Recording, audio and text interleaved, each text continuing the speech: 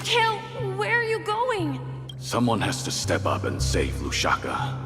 So why can't it be me, Misha? Please don't go. And if you must, please take me with you. Don't leave me alone. Even without me, you know how to proceed forward, brave Captain Misha. The compass is waiting for you.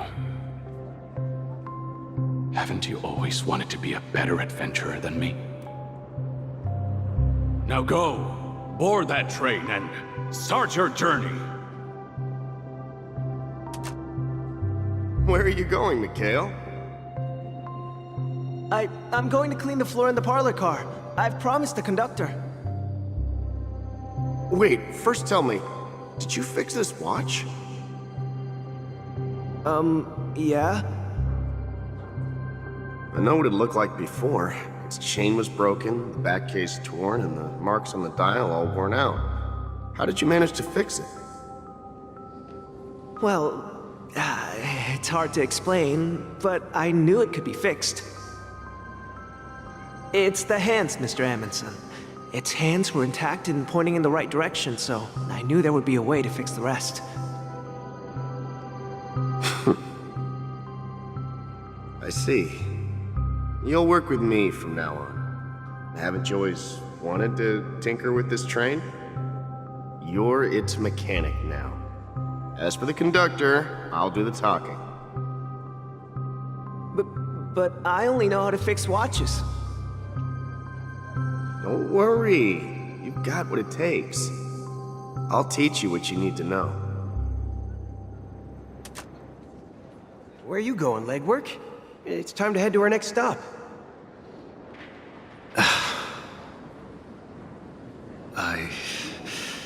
I'm staying in Astana with Rosalina and Tiernan.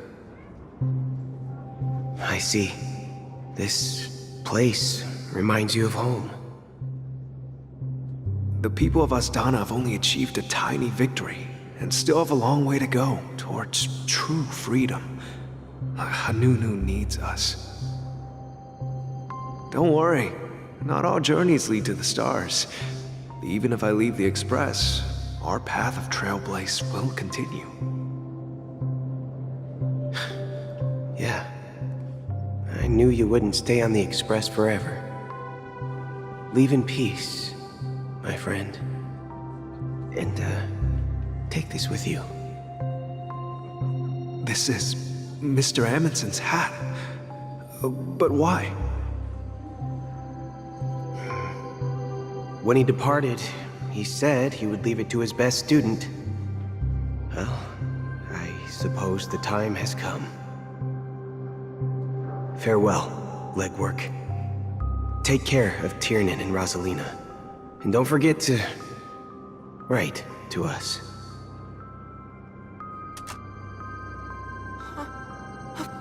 Where are you going, watchmaker? Don't worry, Micah. Just going on a little trip. Someone has to be at the forefront of the interstellar frontier, and I'm the only former nameless in Penacony. So why can't it be me? Because you're all we have! Have you forgotten about Tiernan? The cosmos is way more dangerous now. What will happen to Penacony if we lose you too? But what will happen to Penacony if we don't find a way out? Ah, Tiernan. How could I ever forget him? I've spent countless sleepless nights asking myself why I didn't go with him back then. We Nameless won't stop. Don't worry, Micah. It's just a matter of getting back to my old profession. Just wait for me to come back. But if, and it's a big if I don't come back in one piece, then you'll become the next watchmaker. Where are you going, old man? Oh, you're here.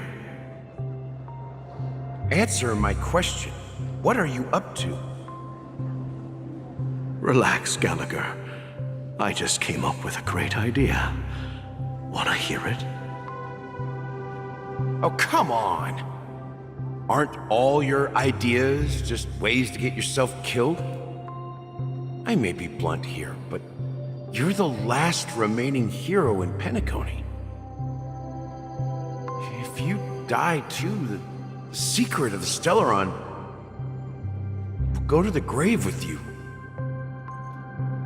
Yes, I'm afraid there's no way out in Penacony, so I'll have to consider alternatives beyond Asdana. We'll organize a festival using the Watchmaker's legacy as a facade, and send invitations to the entire cosmos to gather people here. So, a desperate struggle against the family? Desperate? Don't we have you here, my friend? This task is challenging, but what hasn't been challenging for us along the way? Well, whatever you do, remember, make sure to send an invitation to the Astral Express. Misha! Where are you going? Oh, it's you, Clocky. Take me to Dreamflux Reef. Last night, I had a long dream about the day we met. I want to write down that dream. Write it down? Why? Oh, so I won't forget it. Do you remember how you got your name, Clocky? Of course! You told me that when you were a kid, you lived in a room full of clocks. Those wall clocks and pocket watches grew up with you and were your best friends. Yes, but what I didn't mention was there's a funny misunderstanding behind it. I was a kid, and there was always a special pocket watch in my memories. It was with my grandpa, guiding him on his sea voyages and leading the way in his every adventure story. I wanted to have a pocket watch like that too. And that's when you appeared in my dreams. Yeah. Every night, we boarded the compass and set sail together. But you know what? It wasn't until the day my grandpa gave it to me that I realized it wasn't a pocket watch at all. It was a compass. So, your name should have been Compassy. And the watchmaker is just a nameless.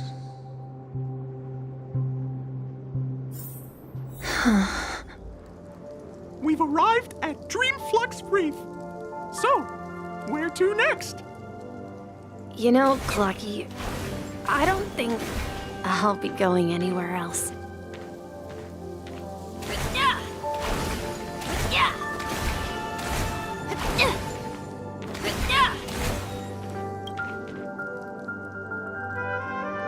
I've traveled far enough, and it's time for a little break. Oh. So, we'll set out again. When you're rested? No, I'll stay here. And then, this is where it ends. This is... where it ends? What do you mean, Misha? You told me that the trailblazing expedition would never end. Yeah, that's what I said. So now, it's up to you to decide your next destination. My next destination? What's that supposed to be? I've been following you. Misha? You're acting weird today. If you're feeling down, we can just do what we usually do. With the clockwork. No, I'm not feeling down. As for clockwork, yeah, it resolves all problems in this dream. So, do you know what clockwork actually is? I'm not quite sure. Well, everyone gets lost at times. They may hesitate and doubt which way to go.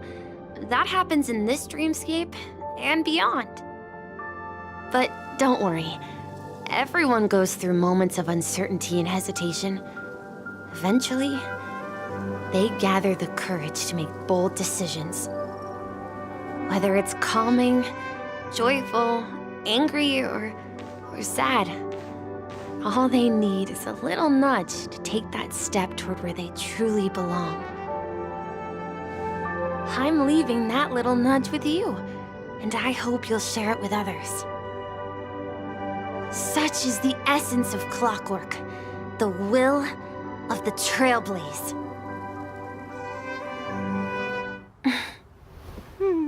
Clocky's hands spin around non-stop, indicating confusion, frustration, and weakness.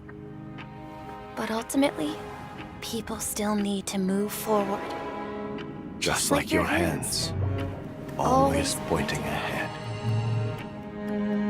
This is where my journey ends.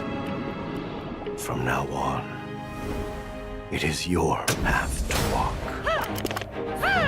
Trailblazing means taking paths your predecessors forswore, and venturing even further.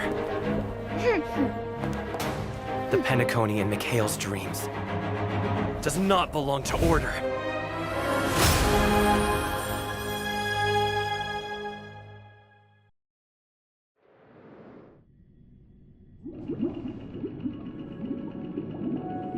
I can't believe that Eon would cast a glance at Penacony at a time like this. Is it because of the resonance from the legacy of the Trailblaze? Or perhaps the bond between you is so strong that it even impresses an Eon? Well, there might be another possibility. Perhaps they want to witness, on behalf of the fallen Eons, who will hold the future of Penacony. If that's the case, on behalf of the Dream Master of Penacony and the 107,336 members of the Oak family, I'm extending a formal invitation to all of you. I'm cordially inviting you all to the Penacony Grand Theater to participate in the upcoming Charmony Festival. And, of course, you won't be in the audience, but on center stage. Since the future of the Stellaron, Penacony, and even the entire cosmos is at stake, let's draw a conclusion there, in all fairness. If you truly believe in Akavili's path, then show me their courage and determination.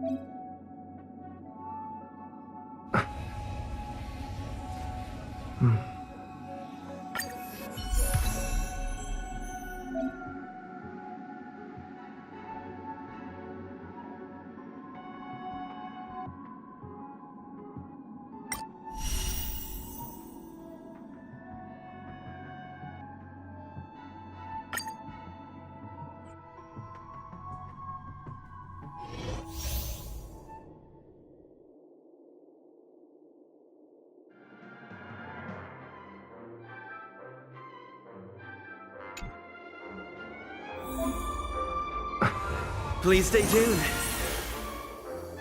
Ta! Please stay tuned. Please stay tuned.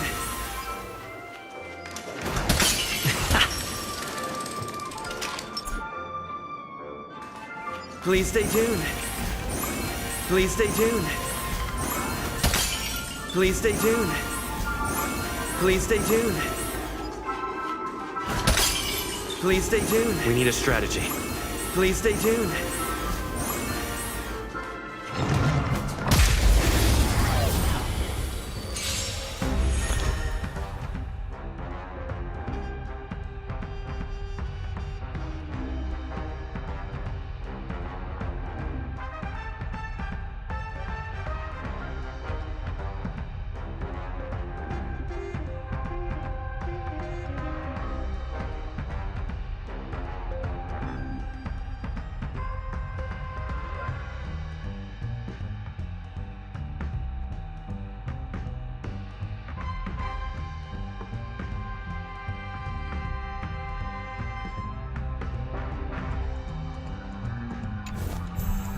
Time to test our rapport.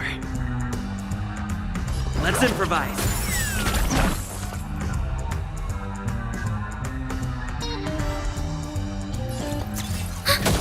Do you admit this crime? In the mood for another beating?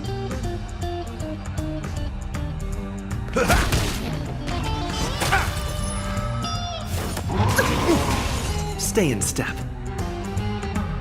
Dreams do come true. Commencing support. The mood is set just right. Let the show begin!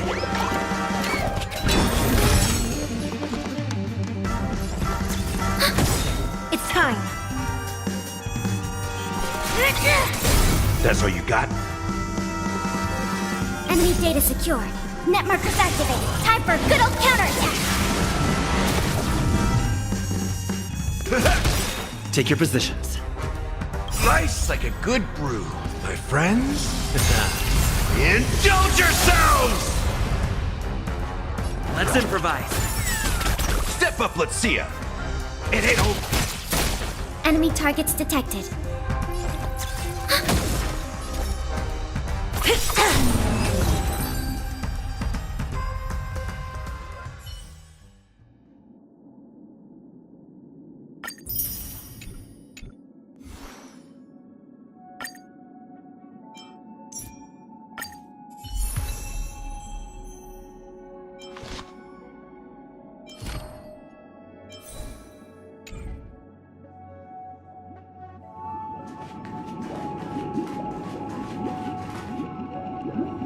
Does that mean he wants to fight us during the Charmony Festival?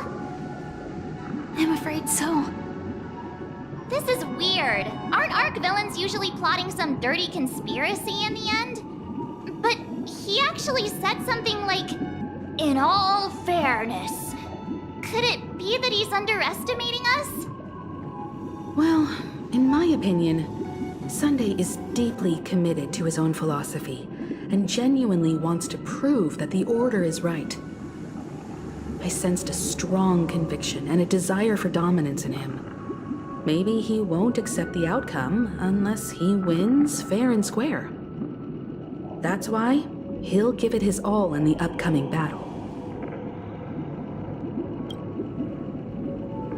Yeah, you're right. We've even dealt with a Lord Ravager of the Destruction, so a follower of the Order won't be a big deal. Anyway, we can't leave the Stellaron unchecked. This is about trailblazing a bright future for Penacony and fulfilling Mikhail's and his predecessors' long-cherished wishes. Now that we've taken up the mantle, we can't afford to fail them. However, the same applies to the Order. Their plan didn't materialize overnight, and they have the profound collective consciousness of the planet of festivities behind them. A desire to dream, to slumber and escape reality. All those hidden emotions have given birth to the sweet dream of the Order. They've harnessed the will of an entire planet to create an eon. This confrontation is far more complicated than a simple power struggle. To secure Penacony's future, fighting on the stage alone is not enough. What do you mean? Are you not coming with us? I believe Firefly is trying to say that she's heading off to another battle.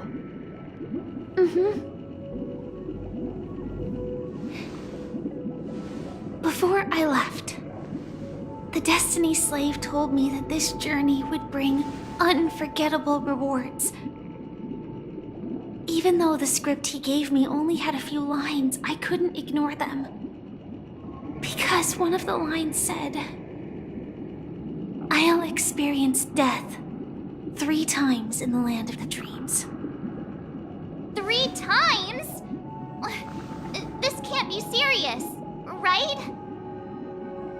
The first time was a painful death when I was stabbed by the Blade of Dormancy, which led to all subsequent events. The script will always come true, but in a way that will only be revealed when that page is turned. So now I've understood the meaning of my second death. And I am prepared to face it. If all goes well, my efforts will provide crucial support for you. Only by achieving victory in this battle can we secure a future for Penacony. And only then, my third and final death won't come true in the most terrible form. The most terrible form? Does that mean... The true death, where everyone in Penacony loses themselves completely in the eternal sweet dream of the Order. We must do everything we can to prevent that. Have you made up your mind, Firefly? Yes. Otherwise, I wouldn't be here. Thank you again for your assistance for the Astral Express. May we meet again, in reality. Yeah. Farewell, everyone.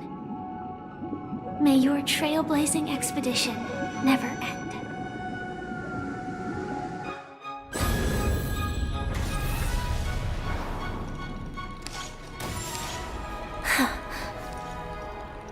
I dreamed of a scorched earth. Everyone, are you ready?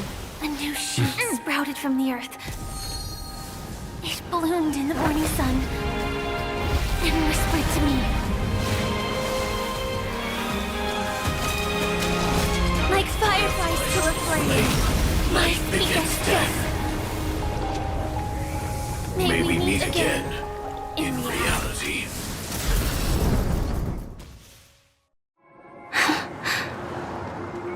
After today, Japella's name will disappear from cosmic history, and the Everflame Mansion will take its place.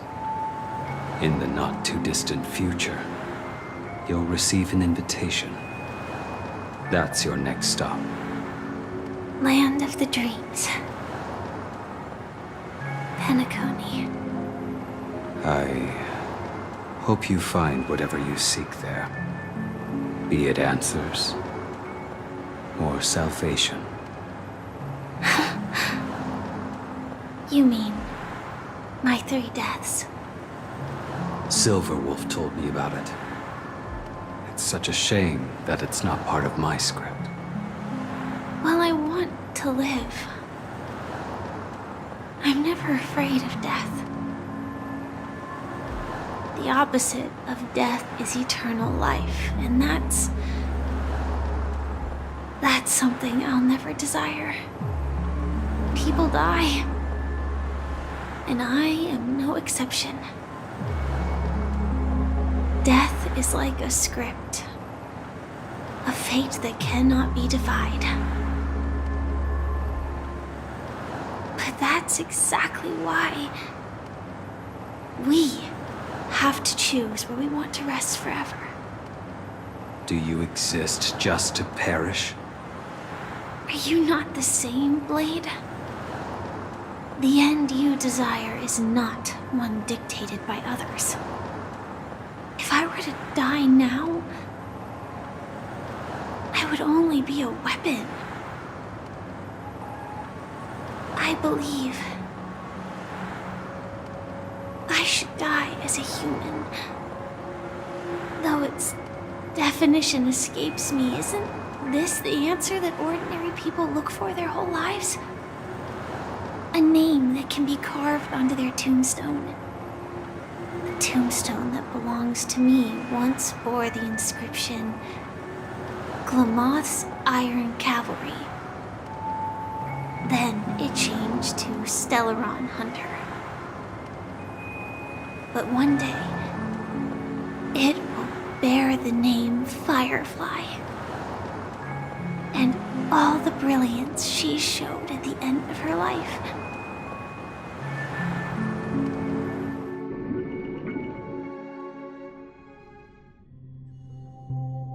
That's quite unexpected, old man. Who would have thought your crazy plan would actually work? Do all you nameless fools just act on a whim? I can sense that this false sweet dream is coming to an end. The nameless may be young, but they had the ability to achieve this goal. Just like you did in your time. It's a shame you won't be able to see it firsthand. Maybe I won't either. Once something fictional is seen through, it ceases to exist. Yeah, not just those nameless. Even Mr. Wings is just like you. Stubborn, won't listen or give up, no matter what. Well, fate is unpredictable, I guess. If we weren't bound by those cursed paths, maybe we could have had some good talks. But in the end, we managed to do it. And now we can find solace. Remember how those idiots cursed us? They said, "Go to hell, you worthless traitors!"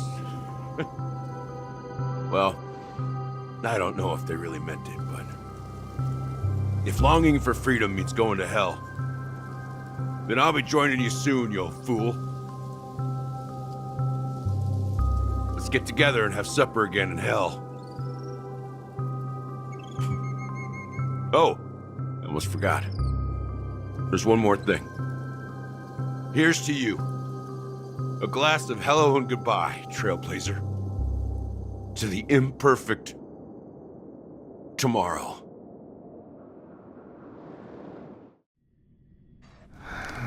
It's warm here, isn't it? You're lucky to have found shelter from the rain. Let alone fresh berries in this desolate place. I was just following the scent of life. It's particularly strong in a place like this. It's a shame these berries don't have much flavor. Seriously? In case you didn't know, this fruit is pretty juicy. The only downside is that when you chew it, it becomes extremely spicy.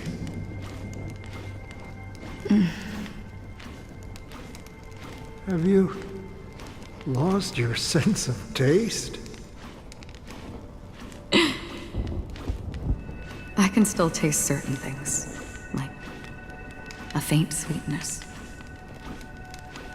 Before coming here, I stopped by a place called Orkron. It had barren cliffs and nights lit by bonfires.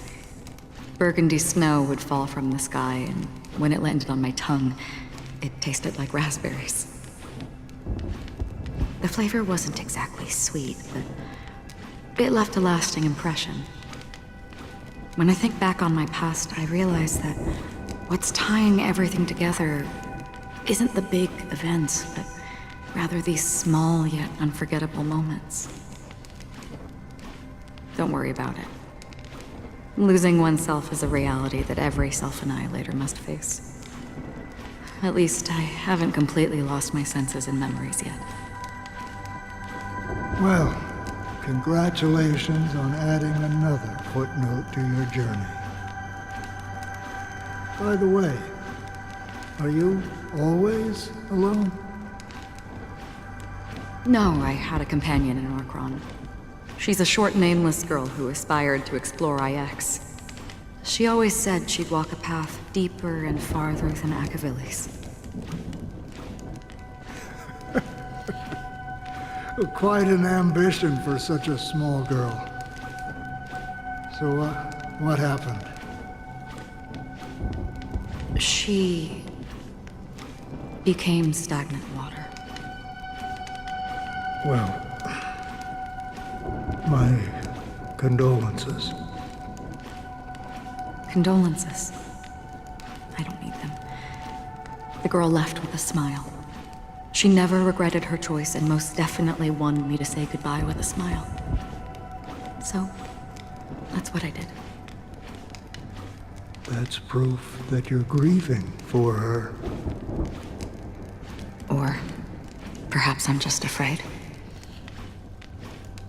Afraid? I rarely sense that emotion from you. What do you fear? I'm afraid I'll forget the 30 days I spent with her, just like all the other days in my life. Most of them have already washed away with the rain, disappearing into an unseen realm. I fear that those vivid red memories will fade away too. There isn't much color left. And besides this faint, warm red, there's almost nothing. Hard to imagine. A ranger accustomed to bloodshed, destruction, and chaos finding warmth in the red color. Because I have experienced this warmth many times. Long ago, I promised someone that I'd bring it to more people.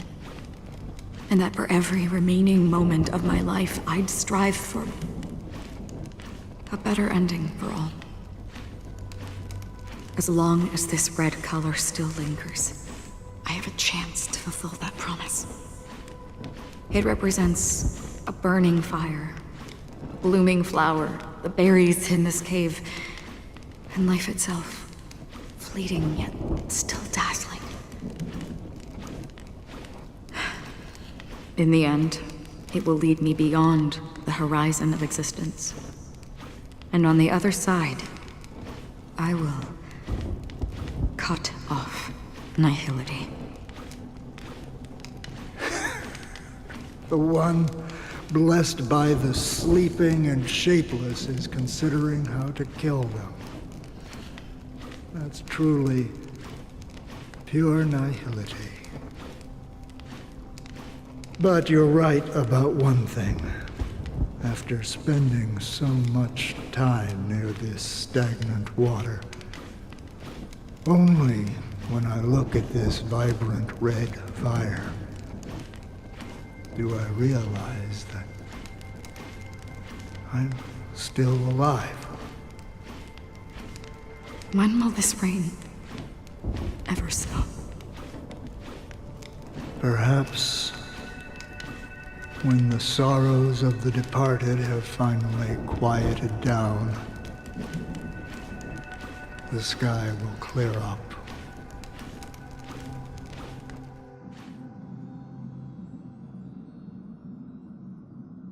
Have you heard of a planet named Biari Scamandros, Don Hung? It's one of the Paradise Kingdoms under the influence of the Harmony. A sought-after wonderland for the inhabitants of the Dardanu Major and Minor systems. Half an Amber Era ago, the family held an unprecedented festival there. And after that, everyone on the planet became part of the family. Do you think the same thing will happen on Penacony? Yes. Or how else can we explain it? The family deliberately used the Watchmaker's invitation to keep all the Pathstriders here, but banished the Emanator of the Nihility. Because of the Nihility, I'm rarely affected by the power of other paths, but somehow I can unconsciously infiltrate them. Maybe that's the risk they're trying to avoid. I would disagree. VIII Scamandros is not part of the credit system or connected to the Silver Rail. It's nothing more than a remote civilization sheltered by the Harmony. But Penacony is different.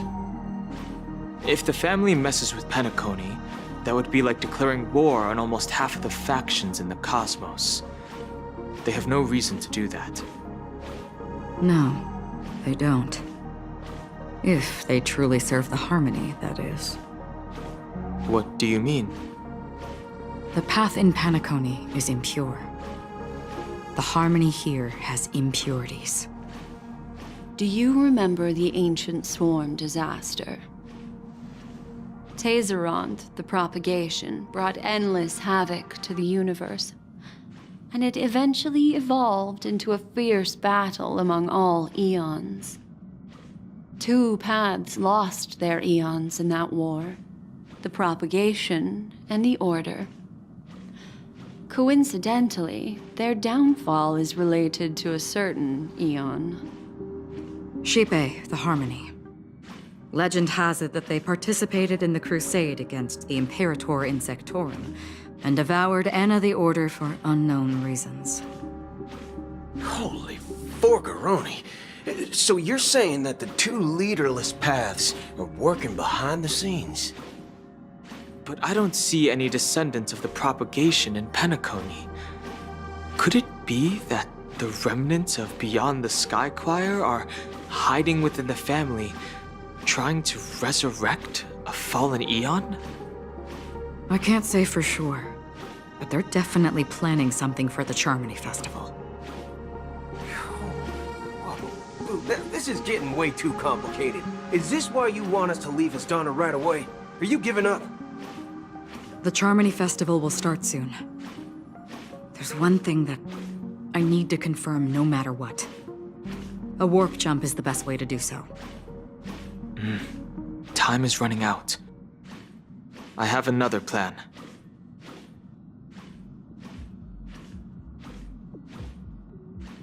Hold on. Are you thinking of using the Jade Abacus of Allying Oath? Exactly.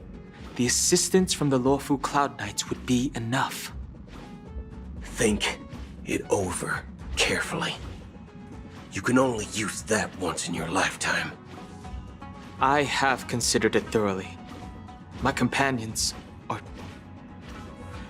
they're also once-in-a-lifetime treasures.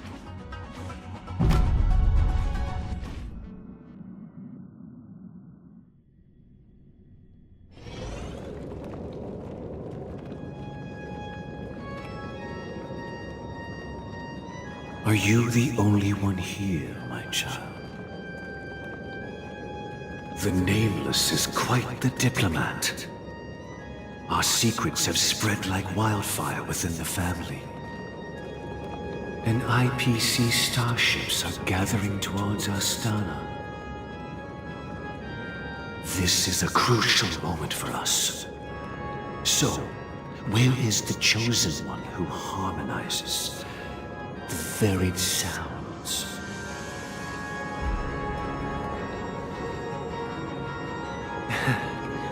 What do you mean, Master? I'm right here in front of you, aren't I? You know, she was supposed to be the star of the Charmony Festival in our plan. But the plan has changed.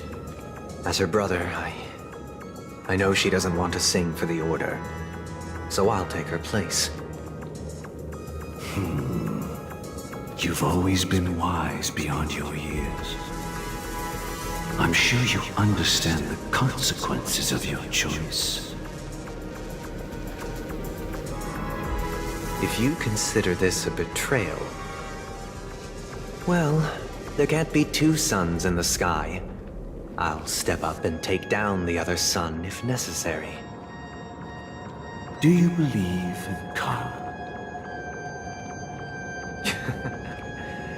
If karma exists, then everyone has their own karma. You have yours, and I have mine. And my karma has nothing to do with you, Mr. Gopherwood.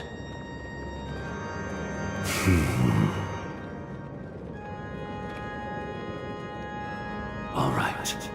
Since you're willing to sacrifice yourself for her, I'll grant your wish. Well, the compromise came sooner than expected. Why? You and your sister were born as twins of the Order. And one of you is destined to follow this path to the end.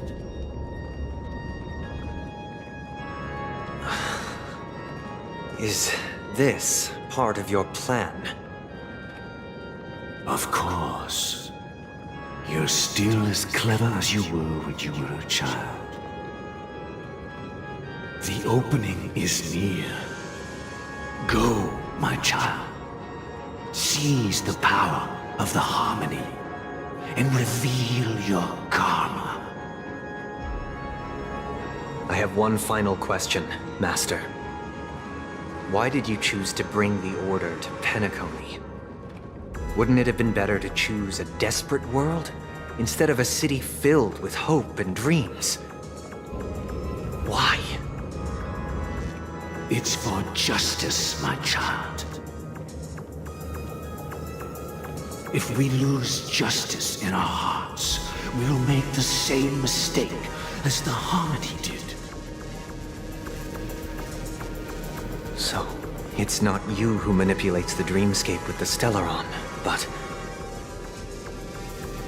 Well, that's where our conversation ends. Go ahead. The 107,336 souls of the Oak family have dreamed of this moment too many times.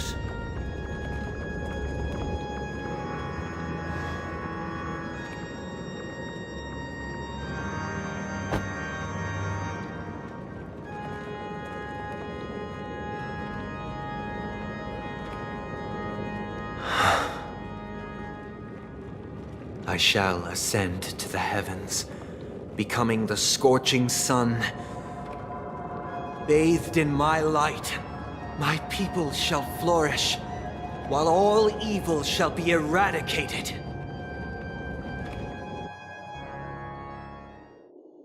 This is the interior of the Penacony Grand Theater. It's quite exhilarating to be flushed into the air by Soulglad. But why is the venue still closed when the Charmony Festival is about to start? And not only that, the entire theater is eerily quiet.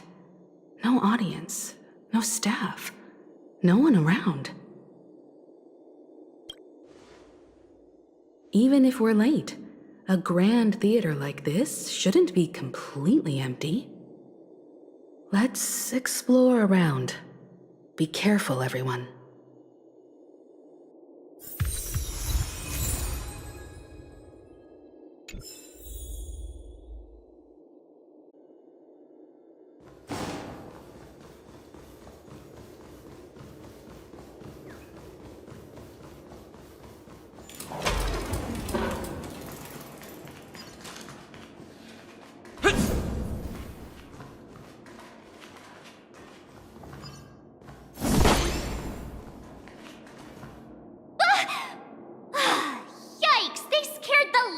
Me.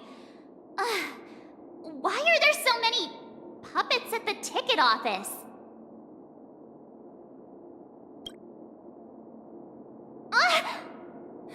Stop it! Are these puppets part of the stage setup? Even so, it's so eerie that the entire front hall is empty.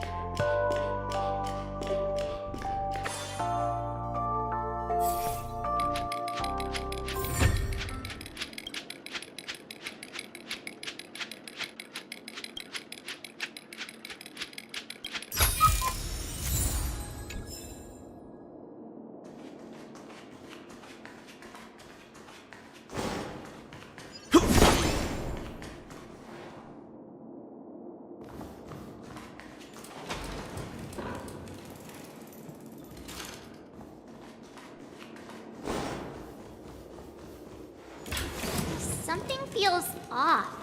We're in the right place, right? There's no other grand theater in the dreamscape. So Sunday's messing with us? He said we'd have a final showdown on the stage, but why is there no one here? My apologies for the delay, March 7th. You scared me! Where are you now? I'm waiting for you behind the curtain. Following the Asdana tradition, I invite you to enjoy a stage play in 3 acts before the festival begins. History is a mirror reflecting the universe's true essence. Let's use this opportunity to delve into the rich history of Penacony and the eons. Within it, naturally, the future takes shape. Let us commence with the dawning of the world. After the Dusk Wars, darkness veiled the sky, and chaos consumed the earth. Anna the Order emerged, destined to restore all existence. That marked the first day.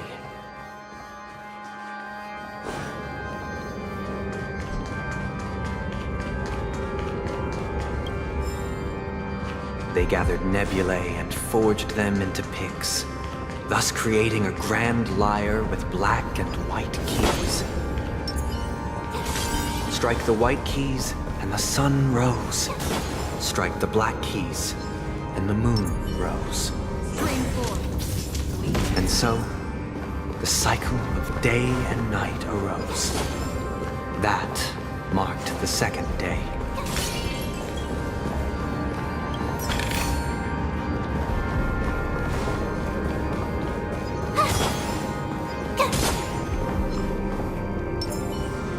Stream forth the gleam of old blades.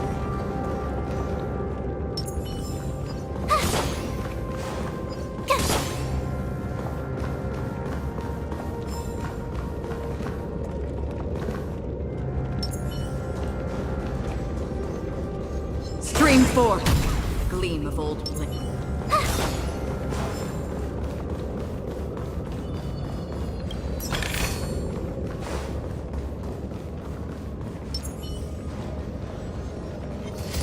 Stream forth the gleam of old blades.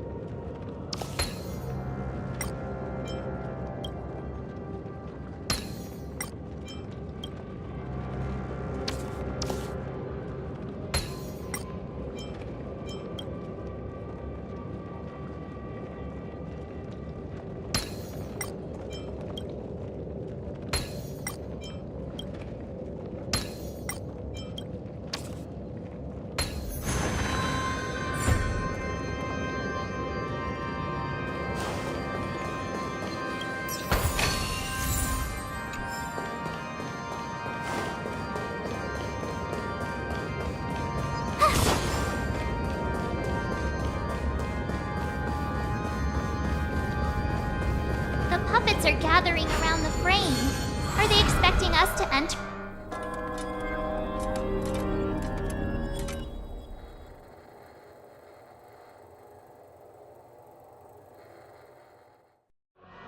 Where are we now? The atmosphere here looks similar to Sunday's inner world. Perhaps this so-called stage play is created with his abilities. This act is named Ode to Prisoner. Given the atmosphere here, I believe it's about Penacony's past. I thought things were finally looking up as I managed to dodge prison during my recent trailblazing expeditions. But now it looks like I'll be back behind bars again. I genuinely wish to avoid a violent clash with my esteemed guests from afar. Therefore, I've arranged 3 acts before the situation becomes irreparable. Where shall we start our narrative?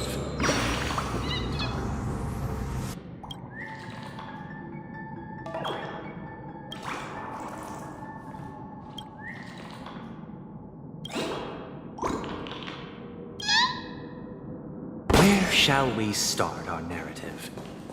Well, let's start with the time when Penacony was still a frontier prison.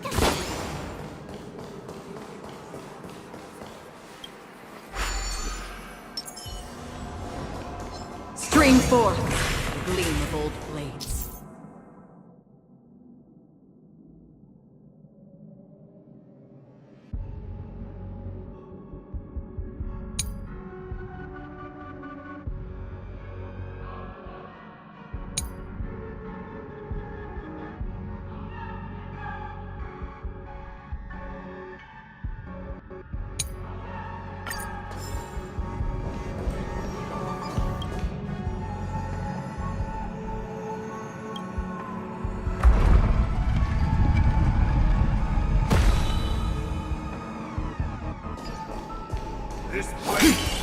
In 2147 AE, a prisoner named Hanunu ignited a struggle for liberty and emerged triumphant.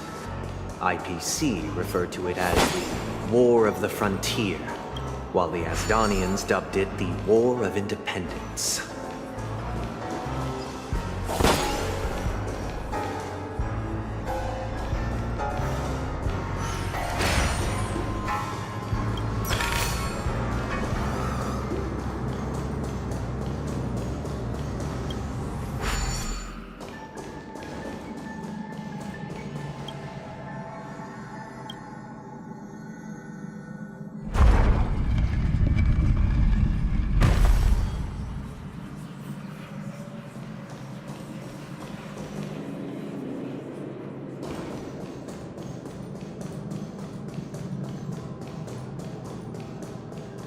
We've shattered the cages and expelled It's the true gods. that Hanunu was a legendary hero, but it must be acknowledged that while he bestowed freedom upon the prisoners, he didn't grant them true liberation.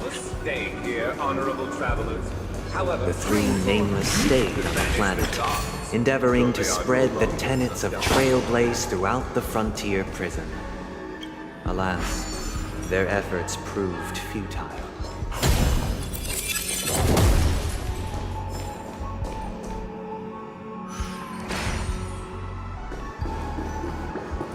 let's build another prison. Once again, Asdana was engulfed in war, this time the enemies originating from within. The prisoners remained prisoners for the rest of their lives, fighting for freedom rather than living for it. I hope you like this land of freedom on a scorched earth. As you can see, their sentences have long ended, and the IPC guards have long been expelled. Yet, these prisoners remain enslaved, not by external forces, but by the confines of their own minds. Freedom permeates every corner, except fragile souls.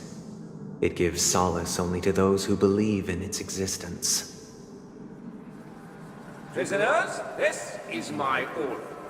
Learn the essence of freedom and teach your fellow prisoners to fight for their lives.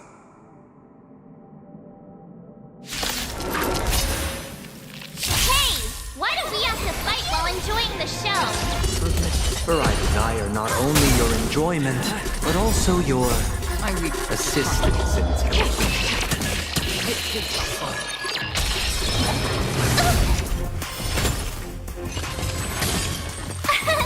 Here! Watch this awesome move!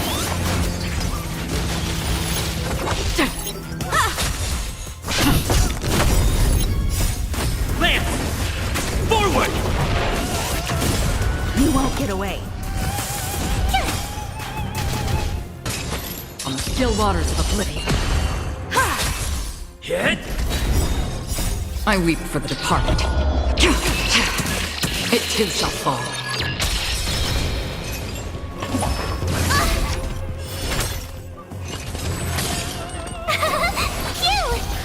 Destined for oblivion.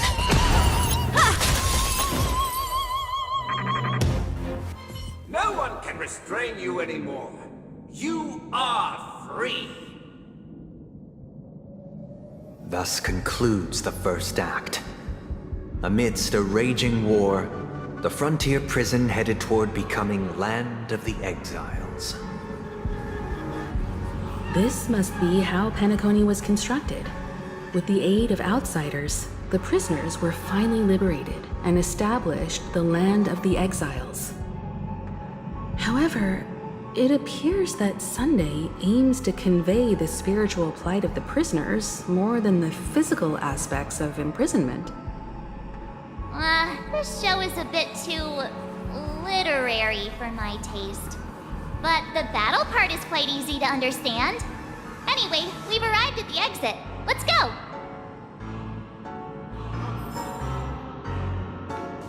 These puppets. Where are they guiding us this time? They transmuted streams of stars into inked nibs, creating symbols to be pronounced and counted. They molded stardust into flowing rivers, assigning the righteous upstream and the unjust downstream. Thus, all things were marked, and the world learned to discern between good and evil. That marked the third and fourth days. Look! Another frame!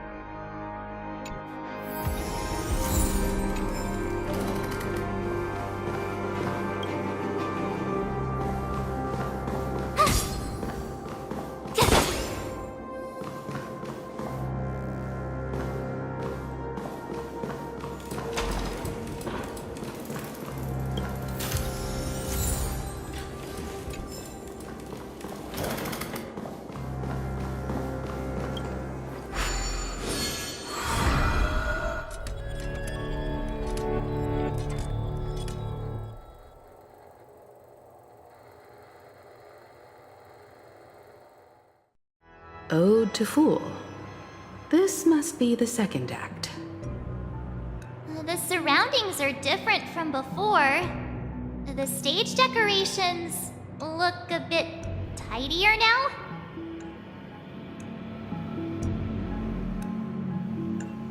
Behold the ensuing tale, a struggle for power. Penacony witnessed the ascent of the 7 major lineages: tree, grass, flower, bird, beast, fruit, and insect. Child, Peace, never true. The leader of the Alfalfa family sought to defect to the IPC, trading freedom for survival. However, his eldest son slew him in the name of righteousness and ascended as the new family head.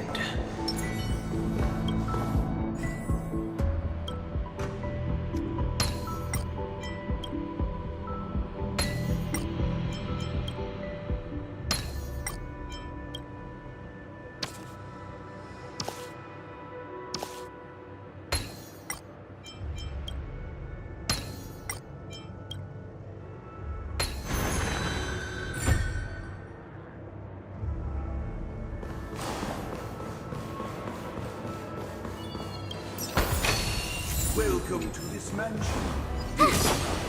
Land of the Exiles was in disarray, besieged by both internal and external perils.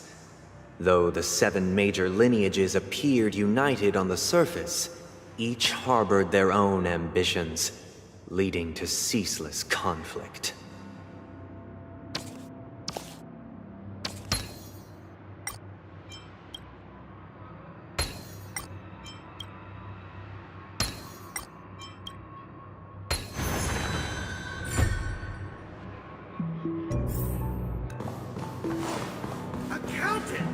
We are the pillars of this mansion. The Black Plum family was the first to fall. They withered away in the White Desert event, orchestrated by the Alfalfa family. Because Master shaped you from clay, but forged me from fire. I'm superior to you.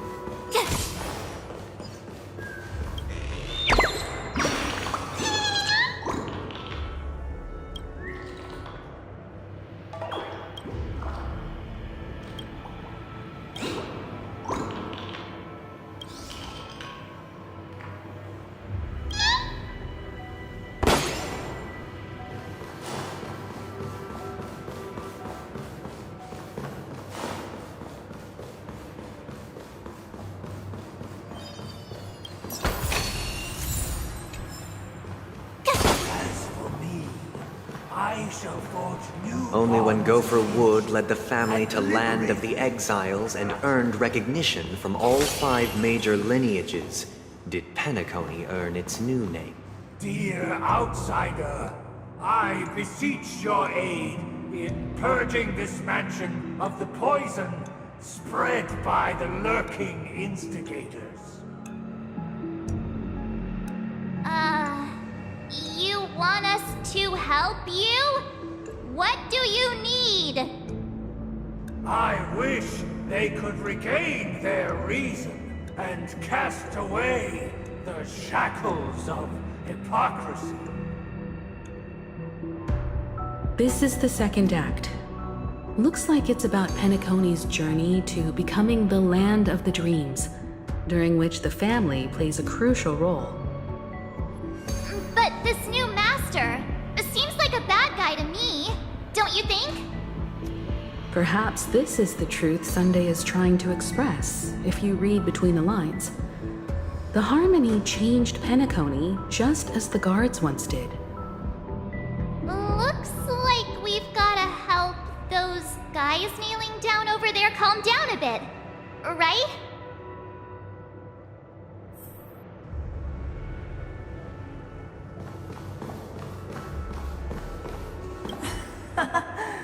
In the absence of my master, I am free. But without their guidance, for whom shall I sing?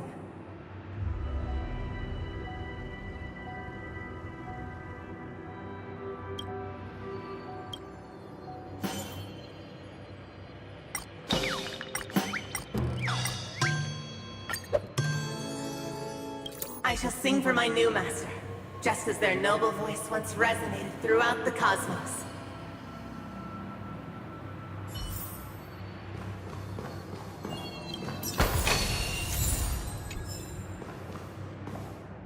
Master!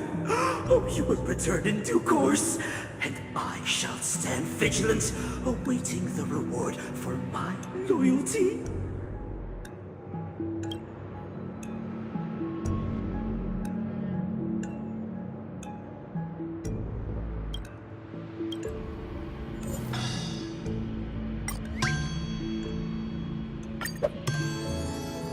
Master, now that you have gone, I shall wait no longer for my reward. I shall seize what is rightfully mine.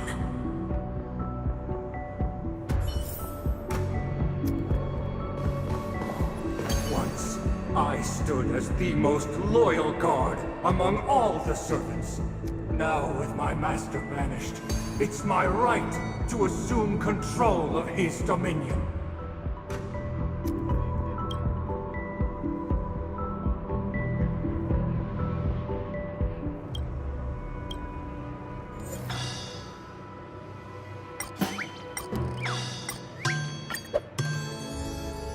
My former master has long departed, but why do I still fear the remnants of his creation?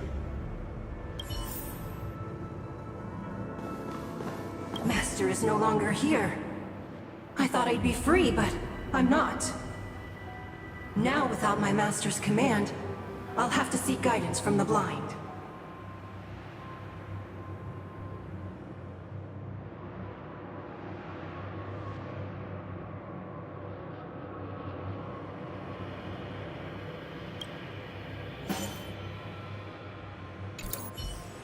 Master is no longer here.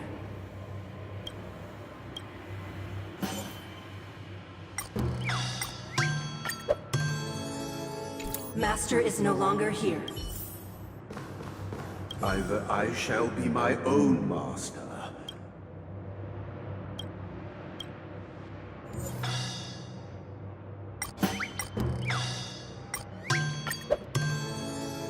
Without a master, who can... Thank you, dear outsiders. My servants have regained their sanity. Heed me, one and all. Your former master shall not return. It is through righteousness and unwavering support for one another that we shall attain true perfection. Cast aside the veils of hypocrisy and embrace one another. Get ready. Looks like another fight is about to begin.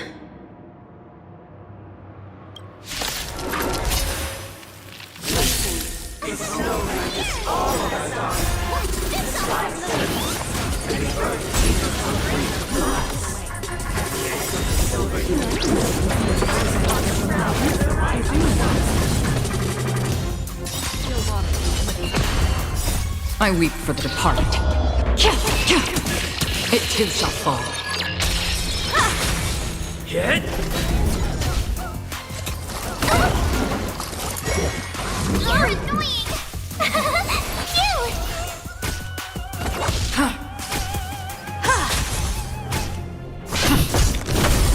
You won't get away.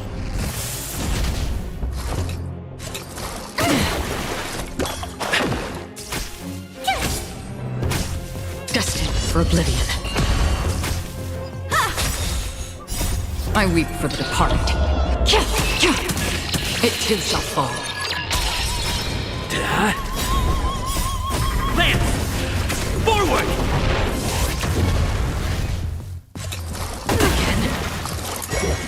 Barely felt it.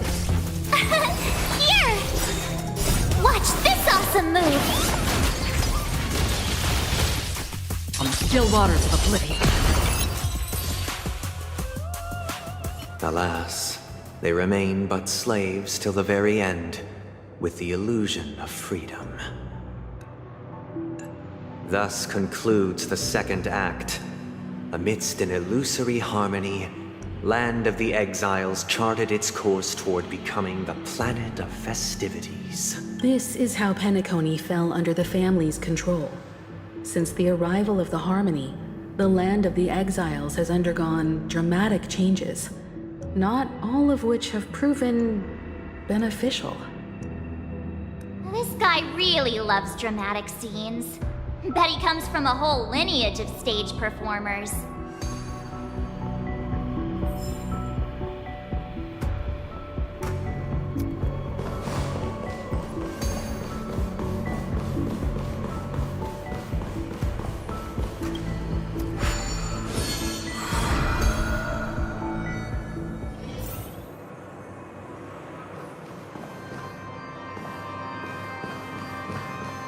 They used the planetary rings to establish the law, forging a code of conduct among the masses. A grand lyre with black and white keys served as an instrument, while symbols of articulation and numerical notation took the form of musical notes. The downward flowing river became a melody, and the canon of law dictated the form.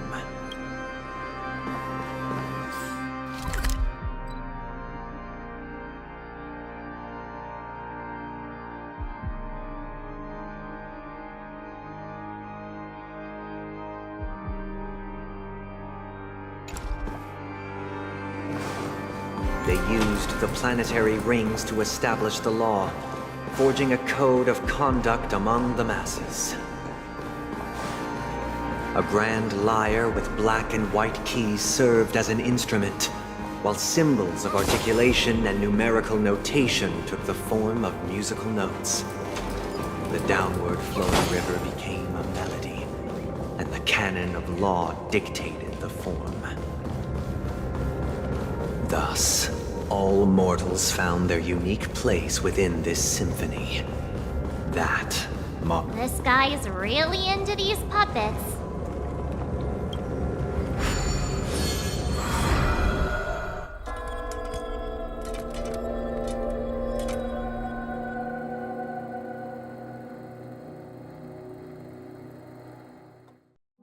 Oh, I get it now.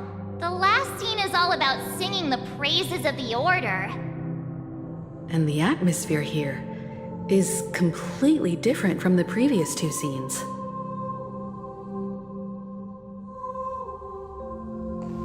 This is the concluding act of this play. I have showcased the past and present of Penacony, hoping that my desire for change resonates within you. And now, I shall reveal its future to you. For the people. The people lack foresight. We will make choices on their behalf and bear responsibility. And stand against the mighty. We shall support one another, protect the weak, and standing against the mighty.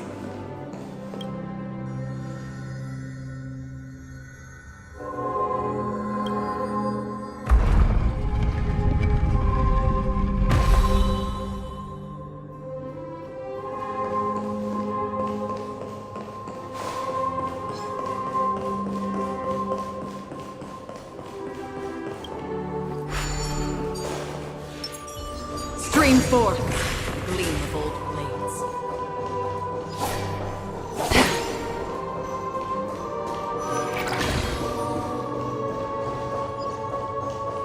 Without a king, who shall govern the movement of stars? Before you arrived, everything followed its natural course. Stream And forth, so it shall gleam continue, of old. even after the king's departure. After the king's departure, We no longer have need for a king, for we have become kings of all things.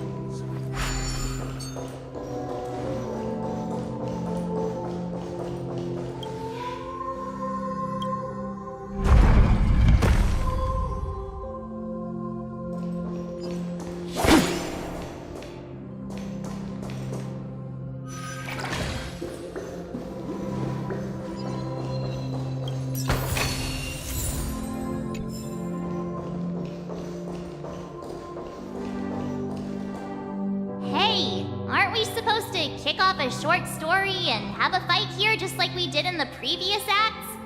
Why aren't any of these puppets saying anything? Perhaps we'll need to complete the story ourselves, just like we did before. So, do you think their mind needs tinkering or something?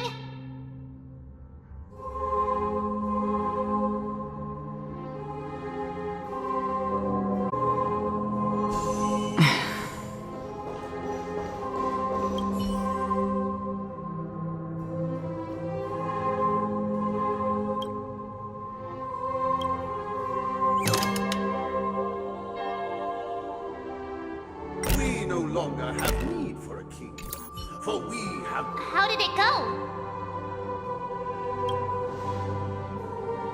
You can't change them? What does that mean? My apologies for my negligence. I forgot to inform you that the final part was scripted long ago. Let our previous king recount it to you. Now it is time for the final rite. Prepare for battle. Looks like we'll have to fight again. Descending from the infinite spiral staircase, I traverse towards the future with measured steps. No need to remember or seek my existence. My mind I weep for the heart. It too shall fall. Try that again! Destined for oblivion.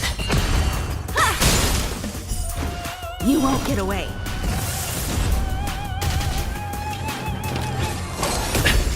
You can't run!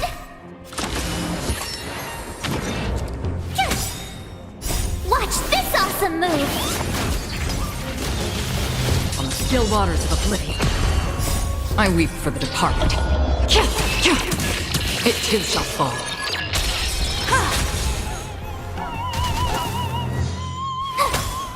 Destined for oblivion.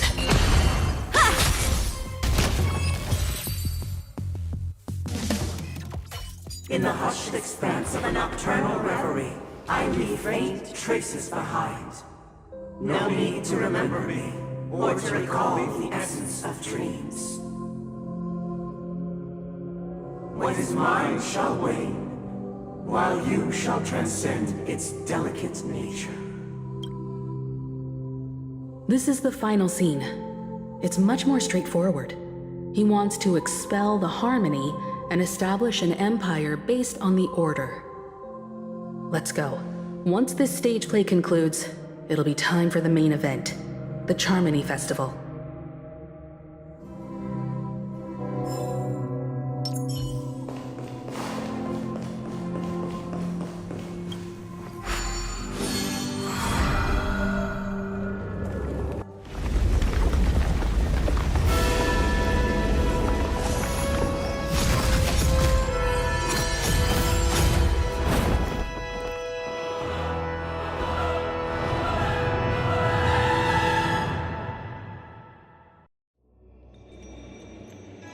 They imbued the world with meaning, perfecting all things in the heavens and on earth.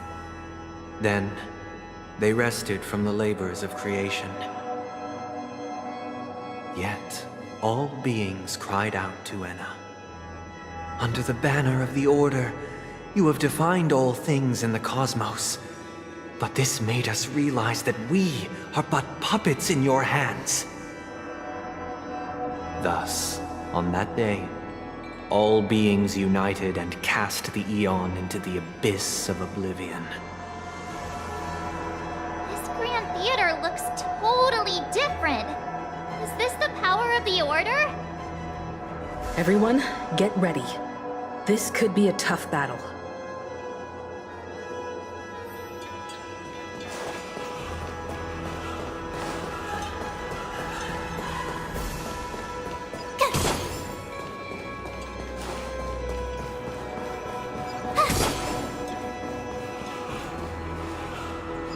That marked the seventh day.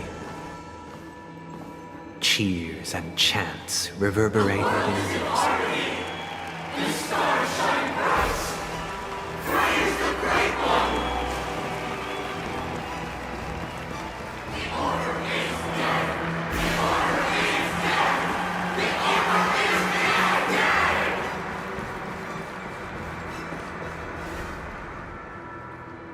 Look, there he is! That concludes everything related to the Order.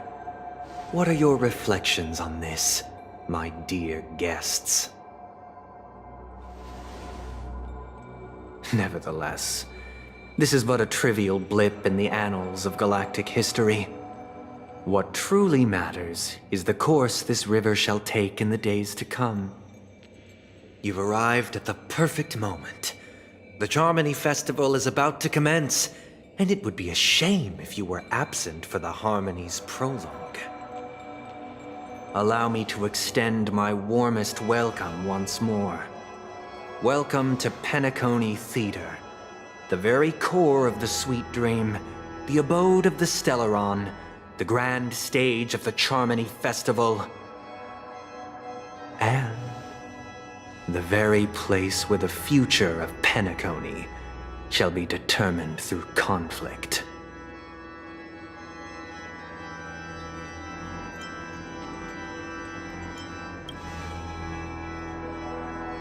It hides behind the curtain, or rather, it is the theater itself. However, if you want to see it, you must display faith equal to its immense power. True goodness can only be achieved through faith. Allow me to point out that falling into a permanent slumber is not happiness, especially when those people are driven by someone else's will in their sleep. Do you still believe that the Order only seeks to control the universe as their puppet, Himiko? No matter how perfect your vision of paradise may be, a cage remains a cage. People will never achieve true happiness in a world like that. They would just be toys for the Eon. It seems you have misunderstood my intentions. Allow me to clarify. My desire is not to resurrect a fallen Eon, or become one myself. My sole objective is to create a paradise free from Eons, where the Order ensures the dignity and happiness of all humanity. A paradise exclusive to us human beings. That's not the case. If people are to live with dignity, there must be nothing and no one above them. In your so-called paradise, you would be the one reigning supreme. Looks like we won't be able to convince each other.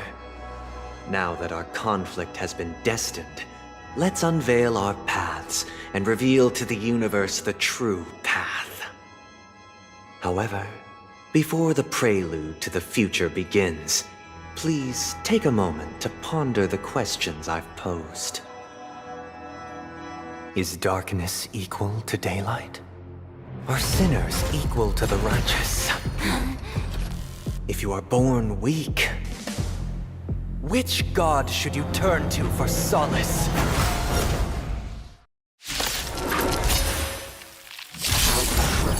Oh, great. You're walking the park. Raise mine. Under the banner. Another All journey. things in the cosmos. No worries.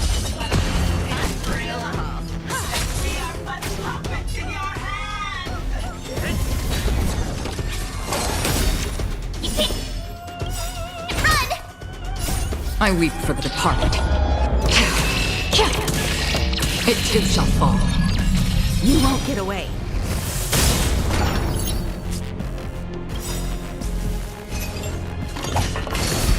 Try that again. You won't get away. Perhaps you still don't. Humanity never conceals its desire to control the heavens, and I'm no exception. Told ya I could fight.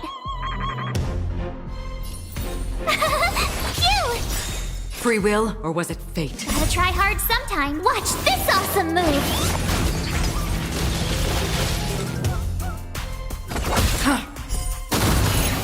You won't get away.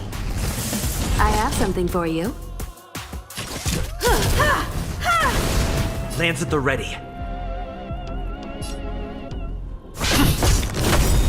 My turn! Lance ablaze.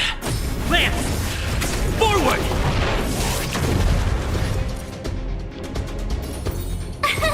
Here!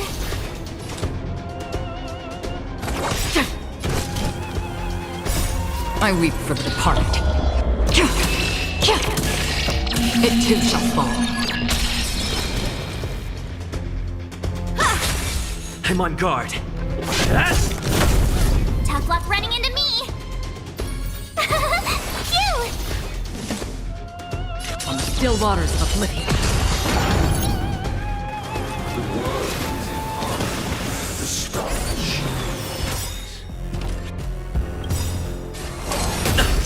Try that again!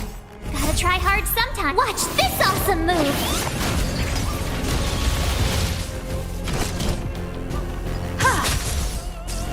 Lance at the ready. My turn! Here! Destined for oblivion.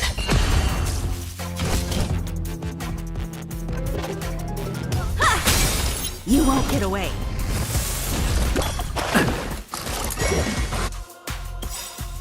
You're annoying! Perhaps you still don't. Humanity never conceals its desire to control the heavens, and I'm no exception.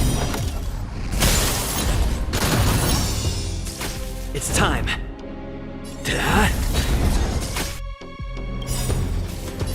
I weep for the departed. It too shall fall. You won't get away.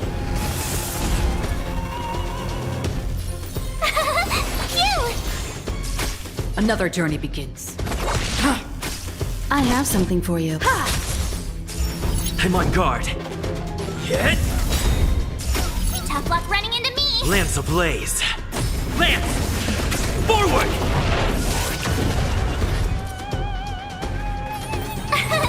Here!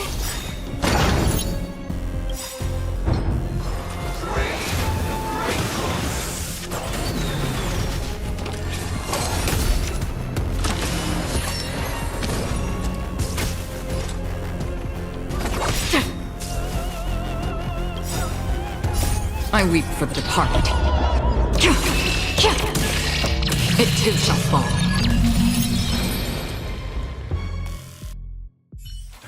I already know your decision. I now permit you to gaze into the sun.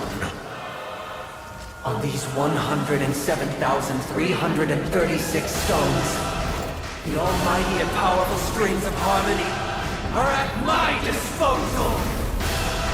Supreme Tuner! Harmonious Choir! Dominicus!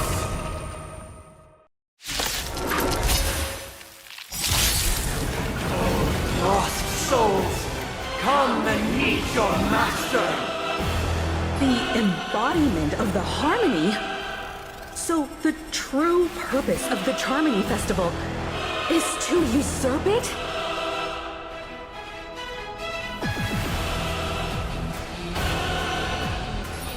With me out here, how can we lose?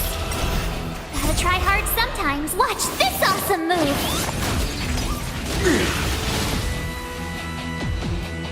On the still waters of oblivion. Noisy.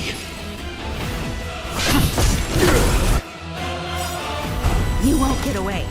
Disorderly noise. I weep for the departed.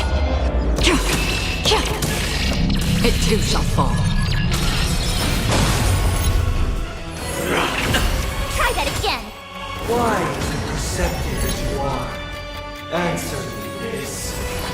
Why could the harmony and the order merge into one? Lance at the ready. Perhaps you still don't understand. Humanity never conceals its desire to control the heavens, and unlike... I'm feeling like there's another world in front of my eyes. It's the power of tuning. Don't let the song distract you.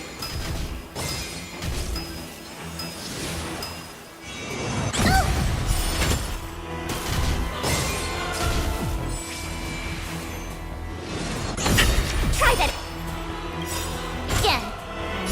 I weep for the departed. It too shall fall. Told you I could fight. Here!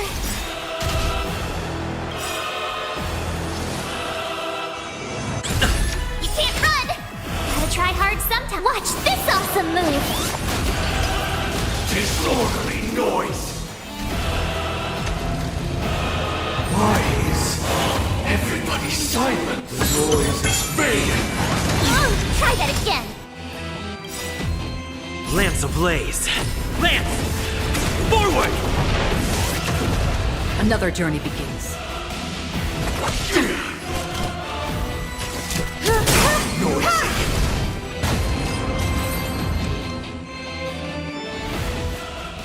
The time has come. Creation will be reborn from the remains of the gods. Dan Heng?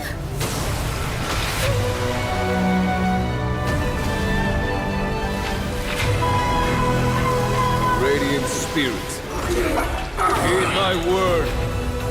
Show no mercy!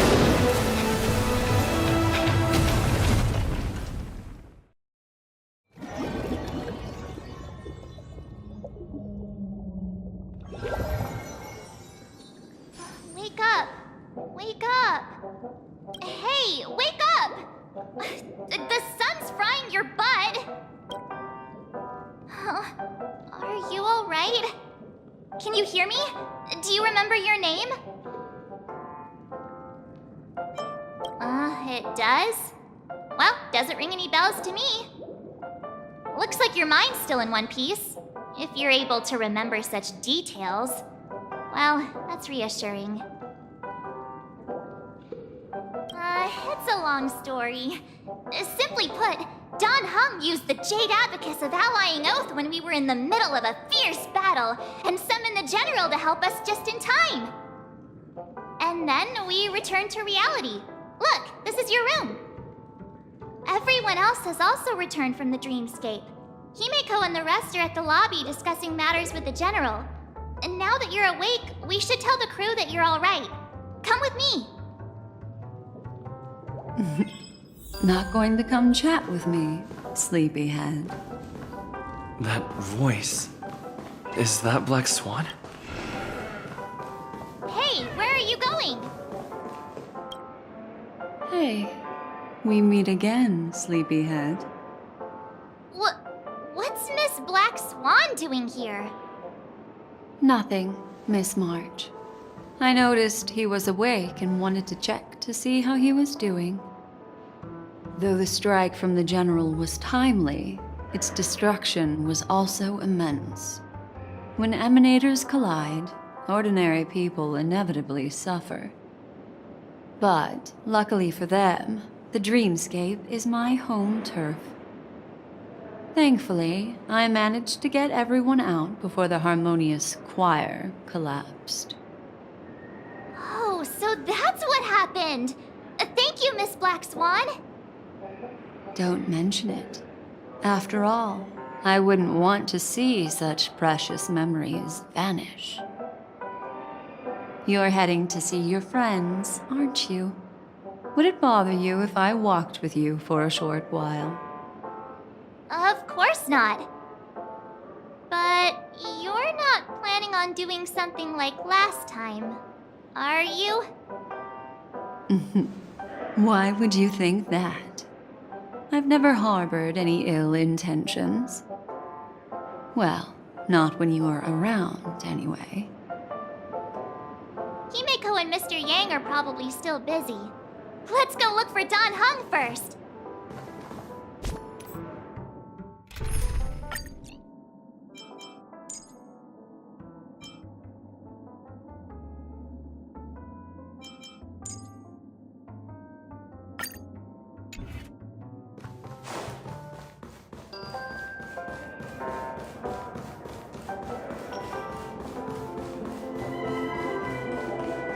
Look, he's still talking to that cowboy. You're awake. How do you feel? Well, fork me. You must be that Stellaron they were talking about.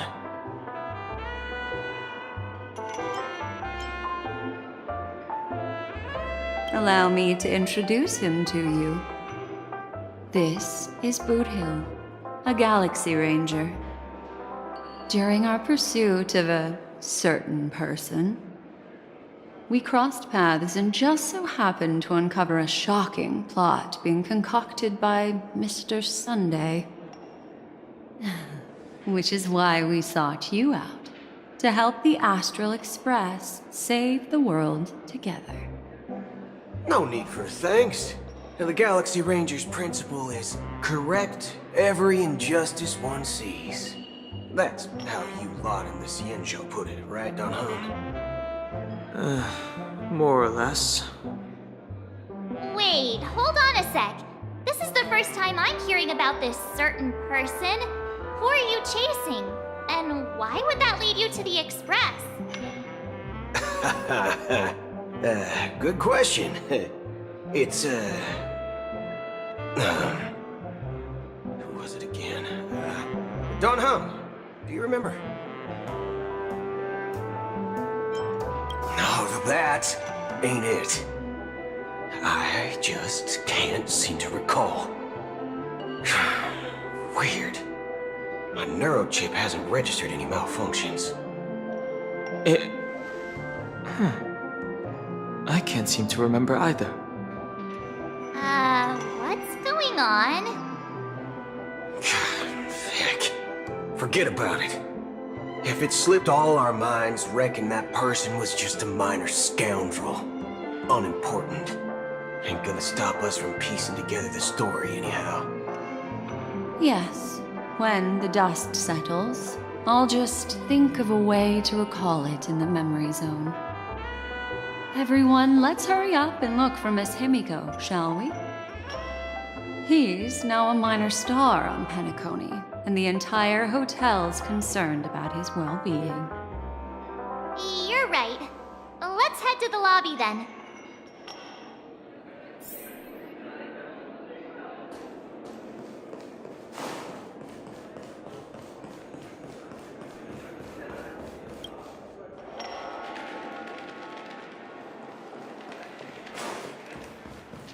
Look, they're with...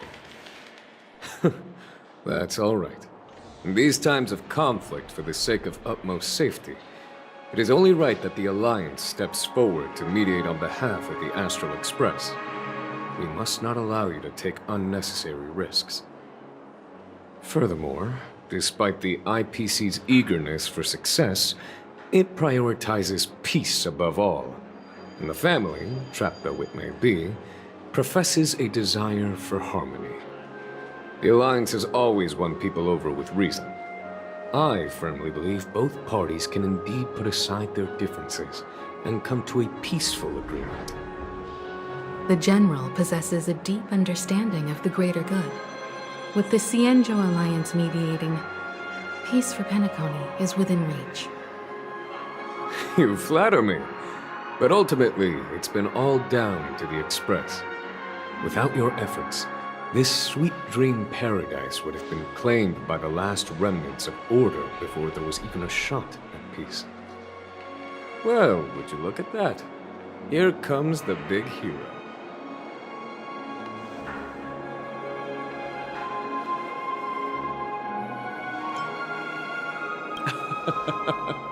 If it isn't the galactic baseballer, a true hero who dares to take action. Are you okay? I heard you couldn't wake up. Are you feeling unwell? Don't worry, Mr. Yang. There is nothing wrong with him. He practically burned through a lifetime's worth of jokes on the way here. What about you, Mr. Yang? I heard that even Miss Robin wasn't spared. And that guy locked you both up. It's a long story. But at least Mr. Sunday took it easy on us. He used an ability called tuning to connect our consciousnesses with his. In other words, he imprisoned us within his consciousness. Thanks to General Jing Yuan's destruction of the Harmonious Choir, we were able to escape. He used that tuning on us too. Does that mean that we were almost imprisoned as well? I can confidently say now, he was truly after a fair fight with us. Had he wanted, he could have easily taken us down, without so much as lifting a finger. Speaking of the Oak family head, where is he now? It's complicated, but in a nutshell, he's now the former Oak family head. The IPC has named him the key figure in the family's Penacony split, citing a threat to cosmic peace. He must represent the family and answer for the unrest caused. His trial is set to take place at Pier Point. The family quickly labeled him and the remnants of the Order as enemies, declaring the turmoil an internal rebellion. This move effectively barred the IPC from intervening in family affairs on both moral and rational grounds. Everyone really has their own agenda, after all. Then, what's going to happen to Miss Robin? She and Sunday won't be able to deny their involvement in the Charmony Festival. They're siblings, after all. Why the sigh, General? I can only say that this incident is an unexpected mess for the girl. The Alliance will try to persuade the family to consider this matter carefully during mediation. It's time, everyone. The IPC's key members and I have agreed to consult one another before the upcoming negotiation.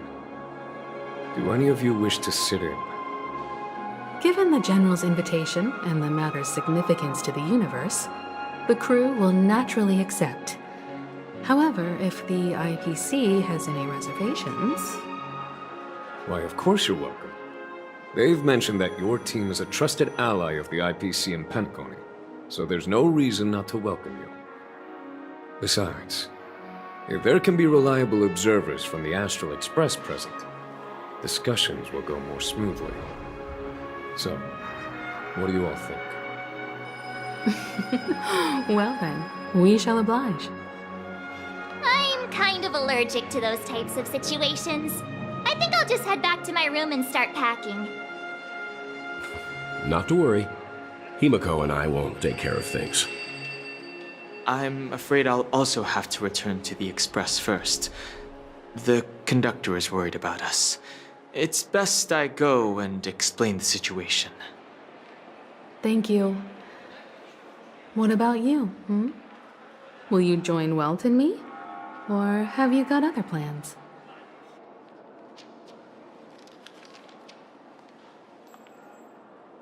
What? I can pack it myself, you know. If that's the case, our galactic baseballer can join us. Although I'm not too sure of the reason. The representatives from the IPC have insisted on his presence. Allow me to lead the way. Follow me, please. The negotiation will commence at the hotel lobby. Everyone, please follow me.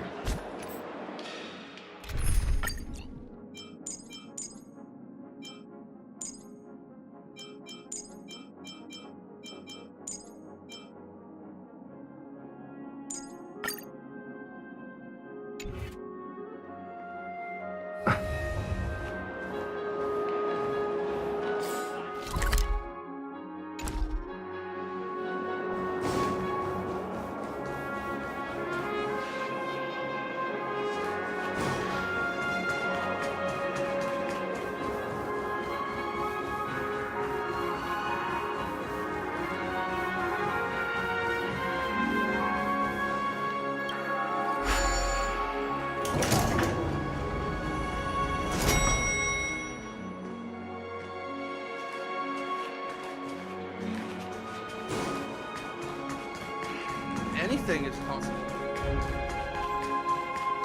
Mr. Aventurine and Miss Topaz are here too. Oh, and who is that over there? The Intelligentsia Guild's Dr. Ratio. This assembly is quite something. It's been a while, my Astral Express friends. I would also extend my sincere thanks to you, General of the Lawfu. The presence of everyone here assures that the talks will likely reach a conclusion that satisfies all sides. Oh. Looks like everyone has come with expectations. Care to share? Of course. Topaz, if you please. Sure, leave it to me. In summary, it's good news. After much deliberation from the Strategic Investment Department's Council, the absolute majority of members have agreed to the following resolutions.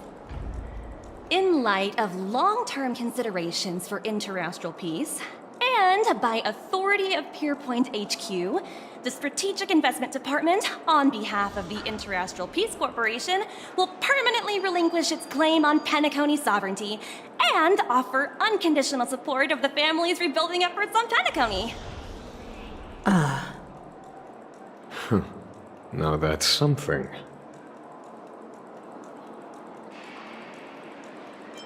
To be honest, it does nothing to benefit the IPC. But it is extremely beneficial to the long-term development of the entire universe. Has the IPC finished sharing all its thoughts? Then it's our turn. The Guild, much like the Genius Society, has taken a keen interest in the recent calamity in Penacony. Ultimately, both parties have agreed to a comprehensive collaboration, offering technical support for the reconstruction of Penacony. The floor is yours for the finer points, Mr. Screwlum. Enlighten us, please. Organic life's unrelenting search to understand the realm of inner spirituality is something I both admire and envy. Inorganic life has no mechanism to evoke dreams.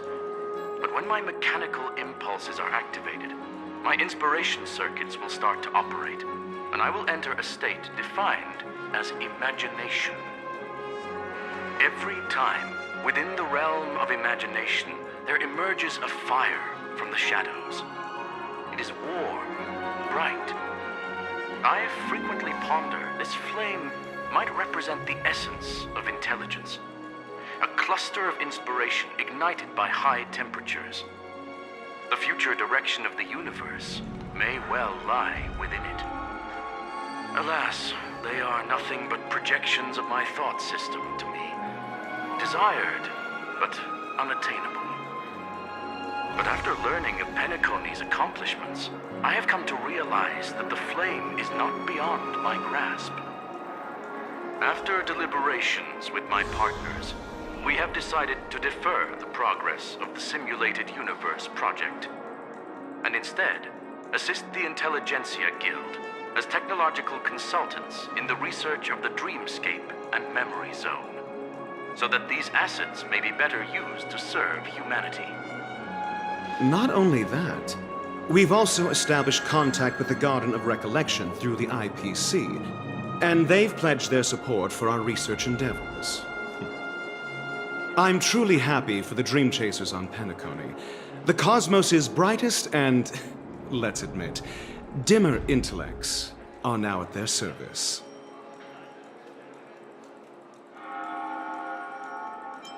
Agreed. It's hard to imagine members of the Genius Society taking an interest in such mundane research. Never mind. At the end of the day, this is a positive outcome. No wonder everyone insisted that he be there. It heartens me to learn that everyone is willing to put aside their differences for Penacony's plight. I trust that everyone will surely reach consensus in the upcoming negotiations. Looks like Penacony's future is decided. I'm wondering, is there anything else the crew is concerned about? Peace is our greatest wish. Beyond that, we desire nothing else. Well, that's good. Now that everyone's minds are at ease, I shall take my leave. You may now depart with peace of mind. The Alliance will deal with all subsequent procedures. If that's the case, it appears that we have nothing else to worry about on Penacony. Looks like it's time for us to embark on a new voyage. Sounds good to me. You two head back to the Express first. I'll pick up March and deal with the checkout procedure. Oh, also, Miss Black Swan, you have a matter to discuss with me, yes? Nothing escapes your attention, Miss Navigator. You've been with us this whole time, huh? In any case, he and I will be waiting for you in March on the Express. Let's go. Our time on Penacony has come to a fruitful end. Penacony's journey ends here. I guess it was pretty fruitful.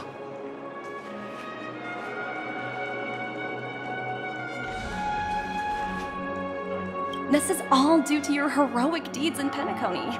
Everyone's been moved by your integrity and selflessness.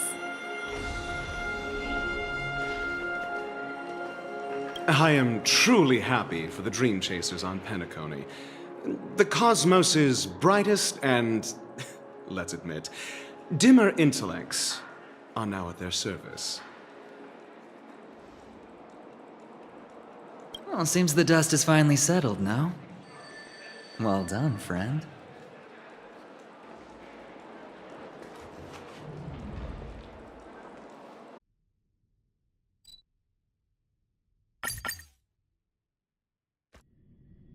The navigation meeting is about to start. We're all waiting for you. Ahem. Looks like everyone's present. Let the navigation meeting commence then. This a meeting to decide our next stop? How we doing this? A show of hands. Hold your horses, cowboy. It's for those to decide. I'm just catching a lift. Don't sweat it. Allow me to explain. Mr. Boothill and Miss Black Swan submitted a request to temporarily travel with the Express for their own personal reasons. As you all may know, the Astral Express never declines any passenger whose heart yearns for the distant stars. Therefore, they will be traveling with us for a while until they reach their destinations. Whoa, the Express is going to be much livelier now. But, Miss Black Swan, you better not use your memo keeper abilities to pull any pranks. Understood, Miss March. I promise you, you'll never see me in your room while you're taking a break. Don't! You're freaking me out. All right. Now that everyone's met everyone, we can continue our navigation meeting. Firstly, Pom-Pom wishes to thank everyone.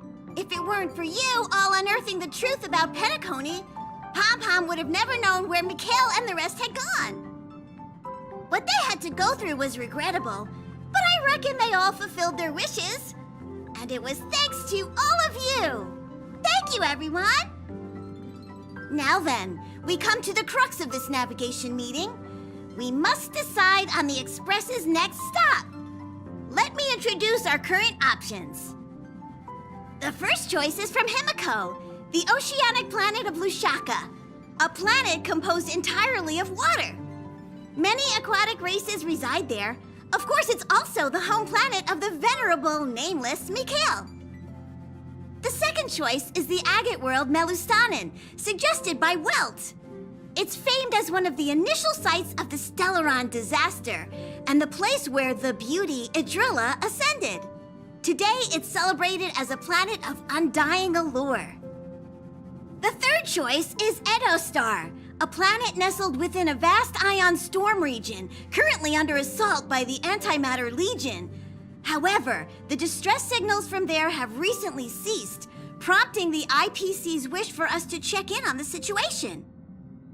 The last choice, courtesy of Black Swan, is the glass belt Petravia, a massive belt of asteroids that was turned to glass by the Lord Ravager Zephyro. These days, it's apparently known to house one of the branches of the Morning Actors Troupe. Ooh, so many options. I'm seeing stars already. Next up, everyone will select the destination that they wish to visit. And then we'll put it to a vote.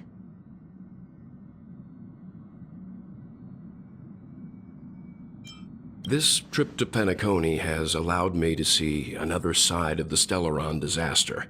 In terms of symbolism, the state of the dreamscape bears a striking resemblance to the agate world.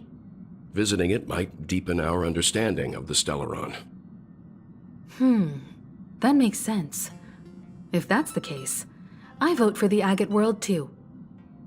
I personally think the situation on Edo Star might be more urgent. As Nameless, should we not extend a helping hand? March is right.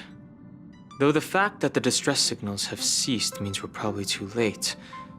But I still think we should investigate the situation there.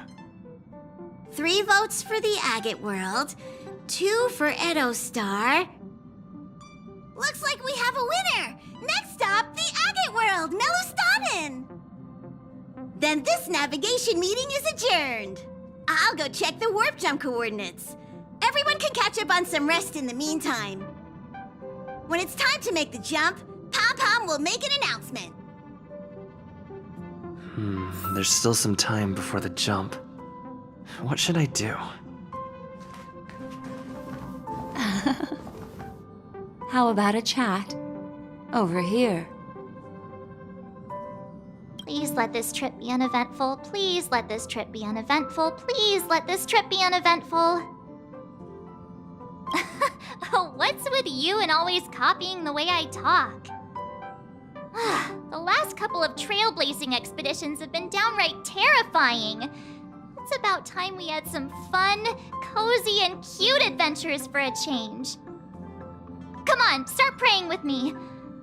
Please let this trip be uneventful. Please let this trip be uneventful. Please let this trip be uneventful.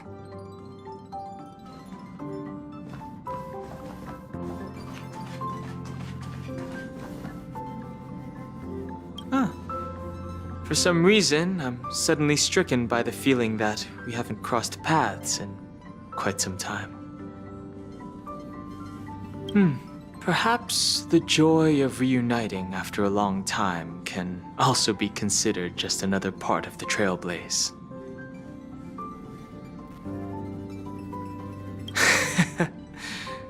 Got it.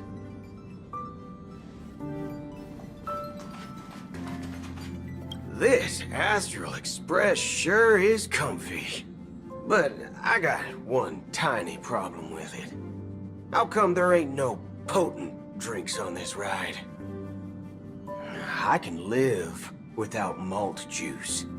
At least stock something else. Like that white gem. Common as dirt and not too pricey.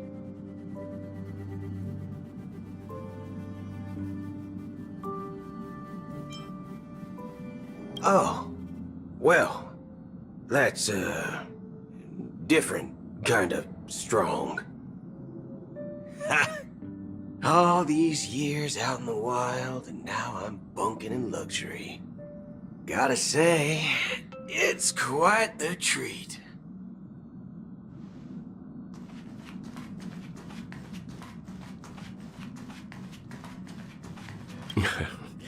You're fast becoming an excellent trailblazer. It's an honor to be able to watch you grow. Yes, you are. I've known many warriors in my time, and only a few achieve the kind of growth you have. Back home, where I'm from, you'd be rated at least an S tier. It's not been easy for you these past few days. You've earned some downtime. I'm looking forward to seeing how you'll perform on our next journey. Come to think of it, this trip to Penacony was the first time we trailblazed together, wasn't it? Don't worry. We'll have plenty of time to spend together on the Express, so there'll definitely be more chances for adventures like this. Turn in early today. You've really been pushing yourself hard recently, If you don't take this chance to recharge, it could lead to long-term problems. It seems fine when you're young, but it's a different story as you age.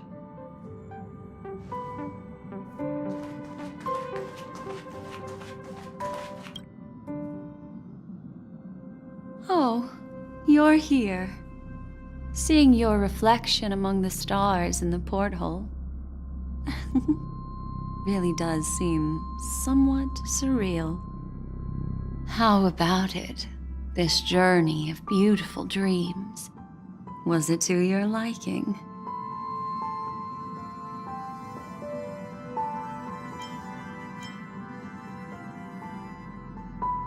There's a rich scent of curiosity here. Such memories can be irresistibly captivating. So, how about you hand that small parting gift back to me? I'm quite eager to have it back.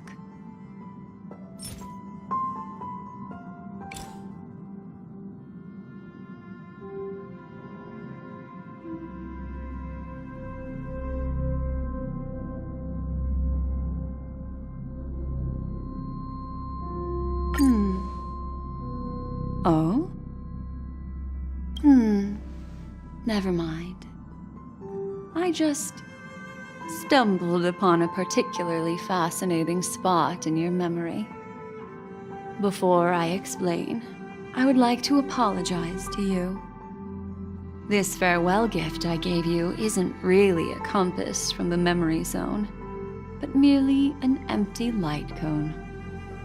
Remember when we entered the hotel in the dreamscape for the first time, and I procured a few trinkets from your companions? Their functions are similar. This way, I can always be attuned to your location, ready to assist immediately if you encounter any threats. But this is not its most intrinsic function. Light cones are slices of light used to encapsulate solidified phenomena. This empty light cone is the same. It can etch your memories in their most vivid form, and then allow me to admire and manipulate them, turning them into unique mementos. All the world is born from the power of mind and soul, and that power is memory. To prevent ourselves from being forgotten by the world, we must make the world remember us, or use our memories to recreate it. Life, seemingly vast, offers but a scant collection of impactful memories. Some joyful, some sorrowful, some light, some heavy. But you are different. Memory is a reflection of the future. Within that reflection, I see your unparalleled worth. You have the power to craft memories that can captivate the world. Your memory can illuminate the universe's future path. And that memory will be as scintillating as the star clusters you see in this porthole.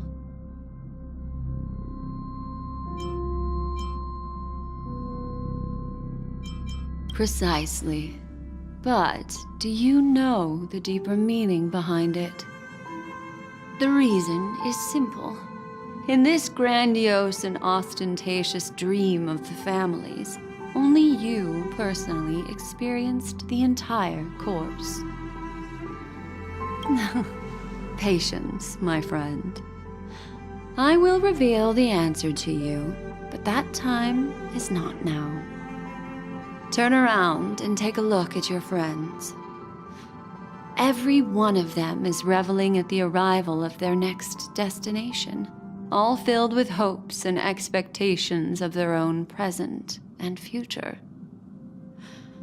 Revealing everything at this moment would be a bit of a buzzkill, wouldn't it? I'm looking for an opportune time, a time when you're totally at ease. Perhaps when the night grows hazy and you're about to drift off would be the most opportune. How about one fine night? I will prepare the candles, aromatics, and even a cushy couch to create a cozy dreamland for you. And then I will tell you the answer in the form of a little bedtime story to lull you to sleep. Hi! Hello! Attention all passengers! The express is about to make the jump. Please be seated and hold on! It looks like we're finally about to set off. There are countless gleaming memories out there waiting for us. Why don't we just leave it at that for now? That's right. As a small token of compensation for playing that little trick on you with the empty light cone, I will gift you with some words. They hold great significance to me. Life is akin to a winding labyrinth where memories serve as our sole companions. You'll remember these words dearly, won't you? In the year 2158 of the Amber Era, the first year of the new epoch, the universe resumed its intended trajectory. The kindling of conspiracy smoldered in Penacony, the land of the dreams. Failing to erupt into a blaze, it instead flickered briefly on Klapoth's anvil, before vanishing in the blink of an eye. The dead and those fated to die remain in their eternal slumber, while the living find solace in deep sleep. All clamored in a cacophony of silence, and then went about their own ways. The cosmos emanated a vitality characteristic of a new era, all for the modest price of a brother and sister's mild grief. Babies are born as stars extinguish. The silver rail unfolds. The story of the Astral Express comes to a close, yet it also embarks anew. Time marches forward, heralding the arrival of a new chapter in the history of trailblazing expeditions.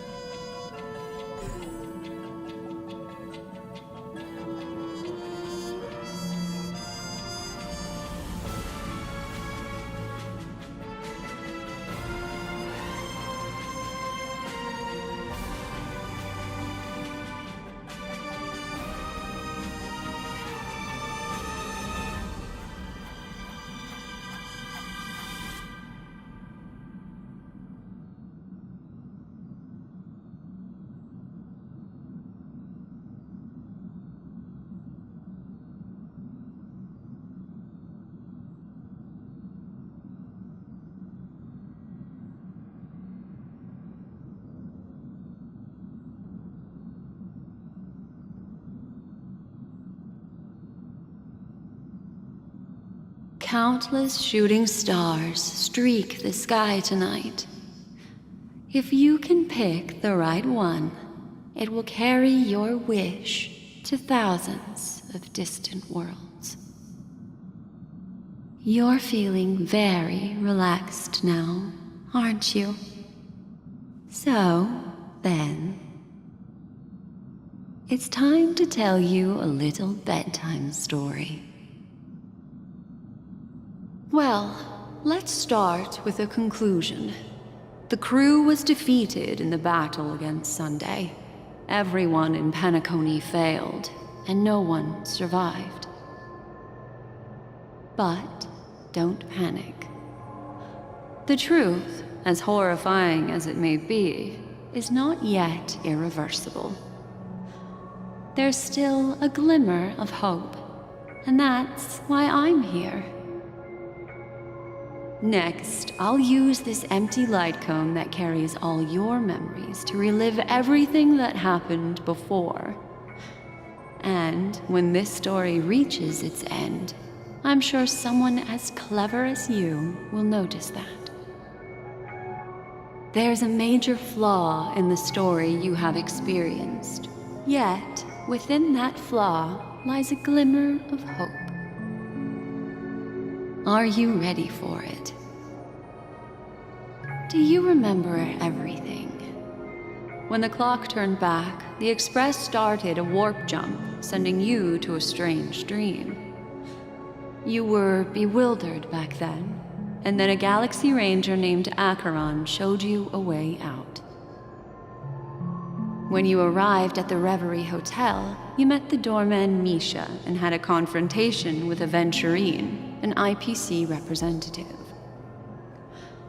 Thankfully, Acheron appeared again and helped you. After that, you saved Firefly and explored Penacony together. During the tour, you ran into Sparkle disguised as Sampo and accidentally entered a child's dream. There, I rescued both of you from death, but Firefly didn't return to reality.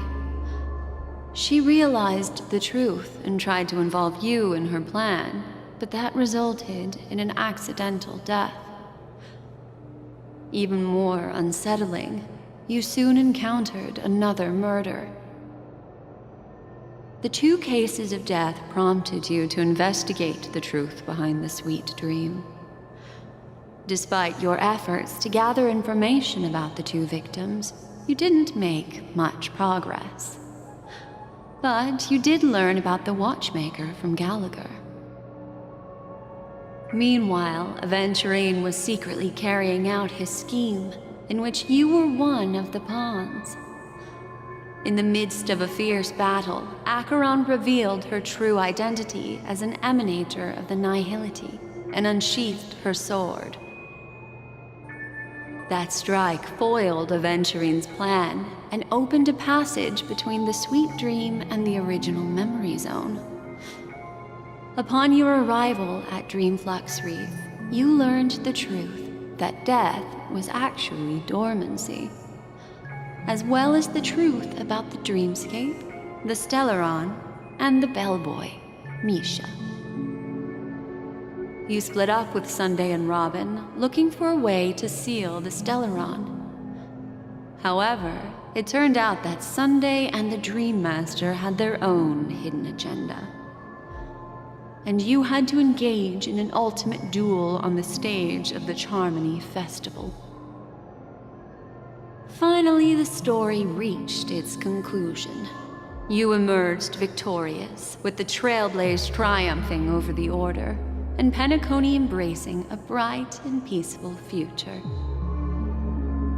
This marks the end of the thrilling journey in Penacony. I'm sure you've already noticed something unusual, haven't you? The major flaw, which contradicts all the known information, hides in this story.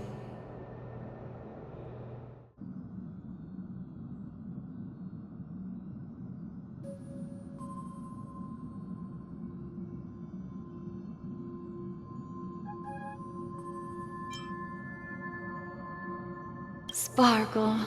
Yes, Sparkle. The most enigmatic and elusive character in the entire story.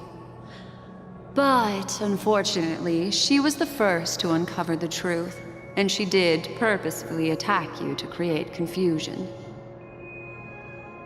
By the way, she left me a message to pass on to you. Always make sure you can distinguish reality from imagination. Is that a clue, you may wonder? I'm not sure, although I'm pretty sure that the fatal flaw has nothing to do with that masked fool.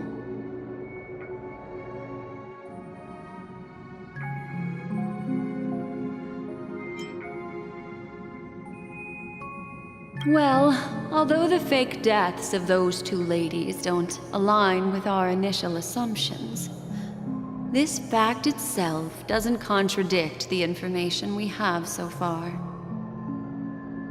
I'll go ahead and eliminate that incorrect answer for you. So, what is the fatal flaw?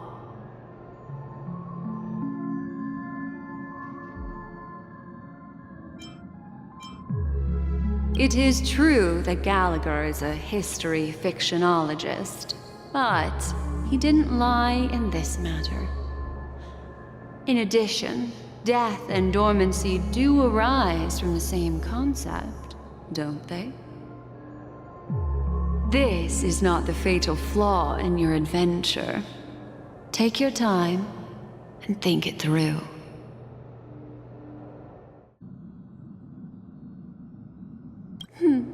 Little Misha.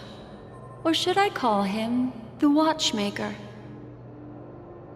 He's only a segment of memory in a dream bubble, but his ambition for the Trailblaze led him to leave the bubble and embark on a grand adventure in Penacony. While Misha is a rather special Memory Zone meme, and he was granted power by the Trailblaze, there's still one thing that he shouldn't be able to do. A life born in the Memory Zone could never manifest in reality. So, why did he appear in the Reverie Hotel in reality? The answer is simple. He is the one fatal flaw that contradicts all our known information. This means that you, who wholeheartedly believe in this memory, are still trapped in the dreamscape at this very moment. Wake up, sleepyhead. Break free from this eternal dream and return to the real world. We'll find our answers there. The train is about to make the jump. 5, 4, 3, 2.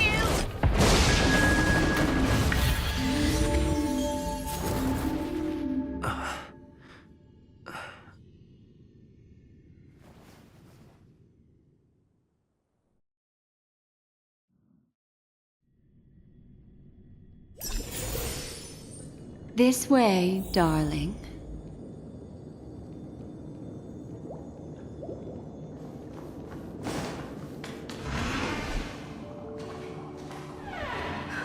Not another one. Thank you so much, Black Swan.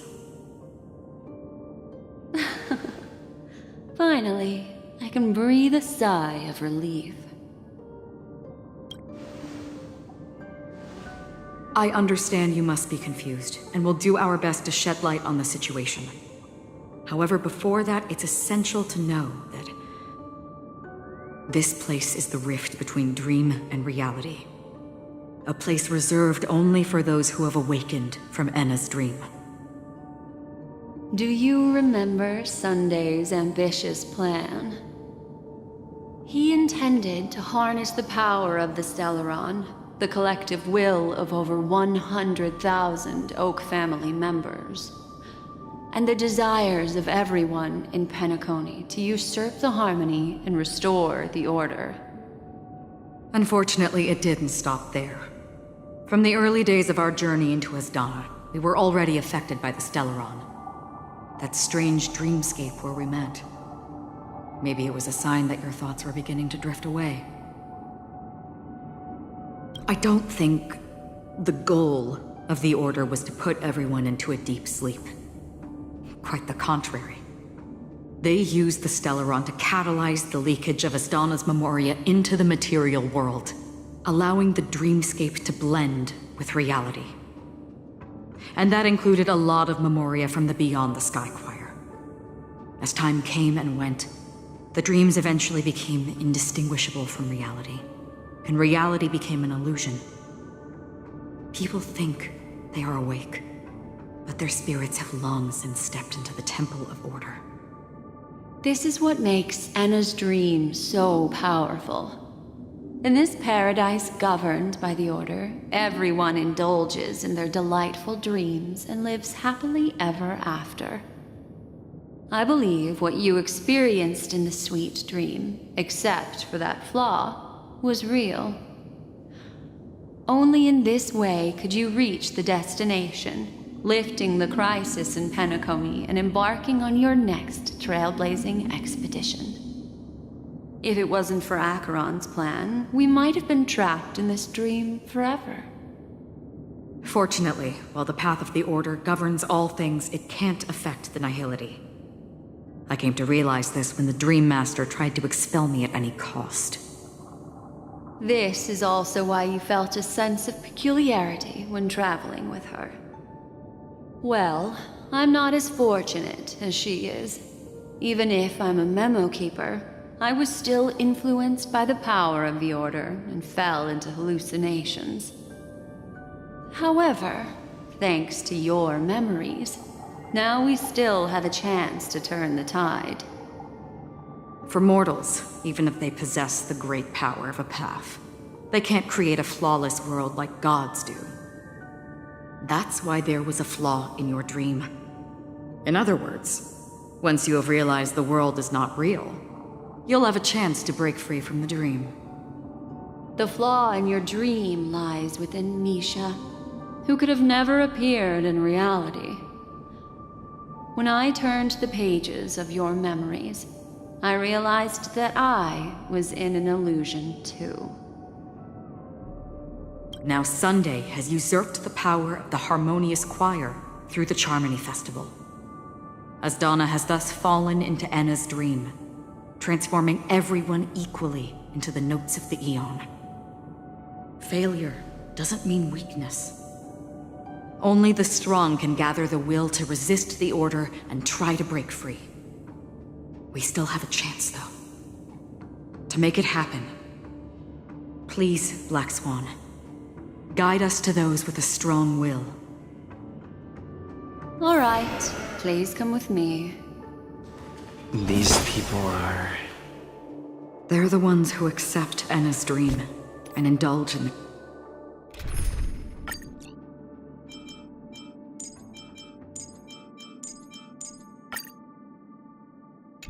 Or happy illusions. We have no means to wake them up now. Not even your clockwork will do the trick. However, there are still other things we can do. Let's keep going.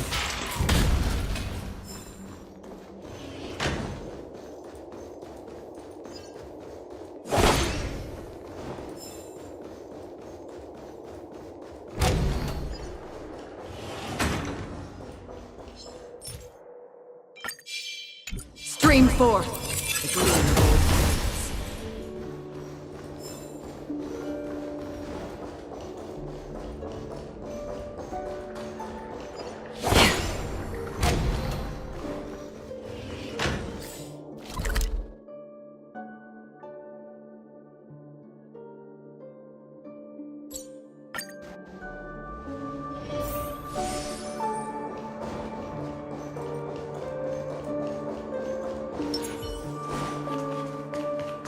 Here we are.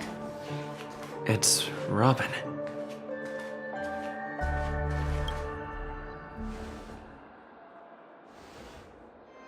Finally, you've arrived. Let me introduce you to Robin. She woke up from Enna's dream by her own will, and it's this tough lady who led us here with her song. I woke up for the same reason as all of you. In the dream, I experienced something that could never occur in reality. Are we going to lock it up in a cage? I want to see it fly freely in the sky. Without us, this bird would be too fragile to survive on its own. Do you want it to die? No, but... Then let's take care of it together until it can return to the sky. Huh? Birds have wings because they're meant to fly. Even if they may crash on the ground one day, they shouldn't be trapped in a cage. Birds belong to the sky, so we should help them return there, right? The illusion was so impossibly blissful that I realized it was just a dream. And this is our final hope. Enna's dream is founded upon the harmonious choir, namely everyone's shared wishes. It will only materialize once the aspirations of all beings in Penacony merge as one. At present, it has become impervious due to people's desire to remain slumbering within the dream. And in order to destroy it, we must make everyone in Penacony want to wake up. Now comes the tricky part. How do we do it?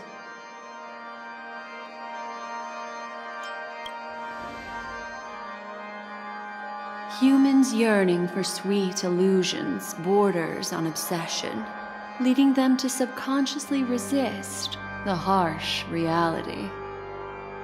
Therefore, I carefully selected a moment where he was completely unguarded, guiding him to uncover the truth himself to make him regain his consciousness. However, to wake up everyone in Penacony and get them to share the same determination, that would be nearly impossible. Indeed. I'm afraid it's almost as difficult as resurrecting an Eon. But we can't just stay here and do nothing. This is a critical moment for the whole universe. Who cares about some dumb number? Thanks to Black Swan. You're welcome. And thanks to the memo keepers in Penacony, too. I believe your partners have also awakened from their dreams. This is the first step of our plan. With the assistance from the Garden of Recollection, those who possess a strong will, like you, will gradually awaken from the dream. These free wills are the discord that will sway Enna's dream. However, awakening a mere handful of individuals is insignificant compared to the vast number of people immersed in the dream. We must find other ways to awaken the free will of millions of people within a short period of time. If breaking through from the inside proves challenging, we can seek assistance from the outside. We've long been aware of a potential solution. Asdana is a galaxy known for its abundant memoria and the remarkable phenomenon known as synesthesia dreamscape. When people first enter this place, they often find themselves and others sharing a collective dream. At this very moment, there is only one dream encompassing the entire Asdana system. So, you mean, if we can attract a large number of outsiders to this system, their free will would intertwine with this dream and shake it to its core? However, those outsiders might also succumb to the dream and become the foundation of the Order instead. The real challenge is, how can we gather a huge number of people as determined as you within a short period of time? Looks like the Jadab Kiss of Allying Oath will be the only solution. No need for that. Keep your once-in-a-lifetime treasure. We don't need to bother the Cienjo Alliance for such a tiny request. You want thousands of people with unwavering free will? That's easy. Just leave it to us Galaxy Rangers. You can gather Galaxy Rangers? Outsiders may see Galaxy Rangers as elusive and disconnected individuals, and actually, they're right. And that's why we have a tacit understanding among us. Do you know what it is, Acheron? It's the relic I returned to you. Exactly. Its owner must have told you that it's meaningless to anyone other than a Galaxy Ranger, and that it can only fulfill its purpose when returned to its rightful owner. Because it's a burial artifact, worthy only of a hero who has served the Galaxy Rangers with honor. When its light illuminates the universe, it means the fall of a hero. And in the direction it falls, countless meteors will streak across the sky. Those meteors are Galaxy Rangers, coming from all corners of the cosmos, driven by a shared purpose, without questioning the cause or counting the cost. Because we abide by a bottom line. The shooting stars of the hunt only descend on the longest night, and with them comes the dawn. We've stayed silent for far too long. Now, it's time to remind all the cowards, oppressors, and villains of the universe of our presence. I'll be the one to ignite the first spark. Once the dreamscape is swayed, I'll complete the second step. I'll fine-tune the slumbering souls with the Song of the Harmony, interrupting them with the discord of Trailblaze, and guiding them towards reality. It's true that some people are born strong, and others are born weak. If the Trailblaze is the target of heroes, then the Harmony will guarantee that the strong help the weak. Only the people of Penacony themselves can be the saviors of their homeland. Their path of happiness should be forged by themselves. While I may not be a nameless, I'm willing to instill courage in all those who need it. This includes my brother as well. And his dream is too cruel for him and everyone else. Your plan sounds well conceived, but still, it appears somewhat idealistic and romantic. The flaws rooted in human nature can't be eradicated overnight. Do you believe these efforts alone are enough to convince everyone to choose the right path? I agree with you, Black Swan. That's why the most critical aspect of this plan is not to convince everyone to choose the right path, but to inspire them to save themselves. So, you're the key in the end, I assume? The Harmonious Choir possesses the power of an emanator. To overcome it, you'll need the same level of power. The final step in destroying the sweet dream will be my responsibility. That's a relief to hear. Now that our roles are assigned, let's get to our battlefield and pose a grand finale. May I have a moment alone with you? There's one more thing I need to explain to you. This grand festival is drawing to its close. This is the starting point for the ultimate stage of our journey, just as it marked the beginning of all the stories in Penacony.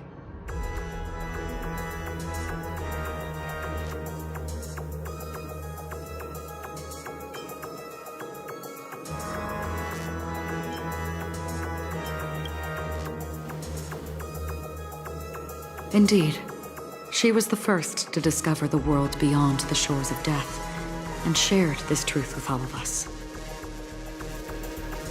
There's something you should know. We were able to locate you within this boundless dream, and find the key to breaking free from the dream, all because of one person's unwavering dedication. Firefly. She awakened from the dream ahead of others, discovered the Express amidst the stars, and brought us valuable information about the remnants of the Order. She may have been aided by the script, and it came at a cost. As you know, Firefly is a stowaway who entered the dreamscape in a different way from ours. Without the dream pool in the hotel or assistance from the family, she can only awaken from this dream in one way. A real death. We mustn't fail her determination. I'm not implying that we must win this fight no matter what, but our resolve should match that of that courageous lady. Are you ready?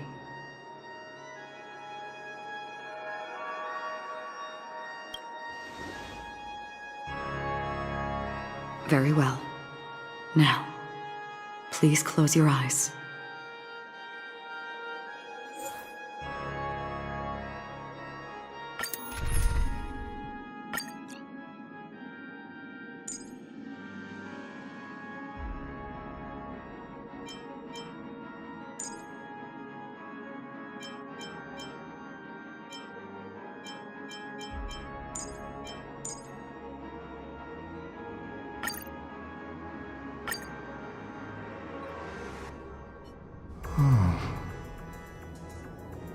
How long has this reign been ongoing?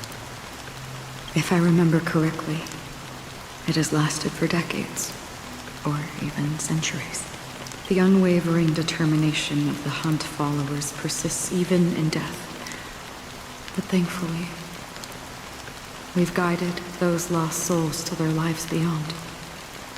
They were heroes in their time. And they won't be reduced to puppets of the nihility in their death. You see, the shadows on the sea have vanished. Do you remember? He once said that the sky would clear when the regrets of the departed had faded away. But it's still raining. I know. So, why is all this? Why did this rain choose me? Because someone's regrets haven't been fulfilled, perhaps. Mortals who walk the paths are like sailors on a vast ocean, leaving behind a trail that creates countless ripples of possibilities. These ripples last longer than the fleeting lifetimes of humans. And for some, their presence leaves such a strong mark that it's reflected in the waves. Sin-thirsters, the obsessions of the Pathstriders. They emerge from the depths of Ix, seeing themselves as masters of their own destiny, unknowingly repeating the actions of their past lives. They emerge from the nihility and head toward it, leading purposeless lives. However, these hollow phantoms, they have journeyed with me for such a long time. Oh. So this is how it is. I'm already dead. Yes. Are you watching over me? This is my duty as the Watcher of the Acheron. I'm guarding the path to the abyss of the nihility, guiding every soul reluctant to become one with it. Back to this side. But if this is what the departed ones expected, should you try to change it? I don't know. But someone once told me that when the inevitable moment came, he hoped that someone would stand at his grave and place a bouquet of flowers. Even if it doesn't make sense? Some tasks have to be done, even if they are pointless. I have experienced that much already. Please extend your hand and then close your eyes. I'll carry your wish with me and fulfill it. Only then will I be able to put an end to the final regret by the Dead Sea. Will I ever see them again? Yes, that is certain. Because it was you who told me about the Express, your 2 former companions. The expedition cut short by the swarm, your narrow escape from death, and your encounter with the Galaxy Rangers. And Penacony, the hometown to which you could never return. Yeah. For countless times, I got rejected by the family and had to pass it by. But I knew that my companion was still there. Oh. Mikhail, are you still there? Take my hand and come with me. We will leave this place. You'll embark on a long, long journey, shrouded in darkness. But fear not, as a touch of red will be awaiting you at the end of the path. That's the color of existence. Follow it, and it'll guide you and illuminate the way out. By doing so, you'll eventually reunite in the warmth of the sunlight. Thank you. May death be the end of your boundless dream, guiding you back to the waking world. Welcome to the horizon of existence. This place is one of the thousands of manifestations belonging to the sleeping and shapeless. And it's also an exit out of the nihility for the awake ones. Let's bid our final farewells here.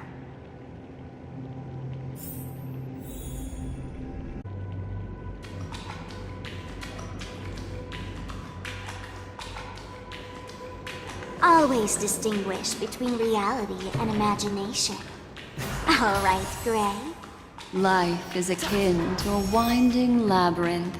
May your schemes be for a... Anna's dream is too... To the imperfect tomorrow. I still remember the question on the invitation letter. Why does life slumber?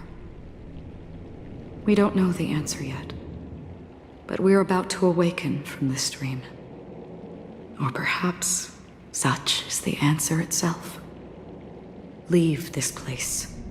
Return to where you belong. And awaken Penacony from this dream. As I said, our plan is not about convincing everyone to choose the right path, but about inspiring them to save themselves. So, when will people actively save themselves? The answer is when they are in desperate situations. Like a drowning individual in the deep sea. When one's body and mind bear immense pressure, agony, confusion, and despair will follow.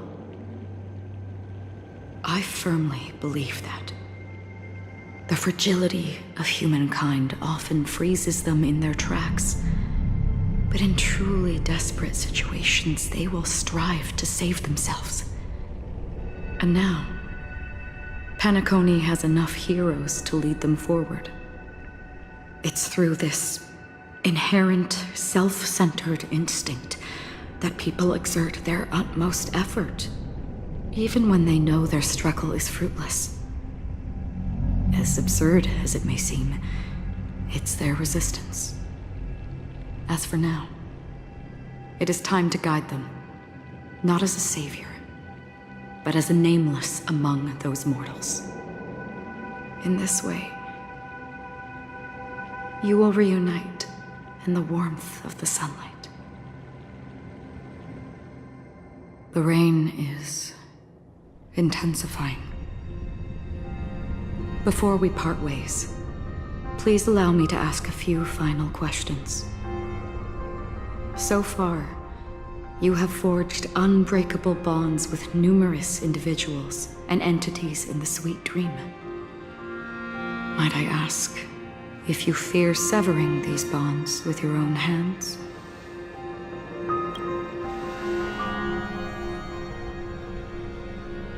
If there is a vast, lifelike dreamland that is virtually indistinguishable from reality, a realm without death, where everyone can attain the happiness and fulfillment they deserve, living blissfully ever after, I would ask, would you wish to stay?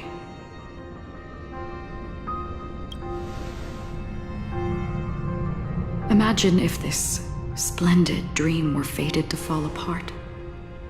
Friends, family, strangers, followed by the gentle breeze, soaring birds, the stars, and ultimately yourself. Everyone, and every face they remember. The joy and the heartaches, the vows sealed and those left hanging. All will inevitably march towards a predetermined ending. If you had grasped the journey's finale right from its inception, I would ask, would you still embark on this journey?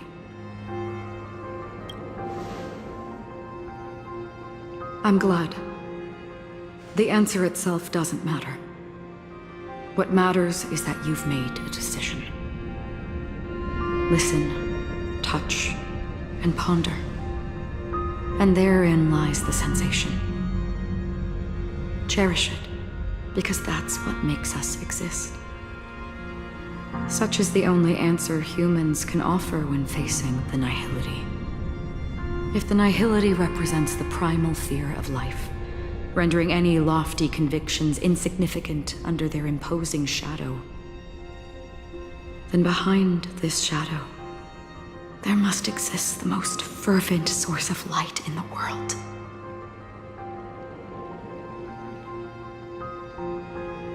Just as every life that edges closer to death fervently approaches the end of the nihility, we must pursue that primordial light. To think that you exist in the nihility, and you watch over others to depart it. Such a task is absurd and meaningless. Nevertheless, someone had to do it. As for the meaning you mentioned, even if it's a meaningless task, I've come this far, haven't I? Even if the future you forge may not even belong to you. It may not belong to me, but it definitely belongs to someone.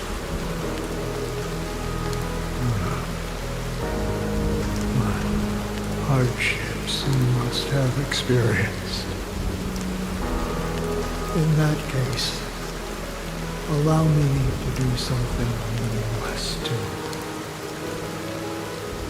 Please, tell me your name.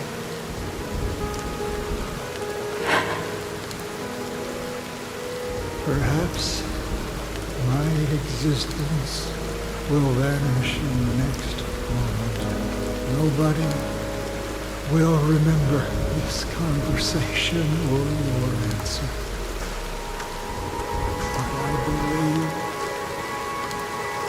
that your name should be remembered. And this universe will remember it as well.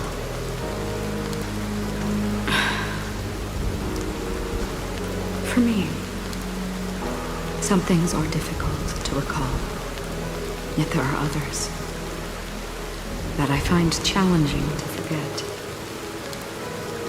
Such is memory, a creation of the past that blossoms into significance in the distant future. I remember that marks the start of my journey. The origin of the vibrant red hue in my life. And the most fervent element amidst every tempest. That's my name. Raiden Ozenmori May.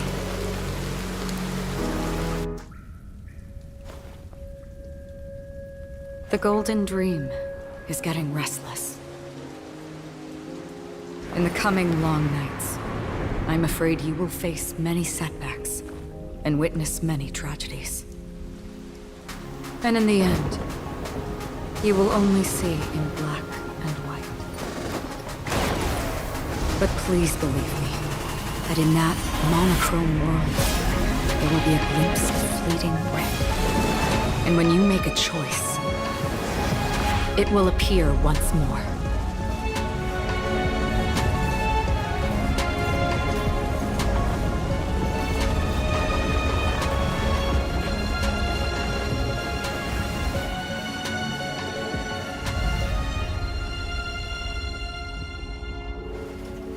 What you must do is ponder its significance, then return to the waking world.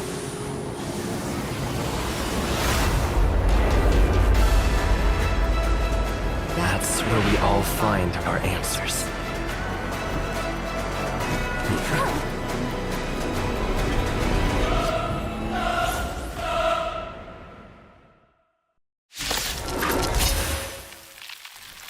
You've broken free from the dream of order.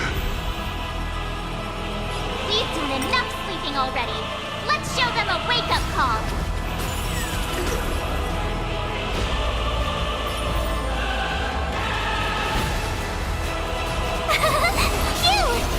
Another journey begins. On still waters of liquid.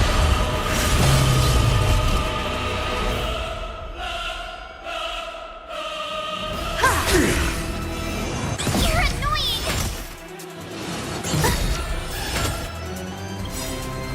Gotta try hard sometime. Watch this awesome move!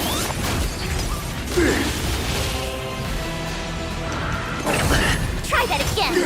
Without order, how can the weak be righteous? Again? Oh, my turn!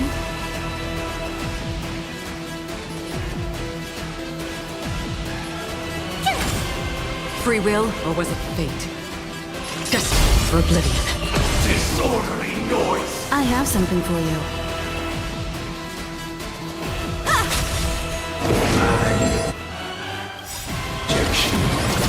Feel free to make your case.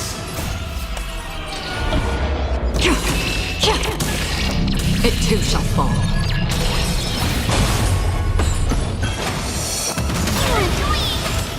I'll take the lead. Listen up! You won't get away. Told you I could fight. Let's play our own melody. Let the show begin! Perhaps you still don't. Humanity never conceals its desire to control the heavens, and I'm no exception.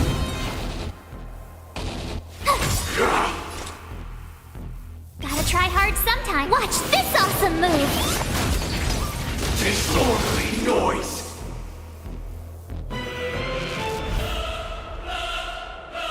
On the still waters of liquid. Time for an overhaul. Keep up with me. Wake up! Tough luck running into me!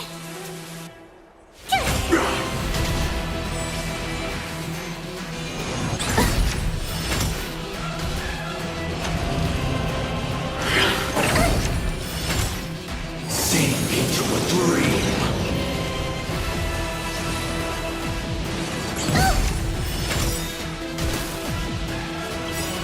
Gotta try hard some. Watch this awesome move! How noisy. Listen up! Another journey begins. I weep for the departed. It too shall fall.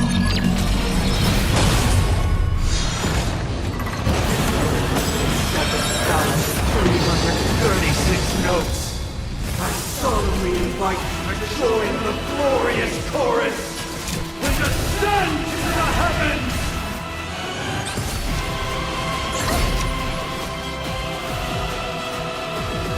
Now, noisy. Uphold the truth, and you will. Wake up! Free will, or was it fate? I have something for you.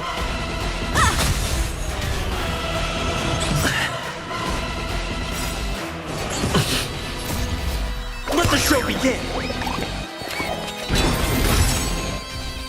All things are part of the melody. If the dreamscape is indistinguishable from reality, can it still be called an illusion? I'll take the lead. Listen up! It's still the same. Try that again. You're annoying. Gotta try hard. Watch this awesome move. Noisy. Destined for oblivion. I weep for the departed. It too shall fall. You won't get away. Disorderly noise. With this perfect melody at command, we create paradise anew.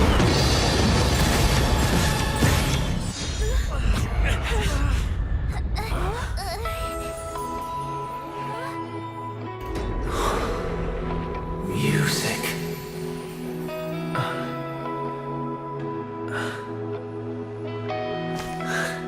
There seems to be another kind of sound coming into the Order's symphony.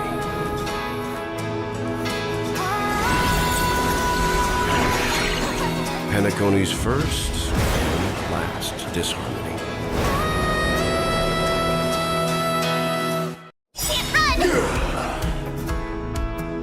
Those imprisoned in their dreams are awakening for freedom. Robin, is that you singing? Brother, you have heard their cries. This is not the paradise they hoped for. Even so, they don't know where they should be heading. That's why I had to become the lone star in the sky to guide them. Even if that star must hang in a perpetual night of solitude.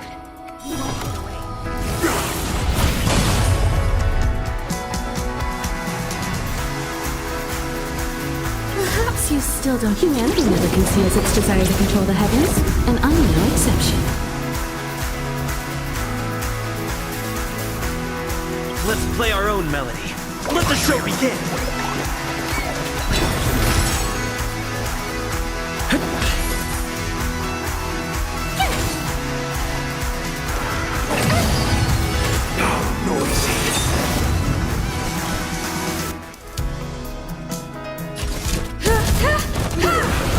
Keep up with me.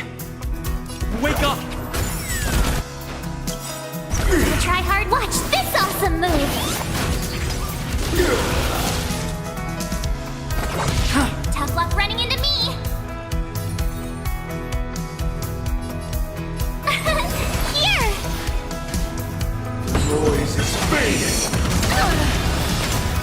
Enjoy eternal peace.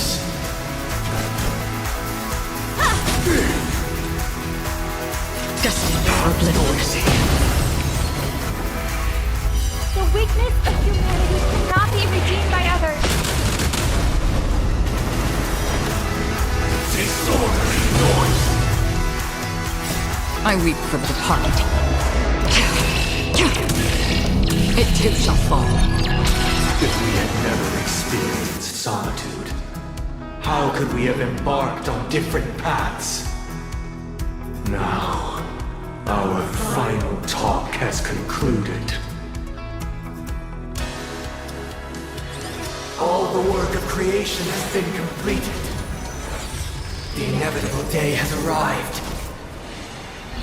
The embryo of philosophy will reshape for us all of reality! If your paradise can save more people, sever my path with your hands!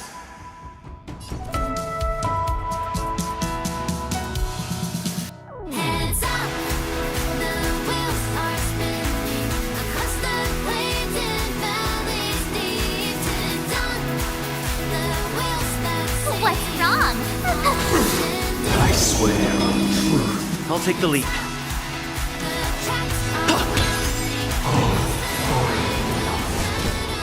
May I honor you? I swear on words.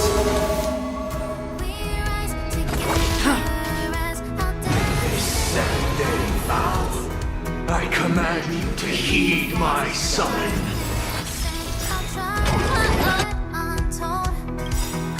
I have a bad feeling about this. Keep up with me. Wake up!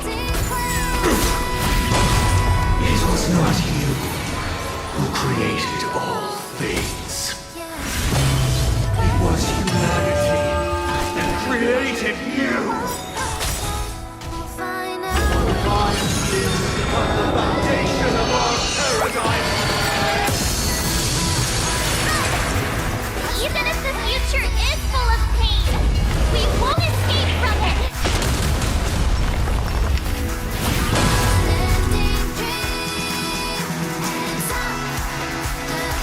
Still waters flipped.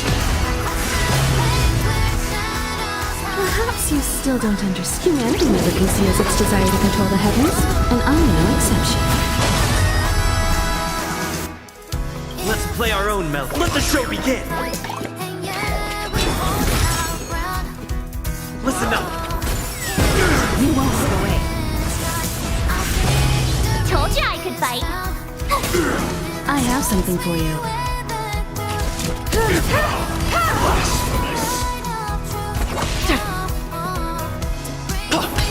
My turn.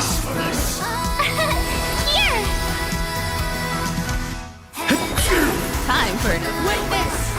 The will of the weak! Blasphemous! Free will, or was it fate? Destined for oblivion.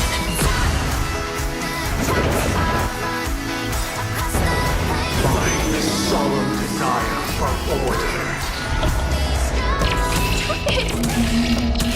You want to achieve the paradise you want. But the order is not the only choice. True happiness may lie in defying the nihility.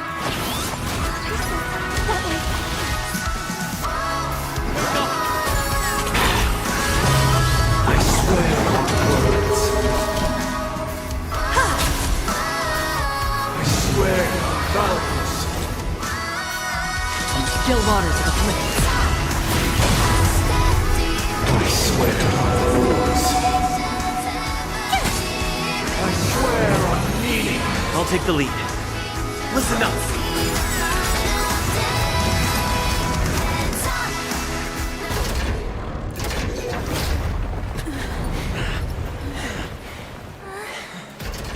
So,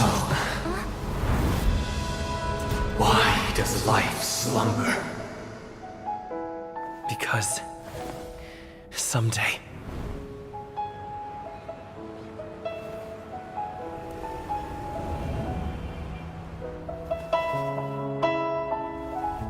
we will wake from our dreams.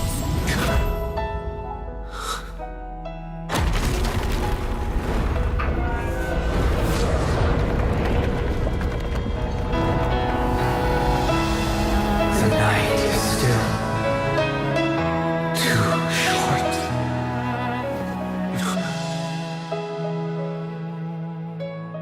Brother, the dream is over.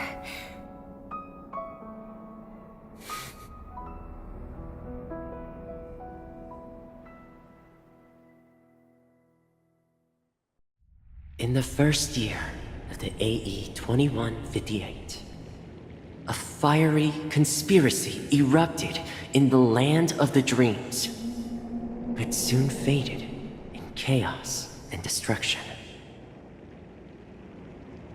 Whispers carried the tale of those fateful 48 system hours, when a sun teetered on the precipice of collapse. A paradise stood on the brink of destruction, and a world was poised to surrender to its new master. Amidst it all, a body decayed, a pack of vultures gathered, and a brother and sister were doomed for eternal separation. And so, an eon succumbed to slumber once more. Some celebrated this fall, while others mourned. Among the insignificant witnesses, mere specks in the vast tapestry of the universe, it was said that this time, the Eon met their demise with dignity. As the cosmos bathed in the radiance of a pure dawn, a tempestuous storm brewed on the horizon. The chant of "All for the Amber Lord" grew ever louder. Yet, no matter how one contemplates it, time inexorably swings Klapot's colossal hammer in eternal cycles. The tale of the Astral Express reaches both its conclusion and a new beginning.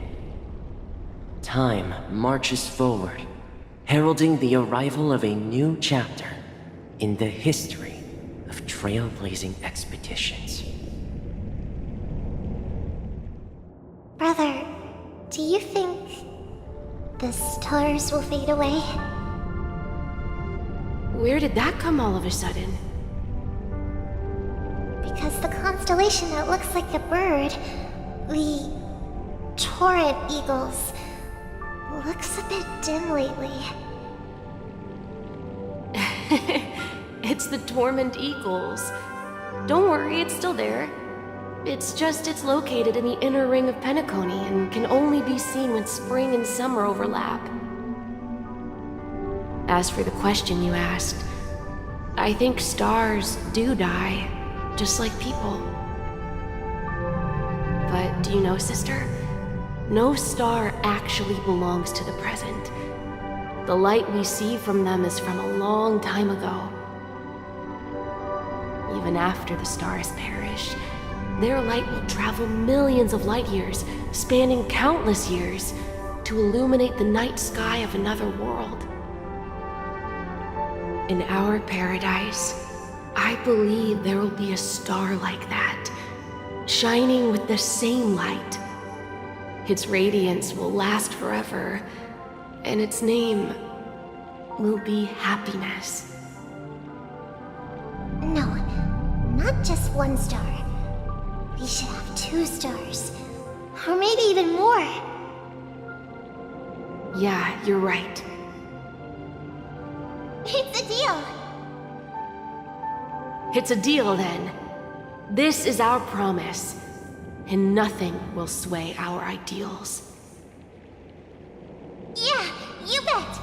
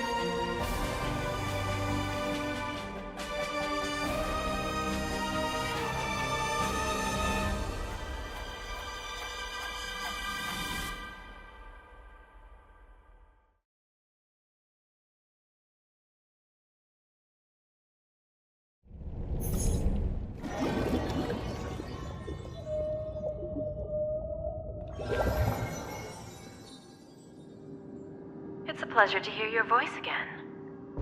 Congratulations. You've become the biggest winner of this festival. Are you calling just to poke fun at me? No. I'm just impressed. Not only did you venture alone into Penacony and discover the truth of Dreamflux Reef, but you also managed to escape with the help of that Knight of Beauty. Remember the recording you received from your Trailblaze friend? It's now the most valuable chip in this game. However, this came at a high cost. Losing a cornerstone is a hefty price to pay. Diamond just called a meeting to discuss what to do with you. Just as I expected. So is Diamond planning to demote me, or kick me out of the 10 Stonehearts? Why don't you take a wild guess? Well, alright. Then I'll guess. He's going to promote me to P46? Alright. What will you wager? Are we talking about an actual bet here? I don't want to wager anything just so that you can swindle it all in the end. But if it's just a friendly bet, I'll put on the line what I did when we first met. I'll bet my life, ma'am. Interesting. But since it's Diamond's call, no one can predict the outcome. I'm on my way to Penacony. Once everyone is settled, we'll return to Pier Point for the final showdown. Sounds like I'll be out of the action for a while. Finally, a chance to kick back and relax. Yeah. Leave everything to me and Topaz, child. Thanks to you, as soon as the Jade Stone was delivered to the family's compound, we finished up our preparations. The seeds we planted have taken root. Soon, it'll be time to reap the rewards. Huh?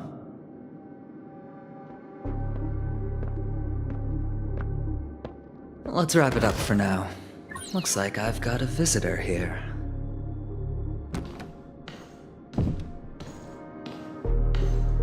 Oh, so many surprises today. Didn't expect a Galaxy Ranger and wanted criminal to show up here. One who managed to take out 2 IPC members under the noses of our fleet. Do you understand what that means? Screw wubba boo, I just put him to sleep. Don't try to intimidate me with that nonsense. Besides, I've taken down more IPC lackeys than the residual value you squeezed. And I don't mind adding a few more zeros to my wanted poster. I have a question for you. Be honest now, or I won't think twice about putting a bullet in your fudging head. Tell me, where is Oswaldo Snyder? Wake up! Wake up! Hey, wake up! The sun's frying your butt.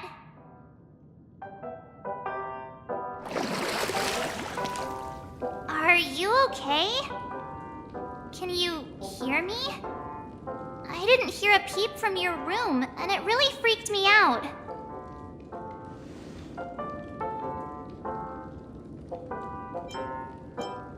Hey, I was seriously worried when you didn't respond. Thank goodness. The Order's dream is over. Even though it's been a day, I still break into a sweat when I think about it. Our trailblazing expedition almost ended in Penacony. I'm so jealous that you got a good night's sleep. I was traumatized and too scared to even close my eyes. I thought if I fell asleep, I'd never wake up again. The Stellaron was sealed while you were sleeping. The ordinary people in Penacony have no idea what happened. They just feel like something's missing from their memories. The family's official statement was like, "The Charmony Festival was attacked by an unidentified Stellaron and came to a halt." After all, they can't just reveal the truth about the Order. Now, all the major lineages, except for the Oak family, are dealing with the aftermath. The family has invited the crew to the Radiant Feldspar as witnesses for an important meeting.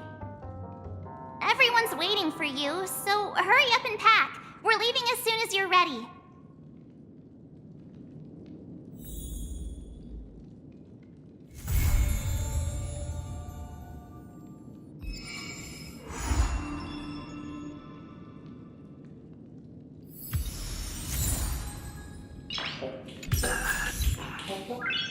Nice. After all this craziness, nothing is better than staying safe in reality. It's a massive airship, and it's awesome! I heard it's never shown to the public. Only VIP guests of the family get to board it and enjoy the breathtaking views of Penacony. The Iris family sent us a bunch of souvenirs. Fruit baskets, plus this fancy button model. After you're back on your feet, you can enjoy them all. We are pretty much celebrities on the planet of festivities now, aren't we? The Stellaron was sealed while you were sleeping. The ordinary people in Penacony have no idea what happened. The family's official statement, now all the major... Why the sudden interest in that? Well, I was dragged into this sweet dream. I felt a cold tentacle diving into my memories. But something else was there. So the tentacle suddenly disappeared. And then I dreamed about stuffing my face with delicious food and going on a shopping spree. Sunday didn't seriously believe that was the life I wanted, right? Breaking free from that cheesy illusion was just a piece of cake. Yeah, let's go! We've got some time before we board the ship, so let's catch up with everyone at Dream Jolt Hostelry.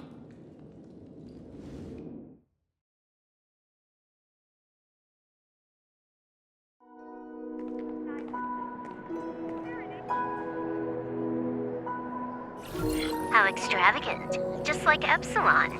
How was it? Did it live up to your dreamscape expectations? You already asked that when we first got here. Yeah, and you said no back then. But after all this madness, I'd say you've grown fond of it. But just a heads up, you're still on the Bloodhound family's wanted list, so keep a low profile. And this time, it's Firefly in the picture, not Sam. That's gotta be a whole new experience for you, right? Indeed. In Kafka's words, that's also a missing part of my life. Still, it'd be quite inconvenient if I can't move freely. Could you help me out, Silverwolf? I knew you'd say that. Don't worry. I've hacked all the systems and left no trace. Don't do anything that may draw attention, and don't talk with guards. They might recognize you. Keep these 2 points in mind, and you can go wherever you want, unbothered. Thank you. No problem, Miss Samuel. I love this fake name. Now that we're done here in Penacony, what will you do in your free time? I hear the Genius Society is here. How about we go stir up some excitement? Well, you know my script isn't over yet. I didn't bring you back to hear an answer like that. Don't worry. The script says that I'll experience 3 deaths, but also receive an unforgettable reward on the planet of festivities. How will I know if I don't try? All possibilities exist until the outcome actually happens. right? You may not realize it, but you have a bad habit. Whenever you seem to be asking a question, you've already made up your mind, and no words will dissuade you. Anyway, Kafka asked me to pass on this message. If you see anything fabulous in Penacony, get one for me too. Just swipe my card, you know the pin. She didn't specify anything, but I guess she means a dress, coat, sunglasses, or something else. You know better about fashion than I do. Sure, I'll keep an eye out. There's tons of options at OT Mall. Do you think she'll like trinkets, like hair accessories or brooches? Those sound more like something for young girls. Maybe you should keep them for yourself. Oh, by the way, Blade didn't explicitly say it, but I think he was trying to say something like, temptation will show up again in Penacony. He's always so subtle with his words. Got it. He was just worried about me. Relax, Silverwolf. You know me. I won't do anything crazy. I just want to wander around and see more of the world for myself. I want to buy some oatcake rolls. I've had a cake roll every day since I arrived in Penacony, from the first day to the last. But today, I'll buy 2 and give you 1. And if you don't like them, I'll enjoy double the pleasure. Or I can bring one to Kafka, as she never refuses. Or maybe I'll give it to Blade. He'll appreciate it. That's not written in the script, right? But as you see, I have added new footnotes to my destiny.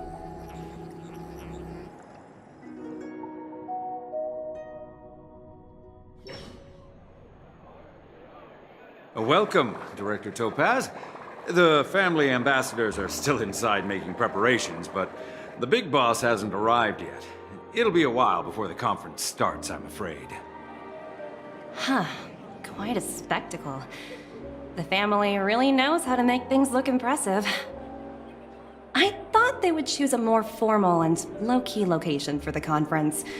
I didn't expect them to go with a luxury airship. About this, Director. I've asked around. This airship, named the Radiant Feldspar, belongs to the Alfalfa family. This conference between the IPC and the family will have a direct impact on Penacony's future. Such an important event should have been held at it. Well, somewhere secretive in the moment of morning dew. The atmosphere here, it doesn't feel serious enough. If I'm right, this conference is probably just a prelude. Whoever organized it wants to assess the IPC stance beforehand.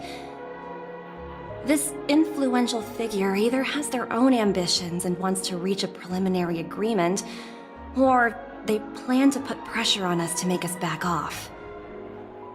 Oh, your mind is always so sharp, Director Topaz.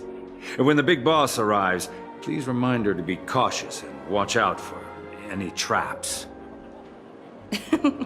Thank you for the reminder, but I don't think that will be necessary. When she's at the table, it's the others who need to be cautious.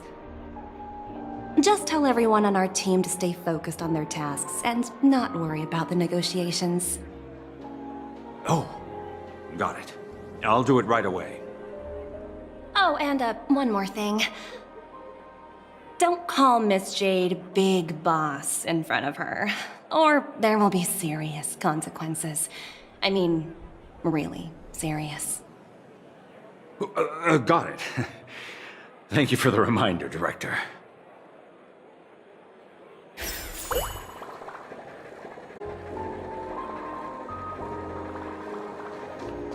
I tripped and fell right here. Just completely face planted.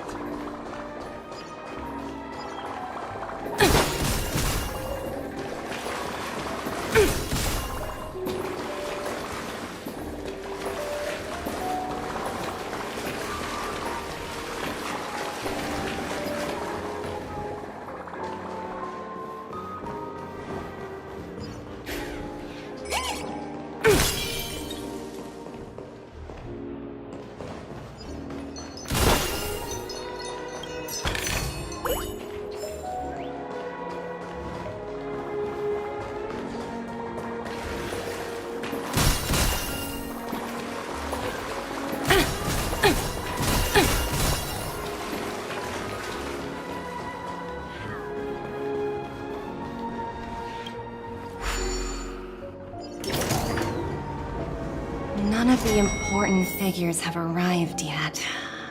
Huh. Looks like the conference won't be starting for a while. Such a bustling place. I think I'll take a little walk around. So many buttons. How many centuries would it take to press them all? Huh. Didn't expect those pooches to actually recycle them all. Huh? What are these?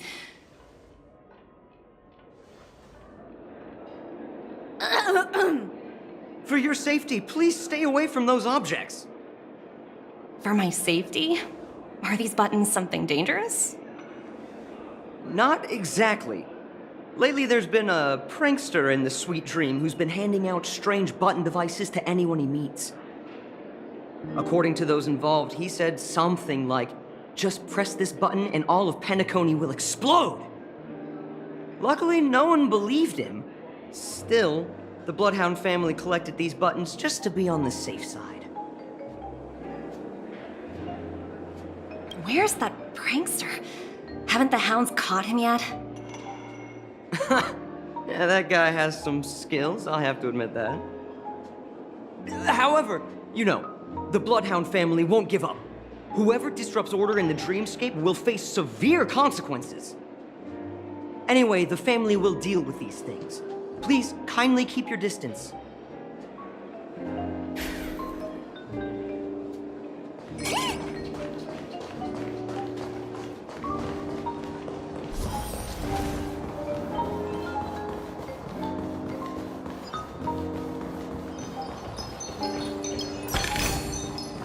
Ooh, free stuff.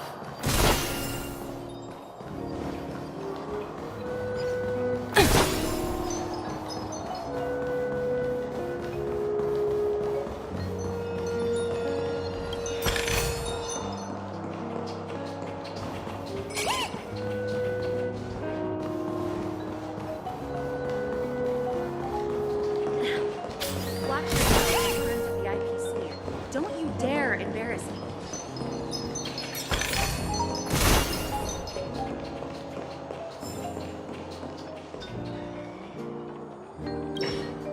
Greetings, madame. What can I do for you? Hello. Could you tell me more about the Radiant Feldspar? I assume you are the ambassador of the IPC Strategic Investment Department. It's my honor to assist you. The Radiant Feldspar is owned by Mr. Odie Alfalfa, head of the Alfalfa family. Mr. Alfalfa invested a significant amount in building this luxurious airship an Ember era ago, and it has been sailing across the 12 hours of the dreamscape ever since. Oh, so it's owned by old Odie himself. No wonder the ship is so lavishly decorated.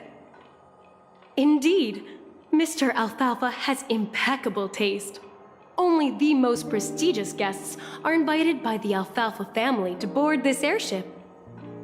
Please allow me to continue my introduction.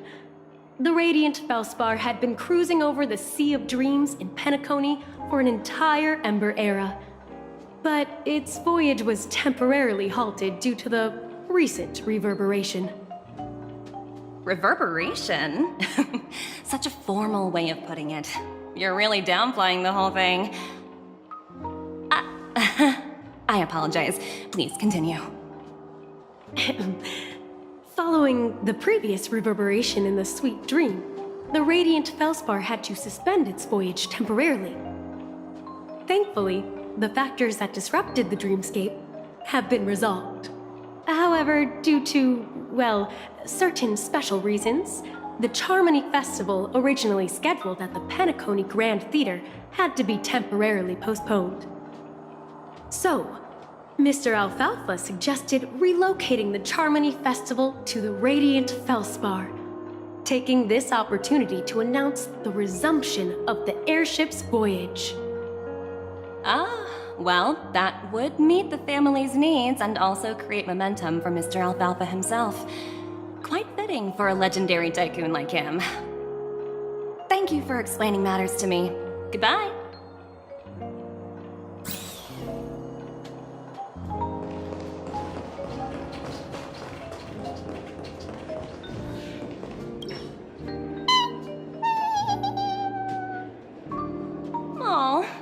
hungry, Numby.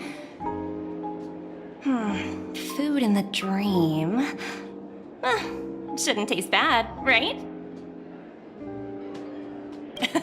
Numby, catch!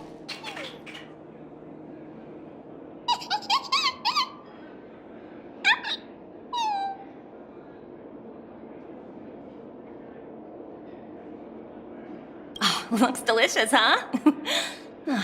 I should have taken a bite first.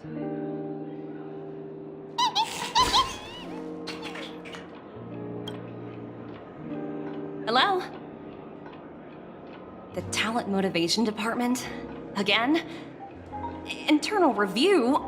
Will it ever end?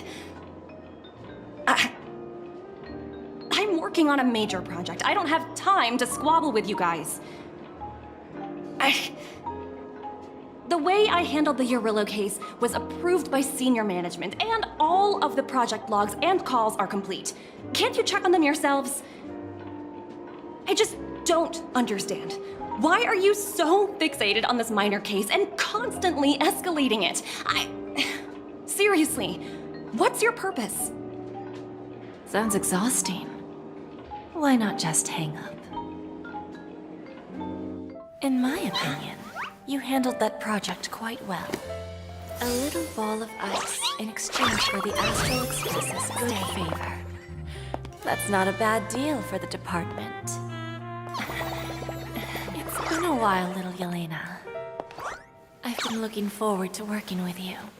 Never imagined this day would come so soon. Is there trouble?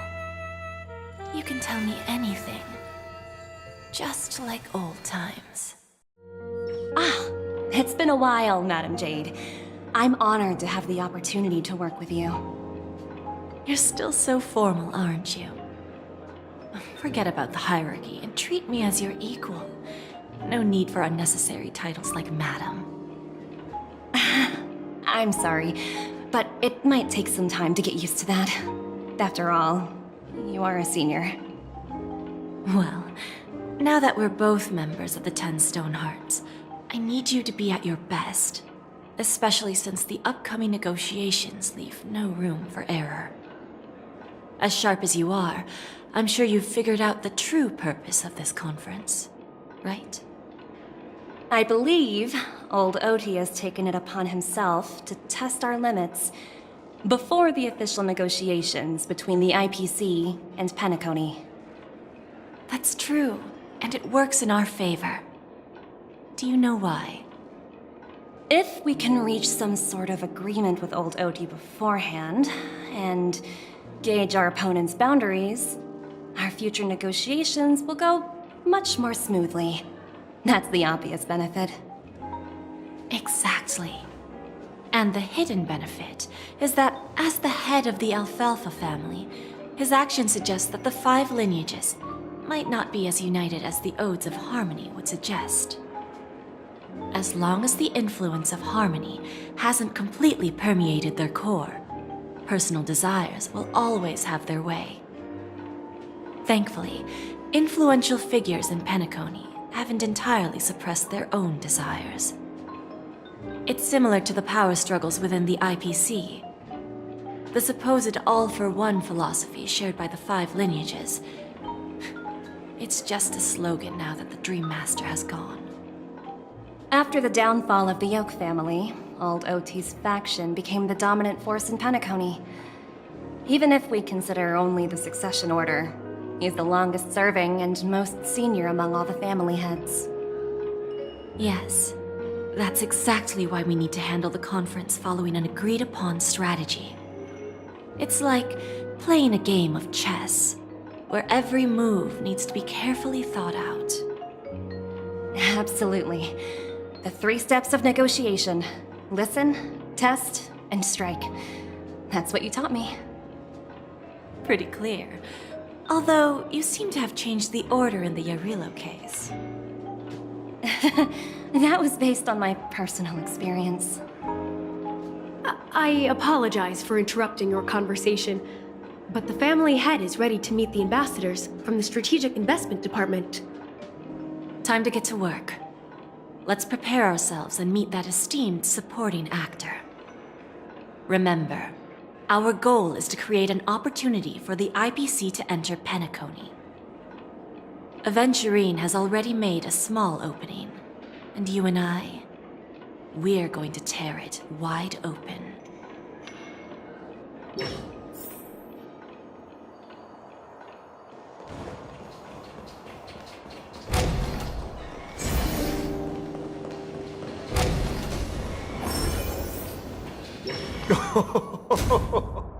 Welcome aboard my ship, the Radiant Feldspar. Smart and charming ladies.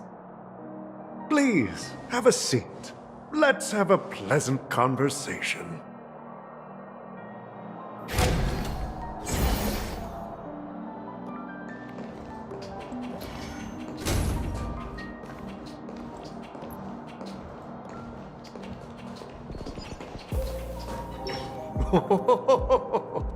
Welcome aboard, my dear ladies. Forgive me for any lack of attentiveness that might have led to a lengthy wait outside. No problem at all, Mr. Alfalfa. It's my honor to meet you in person. You may not be aware, but the book Odi Alfalfa, the biography, is a must-read for all Strategic Investment Department employees. After all, to many, you are the legendary figure who single-handedly built the Penacony economy. I expected no less from the 10 Stonehearts from the Strategic Investment Department. You're definitely skilled in the art of conversation. I always enjoy talking to smart people because we don't have to beat around the bush. We can just get straight to the point instead. Since I invited you IPC ambassadors on board, I'm sure you've figured out the topic I'd like to discuss, yes? The future of Penacony, if I'm not mistaken. Precisely. Those few words represent a terribly complicated situation indeed. Let's take that golden-haired guy who's not showing up, for example. He put in great effort and almost got himself killed. But what was it all for? Wasn't it eventually to create an opportunity for you IPC to regain control of the precious Astana? The wisdom and experience you've accumulated over 10 Amber Eras are truly impressive. Let's assume your assumptions are correct, Mr. Alfalfa. How would you respond to the IPC's actions? I appreciate your composure, Miss Jade. You must have witnessed much in your worldly experiences. However, perhaps you don't know much about Penacony. Old Oti won't sit idly by when faced with a greedy wolf.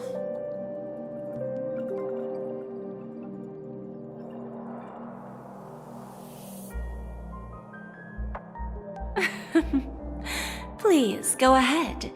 I'm all ears. Then I'll be straightforward. I requested this meeting before the official conference to dissuade the Strategic Investment Department from trying to lay a finger on Penacony. If you back off now, you can make a smooth exit and prevent the IPC from losing face during more important negotiations. One of our P-45 executives was attacked and nearly killed in the dreamscape. The IPC can't simply ignore this incident. Moreover, considering the turbulence during the Charmony Festival, Penacony's credibility has taken a hit in the public's eyes. Despite your determined attitude, the issues plaguing Penacony are real, are they not? You use the term real, Miss Topaz, but let's not forget that this is the realm of dreams. If you want to succeed here, you need ambition and unconventional thinking. Curious about how I plan to respond to the IPC? Well, I don't mind sharing. My actions will help Penacony take a significant step forward by self-listing and going public. Going public? If I'm not mistaken, you want to bypass the IPC and go public on a universal scale. Precisely. Instead of watching the IPC gnaw away at Penacony, I'd prefer to open the doors of the sweet dream to the entire universe. Starting today, anyone in the cosmos can become a shareholder of the land of the dreams. This is the path of harmony I'll choose.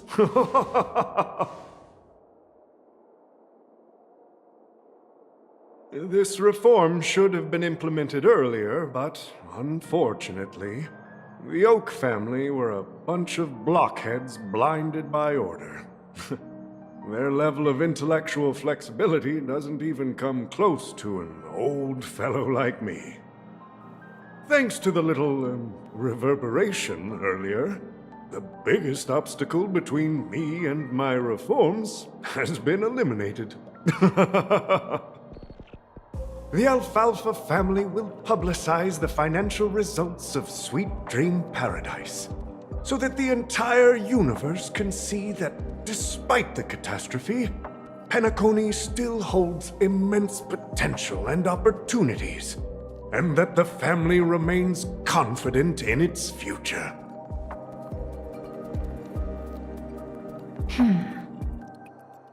Crisis and opportunity are two sides of the same coin.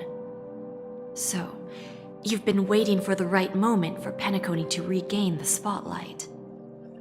And if Penacony should seize this opportunity to overcome adversity, even if the IPC tries to intervene, every move we make will be scrutinized by trillions of people.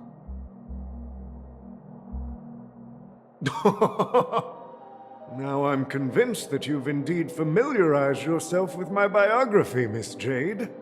So, about your next move. Please, consider it carefully. Indeed. We need some time to digest such a wealth of information. I suggest we conclude the first half of our conference, Mr. Alfalfa. Please allow Topaz and me to confer privately for a few moments, and to respond on behalf of the IPC later. Of course. Take your time, dear ladies.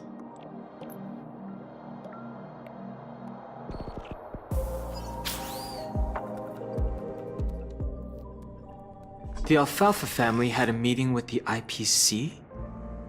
I got this information from a message sent by that IPC ambassador. He said it was to return the favor. It's not hard to imagine. Penacony today is pretty much like the frontier prison it once was, with external forces casting greedy eyes and the undercurrent of order lurking within. Instead of falling into a situation where they are plagued by both external and internal threats, Penacony would rather take a step back and invite the IPC to negotiate at the table, ostensibly to cooperate, but in reality, to secure more opportunities for their own survival. Well, no wonder they sought the mediation from the Astral Express. In your opinion, who should we stand behind? I don't think the followers of the Harmony are completely innocent victims in all of this. For reasons unknown, they have a strong desire to smooth things over, which leads to speculation about their motives.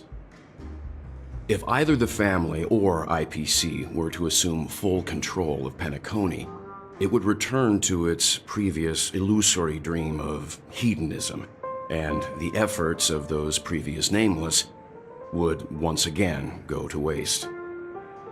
There you are. Did you rest well? I didn't disturb you since you were in a deep sleep.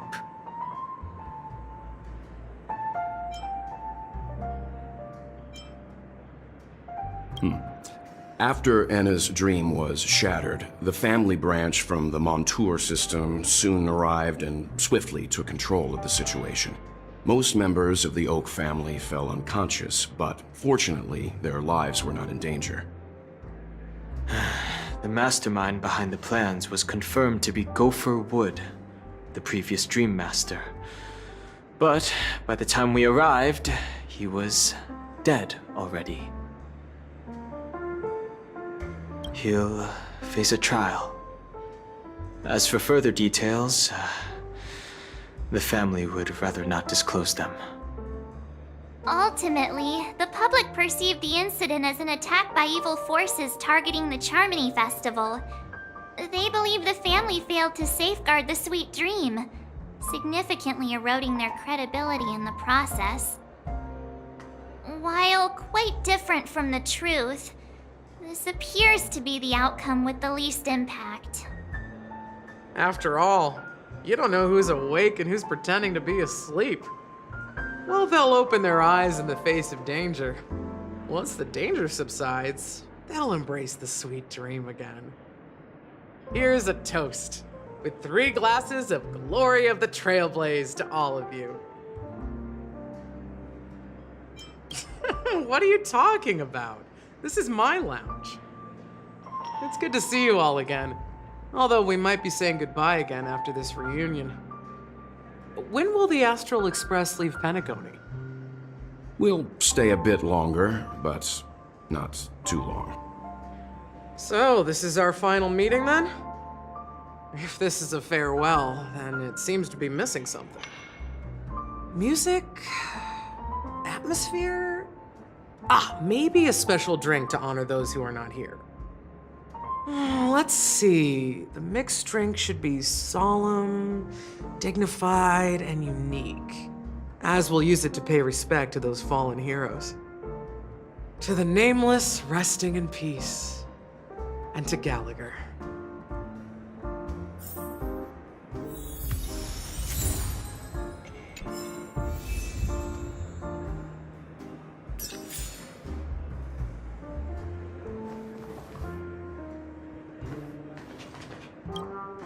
Ready to mix your drink?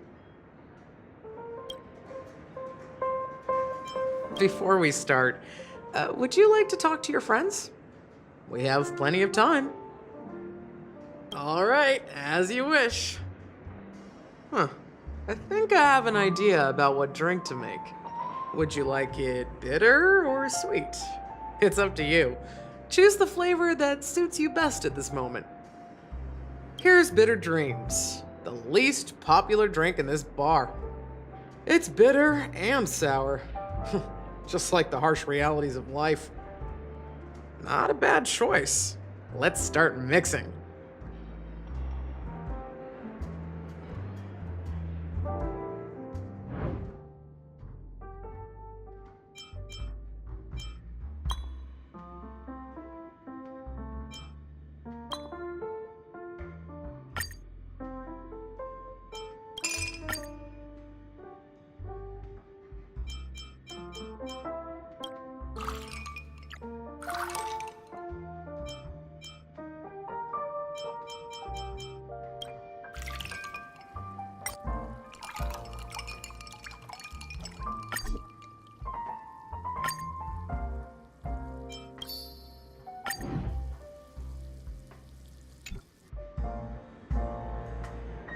Words always fall short. If you want to bring closure to past events at this lounge, there's no better way than mixing a drink. Blend all your memories and emotions together and stir them well. Through the filter of time, what remains in the glass is something to savor. Well, it's done. Here's to the Nameless resting in peace, and to my friend Gallagher. Death is a bitter truth, but what you did will be remembered by history.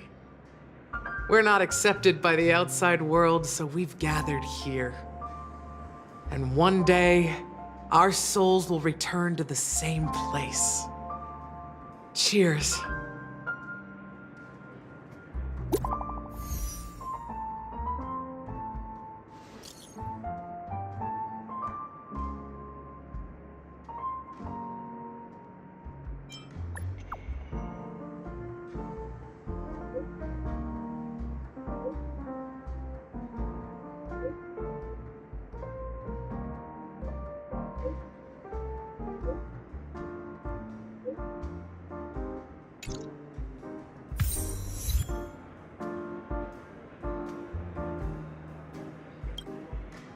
are you leaving?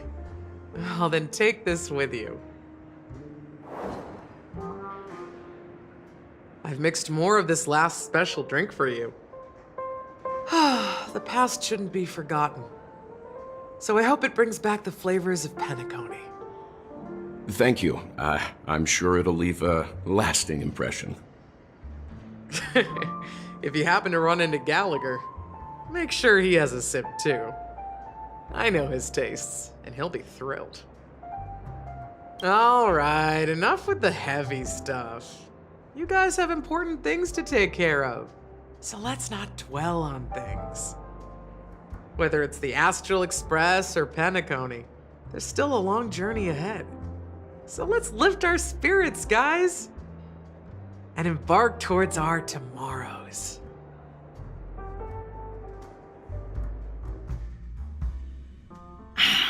Old Odie is a tricky opponent.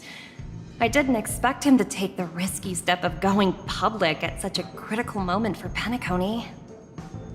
Indeed. He's definitely bold. It's that kind of boldness that made him the Odie Alfalfa he is today. Still, the outcome is uncertain. Shouting loud doesn't necessarily carry any weight. What about the phone call I asked you to make, Topaz? Ah, they agreed. But it'll take some time before they arrive. Just as it should be. The sweet dew should be served after the bitter poison. Looks like we'll be skipping the exchanging apples step this time around. Now that we're dealing with a greedy merchant, a simple apple wouldn't make a difference. Well, I guess I included myself in that remark too. Now I'm a bit curious, Topaz. Do you think Penacony is a quality asset? Yes. Despite its recent calamity, Penacony remains a top quality asset within the cosmos, with good credit, lucrative potential, and promising prospects. Well, that's obvious, but what I truly wanted to know is, this project is obviously too bland for your taste, isn't it? That's true. I wouldn't be here if it weren't for Venturine. But despite that, you trust him. You even entrusted him with a cornerstone, something as precious as life itself, to finish this gamble. Are you not in the same boat, Miss Jade? Without us playing along, your Jade Stone wouldn't have made it across the border so easily, allowing you to see all desires that flow through dreams to gain a bargaining chip in negotiations. That's why I'm willing to stake my Topaz Stone to cover for you. It's like one big, elaborate game of chess. Once that kid sets his mind to something, nothing can stop him. Not even fate. Well, at least he's still alive, and that's the best outcome. Looks like we've strayed off topic, Miss Jade. Should we discuss our next steps? No need. I'll go it alone. Meanwhile, you can go greet our honored guest and wait for my message. Okay. Is that Robin? Huh. She's also here on the Radiant Feldspar.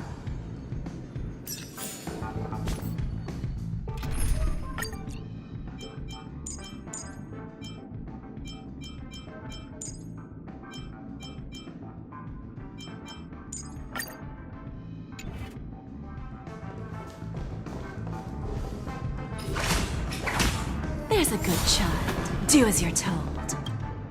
Greetings, Miss Robin. I didn't expect to meet you here. Miss Jade? Greetings.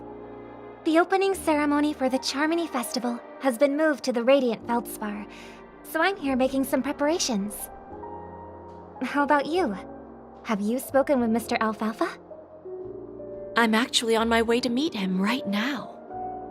Do you know him well, Miss Robin? Unfortunately, I've never met him. I've only heard a few comments from the former head of the Oak family. Mr. Alfalfa is respectable when it comes to business. But in other respects, I can't say the same. Where do you think the future of the planet of festivities is headed? I believe the sweet dream will see its rebirth, just like the radiant feldspar resumed its voyage. The Harmony needs a new direction. Only by bidding farewell to the past can we actually sail into the future. There are no permanent allies or everlasting enemies. So let's both take what we need from this deal. Naturally. I'm looking forward to your performance. See you at the festival. See you later, Miss Jade.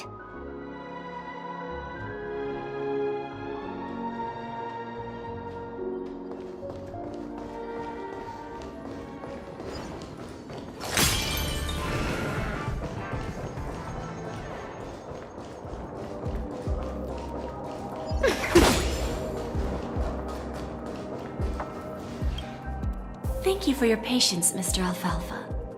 Let's continue our discussion. Figured out something already, Miss Jade? But where is Miss Topaz? Topaz has something else to take care of. You'll be seeing her later. Talks can still continue between the two of us. Is it just me, miss? Your tone sounds very different now. I need to set a good example for my junior. It's not a good habit to be too loose-lipped during negotiations, right? Now we can speak frankly and openly. Do you believe what I said, Odie? You're not the only merchant who has seen the changes in the cosmic market over the past 10 Amber Eras. Interesting. Now that's interesting. Good. It's good to be straightforward. Openness and transparency are my things. So, tell me, what's your next move? Unfortunately, I'd like to speak the harsh truth before laying out my plan. Let's cut to the chase.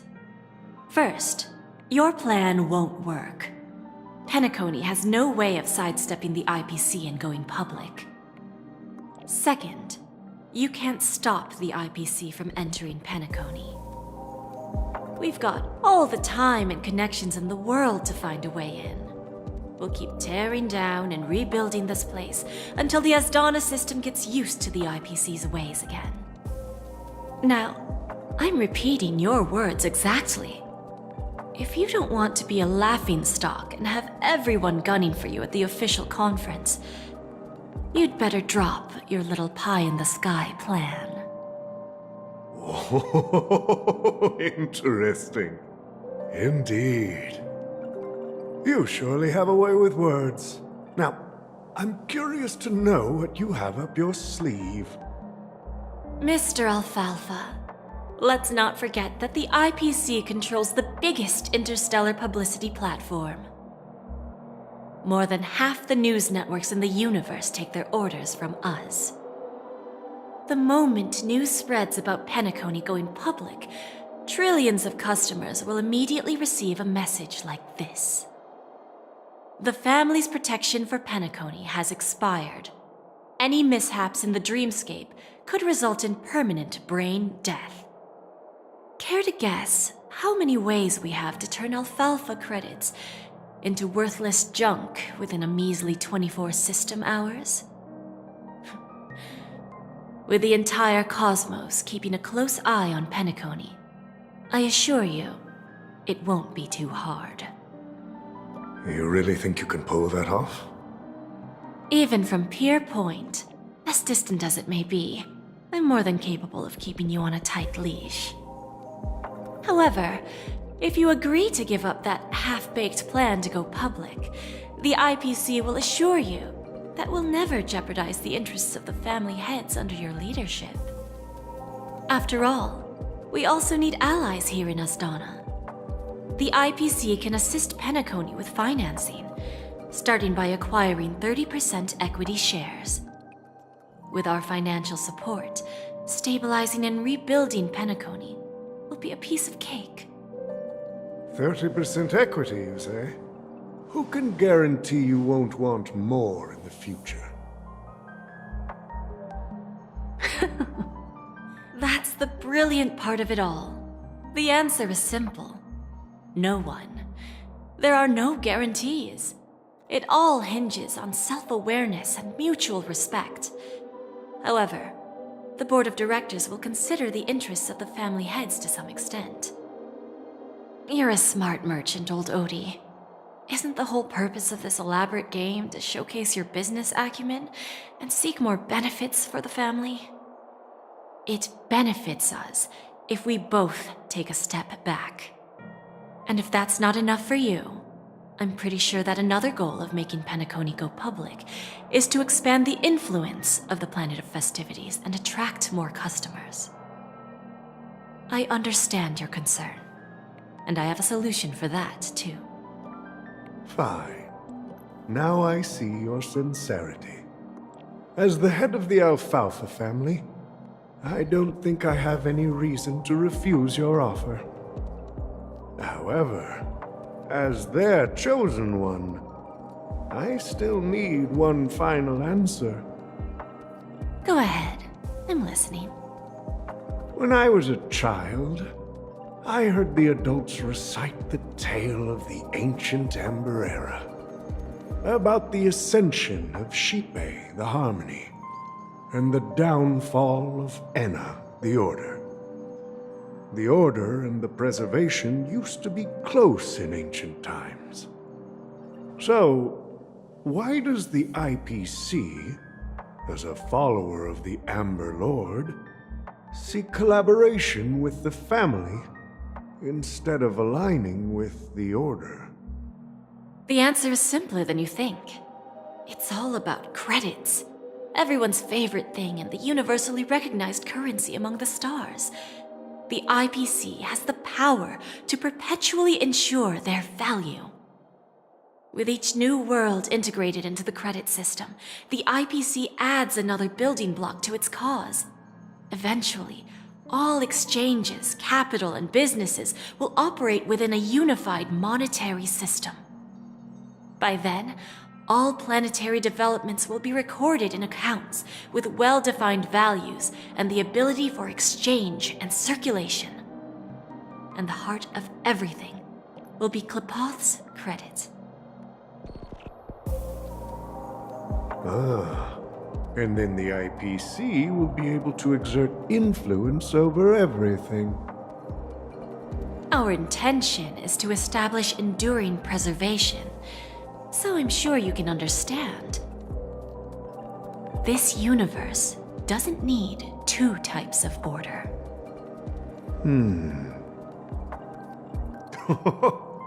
Well said. Now you've convinced me. All right. Tell me your solution. Let's see if we're thinking the same thing. Then let's continue our conversation. Please, Topaz, invite Sweet Dew to join us at the table.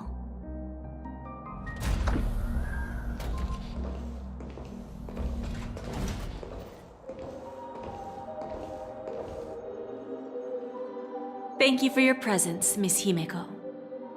Please allow me to introduce her to you, Mr. Alfalfa. This is Miss Himeko from the Astral Express, one of the future shareholders of Penacony. I've heard so much about you, Mr. Alfalfa. It's an honor to meet you as representative of the Astral Express. This stunning lady is the navigator of the Astral Express? It's a pleasure to meet you. I believe everyone here is familiar with the general contents of the proposal. After this round of financing, the IPC is expected to hold 30% of Penacony's shares. Then, the IPC will transfer 5% of that stake to the Astral Express and recommend Miss Himeko as an independent director to honor the sacrifices and contributions made by the former Nameless to the land of the dreams. While this decision isn't finalized yet, we are honored that everyone here recognizes the way of the Trailblaze. While the nameless didn't embark on their journeys for fame or fortune, if this is the wish of both the family and the IPC, I will represent the Astral Express and fulfill my duty as a member of the board of directors. The entire crew has agreed to assist in the reconstruction of Penacony. Beyond that, in our future travels, we are committed to bringing the beautiful dreams of the planet of festivities to more worlds. Of course, all cooperation is based on one premise. The path of harmony in Penacony must not be distorted again, and such a tragedy must never recur.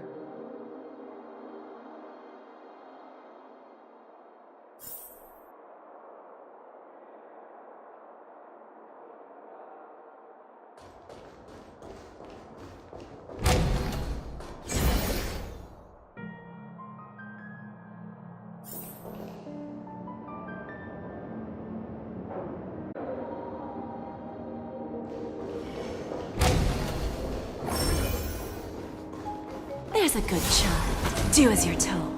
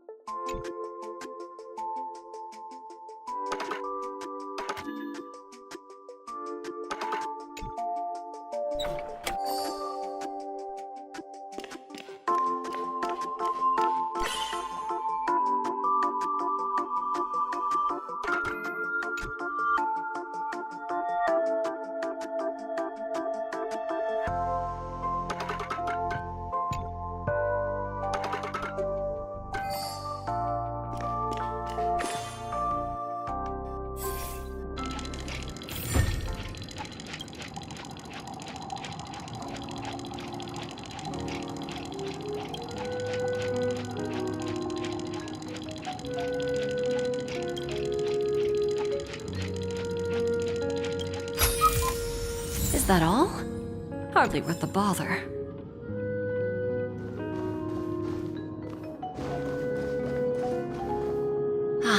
Old OT is in agreement, so the issue is settled, I presume. What about the remaining family heads? They will soon realize the situation. When old Odie answered the last question, he represented more than just the Alfalfa family. When should we schedule the formal negotiations? I'll handle the arrangements. It's all up to you. I'll step back and let you handle the negotiations and takeover. I won't be involved. But Miss Jade, this is... Aventurine initiated this case, and you were his project partner. If that kid hadn't overplayed his hand, I wouldn't have been pushed to the forefront. I came here today to help you sort out the toughest issue. I trust you'll be able to wrap things up quite nicely, little Yelena. Of course, there won't be any problems. And please, give Diamond my assurance. Don't worry. Diamond has always trusted us. I'll put in a good word for you, and you'll have your P-45 position back in no time. Radiant Feldspar. What a fantastic ship. Now that my business is done, it's time for me to indulge in my own little hobby.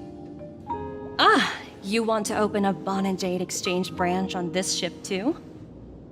Opportunities like this don't come around often. Just look at the guests on this ship. They're surely holding a wealth of valuable treasures. Well, I'll take my leave. A pawn shop can't run without a boss. See you around, Topaz.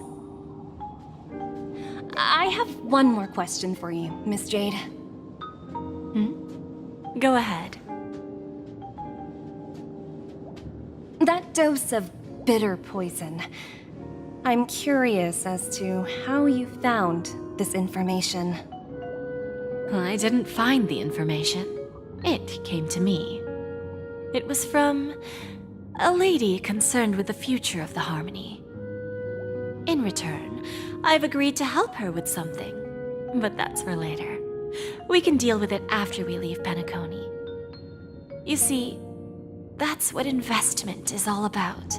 The seeds of opportunity are already sown. They only need a little bit of nourishment to take root. And then after, all we need to do is wait patiently. Like right now, for example. It's just about time my final guest boarded the ship.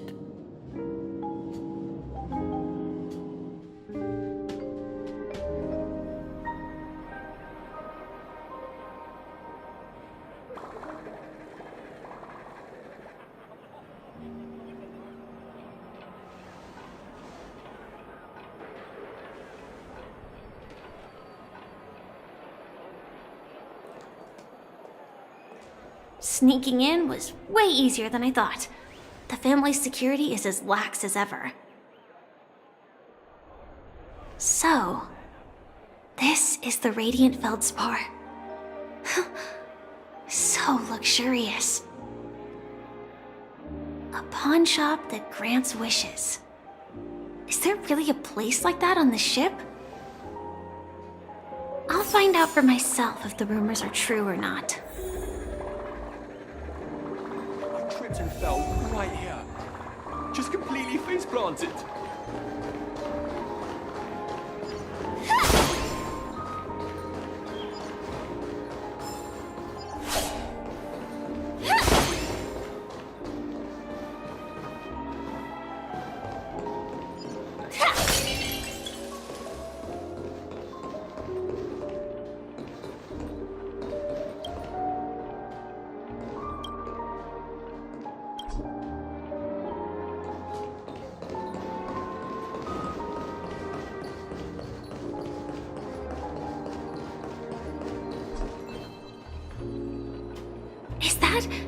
Him? Huh. Vanished in the blink of an eye. So the Astral Express is here too. By the way, there's one more thing. Mr. Alfalfa and I discussed it. I'll present a gift to the Astral Express on behalf of the family as a token of gratitude for the Nameless's contributions to Penacony. Please help me with the necessary arrangements. Right away, Miss Robin. Can I ask you something? Oh, greetings, miss. Is there anything I can help you with? Do you know how to get to the pawn shop? Pawn shop? Ah, you must be talking about Lady Bonajade's place, right? I heard she offers, special services there. I've marked the pawn shop's location on your device. Please feel free to check it out. Lady Bonajade. I think I've heard that name somewhere before. Was it from Silverwolf? Come to think of it, she disappeared after mentioning that she was going to meet with the Genius Society. Huh. I wonder how things turned out for her.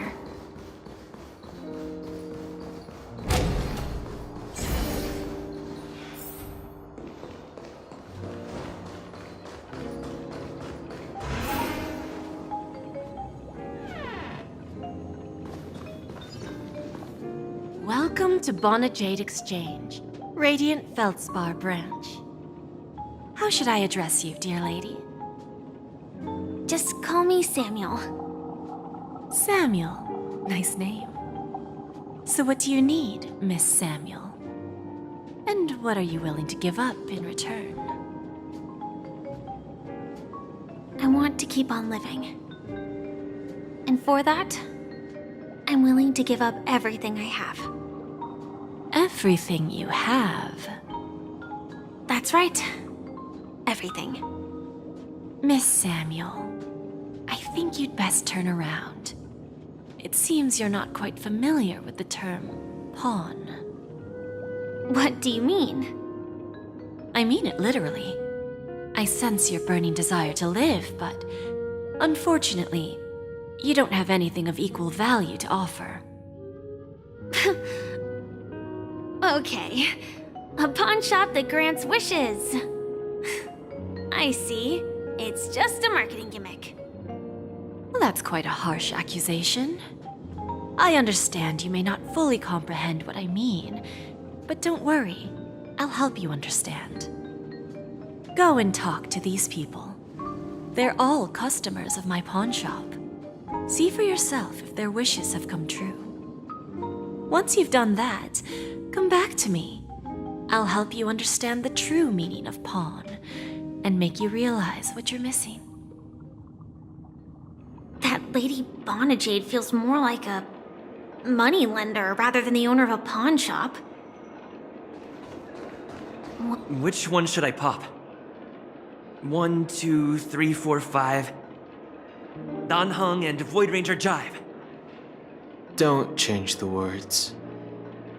No, it's not the best time to do that. Sorry. I'll catch up with you later.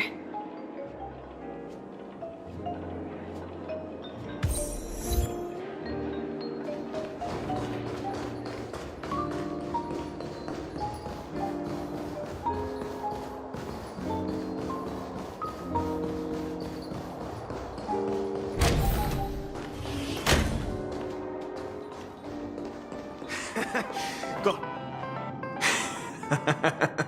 You stupid little girl. Coming back to lose more money, huh? Ugh, enough talk. Let's get started. This will be our final game. I'm betting my entire fortune. Oh, a big talker, huh? All right, let's see what you've got.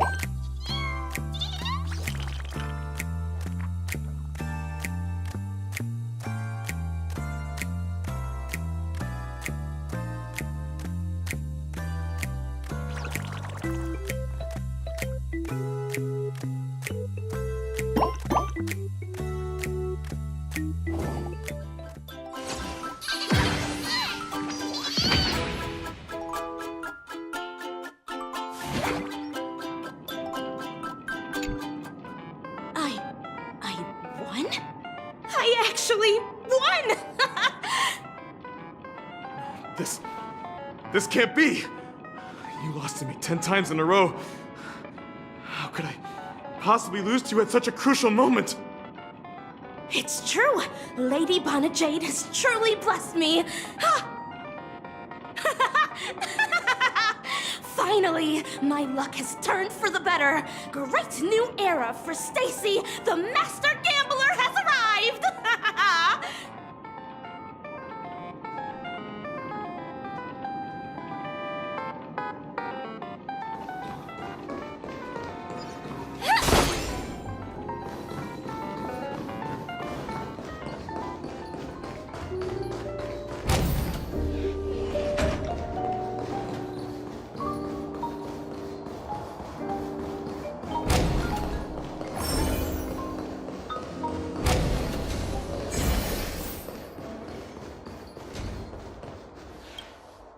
I've prepared a gift for you, Dorothy.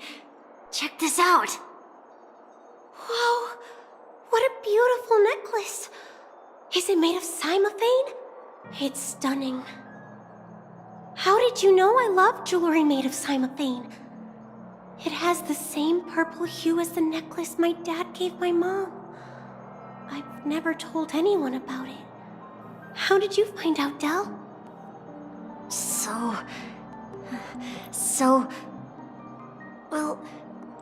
Will you go out with me? I will. Really? I mean, really? I never said yes before because I thought you had no idea what I liked. But this gift made me realize you were actually paying attention all along, trying to learn everything about me. So yes, I will. Wonderful!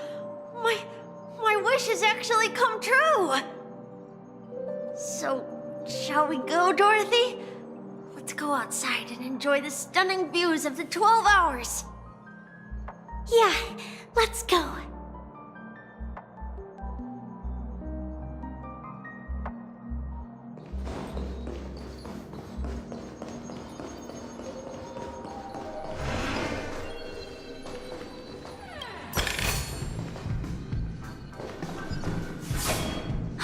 Hey, did you see that? The gray-haired one outside. Don't look around, just focus on your drink. Seriously, they look like a total lunatic. Is that him?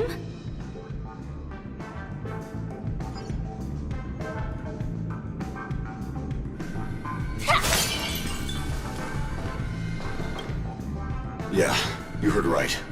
I've got him. He's been hiding at the moment of Soul in Pinnaconny, using a fake identity. And he even posed as a professor at Paperfold Academy. I've made a deal with the family. We'll leave the extradition-related paperwork to you. How'd I find him? Well, let's just say I had some help from an influential figure. Don't ask for the details. 22 years. Yeah. 22 years of chasing this guy all over the cosmos. You know, never thought it'd end up like this. Right here. I'm gonna hang up for now, partner. I need to raise a glass to myself.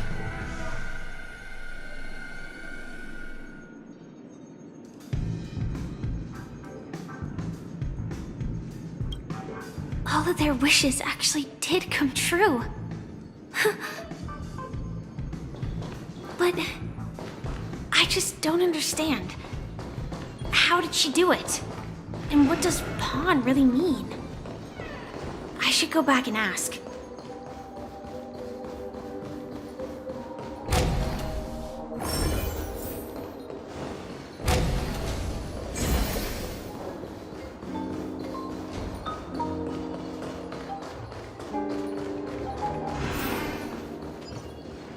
So you're back, Miss Samuel.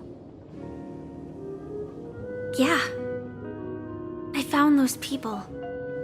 And it seems their wishes did come true after visiting the Bonajade Exchange. But I'm not sure what you want me to see. they all seem to be living fulfilled lives. Not so fast. This step was just to show you that the Bonajade exchange is genuine, that I had the power to grant their wishes. And now, I'll tell you the price they paid. Dell was from a wealthy family. He was head over heels for Dorothy and wanted to win her heart. So he made a deal with me. He put up his entire fortune in exchange for a gift that would impress Dorothy. It was a piece of cake for me, thanks to my IPC connections. However, Dell will soon find himself evicted from the dreamscape because he can't afford his room. Whether he can bounce back from poverty, well, that depends on him. Let's just hope that necklace will keep their relationship from crumbling. Then there's Stacy, a lady with a gambling addiction. She wanted some serious luck, but she had nothing to offer. So I took something else instead. I took away all her close relationships. From the moment she stepped out of the Bonajade exchange, every casino in the cosmos would remember her name. But her parents and siblings would sever ties with her, and it would be impossible for Stacy to make any real friends again. She will accrue a vast wealth due to her good luck, but she'll never be able to use it for the people who truly matter to her. As for Detective Walker, he spent 2 decades chasing down a wanted criminal for some heinous crime. But he never caught the guy. In his desperation, he came to me. He offered his own memory system as collateral. In due time, his memories as a detective will be erased, and he will completely forget his own identity and all the sacrifices he has made. Interesting, don't you think? I fulfill people's desires and grant them favors, and soon they come back to me with even greater desires. When people see others' desires get fulfilled, they develop their own desires. It seems like an endless cycle, but it does have a goal. In the end, I will get what I desire from this whirlpool. And patience happens to be one of my greatest strengths. So now, do you understand what you must give up, Miss Samuel? Or should I address you as AR-26710, a remnant of Glamoth's Iron Cavalry? I'm not surprised. You are much calmer than I expected. Entropy loss syndrome. Truly an unjust misfortune, isn't it? The higher-ups in Glamoth implemented such a failsafe within the genes of their warriors, just to make sure the Republic's most powerful weapons wouldn't fall into the wrong hands. As for the price, those Iron Cavalries weren't exactly seen as regular, independent humans, so there wasn't really a price to be paid. However, you are different. You're now a Stellaron hunter, a living being named Firefly. Naturally, you want to continue your existence, but with the firmament front gone, the people who know the secret and can cure the disease are nowhere to be found. Are you suggesting that the IPC has a remedy? Well, there might be a silver lining. That's all I can say for now. I see. It's no wonder you said I can't provide anything of equal value. Because nothing I own holds any meaning. So, you're going to ask me to personally restrain my partners to ensure my own survival? Unfortunately, that's not quite the case. Partners. A nice way to put it. Now I'm even more curious about the Stellaron hunters. Each of you has your own identity and a special bond with each other. It's strong and intimate, and yet it allows for independence. Just as the 10 Stonehearts follow Diamond, you follow your own leader. I wonder what they are like, and if all Stellaron hunters are like you. Traveling on the path of finality, but struggling against your destiny. Attempting to move in the opposite direction. I really hope that one day, all of you will come and visit my pawn shop. I'll be waiting patiently for that day. Can I see this as an invitation? From Diamond to the Stellaron hunters while keeping the IPC in the dark? Consider it more of a personal offer from myself. It doesn't represent the IPC or the Strategic Investment Department. The Stellaron hunters have interacted with the IPC, but not the 10 Stonehearts. Our paths have never crossed. As for your offer, I can pass it along to my partners. But I have a question. You know who I am. And you must know that my partner is keeping an eye on this room. If she wanted to, she could let the entirety of Purepoint know about it within a few mere seconds. What drives you to take such a risk and extend this invitation on behalf of Diamond, even if it could lead to your downfall? Simply put, you and I are the same. However, unlike you Stellaron hunters or the Astral Express, we band together merely to obtain what we want. Each of us has our own past and destined ends, and on this journey, we have been invited by Diamond to join him. This journey could be either brief or long, as each of us carries a void in our hearts that can only be filled from the outside. So, Diamond made us a promise to divide the power of the Emanator of Preservation into 10 pieces and give each of us a cornerstone to fill that void. Mortal flesh is fragile, yet my heart is unyielding like the monolith. For without this resolve, the way of preservation would fade into oblivion. So, you understand? This pledge goes beyond a mere oath. It's our collateral in exchange for opportunities, wealth, survival, and a future. And whatever we gain from it will fortify the Stonehearts in return, allowing us to achieve the great cause of the preservation when the war among the eons eventually comes.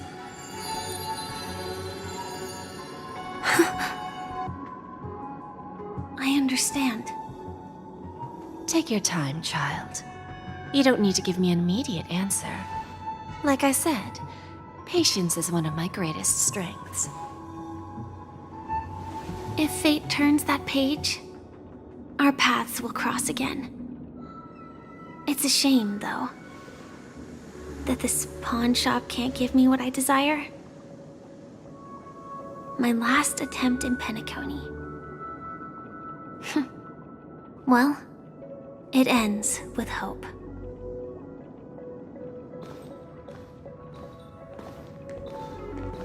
Lady Bonajade? I've come to deliver the collaterals promised.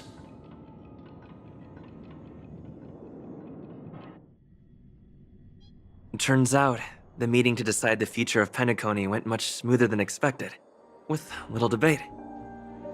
Oh, the Charmony Festival's opening ceremony is starting soon. I should head down and take a look. This airship has quite a few treasures. A bountiful harvest.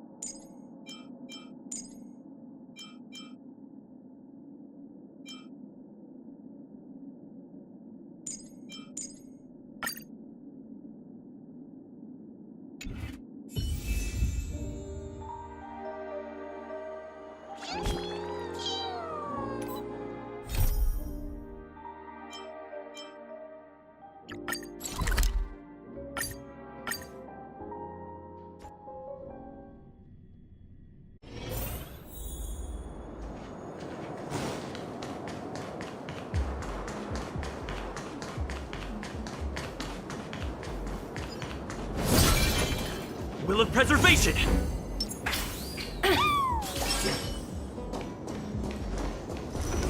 Stream forth, the gleam of old blades.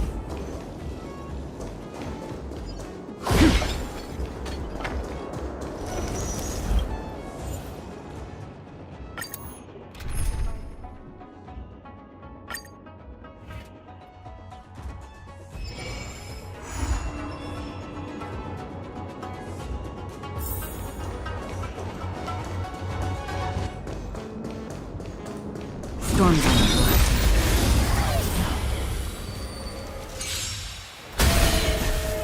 Need I teach someone a lesson? Answer me. 0 points. Easy, Numby. Liquidation! Free will, or was it fate? The market is unpredictable. Right! Investing in victory means playing the long game!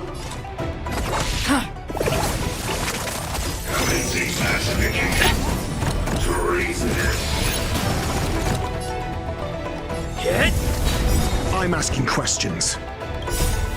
I weep for the departed. It too shall fall.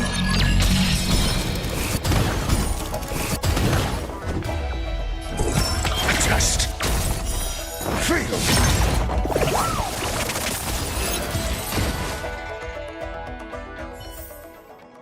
Another blood debt repaid. Will of preservation!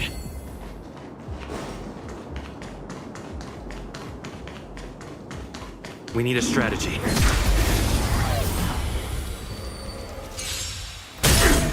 Need I teach someone a lesson? Answer me. Let the valuation begin. Go Numby! Destined for oblivion. I weep for the departed. It too shall fall. It's time. Lance ablaze. Lance! Forward! Your answers?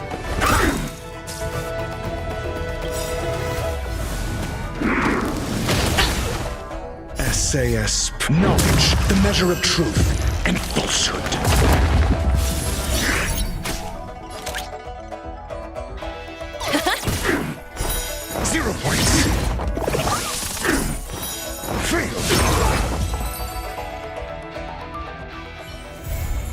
Reach the end of the story in your own way.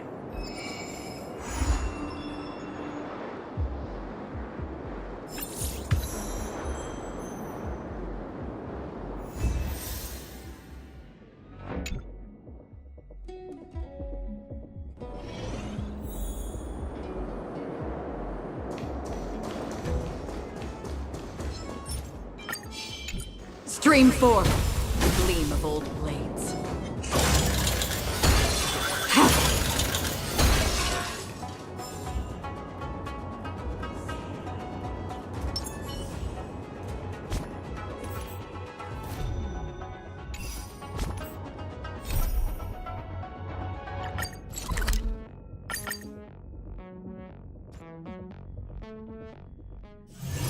It's still early. Where to now?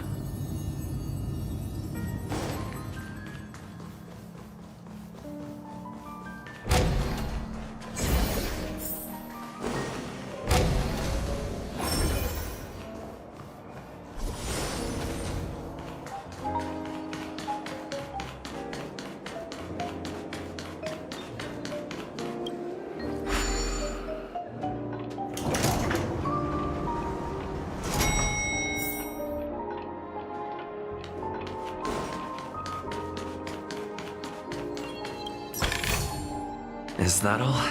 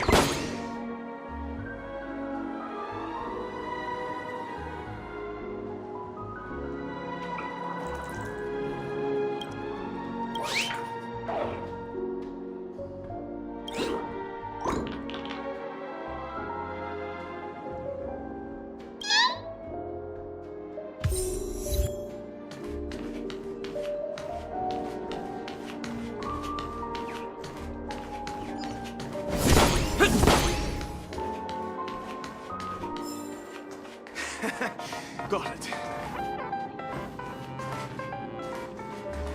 Hey, excuse me. I was...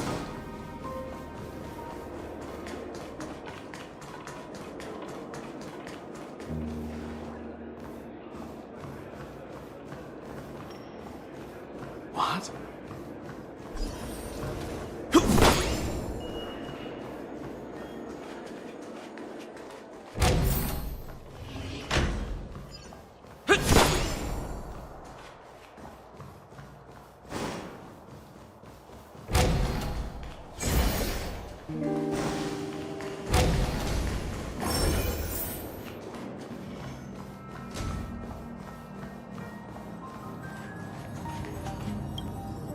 Ah, yes. I remember you. Your performance at Herta's space station was... adequate, I suppose. No wonder that gambler likes you so much. The Intelligentsia Guild assigned me to be an invigilator for the IPC's ambassadors. Nothing more than an errand from the Office of Academic Affairs. Very well. The Charmony Festival is about to commence soon. Take advantage of this unique opportunity. A blend of work and play is essential for superior knowledge absorption. The executives of the IPC and the Guild say that we are strategic partners. Yet, from my perspective, I am invariably the teacher, and he, along with you and every other individual, is the student. From this perspective, Aventurine isn't what you'd call an ideal student. Yet, he's also not utterly obtuse. Alas, the void within him can never be filled by talent and knowledge. Let's hope he doesn't turn into a philosophical zombie. Saying such a thing merely indicates that you have not truly grasped the essence of learning. The principle of balancing work and relaxation is scientifically grounded, with the relevant proof process detailed on page 21 of the 31,467th issue of the academic journal Star Caesar. Acquiring knowledge aims to enhance living. Don't invert priorities like those dolts at the Guild. Then you'll excuse me.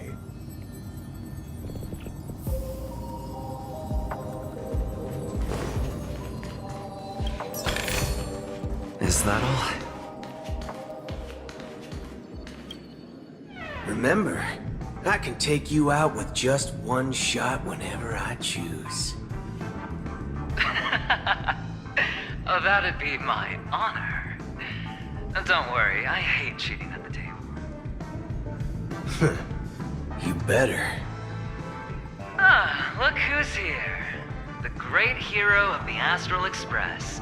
The most dazzling trailblazer in all of Penacony. Oh, you're here too. Long time no see, friend.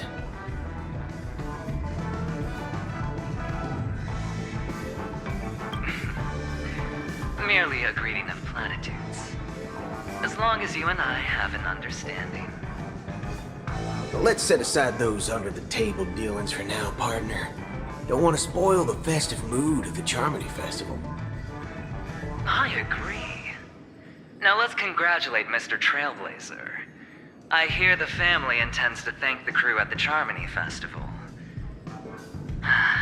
It's a real pity I can't personally be there to witness this. Well, my job was just to give the IPC an opening. Other things aside, I think I did a pretty good job at achieving this. While you were at Dreamflux Reef, we were actually close by. We wouldn't have been able to dig up so much dirty information without the help of a knowledgeable friend. But that emanator didn't pull any punches. My body couldn't hold out too long. Otherwise, this would have been settled in a much cleaner manner.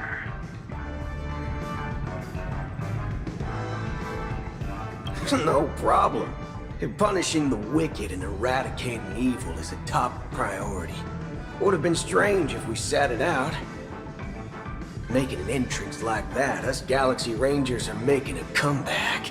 Reckon you'll meet quite a few followers of the hunt on your journey. Do me a favor, pass on my regards, will ya?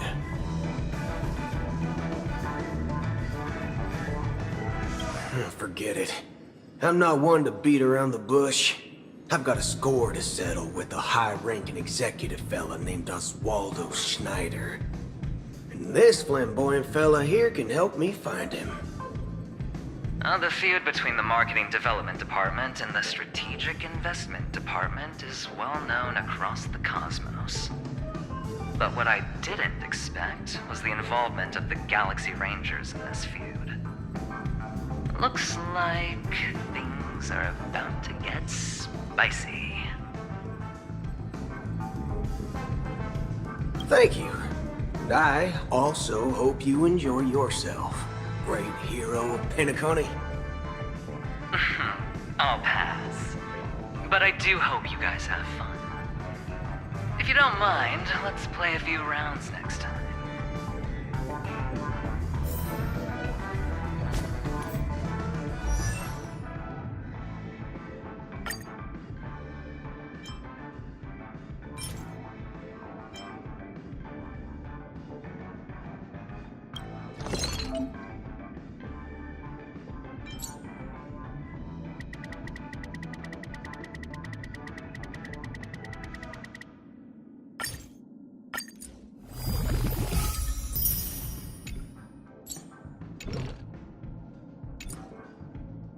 I'm not done yet.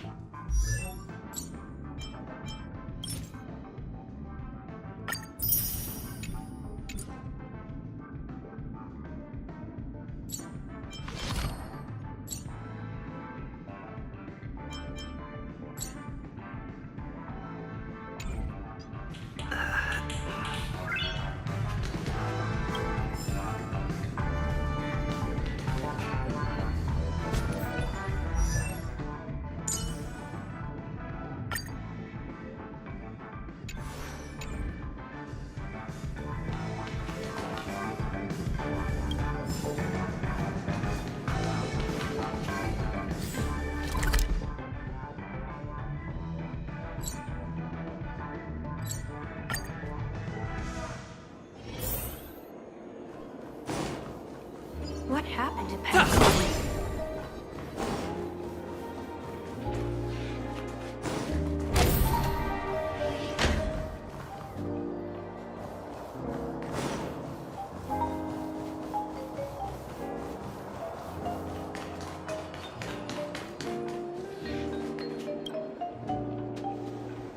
Well, if it isn't my old friend. It hasn't been long, and yet, here we are again. How are you?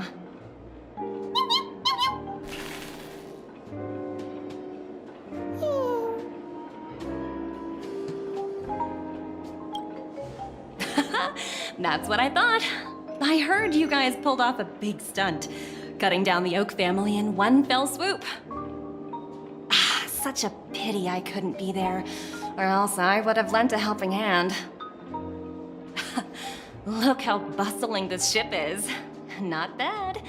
Someday when I'm less tied up, I plan to host a grand party on my eco-ship, and you'll all be on the guest list. Transform? What are you saying? Oh, I understand now.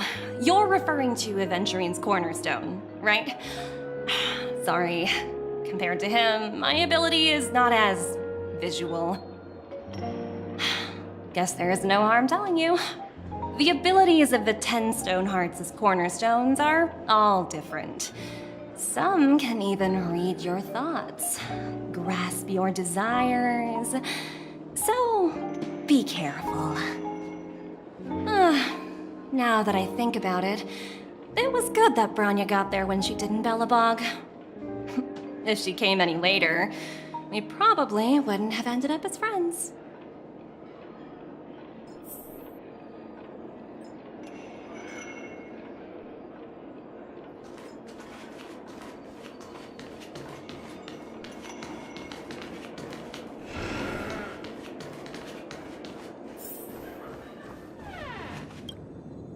Hey there, lively guy.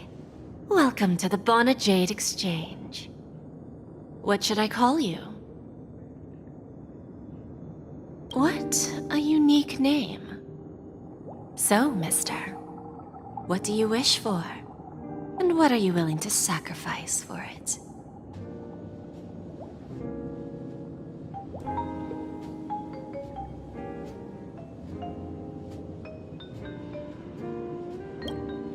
Oh, this is your wish.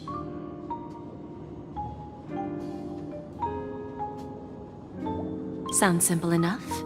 Very pragmatic. Then, let's discuss the cost.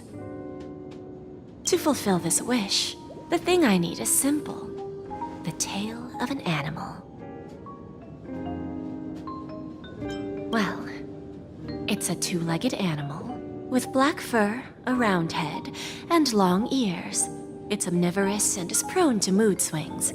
Most importantly, it has mastered the human language and can communicate.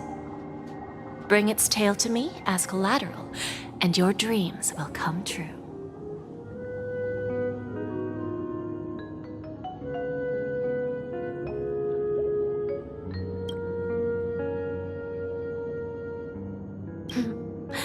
May fate bring us together again, Mr. Trailblazer.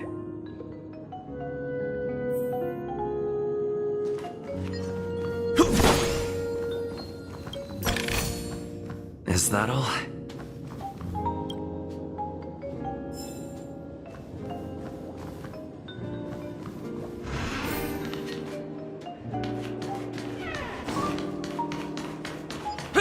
Services.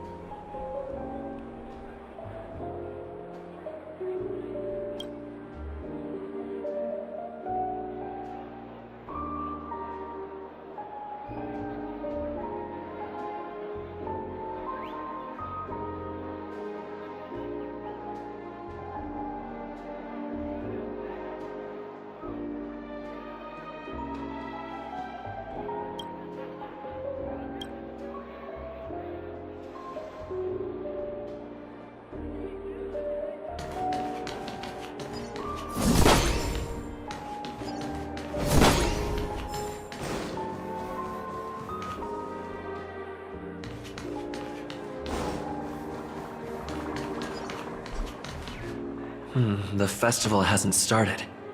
Let's take a quick break. Hi, we meet again.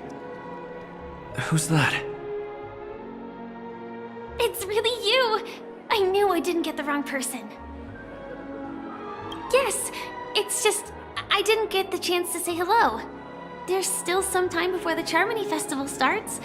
Do you want to chat?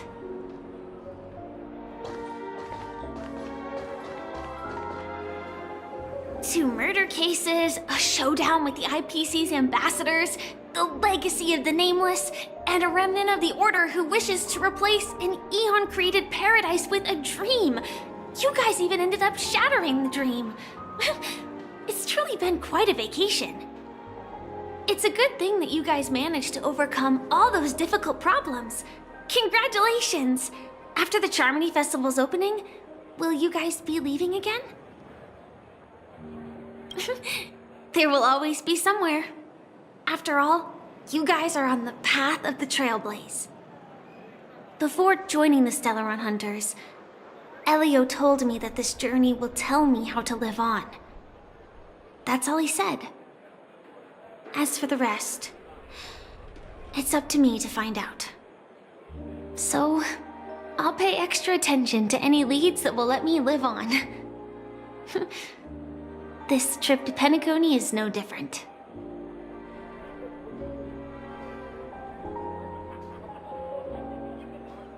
Yes, initially I thought the answer might lie with the riddle of the watchmaker. I was looking in the wrong place, but I did reap some rewards. Do you know Miss Jade from the IPC's Strategic Investment Department? Bonajade Exchange belongs to her. She told me her price, but... I know. But what she wanted wasn't my answer either. Of course, I want to live on. But... what fate owes me? I want it paid back, not passed on. No one else should be involved because this is a grudge between me and fate. Speaking of which, actually, I feel that I still owe you a formal apology for that matter with the performer of the Iris family. Even the smallest of lies can turn into a betrayal as sharp as a blade. I'm sorry. Really?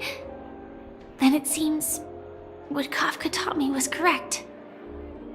To me, hiding is much easier than being honest.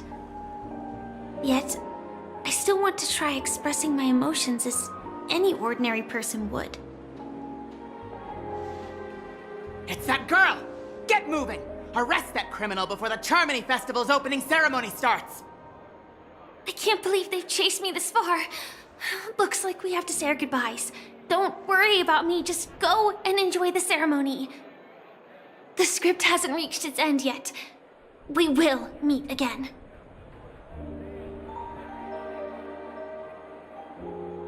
I hope she's okay. But if it's only those two hounds again, she'll probably be fine. I'll send a message later to check in on her. Let's go attend the Charmony Festival first.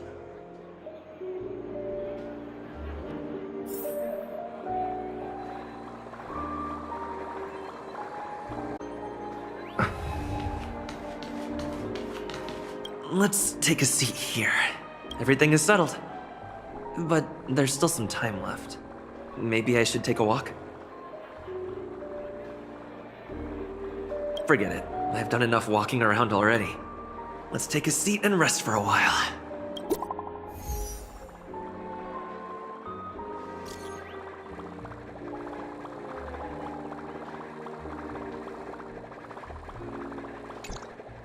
Looks like I don't have to worry about her.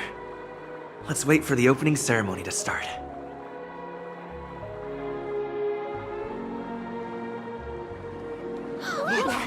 It's Miss Robin! Hey, Miss Robin! Hey, Miss Hey, Robin! over here, Miss Robin! Miss Robin! Miss Robin, look!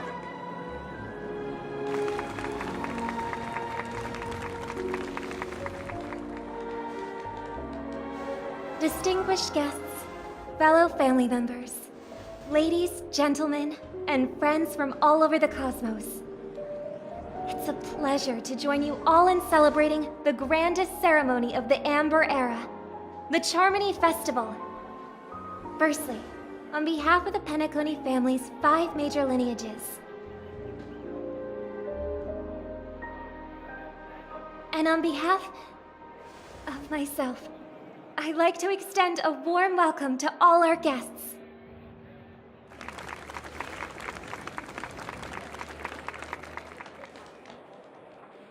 As you all may have noticed, this year's Charmony Festival is far from regular. Thanks to the efforts of everyone, this celebration is unprecedented in scale, with factions from across the cosmos in attendance. Not only that, the customary opening ceremony held at the Penacony Grand Theater has now moved to the Radiant Feldspar, the very airship you all stand upon. We invite you to express your warmest applause and deepest appreciation for OT Alfalfa, head of the Alfalfa family, for his selfless devotion to the Harmony's cause.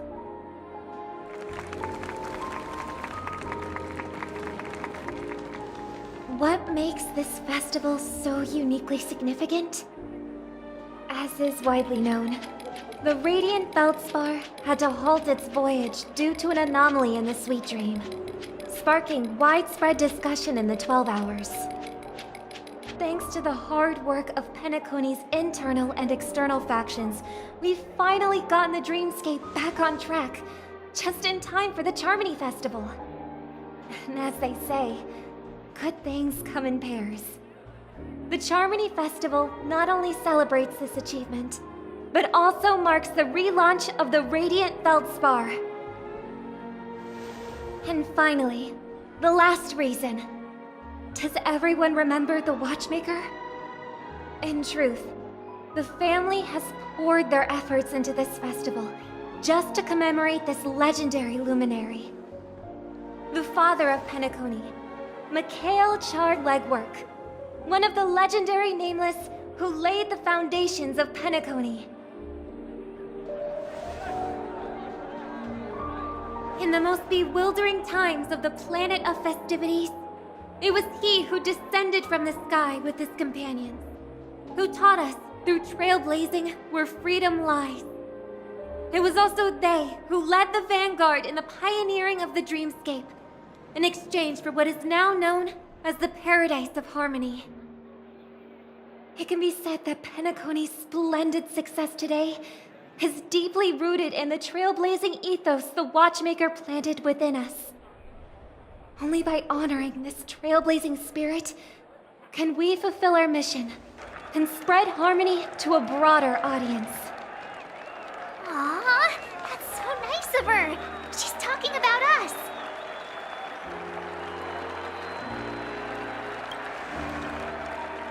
Oh, come on. It doesn't matter if she's talking about the old or new generation. We're all still part of the Astral Express family. And now, the Sweet Dream is back on track. All thanks to the Trailblaze, of course. If it weren't for everyone on the Astral Express, we wouldn't be able to successfully host this Charmony Festival. Thus, with unanimous consent from the 5 major lineages, Penacony's family, on behalf of all family members throughout the cosmos, offer a token of appreciation to the Nameless. Oh, I wonder if it's gonna be a big one. We will transfer ownership of the Radiant Feldspar to the Astral Express. A meager appreciation that we hope you will accept with grace. Let us gift our applause and cheers to these brave and dauntless Nameless. Nameless! Nameless! Nameless! And now, I propose a toast. To harmony, to the Trailblaze, to the future of Penacony and the universe, and to the generous Alfalfa family head, Mr. O.T. Alfalfa. Cheers! Cheers!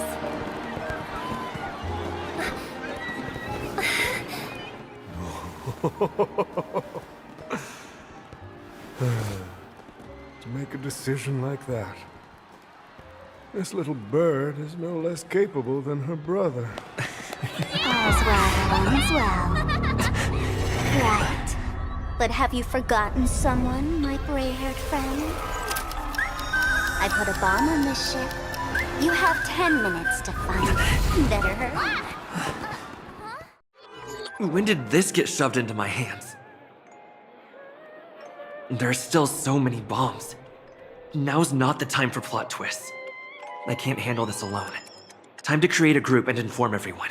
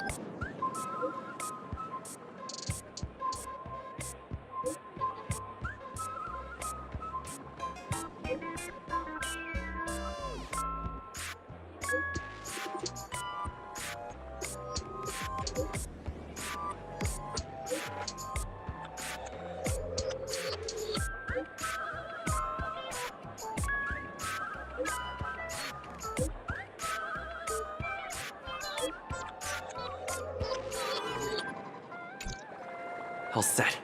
Let's start following the plan.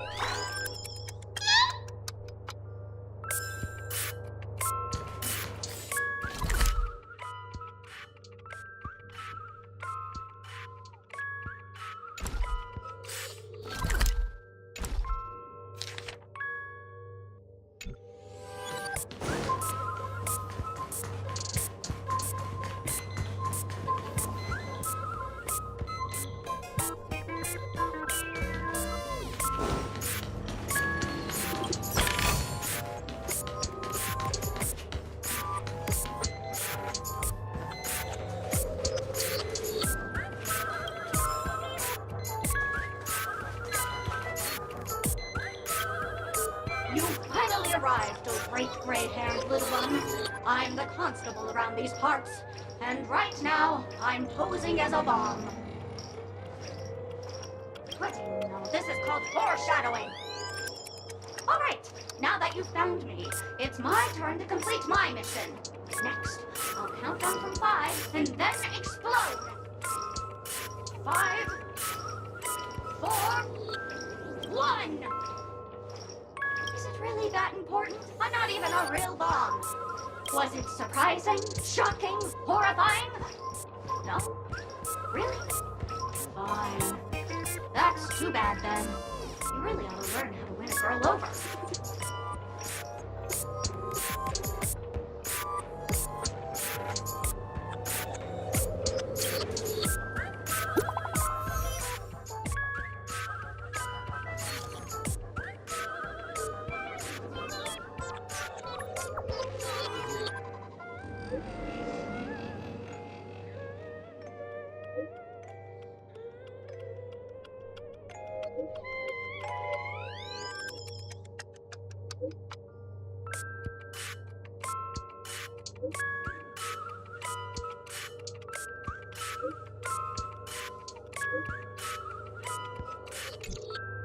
At least I made some progress. Gotta keep working at it.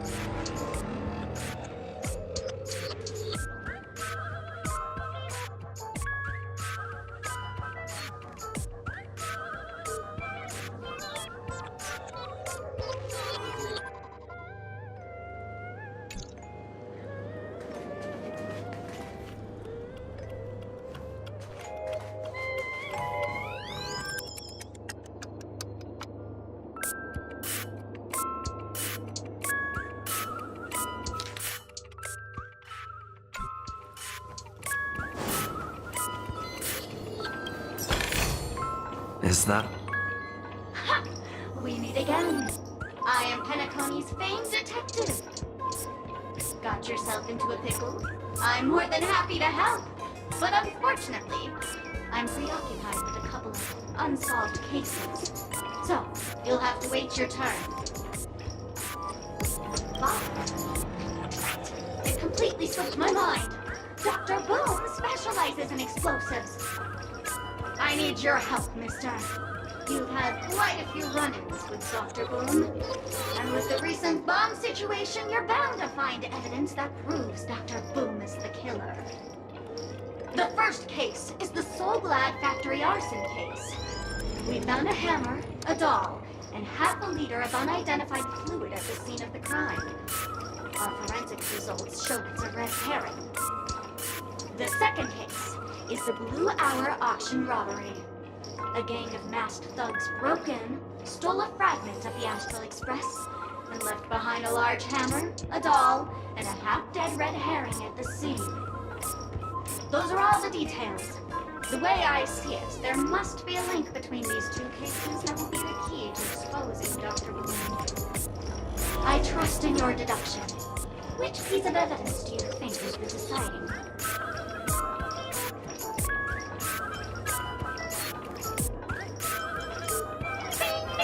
Correct answer! You're good, gray hair. Your mind is pretty sharp. Seeing as you've put in so much effort, I'll throw you a bone. The bomb's not here. This is only a prank I've craftily set up. Hurry, time's running out. You better find that real bomb quickly.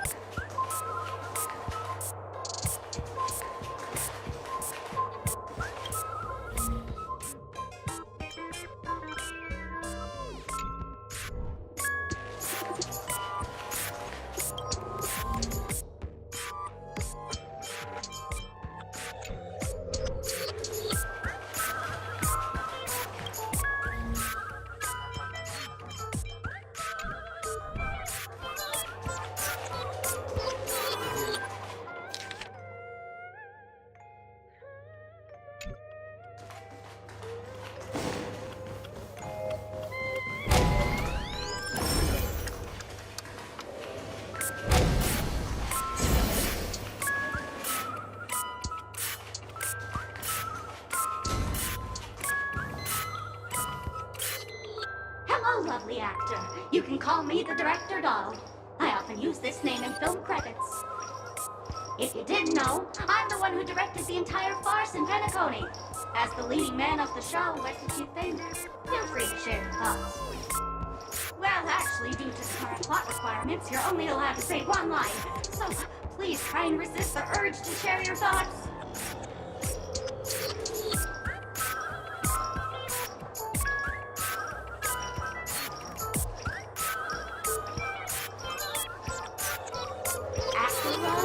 Who's that?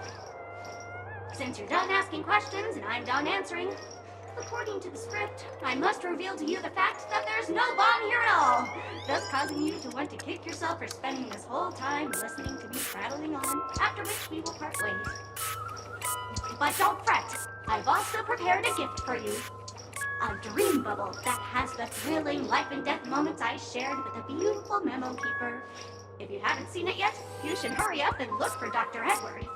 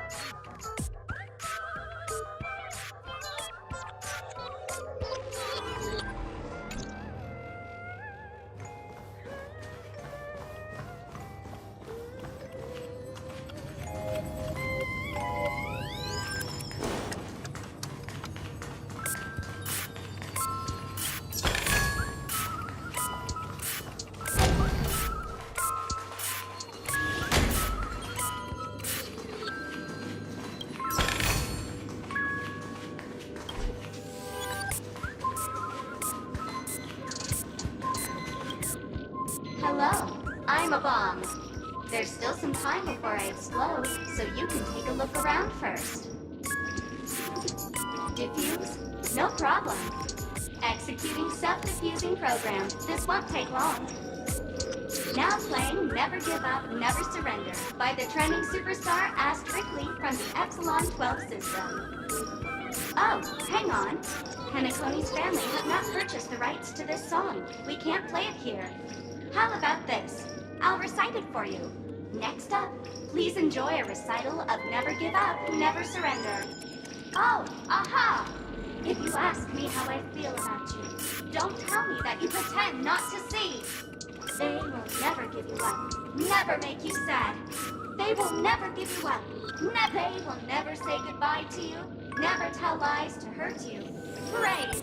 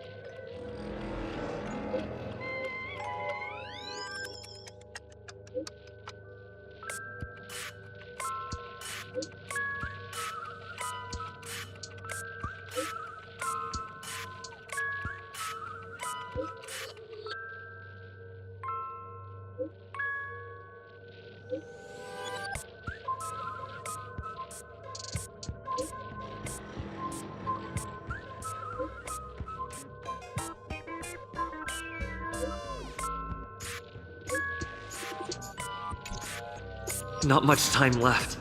I hope I make it.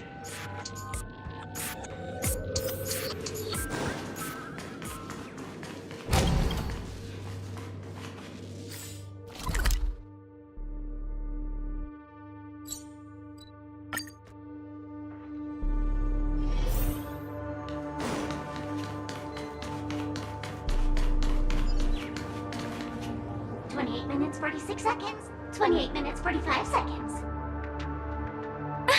You're here!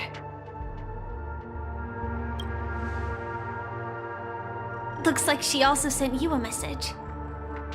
Since you're here, I'll just keep it short. Just over half an hour ago, I received a message from an unknown sender and rushed here as soon as I could. 27 minutes, 52 seconds. 27 minutes, 51 seconds. The Sweet Dream has lost the protection of the Order. If it were to blow up here, the consequences would be unfathomable. I've scrutinized it for a long time, but the bomb's design is incredibly unique, as if it's been locked by some mysterious path force. Apart from its creator, I fear no one knows how to deactivate it.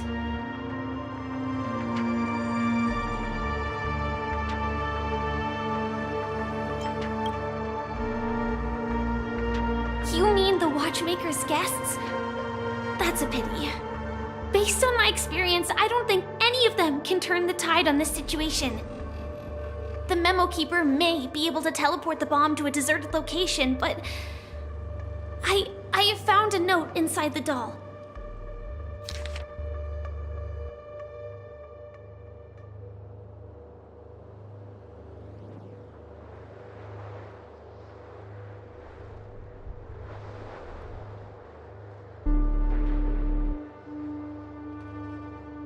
I don't know what grudges they have, but this path is a dead end, too.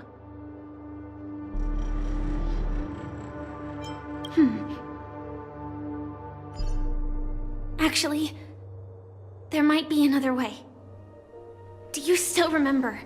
The script said that I will experience death 3 times in the Land of Dreams. I think this moment heralds the 3rd time.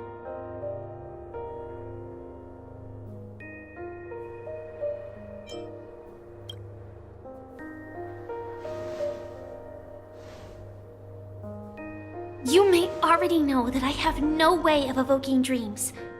I employ a Stellaron Hunter's special method in order to enter dreams instead. This allows me to perform feats that typical dream chasers can't. As long as I can bear the pain of the Memoria pressure, I'll be able to dive into the primal memory zone beyond the dream and extend a lifeline to the Radiant Feldspar. I will take this bomb into the depths of the dreamscape, as deep as possible where there are no living souls around. That way, at least no one will get hurt.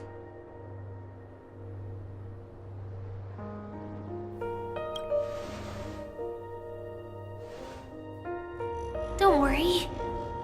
I believe that this Firefly armor will be enough to take me to where I need to go before the countdown ends, and maybe even make it back safely.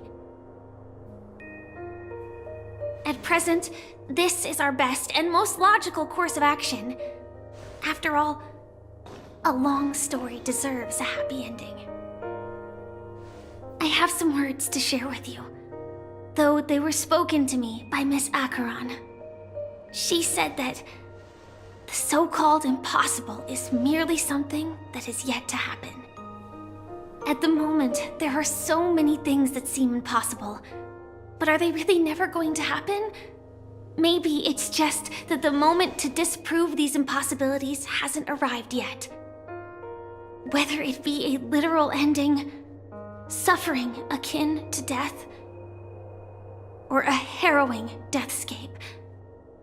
Before the appointed destination arrives, they are all the same. Yet I can still make myriad choices. I also firmly believe that when that moment arrives for us to make a choice, the answer to our end will already be within our hearts. It is not destiny that shapes us, but we who shape destiny. The Astral Express and the Stellaron Hunters are like light and shadow. We walk on different paths, intertwined, moving forward and growing together. Maybe the end is predestined, but it is not today. Since things are going too well, let's speed up the countdown. Human life is short, just like fireflies to a flame. So if you have an answer in your heart, always remember, don't leave with any regrets. We have this right, don't we?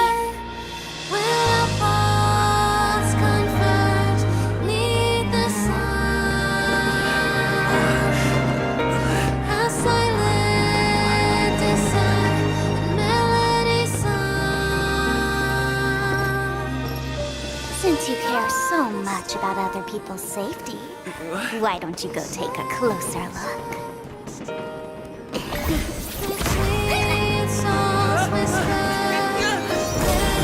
You see, everything is possible in this land of dreams.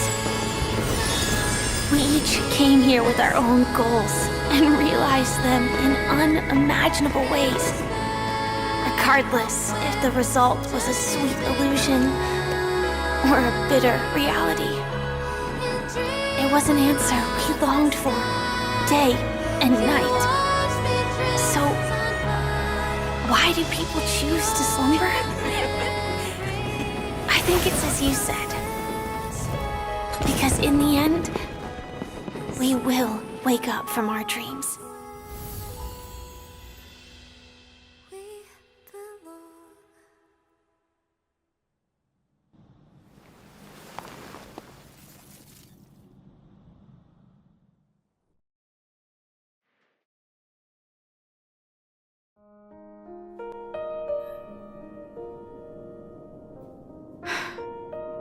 When I arrived, I happened to see a child holding it.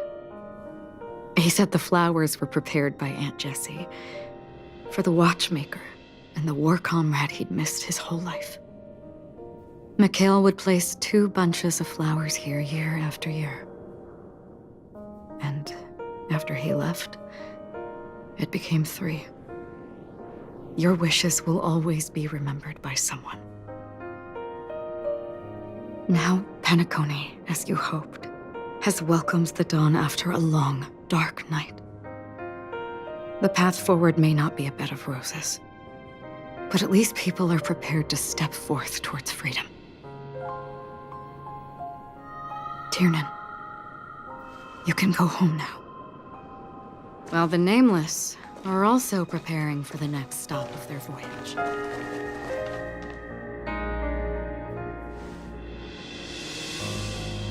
But before leaving, we still have one last thing to do.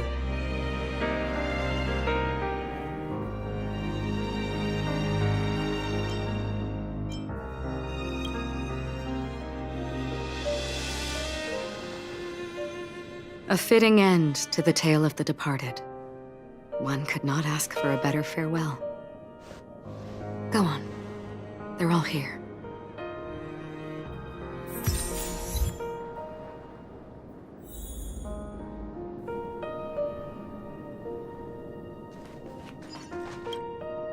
That statue.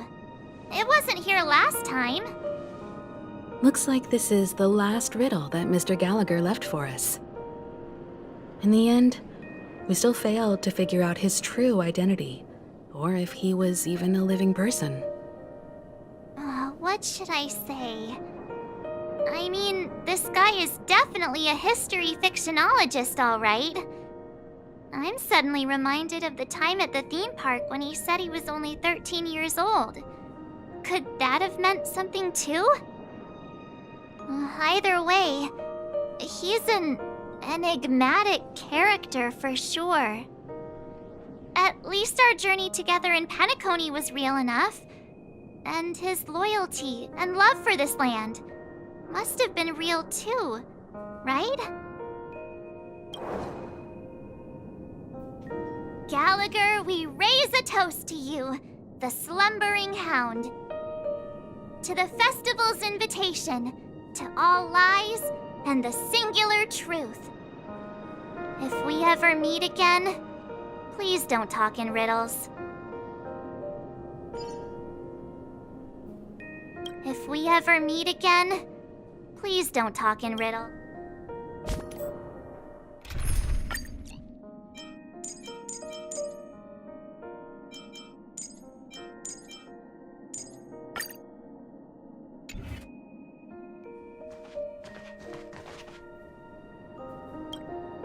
Honestly, when I heard the conductor's request, I was pretty surprised.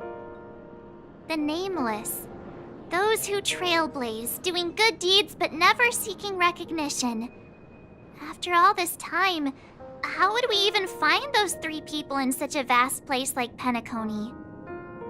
But it seems, in the land of the dreams, anything is indeed possible.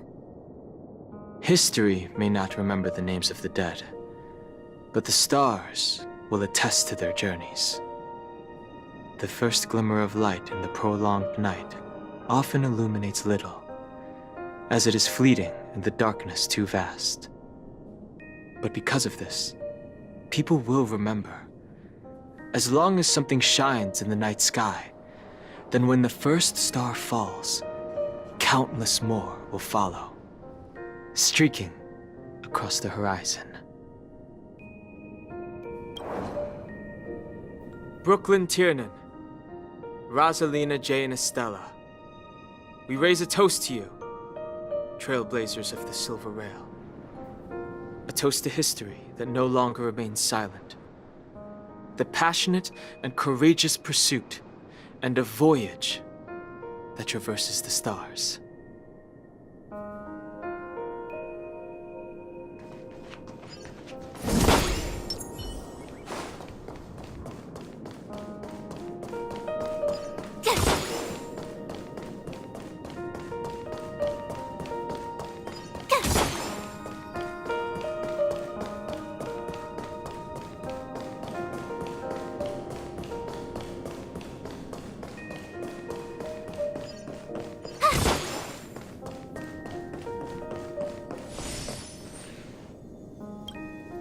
Is the Astro Express ready to depart Penacony?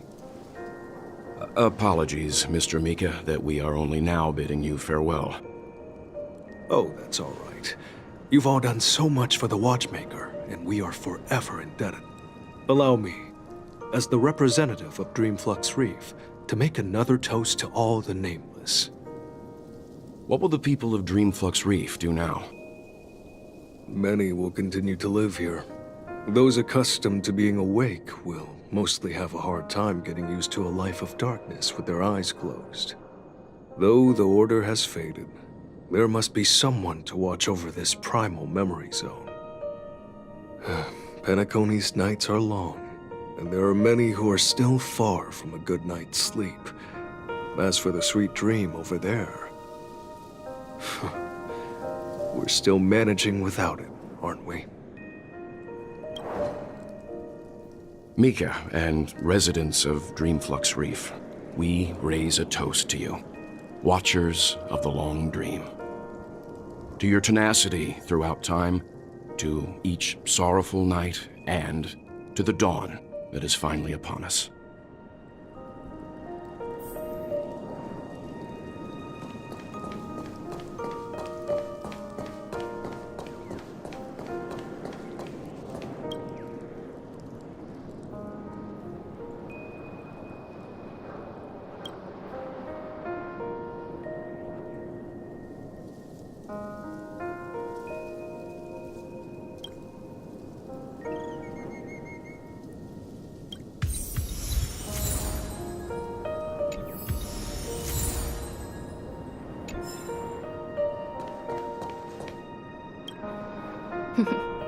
In the end, we still came full circle.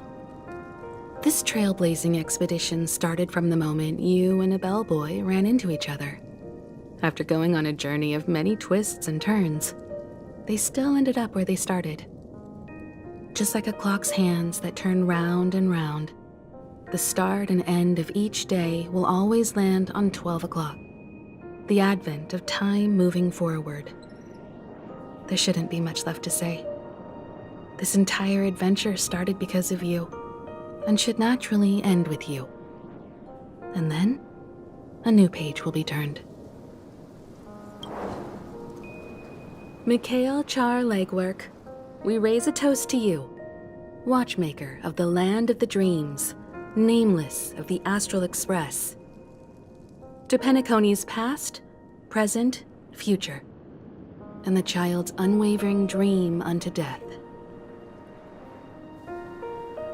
With that, our duty as nameless should be complete, right? The trailblaze can illuminate the way. But ultimately, the future of a world belongs to those who live in it.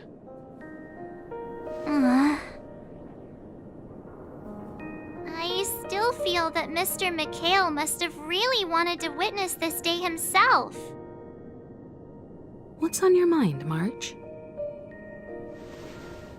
Just a strange feeling. I had it a few stops ago, but it's super strong this time.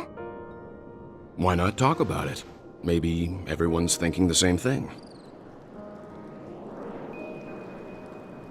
I can't help but think that whether it's Mr. Mikhail, Mr. Tiernan, or Madame Rosalina, their lives must have been long, and they must have experienced plenty of stories. They were also young once, stumbling and bumbling around just like us, getting into scraps and mischief, that sort of stuff. Companions, enemies, journeys, adventures, all the sad and happy memories. The everyday that we're used to, they've lived through them too. But those things are all in the past.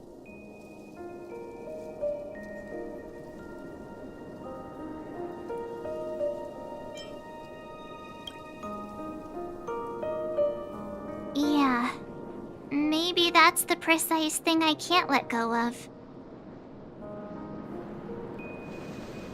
It'll be easier to understand if I use an analogy. Like when you're reading a book. If one of its characters keeps running into obstacles and experiences an ending full of regrets, we're bound to feel a bit mixed about it, right?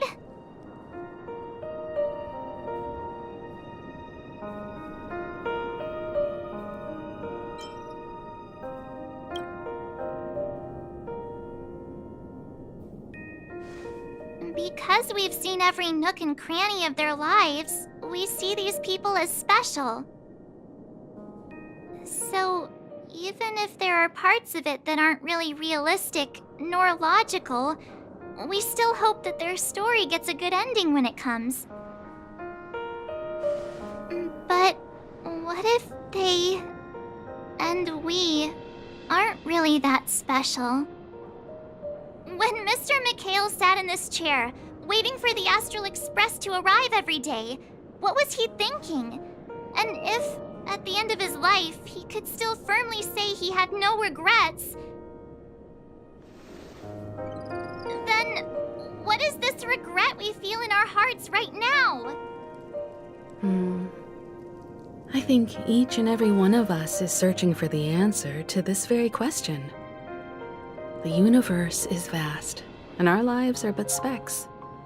The trailblaze never ends, but against the backdrop of the cosmos, the average person's lifelong journey is merely a short stretch. But it is in this minuscule distance that paths cross and countless worlds connect. The universe may not remember every person who leaves a tie along the silver rail, but we will. As long as we remember, their stories will never end.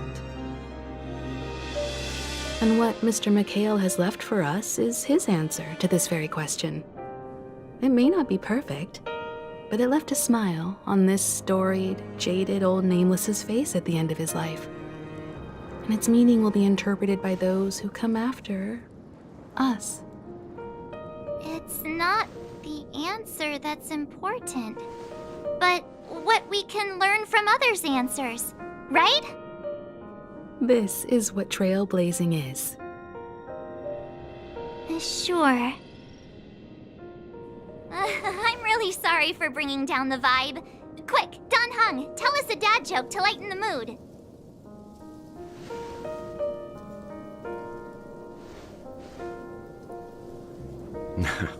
It's never a bad thing to reflect. One day, we'll all have to face our own farewells. But before that, we still have a long way ahead of us together. So the most important thing right now is to tell the conductor what we saw in Penacony. Then prepare ourselves for our next trailblazing destination. I should get back to the Express. Or maybe I could say my final goodbye to Acheron.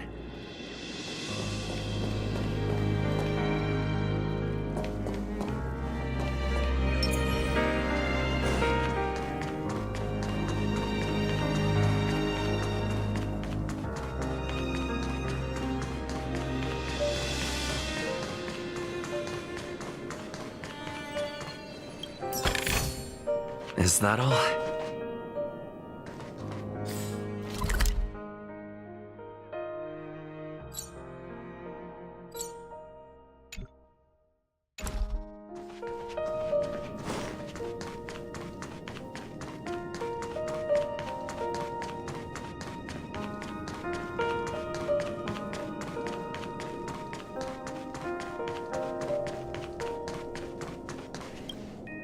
Do you still remember when we first arrived in Penacony? Who would have thought our paths would cross in such a way?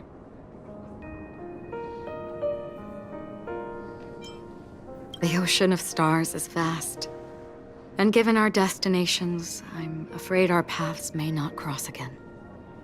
But the trailblazing expedition ahead is always full of unknowns, and my blade is sharp enough to sever fate. As long as we maintain our original resolve, I believe there will come a day where we will meet again. Come to think of it, I didn't even get a chance to formally introduce myself. Simply put, I'm a self-annihilator who was cursed by the Nihility. My hometown was destroyed a long time ago, and the whole world was erased beneath their shadow. In order to fight against the cruel end of self-destruction, I went on a journey, in search of a way to sever the chains of the Nihility. After a long and grueling search, I am convinced that my destination lies within the depths of the dark web, where reality and the Nihility are separate. In there lurks a secret called Device 9. One day, I'll reach it.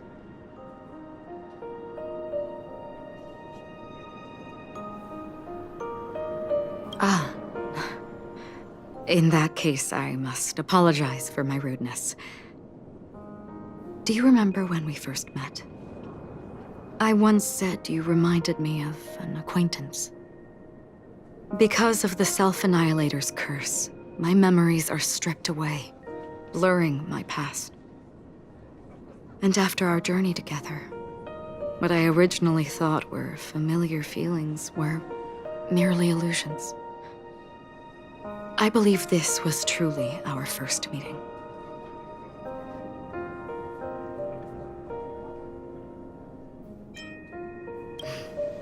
That's right. What matters more is not who I am, but what we have done together.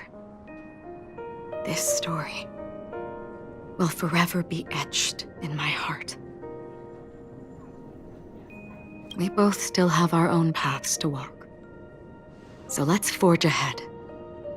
Hopefully, if we meet again, it'll be beneath clear skies.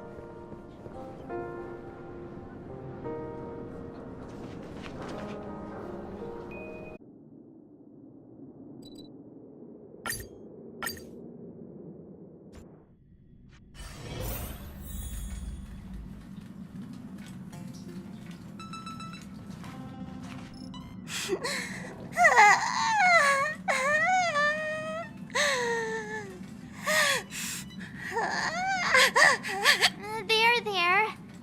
Chin up, Pom-Pom. Don't be sad. Don't cry. Wow. Your method of consolation is truly unsophisticated. Still better than just standing there like a scarecrow. Oh, hey, you're finally back.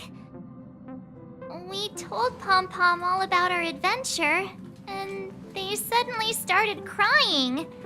I've never seen Pom-Pom so sad before.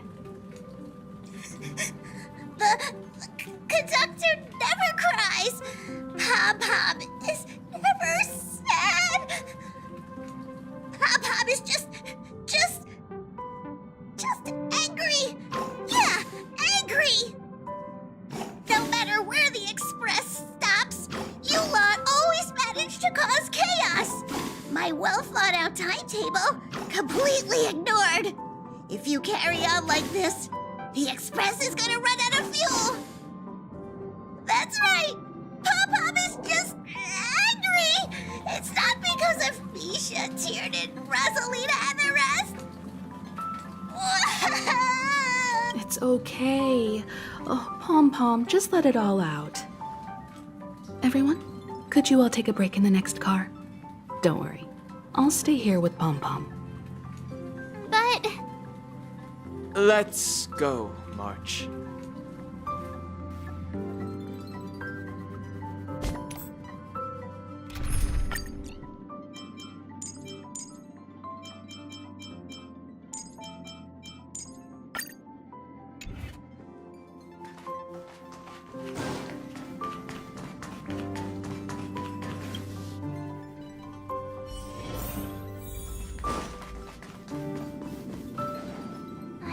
never expected Pom Pom would be so distraught.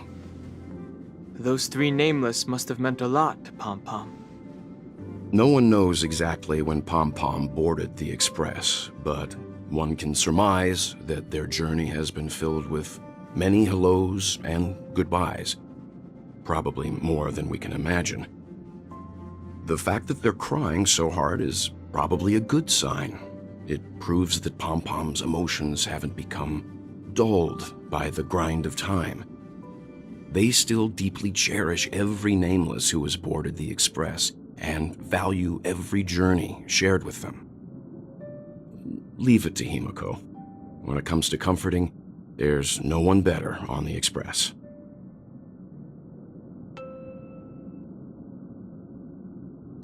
Well, they were a little emotional at the time, but I'm afraid that's not out of the question. Since you joined us, the Express has stayed longer than anticipated at every stop along the way, and to ensure that everyone always makes it back on board, Pom Pom has had no choice but to delay the warp jump schedule. I see. No wonder I can regularly hear Pom Pom pacing anxiously up and down the corridor. Turns out Pom Pom's been silently putting in a lot of work for us. Wow. Different from typical vehicles, the Astral Express converts every trailblaze into the energy it needs to run. Ideally, as long as trailblazing expeditions continue without interruption, the Express will receive a constant flow of energy, much like a perpetual motion machine. But because of our previous encounters, fuel is being used up much faster than expected. We can probably only pull off 2 more warp jumps at most. Only 2 more? Isn't that super risky? Oh, I don't want to become an ice cube floating around in space again. How about we shove you back in the space station's computer then? Which also means that we must prudently consider our next destination. Yes, I've already checked the astral charts. The 2 nearest worlds to us are the oceanic planet of Lushaka and the agate world Melustanen. As for which one we're headed to, that still requires a vote. Or perhaps you might consider a suggestion.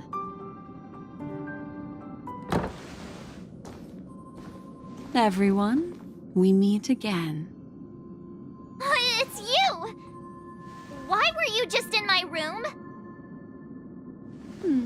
It's a very cute room, Miss March. Just like you.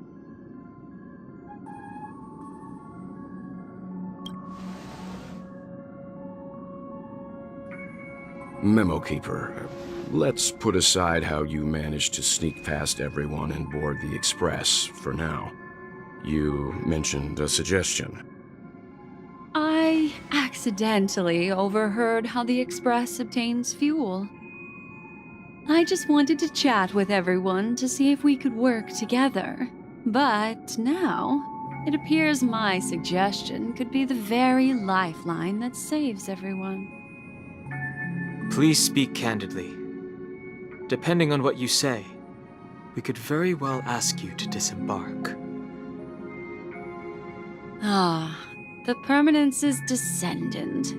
What a charming little dragon, especially with those mired memories of yours. But I digress. If the Astral Express is in urgent need of a special trailblazing expedition to recharge its engine, have you all considered this? Perhaps your destination could be a world that even the renowned Akivili never reached. Should you be able to lay down a new stretch of silver rail, the Express may never have to worry about energy ever again. Trailblazing to a world that even Akivili has never been to? Is that possible? Continue, Memo Keeper. This destination of which you speak, what sort of world is it? A world that many across the universe don't even know exists. A world hidden away from outside observation, its presence only revealed by the light from the mirror of the Garden of Recollection. A world fettered by 3 paths, its destiny hanging in the balance. The Eternal Land, Amphorius.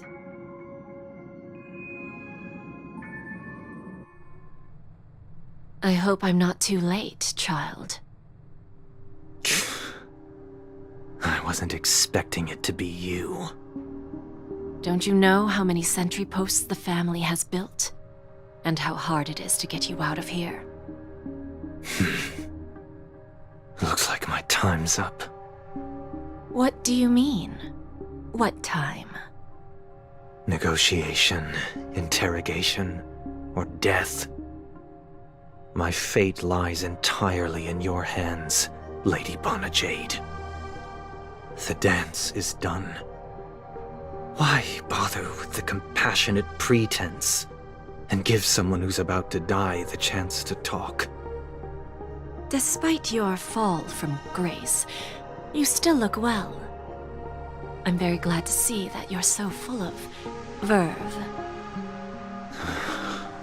Do not insult my pride with half-veiled sarcasm. Have you specially come to see me just to sate your vile vanity? Oh, of course not. I merely came to fulfill your younger sister's wishes, to offer you a generous trade. That is, if you're willing to accept. Robin? To build a true haven where everyone can attain peace. That's the oath between you siblings, isn't it? If I told you there was still a chance to realize this vow, would you be willing to talk to me then? I recognize the gravity of this question, which is why you don't have to answer me right now. Go now. You are free, O Chosen One, who dare to exceed his bounds, sever your wings, descend to the mortal realm, and walk their lands. See what this world is truly like. I will not accept your charity. As I mentioned earlier, it's a trade, and you don't have to give me an answer right now. Rewards are not reaped in a day, and if there's one thing I'm best at, it's waiting. The sweet dream still continues, and the night is still long. You have plenty of time to contemplate your answer. A word of advice for you before we part ways. A word of warning from someone who's been in your shoes before. Life is too short to miss out on golden opportunities.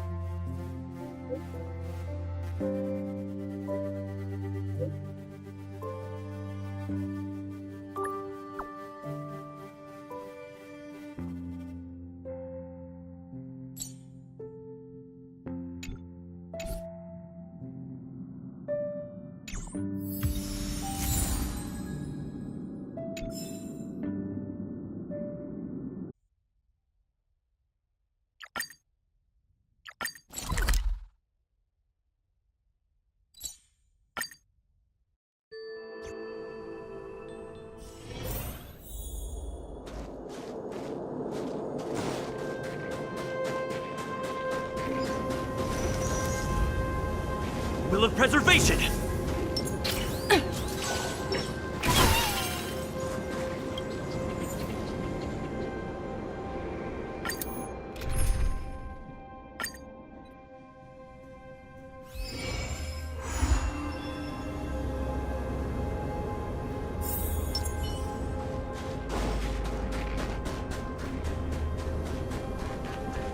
We need a strategy. For the theater of the mediocre.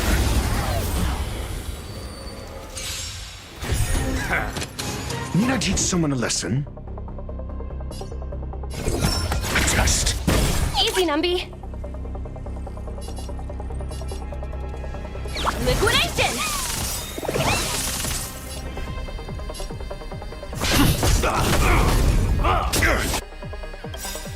The market is unpredictable. Investing in victory means playing the long game! On the still waters of a... Lydia, I weep for the departed. It too shall fall. I'm asking questions. Answer me. SAS. Knowledge, the measure of truth, and falsehood. 0 points. Let the valuation begin. Failed.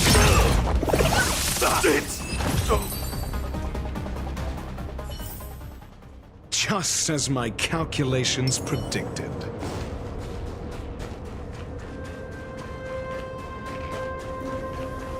We need a strategy.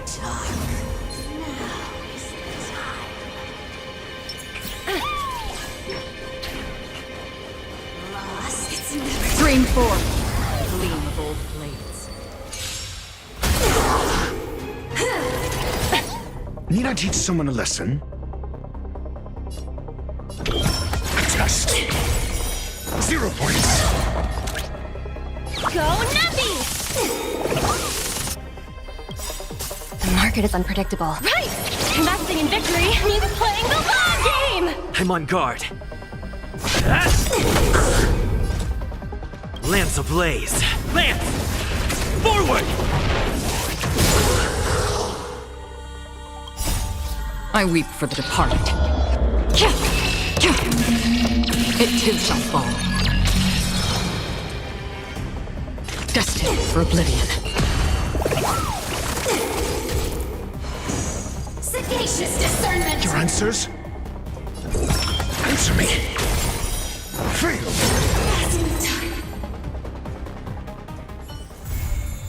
Another blood debt repaid.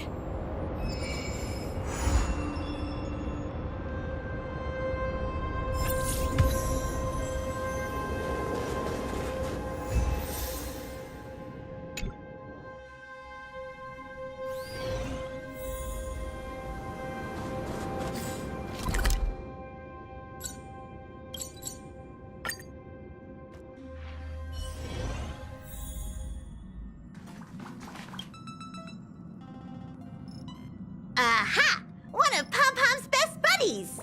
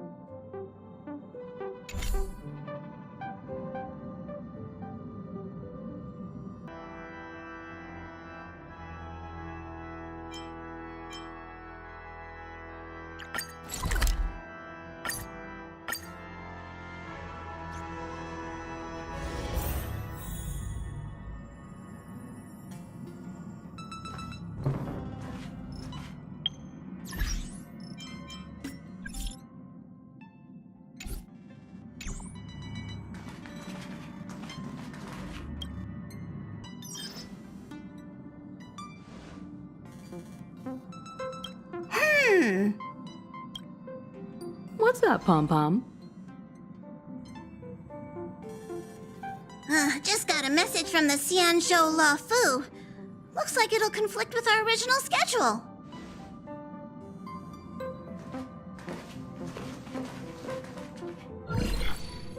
It's been a while, my friends on the Astral Express. How's your trailblazing expedition going? Soon, the Xianzhou Luofu will be holding the Luminary War Dance. Those who have aided the Luofu in overcoming the crisis are cherished allies of the Xianzhou. Thus, on behalf of the Seat of Divine Foresight, I'm extending an invitation to attend the ceremony. Your presence would be greatly appreciated. Well, things are getting lively. We've barely recovered from the family's Charmony Festival, and we're already being invited to another special event. Why not think about it this way? Our trailblazing expeditions are turning into blast expeditions, where we eat, drink, and play wherever we go. Blast? Expedition? Yeah! Wherever we go, we eat, play, and have a blast! So we should leave March behind to take care of the Express? Hey! That's not what I meant! I'm all for some fun! I just hope there won't be any surprise party crashers, like Friday or Saturday. The Xianzhou Luofu has recently overcome a crisis. By holding the war dance, they're demonstrating to everyone that they've returned to a state of peace and safety. But that's what everyone said before we went to Penacony. You'll be totally safe under the family's protection. No need to worry. The war dance is not like the Charmony Festival with all its hidden secrets. It's just a festival to honor the Rainbow Arbiter and the Cloud Knights, who fought against the abominations of abundance and protected the Xianzhou ships. Aside from star skiff performances, it's mostly martial contests. Nothing too different from the Taiki and Roboball contest we've seen before. What do you think, Himiko? Since we've accepted Miss Black Swan's proposal, we should probably head to Amphorius for refueling. There's certainly no rush. This trailblazing expedition is quite unique, and the Express needs to be fully stocked and prepared before moving on to the next stop. With Madame Herta's help, I was planning to deliver some Leviathan fossils from Kalinga Abyss to Ron May, member 81 of the Genius Society. It could earn us some favors before we set off.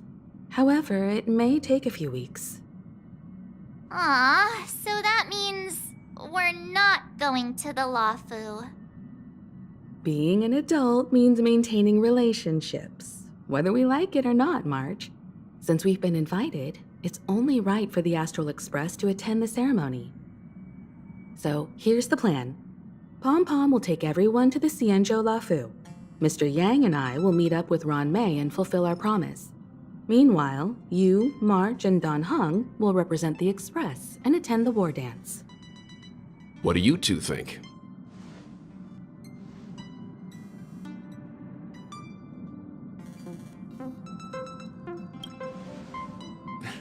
I don't hear any objections. Now that everyone's on board with the plan, it's time to warp to the Xianzhou Luofu.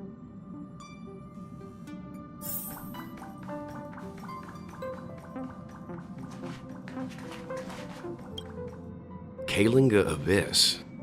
What does she expect to find there? Current research on the Leviathan merely proves how little we know about such life forms. That's why geniuses are interested in that field. Science is all about uncovering the unknown.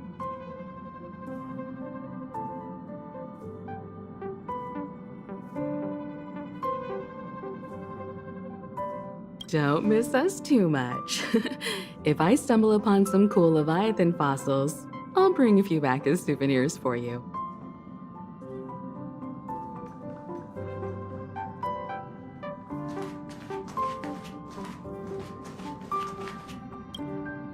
Himiko really knows how to convince people.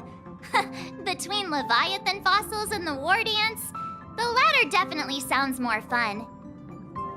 By the way, Danhung, this time you'll be taking a stroll with us on the Lafu, right? Just let you two wander around aimlessly on the Luofu by yourselves? I don't think so. Plus, Mr. Yang is right. The ambrosial arbor crisis just ended, and both the long life and short life species are still feeling uneasy. And that's why Jing Yuan wants to organize the war dance, to show that the Xianzhou Luofu is stable and safe. And since he has extended an invitation, it's only right that I visit my old friend.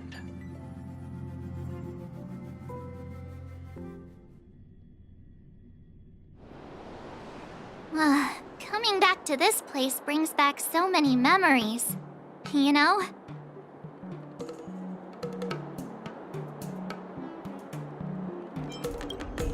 Well, it's nothing too poetic. I was just thinking about all the twists and turns we went through when we first arrived at the Xianzhou ship. This time, we're not being forced or enticed or chasing after wanted criminals. And we didn't have to sneak in through the cargo dock. This trip has been incredibly smooth. Quite unusual, I must say.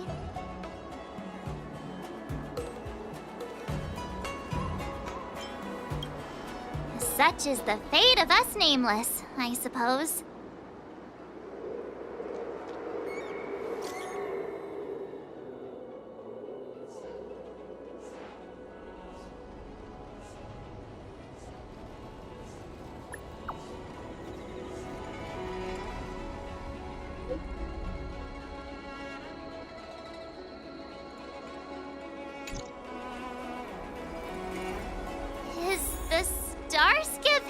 Always this crowded? Oh, there's so many people here. I can barely hear anything.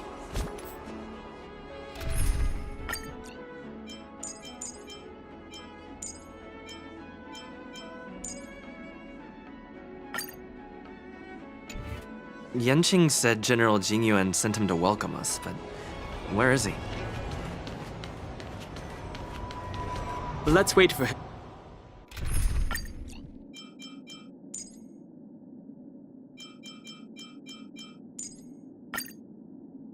In front of the loom. It's the most prominent landmark on the dock. Hey, you guys! Hold on a moment. Did they just call us? Look at their outfits. They're from Penacony, right? Are you familiar with the Xianzhou Luofu? We know a little bit about it. What do you need? We're from Penacony. Maybe you've heard of it. We came to this ship to gather interesting materials for making dream bubbles. Oh, we just left there. Oh, talk about coincidence. That's great. Do you know any must-see attractions on the Luofu?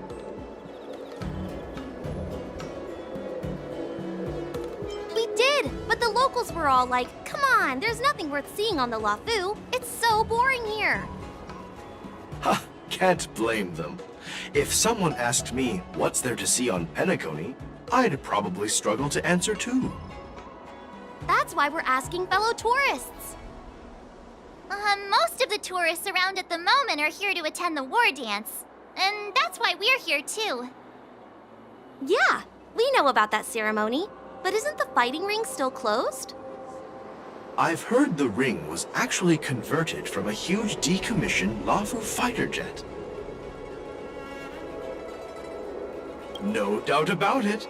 It's a massive fighter jet. It's got to be larger than a civilian star skiff.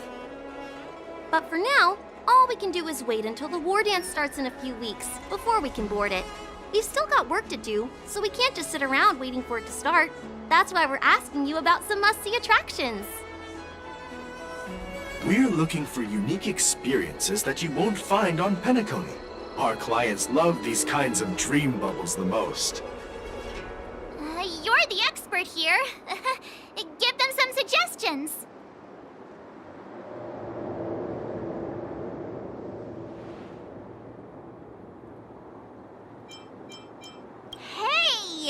That's a terrible idea!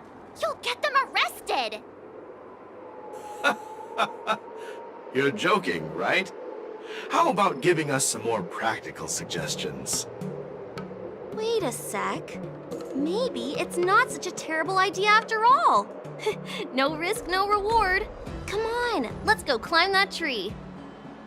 Slow down a bit. Wait for me. Hey, wait! Just think about what you're doing! And don't mention our names if something goes wrong!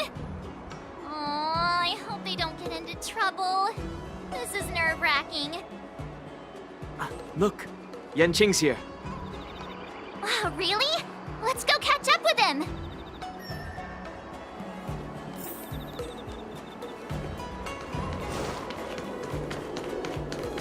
Here you are! Everyone, this way! Hey, everyone! It's been a while. Well, it doesn't feel like it's been that long since we last saw you. But, Yanqing, are you? What's up, Miss March? They say kids grow up really fast. Yanqing, are you a little bit taller than before?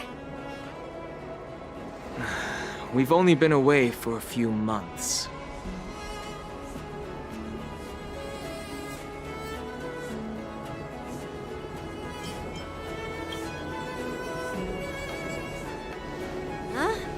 What are you doing?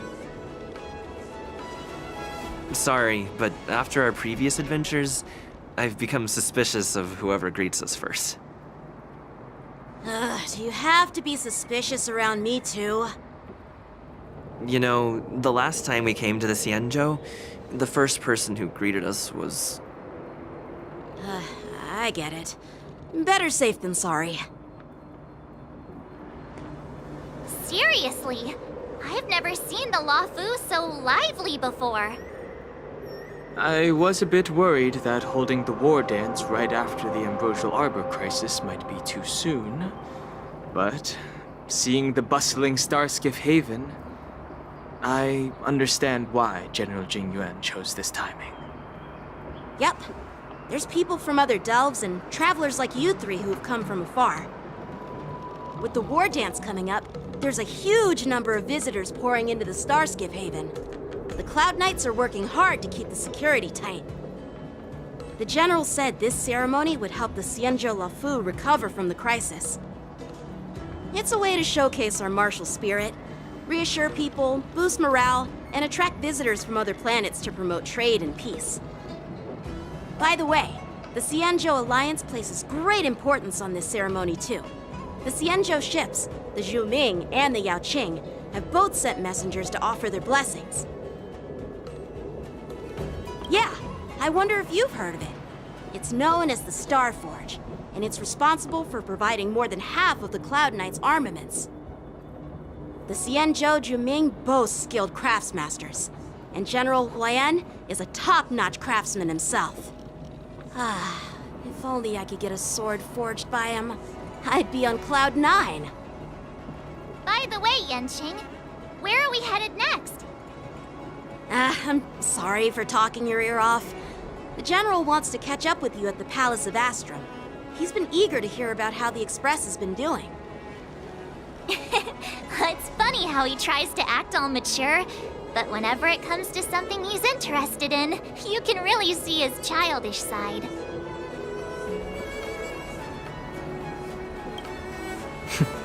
I agree.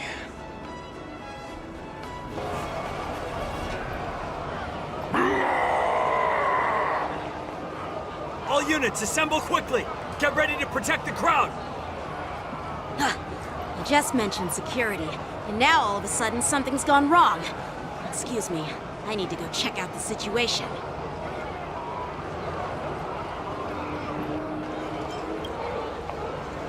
Hey, what's that supposed to mean? We'll go with you.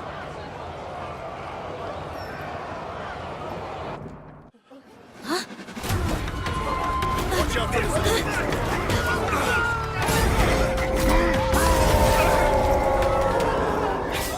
Protect the Williams. I'll deal with him.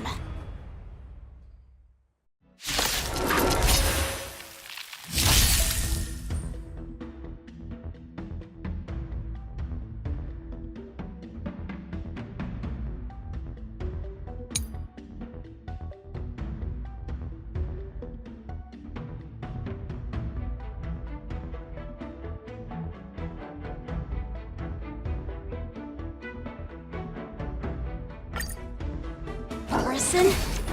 Why are there Borison here? This means now. Watch this awesome move!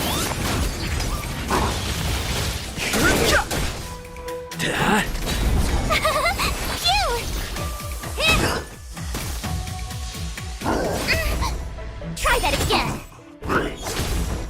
You can't run! Lance! Forward! Time to twirl! This big diamond! It's all yours! Here!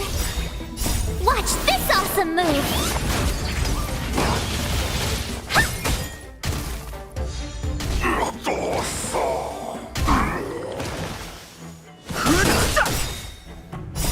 The sanctuary is but a vision! Break!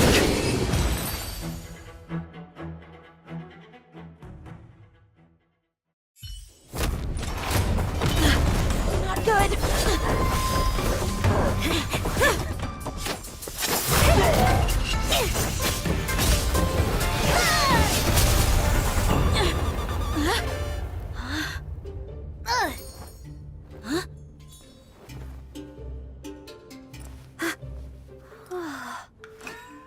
Thanks for the help. Sorry, no time to chat. Could you give me back my...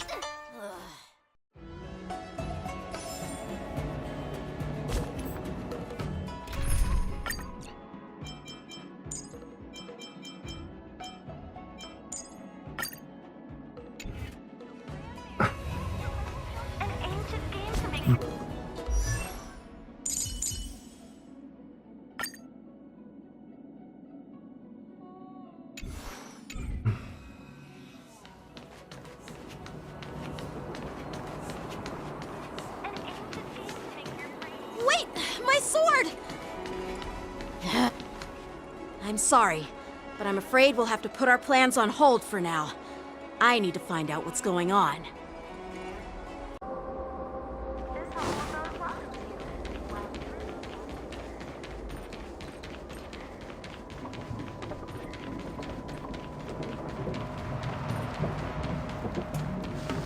Who's in charge here?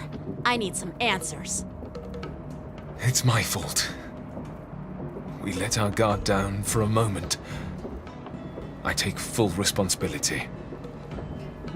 With the war dance approaching, safety should be a top priority. Now, tell me, how did Borison prisoners end up in Starskiff Haven? According to the protocol, Borison prisoners should be held on a starskiff and taken directly to the shackling prison under strict supervision without ever touching the ground. Who allowed a prisoner transport ship to dock at the passenger terminal? Please don't blame this captain. This incident involves the Zhu Ming's diplomatic vessel. Who are you? I'm Liu Jun, an officer of the Patrol Defense Squad. Thank you for your help, Lieutenant Yan Qing. The situation unfolded rapidly, and it shouldn't be held against the captain. Here's what happened. An IPC transport ship was attacked by the Borison just before arriving, and the Zhu Ming's diplomatic vessel came to the rescue. They fought off the Borison pirates and imprisoned them on their ship. So, an IPC ship was attacked by the Borison near the Luofu, and the Zhu Ming envoys saved them? Sounds complicated. Honestly, it gives me a headache too. The Zhu Ming diplomatic ship, adhering to standard procedure, docked at the passenger terminal to hand these criminals over to the Luofu. You know, with all the outsiders flooding onto the Luofu, the Starskiff lanes are under immense pressure. The Borison desperados decided to put up a fight before the prisoner transport Starskiff could get there. And that's what you just witnessed. We'll make sure these prisoners are sent to the shackling prison as soon as possible. I see. It's an unusual situation indeed. I'll report it to the security department of the Realm Keeping Commission and ask for their cooperation in handling the aftermath. Maybe I should gather more details from others so that the Seed of Divine Foresight can have a better understanding of the situation.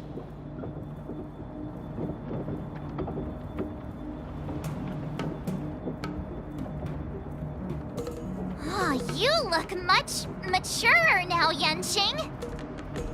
Please don't tease me, Miss March. The situation on the Xianzhou before the war dance is like a calm lake that can be disturbed by even the smallest pebble, capable of generating far-reaching ripples with even the slightest disturbance. What are those people? I mean, those monsters we just dealt with?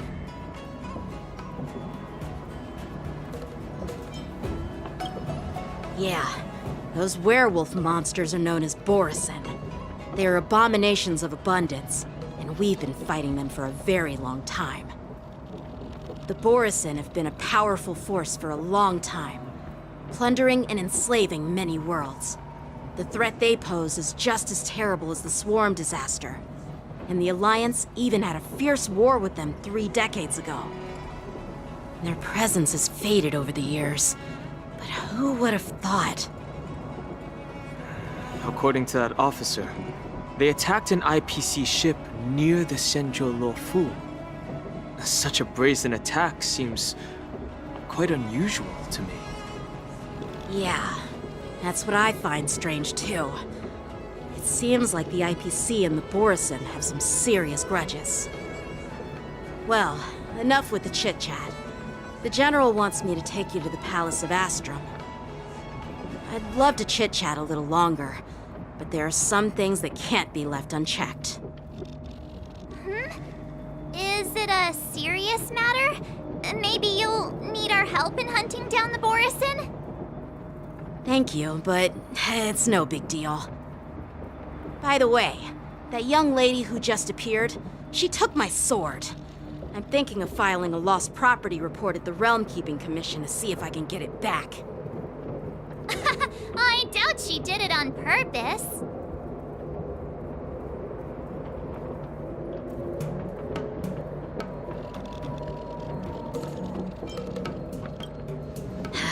Don't remind me. I just zoned out for a moment, that's all. All right, let's not keep the General waiting. Don't worry. There aren't many people out there with that kind of talent. It shouldn't be too hard to find her.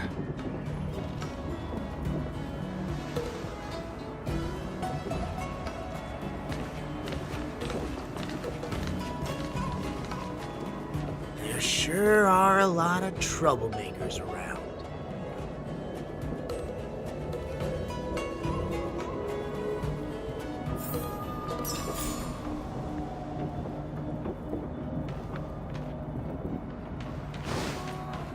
Success and failure.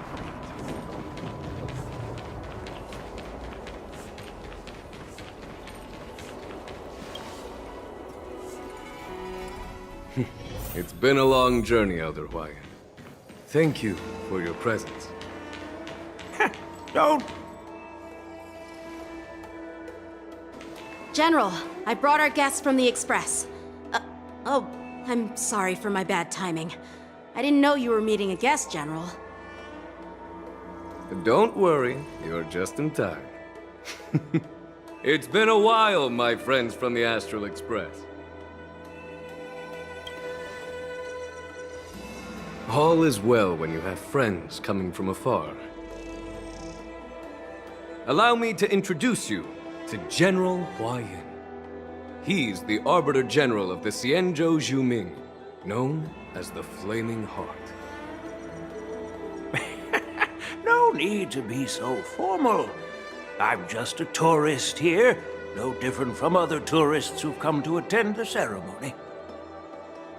Elder Huayan is not only one of the Arbiter Generals, but also the Furnace Master of the Artisanship Commission. Besides his martial skills, He excels in forging various weapons. Such talents are unique, even among the Arbiter Generals. Be it Arbiter General or Furnace Master, these are merely titles given to me long ago. I've retired several times already, but with the current change in circumstances, the Marshal has called me back to duty, and I had no choice but to answer the call. Well, in the end, I'm to blame. Living such a long life naturally brings its share of disapproval. It's an honor to meet you, General Huaiyan. It's my honor to meet you, General Huaiyan.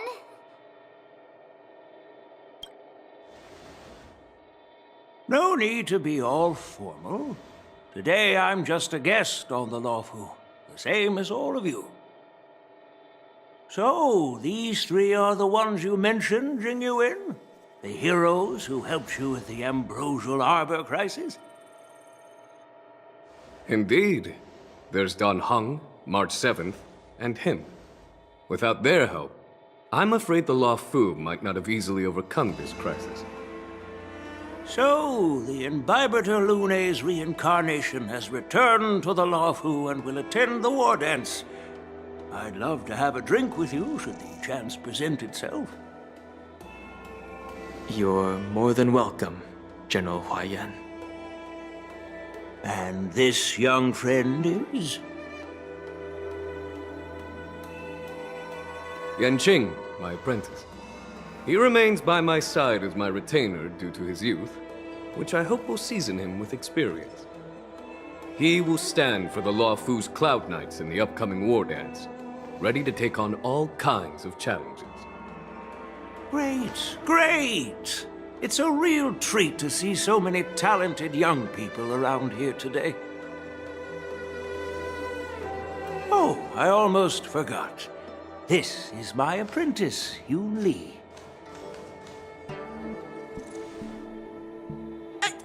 It's you! Oh, it's you. Hello. Oh, you two already know each other? Guess we don't need any introductions, then. What a coincidence! I was afraid I'd have trouble finding this girl. Oh? Now you've piqued my curiosity. Tell me, how did you two become acquainted? She helped me capture the escaped Borisin prisoners at the Starskiff Haven. Allow me to express my gratitude for you. But when you left, you took my flying sword with you. Your flying sword? Oh, so that's why I found a dagger in my bag. Turns out it's yours. Yes, it is. Now that we've met again, I hope... Nope, that won't do. Won't do? You want your sword back, right? Well, you can't just take it back. On the Juming, when you lose your sword on the battlefield, you have to reclaim it on the battlefield. As for this little sword, it was supposed to strike that escaped Borisin prisoner.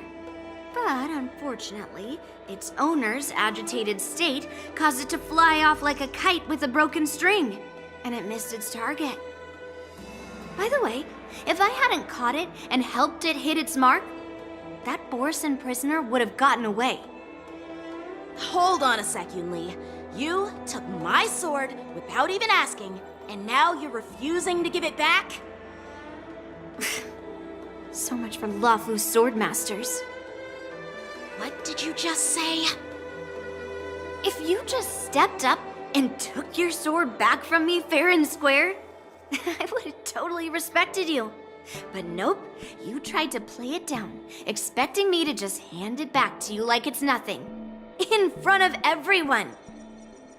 With all due respect, you don't honor your sword, so you don't deserve it. Hasn't anyone told you that taking without asking is stealing? If you want to settle this with swords, fine. Let's have a one-on-one duel right now. Yanqing. Well, that's more like it. Just be careful. Because I'm not as easy to handle as the Borisin. You two, be quiet and apologize to Yanqing. Hey! Whose side are you on, Grandpa? I don't take sides. It's a small misunderstanding, and an apology would be too much. I've heard about the Zhu Ming's incredible swordplay and craftsmanship. Most notably, the legendary flame wheel octet. Seeing Miss Yun Li, who is among those ranks today, well, I must say, she definitely has that fiery edge. Such grandiose names. Some folks love to spin these fancy titles, trying to set the Cloud Knights apart. Yun Li is still just a young girl, a bit awkward and hot-tempered. So please forgive her if she's being rude. Well, everyone, Elder Huayan and I have some business to discuss. For now, Yanqing, why don't you entertain our guests and take Miss Yun Li to the inn? I'll find another chance to talk with you all. I'd like to express my gratitude to the Astral Express for helping the Law Fu during the crisis. That's so kind of you. I mean, you've already thanked us so many times. Please forgive me for coming at an inconvenient time. You needn't apologize, General Huayan. All right, Yun Li. Take this opportunity to clear things up with Yanqing. Yeah. It's better to make friends than enemies. But I won't be heading to the inn just yet. I want to visit Lingsha. She just arrived in the Luofu and could use some help settling in. Yanqing, once you've helped our guests get settled, go to the Artisanship Commission for me. I've heard about the attack and the detainment of the IPC ship. Qingzu sent word that the IPC members are protesting and wish to have their cargo back. See if you can calm them down. Don't get aggressive. Just make it clear that the Xianzhou Law Fu has no intention of violating their rights. I'm on it.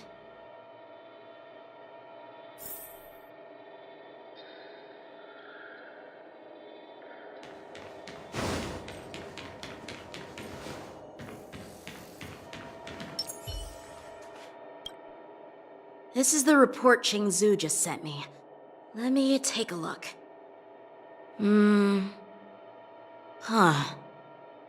Looks like the General has given me a tough challenge. He wants me to try and help put the IPC's mind at ease. Well, it's not exactly a test. As Cloud Knight officers, we not only learn the art of war and martial arts, but also occasionally have to handle diplomatic disputes. It's just, talking things out isn't as straightforward as duking it out with weapons on the battlefield. This is especially true when you're up against the IPC, with their non-stop corporate babble. Well, let's not worry about that for now. Shall I take you to the inn?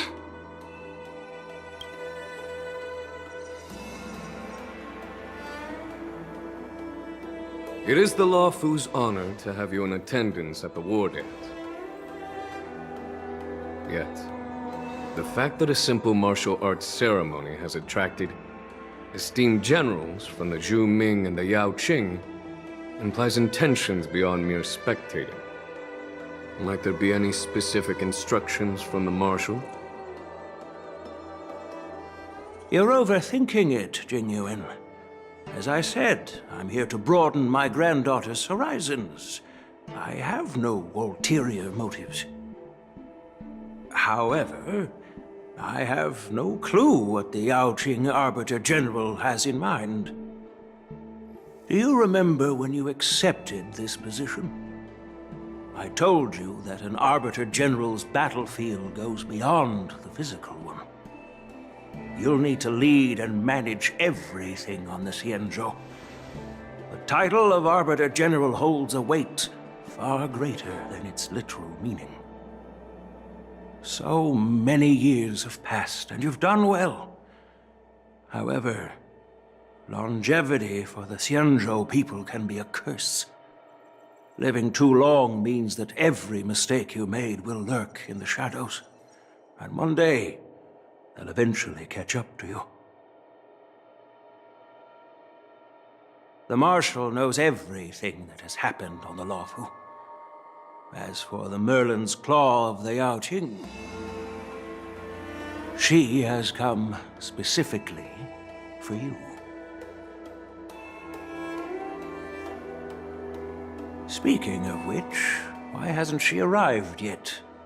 They say the Merlin's Claw strikes like lightning. Being late isn't her style. That's not true, General Huaiyan. She's been here a while, but I'm sure you've heard of her unbridled nature. As soon as she disembarked from the star skiff, she mentioned having something to attend to and simply disappeared. You must be the messengers from the Xianzhou Yaoqing, I assume. We are Jiaoqiu and Moza, retainers of the Merlin's Claw. It's an honor to meet you in person, Arbiter Generals. Now this is interesting. A guest who doesn't come to visit but sends a message instead. What does she mean? Tell me, what could be more important to her than coming here? Master heard about a spectacular view in Scale Gorge Waterscape. I believe she went there to enjoy it. A spectacular view? Ha! Did you hear that, Jingyuan? This person is being sarcastic. Please do not misunderstand me, General Huaiyan. I was simply stating the truth. Master thought it would be inappropriate to keep you waiting, so she sent us here. Once she's finished with admiring the scenery, she'll personally come and apologize to the both of you.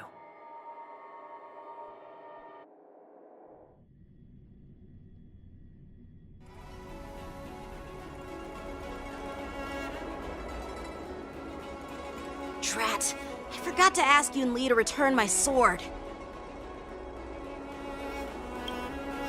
No need to bother. The Juming envoys won't be leaving the Luofu anytime soon. I'll ask for it later when we meet again. By the way, I don't know if it's just me, but the general seemed a little reserved. Could it be because of Elder Huaiyan's visit? Reserved? Really? Maybe I'm just overthinking things. No, you're not. When I entered the Palace of Astrum, I realized that the messenger from the Xianzhou Juming was actually the Arbiter General himself.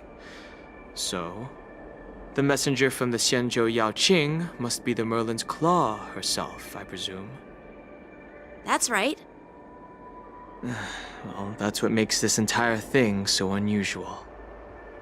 What's so unusual about it?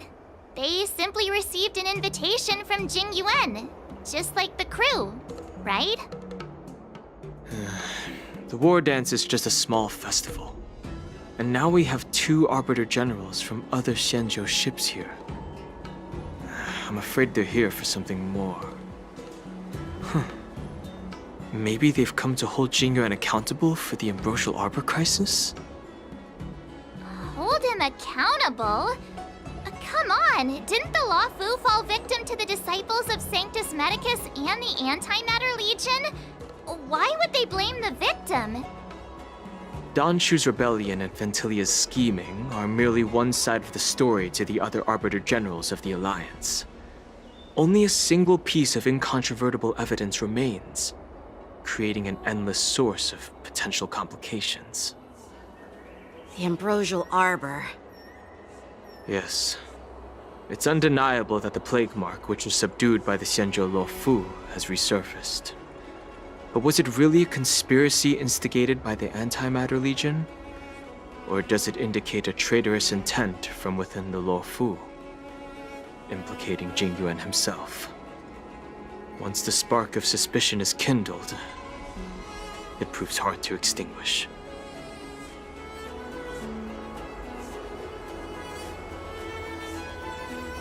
What was I thinking?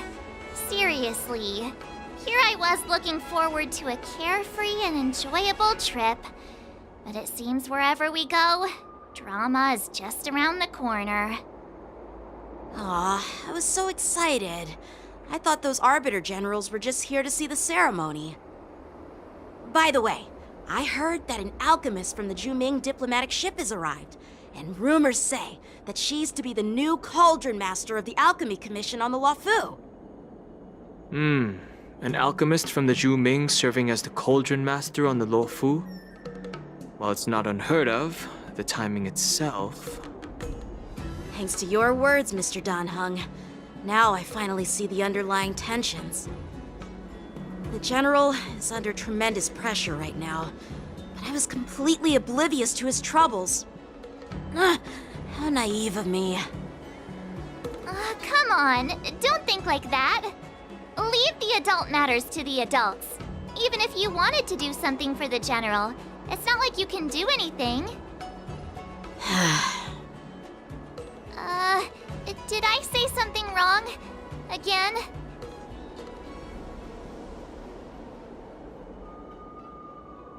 Miss March is right. I don't have the skills to share the General's burdens at the moment. Still, I'll do my best to follow his instructions. Let's go. Once I've taken you to your accommodations, I need to go to the Artisanship Commission to handle the IPC's protest. He looks like he has a lot on his mind. We can't just let him go alone. Why don't we accompany you to the Artisanship Commission? This is too much trouble.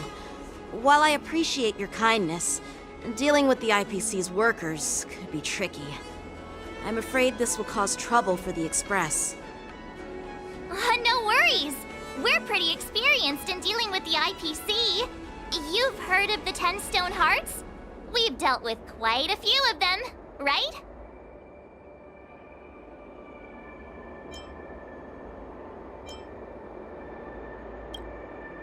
What's with you turning into a scaredy cat? I didn't see you worrying about lawsuits when you wrecked that giant mech. Well, since you're willing to help, I won't decline your kindness. Let's head to the Artisanship Commission and meet them.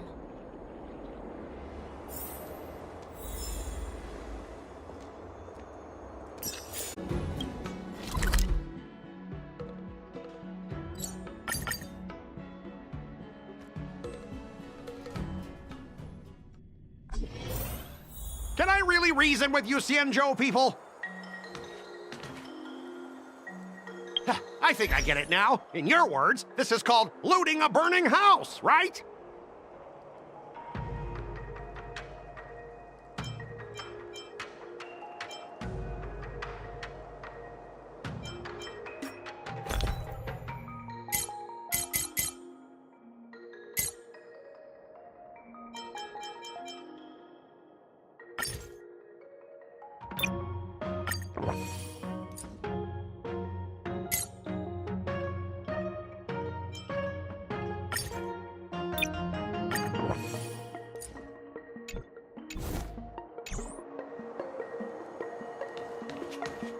But I am trying to reason with you here.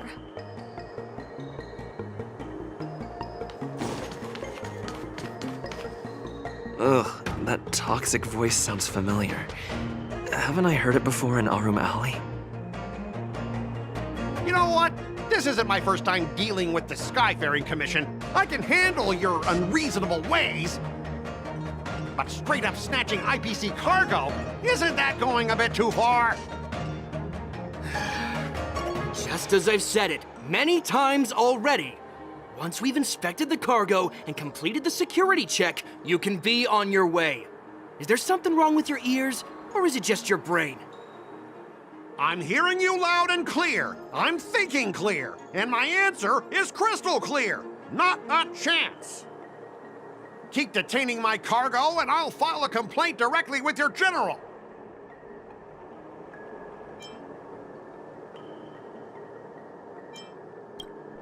You jerk!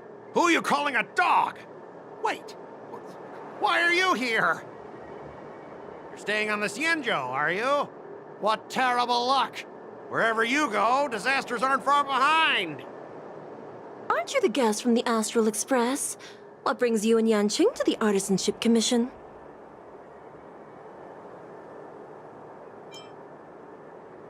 Trouble caused by the IPC? I'd say it's caused by the Skyfaring Commission! Looks like you've met this IPC worker before.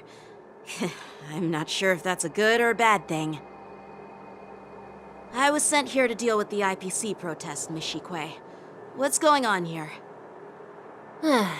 As you know, this IPC transport ship was attacked by the Borisin and rescued by the Juming's diplomatic ship. Then the Cloud Knights were instructed to bring it back to the dock for repairs and inspections. And this is Mr. Scott, the person in charge of this transport ship. So, you're Scott. I've heard him mention you. Weren't you kicked off the Lafu before? Why did you come back? Like I wanted to come back. I thought I'd just dock at the harbor for repairs and leave this forsaken place for good. Little did I know, as soon as the ship entered the harbor, a bunch of Cloud Knights showed up and snatched all our cargo from the hold. What do you mean by snatched? I've told you 1,000,000 times. It's a security check. Then why did you bring the cargo to the Artisanship Commission? You even brought in some shady craftsmen. It's obvious you're trying to steal the IPC's patented technology! Listen here. Firstly, the Skyfaring Commission detected dangerous items that could possibly be weapons in your cargo hold. That's why they called me here, to double-check. Secondly, where the heck did you get the idea that I'm a shady craftsman? Even if there are dangerous items, what do they have to do with you? It's not even being shipped to the Lafu. We'll just fix the ship and be on our way. We won't unload our cargo here. But you'll have to stay in the port for several days before your ship is repaired and you can take off again. How can we just leave unchecked items sitting here? I understand, but we don't need to disassemble the cargo if it's just a security check, right? In most cases, we don't. However, our scans discovered that the cargo doesn't only contain machinery, but also some substance that resembles biological tissue. Biological tissue? Does this crate contain living things? I'm afraid we'll need to wait for the Alchemy Commission for further confirmation. In any case, according to our regulations, we need to unseal one of the crates for further examination. But this IPC specialist has been hindering us on the grounds of patent secrecy. The Alliance's regulations on biological products are very strict. Without further inspection, there is no way for the Skyfaring Commission to release the cargo. Oh, really? Fine! If anyone lays a finger on that shipment, they'll have me to deal with. It doesn't matter if it's mechanical or biological. It's none of your business. I'm filing a complaint against the Skyfaring Commission's ridiculous regulations! This Mr. Scott seems stubborn and difficult to persuade. Honestly, I really don't want to have a vicious confrontation with the IPC.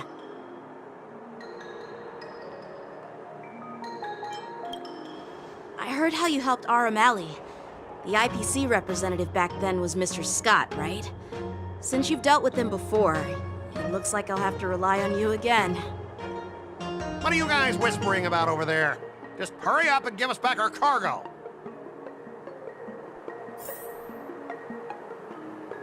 Good quality, good price.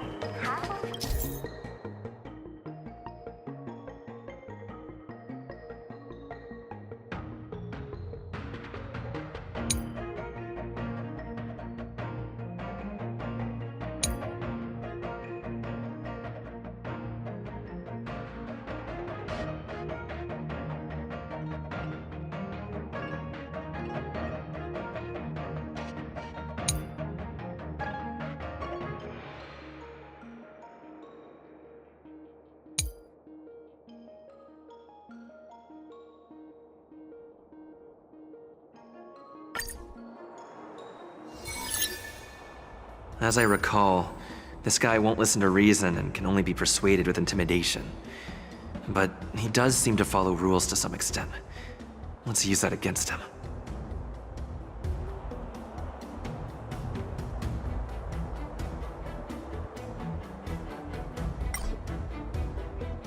Speaking of regulations, we have our own laws and regulations too.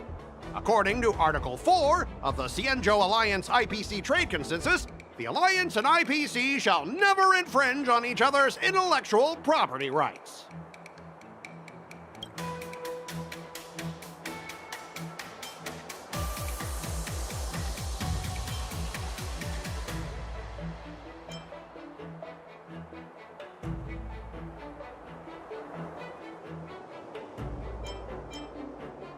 Aw, I didn't expect to see you again, Mr. Scott.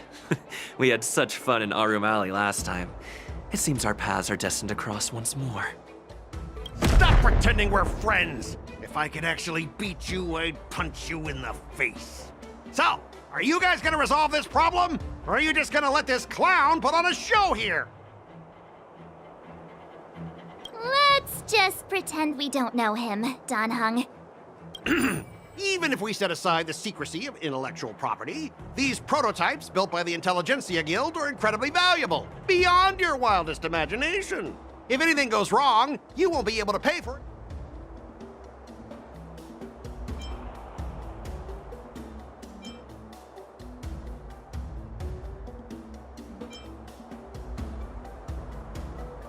Can you give us an exact amount, Mr. Scott? If there's any damage after the inspection, the the Skyfaring Commission will compensate you. The Skyfaring Commission. Yeah, they will compensate you, provided a detailed report of the damage is submitted. I don't doubt the financial strength of the Skyfaring Commission. However, this is not just about money. Besides, the cargo on this transport vessel belongs to the Intelligentsia Guild. If you want to inspect the cargo, shouldn't you at least call in a member of the Intelligentsia Guild to be present?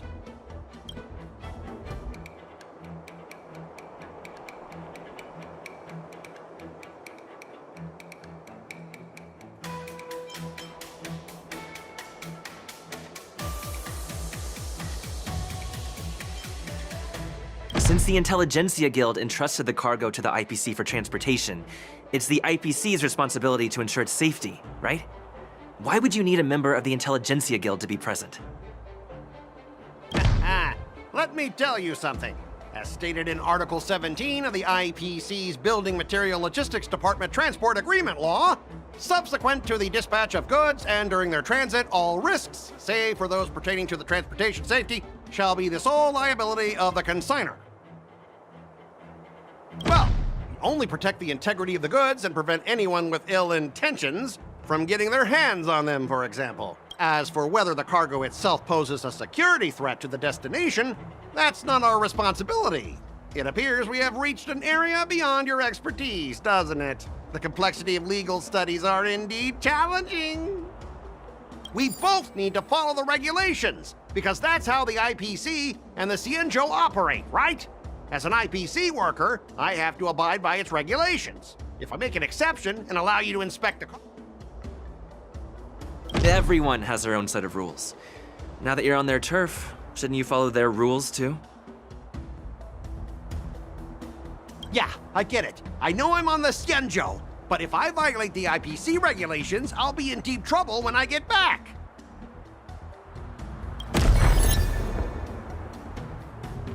Well, you guys sure know how to argue your case. Fine, I'll allow you to do the security inspection. It's just that, I need some time to sort things out. This is a big deal. Let me talk to headquarters first.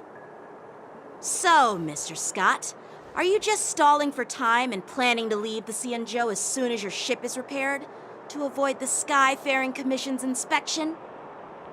Well, IPC staff are free to come and go, as long as they don't break any laws.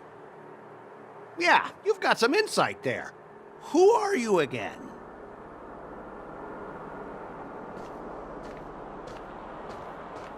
Allow me to introduce myself. I'm Lingsha. Cauldron Master and head of the Alchemy Commission on the Lawfu. Could she be? Yeah, she's the new Cauldron Master assigned here from the Xianzhou Juming. I received a report from the Artisanship Commission about cargo containing samples of unknown organisms. It said they needed help from the Alchemy Commission. I had nothing better to do, so I came myself. It's fine, Mr. Scott. If you really don't want your cargo to be inspected, it doesn't matter. It doesn't matter? How can you say that? Why are you being so nice all of a sudden? Well, since you're not going to check it, I'll take this crate and be on my way. Is that okay with everyone? Yeah, sure. Why should I object? Not only this sample, but all the goods on the transport ship are yours to keep. Like I said, we won't inspect them. Wait a minute!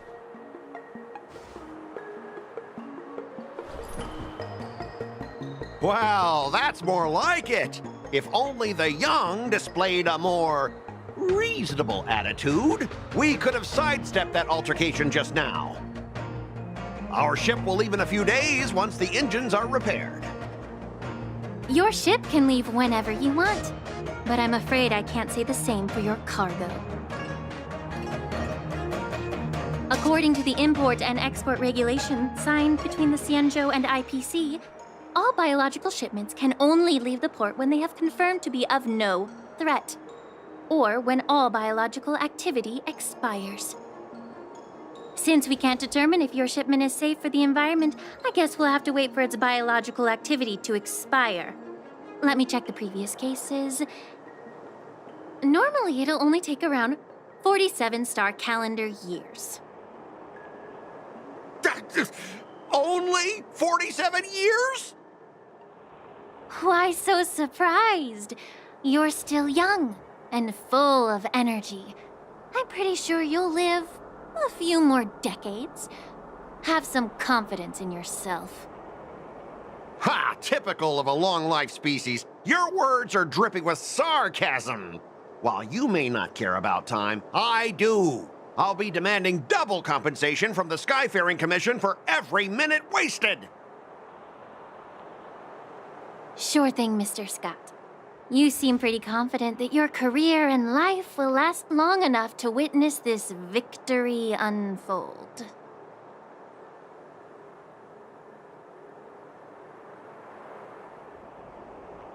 Step aside, guys. Let them do the inspection. But, Mr. Scott... Come on, we're already in enough trouble. Just let them do the security inspection. And if needed, I can always grovel before the Intelligentsia Guild later. I'm just using my head for what it's apparently good for, right?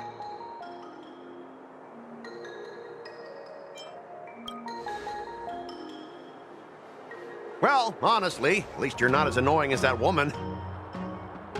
Bro, just do the inspection. This lady is really something else.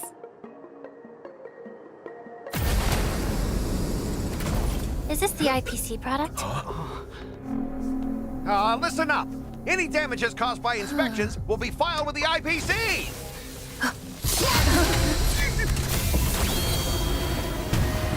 Turn it off!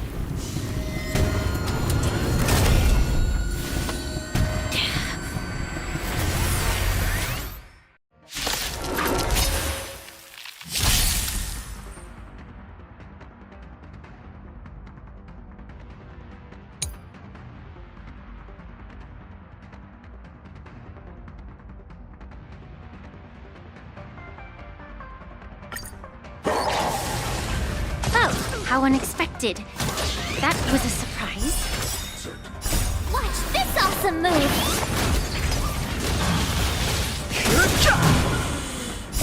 The sanctuary is but a vision. Break! Lance! Forward! Here!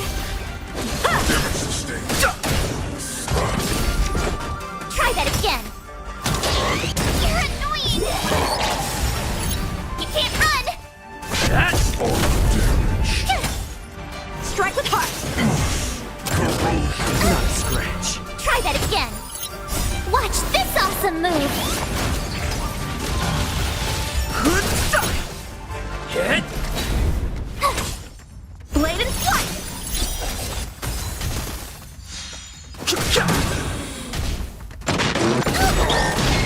You can't run. Lance! Forward!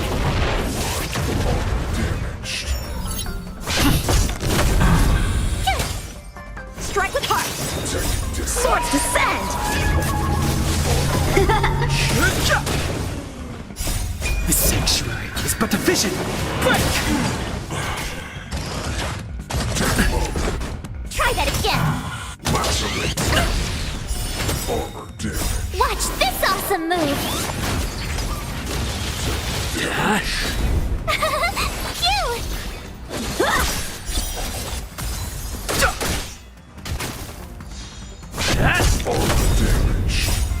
Lance! Forward!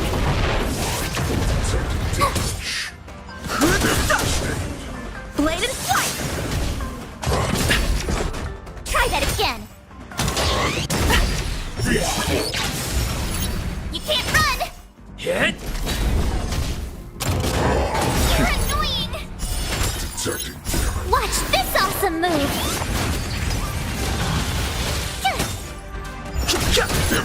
Strike with heart! You can't run. Lance! Forward! The sanctuary is but a vision! Break! Blade and flight! Swords descend!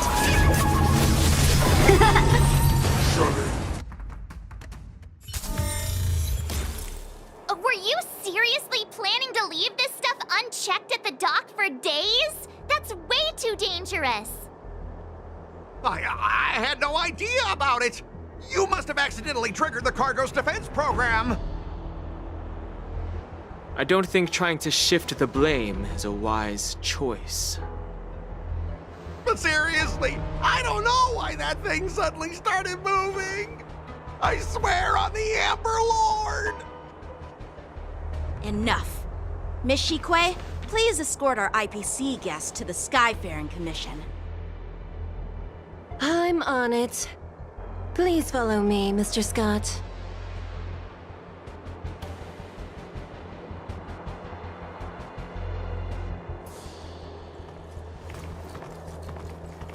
Gentlemen, our preliminary inspection shows that there is indeed hidden biological tissues inside. Just like the craftsman feared. Can't even tell if it's ingenium or biological in nature.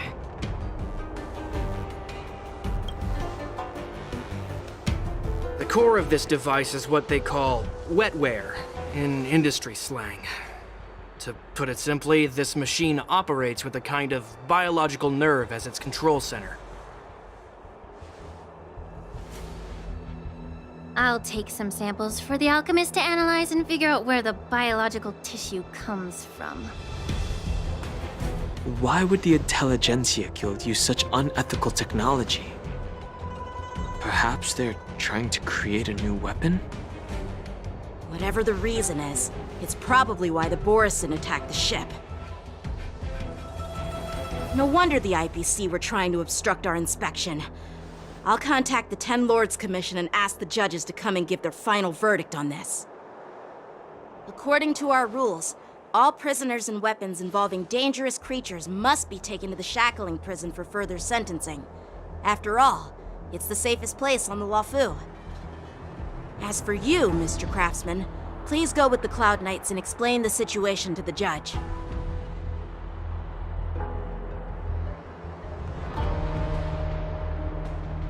I had a feeling that the IPC members would cause trouble, but I didn't think they'd be this tricky.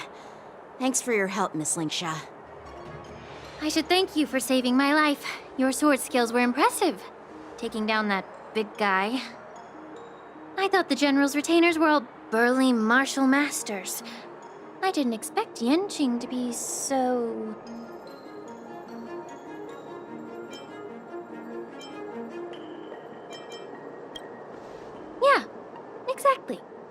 He's young and talented. As for you, you must be the guests from the Astral Express, right? Saving the Lawfu from that crisis. It's so impressive. It wasn't a big deal. Really. It's still early, so why don't we get some tea at the Alchemy Commission? We can discuss your suggestions for revitalizing the commission. I'd be happy to accept your invitation. And you three are coming too, right?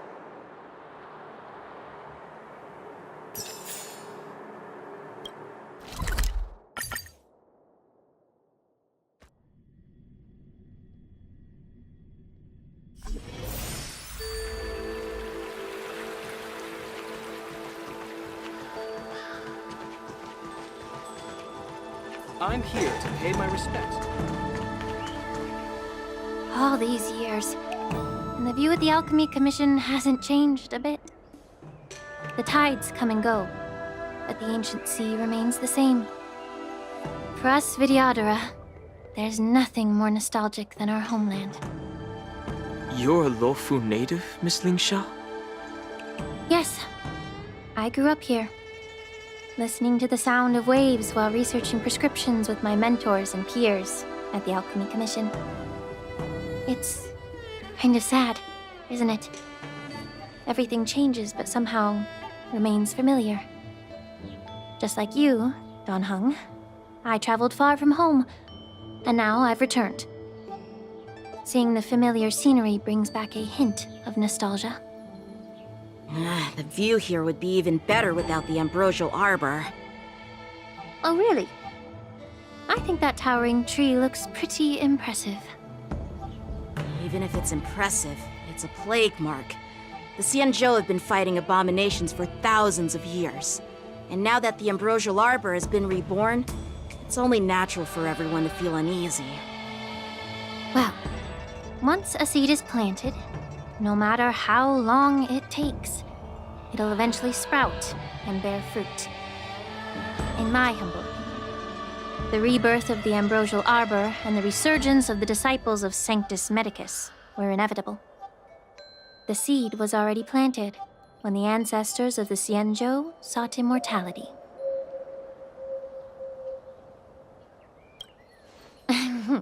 My bad. Well, since you went through the entire ambrosial arbor crisis firsthand, Dan Heng and Lieutenant Yanqing, I'd like to discuss something with you. What would you like to discuss, Miss Lingsha? I was lucky enough to be chosen by the Alliance to come in and clean up all the old grime in the Alchemy Commission. Honestly, the Alchemy Commission is riddled with problems and has reached a point where fixing it seems impossible. I'm looking to remedy this problem, but was wondering if you could provide any insights. Well, even though I'm a Vidyadharan like you, I'm an outsider, just like my companions here. I can't really say much about a remedy, but I do have a piece of advice, Miss Lingsha. The Vidyadhara and the Alchemy Commission on the Lawfu have always been intricately connected. If you cannot distance yourself from these ties, Miss Lingsha, changing the situation within the Alchemy Commission may be quite challenging. I may not know about politics, but I do know that the disciples of Sanctus Medicus have been operating within the Alchemy Commission for years. If you're determined to root them out, maybe you should discuss it with the General. I see. Thank you for your valuable insights. While the Lux Arrow from the Rainbow possesses unparalleled power to sever the ambrosial arbor, it can't sever mortals' desire to prolong their existence. Just like how the Cloud Knights can eliminate the remnants of the disciples of Sanctus Medicus, but are unable to calm the hearts and minds of the people within the Alchemy Commission. Our Xianzhou forebears knew this well, and that's why they entrusted the duty of guarding the roots of the arbor to the Vidyadhara. However, the Vidyadhara are still only mortal beings. 30 years ago, my mentor served as Alchemy Commission's Cauldron Master. She recognized the emerging undercurrents and sought to cleanse the source of the disturbance.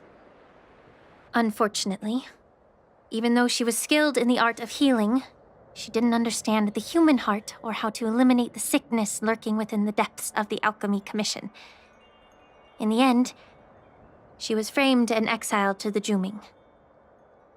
I was also implicated and had to leave the Lafu. And guess who arbitrated the case and handed down the sentence? None other than General Jing Yuan himself. What? You heard it right. The ones responsible for the corruption in the Alchemy Commission are not just the remnants of the disciples of Sanctus Medicus, but even the Divine Foresight himself.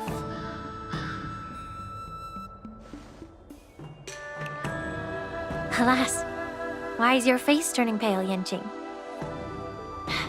Don't worry about it. I understand that when someone holds a position of power, they may sometimes have to make tough decisions. I won't hold any personal grudges against him. Besides, at our age, holding personal grudges is a luxury we can't afford. Lingsha, you're back! Ugh, I've been waiting ages for you.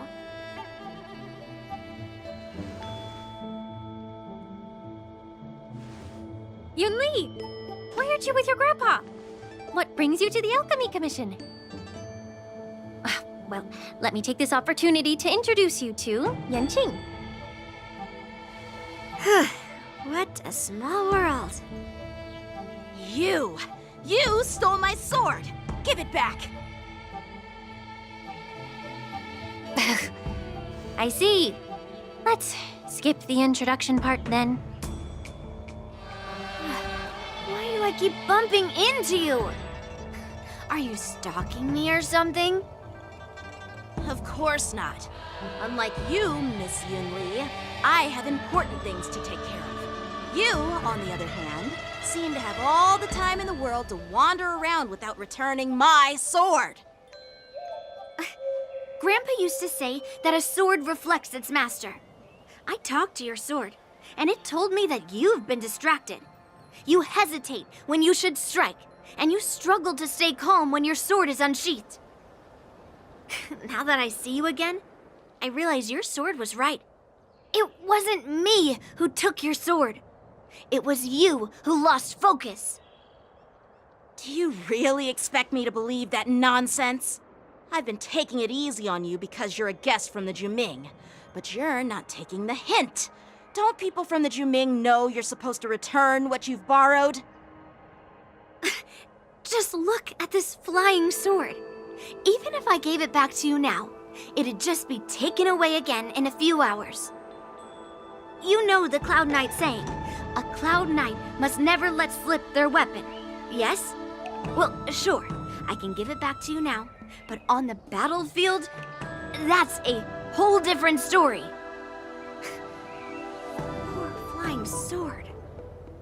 Fine! You don't have to give it back, because I'll take it back myself!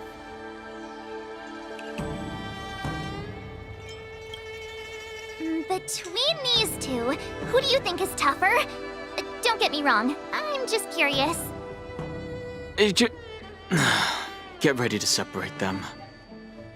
It is my first day at the Alchemy Commission. A brawl is definitely not how I imagined celebrating it. Well, since you don't approve, I won't draw my sword here. I didn't mean it in that way. Since you've already drawn your swords, you'd be disappointed if you didn't get to test one another, right? I've received reports that the delves near the Alchemy Commission are still infested with abominations. Seems like my predecessors left quite a mess. So, if you two want to determine who's better, why not focus on them instead of each other? Clearing out some abominations? Sounds boring. It's the Cloud Knight's duty to eliminate those abominations. You don't have to ask me twice, Miss Lingsha. I'll help you get rid of them. Oh, you think you're the only one who knows how to behave? If Lingsha needs anything, I'll gladly draw my sword and help her out. It's so heartwarming to see both of you being so sweet and caring. So then, shall we get going?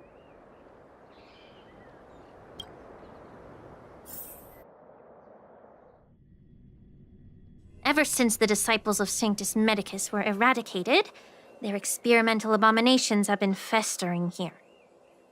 If you want a contest, I'll be the referee.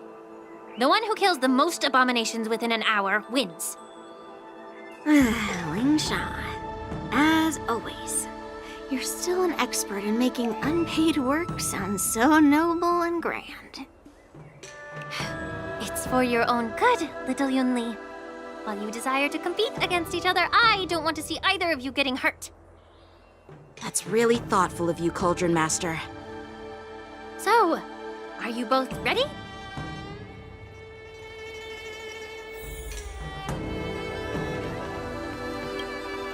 Ugh.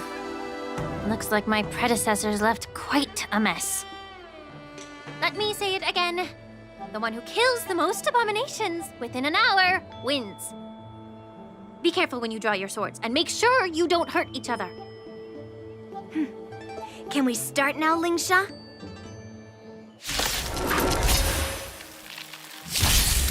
Fighting is meaningless.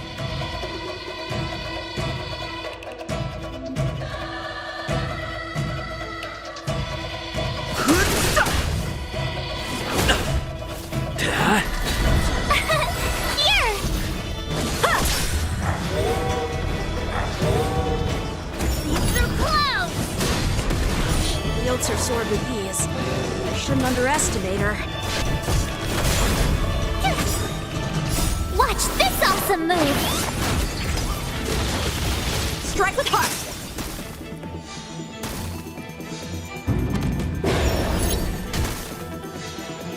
Not a scratch. You can't run! Hit! Lance! Forward! Blade and slice!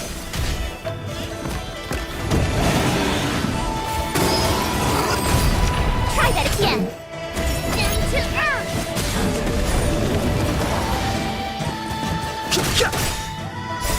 The sanctuary is but a vision!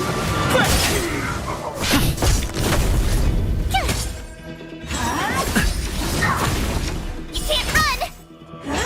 Not a scratch. Try that again! Watch this awesome move! Strike with heart!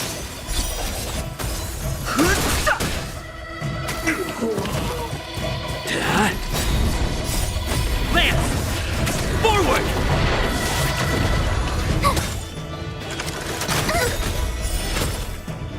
Swords descend!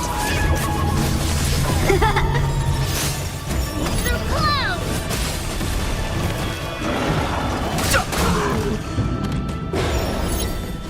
You're annoying!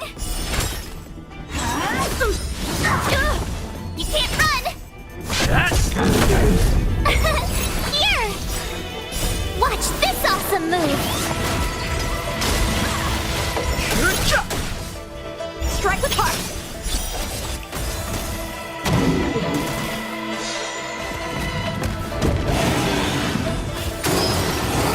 Trust! Try that again! Down to earth!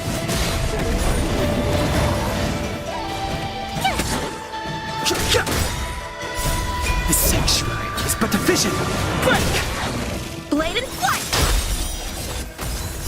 Swords descend!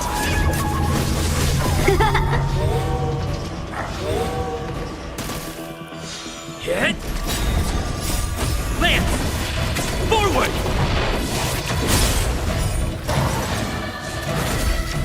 You can't run! Strike with heart! Try that again! You can't run! Watch this awesome move! Through clouds!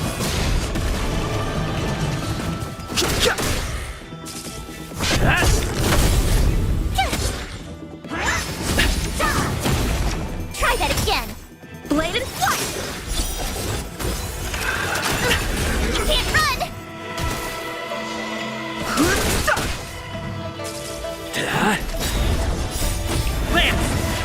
Forward! Cute! Try that again. Watch this awesome move. Strike with heart! Into earth!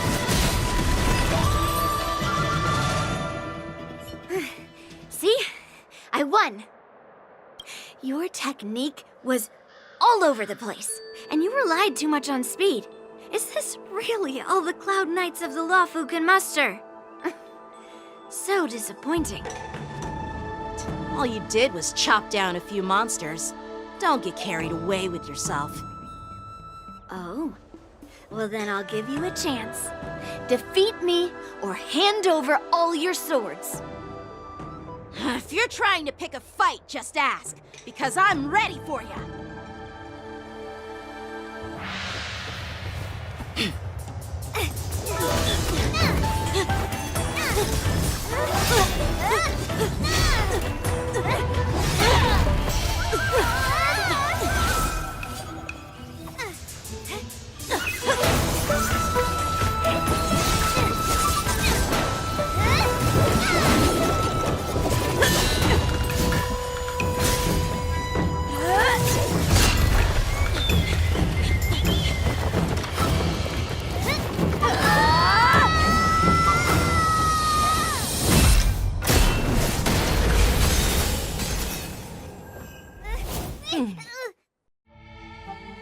Well fought, my young friends.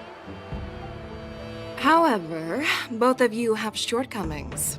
One of you focuses on dodging and weaving, while the other relies on brute strength, trying to take down targets with a single strike. Who are you? Me? I'm just a patient seeking medicine from the Alchemy Commission.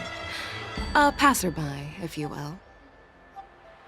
I thought I'd see my fill of impressive fights during the war dance. Yet here I am, able to witness a remarkable fight at the Alchemy Commission, of all places. Well, the Lawfu is never short of surprises. However, I have a small suggestion for you.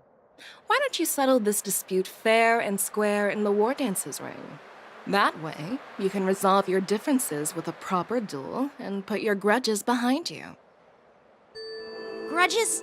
No, not at all. Yunli and we were just sparring. Sparring? You summoned your flying swords and she swung her sword with full strength.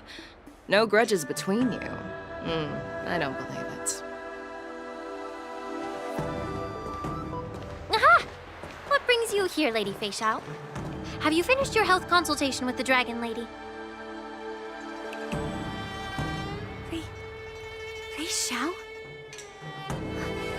Grandpa always talks about you. Could it be that you're... The Merlin's Claw of the Xianzhou Yaoqing? Looks like I'm quite famous on the Xianzhou Lawfu, too. Of course. Everyone has heard of the great general. Known to all, and unbeknown to none. Great General? Isn't that title a bit too narcissistic? I don't like it. Ooh, I heard there's a dozing general on the Lawfu, so I came up with a humble nickname for myself. The Lacking General. Lacking in worries, regrets, and rivals. Sounds much better, right? Yeah, that's a befitting title that sounds both humble and impressive. Now that the sparring session is over, Yanqing and Yunli, shouldn't you politely thank General Fei Xiao for her guidance and bury the hatchet?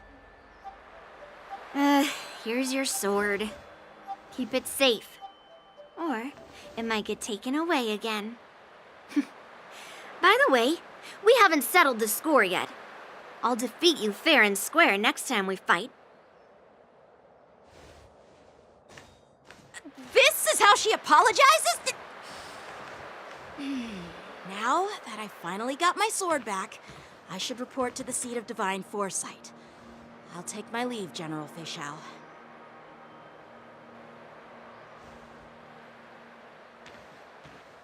Oh, by the way, Miss Linksha, if you've got some free time, I'd like to invite you to the seat of divine foresight for a chat with General Jingyuan. I think there's more to those personal grudges you mentioned earlier.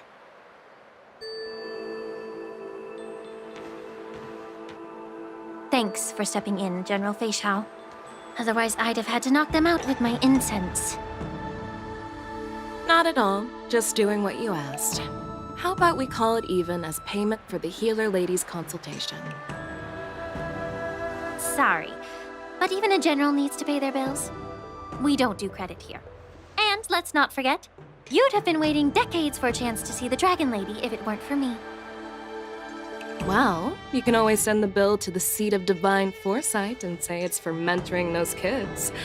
After all, it was quite the effort splitting them up. I nearly had to get tough. Now, if you'll excuse me, I need to find a spot and get some fresh air.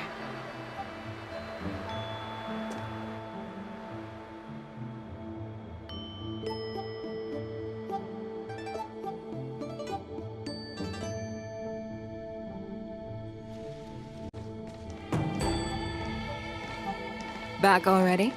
You've met with Jingyuan and wandered around for a few hours. So, what do you think? It appears that the Divine Foresight is using this war dance as a show of strength to convince everyone that the Luofu is prospering after the Ambrosial Arbor crisis. But... I know you're going to say but, right? But the influx of people attending the war dance is like a breeding ground for disorder and rumors. One wrong move, and the Luofu could be in a world of chaos. The Cloud Knights on the streets remain vigilant, so at the very least, General Jingyuan is aware of this. As for other matters, I'm unable to say. I'd prefer to be excused from future meetings with generals. I'm just a military healer. And now all of a sudden I'm thrust onto the center stage having cordial chats with two generals? My work doesn't lend itself to being in the limelight either. Just stop whining. At least you're in one piece, right? Before getting in touch with General Jingyuan, I wanted to put aside my assumptions and see his momentum. That includes the overall bearing of the Cloud Knights on the street, what people are saying, and how those close to him behave. The might of an army dwells not within its pawns, but within the force of its collective momentum. Recognizing this fact reveals the true measure of power. Thanks for enlightening me, General.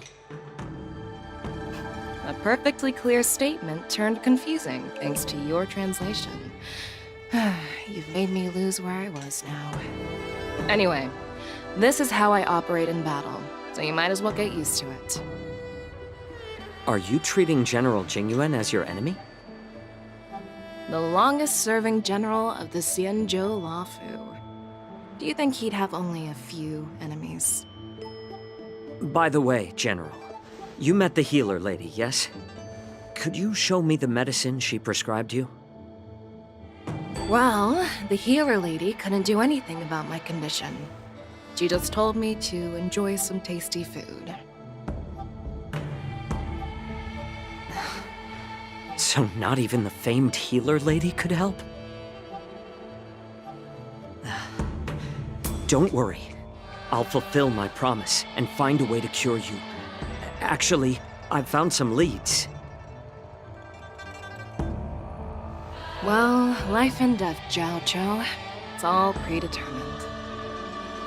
Upon starting my military career, I made a pledge that the rest of my life would be dedicated to being the Xianzhou's spearhead, hunting down the abominations of abundance till the end of my days.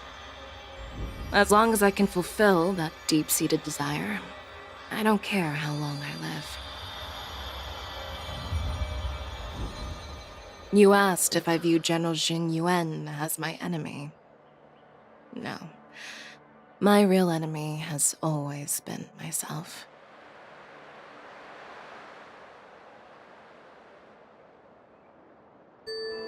Enjoy some tasty food. So, what's for dinner tonight? Jeez. You really know how to read the room, don't you? You guys figure it out for yourselves. I'm due to catch up with an old war friend I've not seen for quite a long time.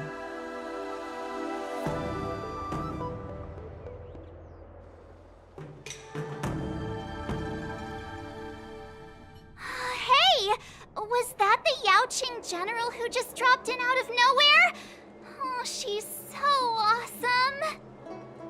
I mean, when Yun Li swung that massive sword, she just casually blocked her attack with ease. Mine too.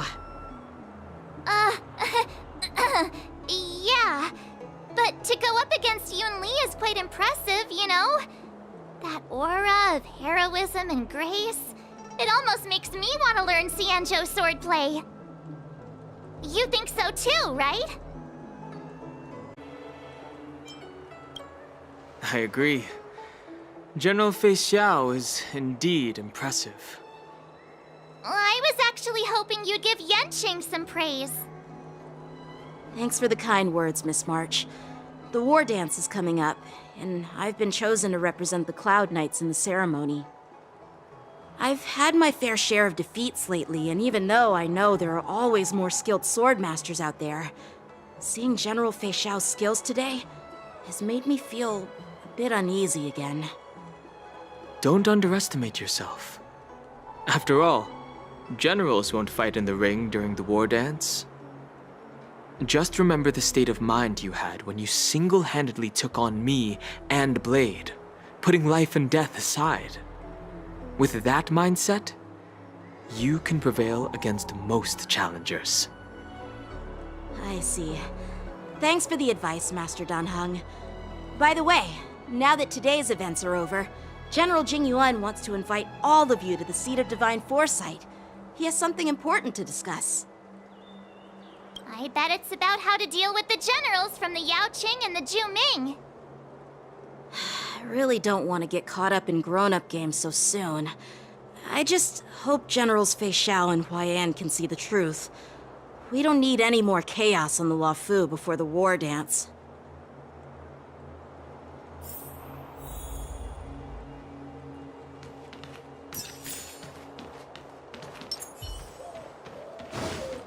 Need your extractor cleaned or your star skiff serviced? I don't believe in ghosts.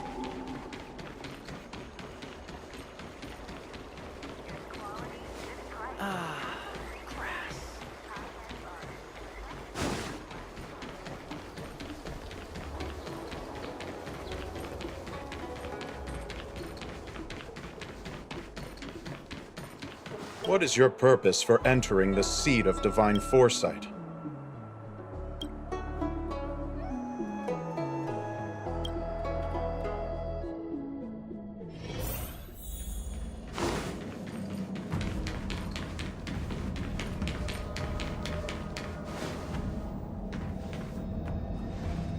Earlier at the Palace of Astral, I introduced these guests from the Astral Express to you, Elder Huaiyan. But with all the people around, we only exchanged pleasantries. Now, I'd like to officially introduce them to you. These three braved great dangers, accompanying me to perilous places, defeating the chief culprit Vantilia, and uncovering the conspiracies of the disciples of Sanctus Medicus. If you wish to know more, please, feel free to ask us. Well, I skimmed through the reports about the Arbor's rebirth from the Master Diviner Hu Xuan. She's been summoned to the Yu Chui for questioning. There are a lot of doubts within the Alliance about this whole situation. But despite all that, I believe in you. Since you joined the ranks, you have repeatedly achieved remarkable feats. After the High Cloud Quintet each went their separate ways, despite the many criticisms within the Alliance, the the Marshal still stood firm against the dissenting voices and entrusted the Lawfu to you. Over the years, you've served the Alliance with loyalty and wisdom. You've taken down abominations in Thalassa, rescued the Xianzhou Yuchui from a siege, and destroyed the demonic planet summoned by the denizens of abundance. I still remember those battles vividly. There are fools who doubt your loyalty. They're happy to see the divine foresight fail because it gives them some kind of sick satisfaction. They haven't achieved anything of their own, so they feed off the failures of others. But I've seen enough failures in my time, and I want to believe that your loyalty has never wavered. So, General Fei Xiao of the Yaoqing is the only one investigating the Ambrosial Arbor crisis on behalf of the Alliance? No. I am too. This old man's words always catch me off guard. The Marshal ordered me to come to the Xianzhou Lawfu, but the document only says, attend the war dance and listen to Fei Xiao's questioning.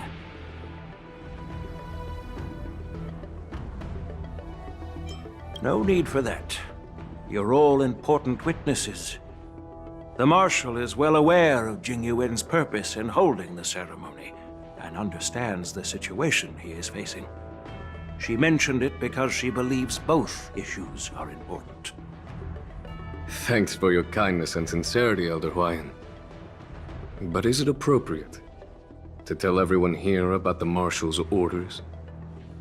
By introducing the Express's witnesses to me alone, aren't you aiming to discern the intentions behind both my actions and Fei Xiao's?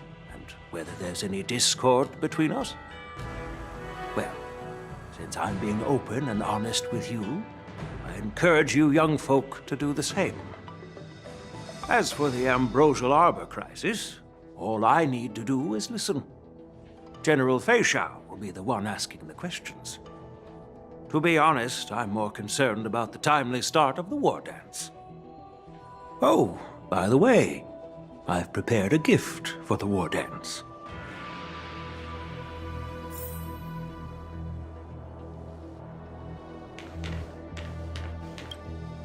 Yes, it's this case right here.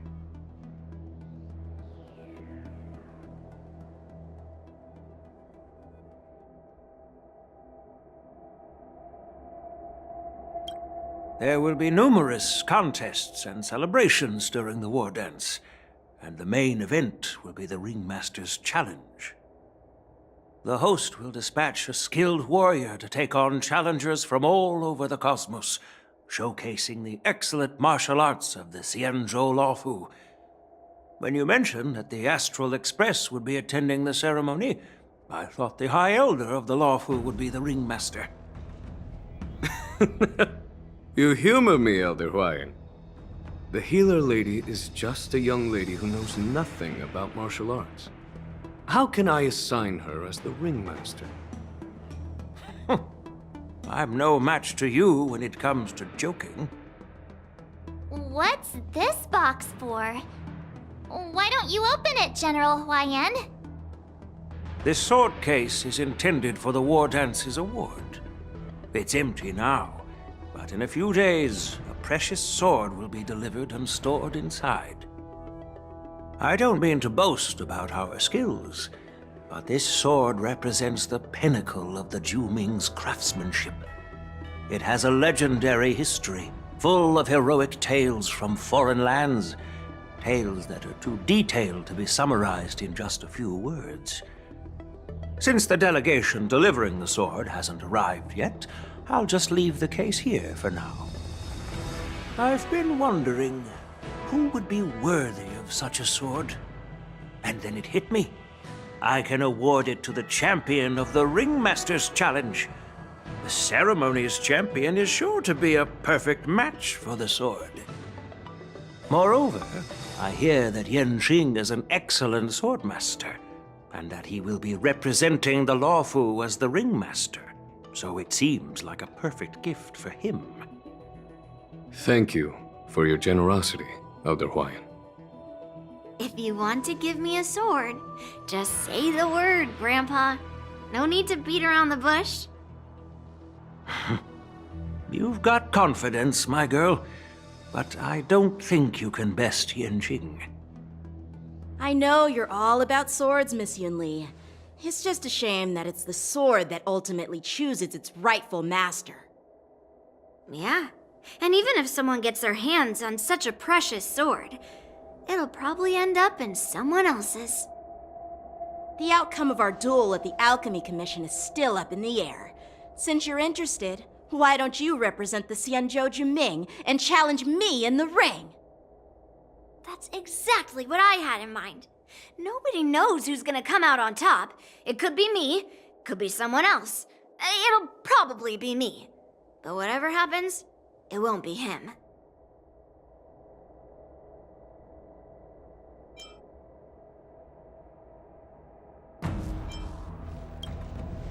Not to be rude or anything, we've been watching their drama. I'm dying to find out who beats who. Quiet down. We have other guests here. I've prepared this sword to add some excitement to the ceremony, not to have you two squabble. It's not a good look for the Alliance. While you both seem confident that you'll win, you need to remember there can only be one winner and one loser in the ring, which could lead to hard feelings. Actually, I have an idea. We don't know who the winner will be, and it might not be either of you. But if you're eyeing that prize, you'll need to work together. I want you to take on an apprentice who will take part in the war dance and win at least one match. How does that make sense? In my humble opinion, while a Cloud Knight is commendable by securing victories, it's even more so to pass on your skills and spread the way of swordplay. I'd be greatly pleased if this apprentice could represent the Express in the war dance by displaying their Cloud Knight flair and prowess. Well, Elder Huayan's idea is quite interesting. Imparting swordplay skills requires teamwork, and both the winner and the loser will learn a valuable lesson regardless of the outcome. The question is, whom should the two of them take as an apprentice? Huh? Who? Wait, me? I noticed just now that Miss March seemed quite interested in the outcome of your sword fight, so I thought, why not teach her the art of swordplay? Wait, are you serious, General? Why am I being dragged into this all of a sudden? I've never practiced swordplay before. I'm a total newbie. You really think I can learn it? Well, you'll probably realize I have no hope and give up on me. And that'd be so embarrassing.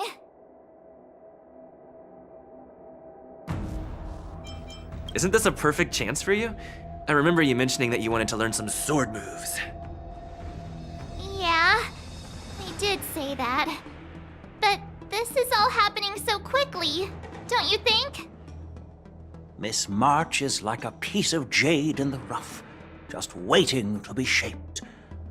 The war dance is the perfect opportunity to see what heights she can reach. I appreciate your kind words, General Huayan. But won't teaching me swordplay be a waste of Yanqing and Yunli's time? They should be preparing for the ceremony. Plus, I heard that each swordmaster has their own special moves. What if they let something slip while teaching me? If everyone knows each other's tactics, won't that make it hard to catch people off guard during the war dance? That's considerate of you, March 7th. But don't worry. It'll take you at least a decade of hard training before you can even start learning special moves. No need to freak out. A few Juming swordplay tricks will mean you'll be more than equipped. Really? Looks like March's curiosity has been piqued. The whole point is to know each other's moves. Defeating your opponent in just one move? How boring would that be? Plus, what really decides a swordsman's fate isn't some special move. It's the solid fundamentals. So Miss Yunli has already agreed. What do you say, Yang Qing? General, I haven't graduated yet. How can I be qualified to teach swordplay to others? So you're admitting your defeat, huh? If you're not even confident to teach, why don't you let me be the ringmaster instead? Yang Qing, teaching an apprentice is also a way of honing your own skills and gaining insights. You've been an apprentice for years. It's about time you looked at swordplay from another perspective. I see, General. Then count me in. Now that Yang Qing has agreed too, it all comes down to Miss March giving her nod. It's up to you to make the final decision, March.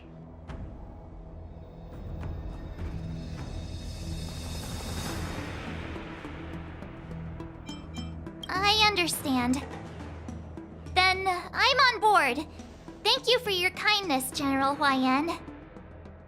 Great! Starting tomorrow, Yanqing and Yunli will teach you the basics of the Cloud Knight's swordplay. Yunli and I will head out and purchase some sword practice equipment for Miss March. Think of it as a little initiation gift. You're too kind. Wait, you're giving me a gift? Shouldn't it be the other way around?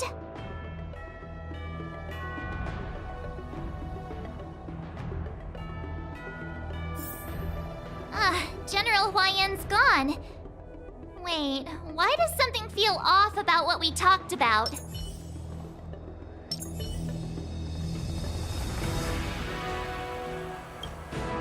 I think we strayed off topic. How did things even get to this point? Yeah, I brought you here because the General said he had some important matters to discuss. But how in the world did Yunli and I suddenly become Miss March's swordplay mentors? Because General Huaiyan wants us to stick around on the Luofu for some time. But from his point of view, we're no different from all the other tourists who may leave at any time. Since the crew's actions were mentioned in the Luofu's operations log were given to the Alliance, he probably wants to see firsthand if we're as capable as the report claims, or if we're just some made-up excuse to save face. And he wants to see it for himself during the war dance, which is why he even dragged Yunli into this. What began as a simple contest between two sword masters has now evolved into you two collaborating to mentor March. Elder Huaiyan is still that tricky general who likes to give everyone a headache. My apologies. Truth be told, I invited all of you to the ceremony because I wished for you to act as my witnesses. I apologize for not disclosing this information earlier. In the coming weeks, I'll also invite all of you to a meeting with General Fei Xiao, where you may need to answer her questions and clear up any doubts she might have. So please, be prepared for the meeting.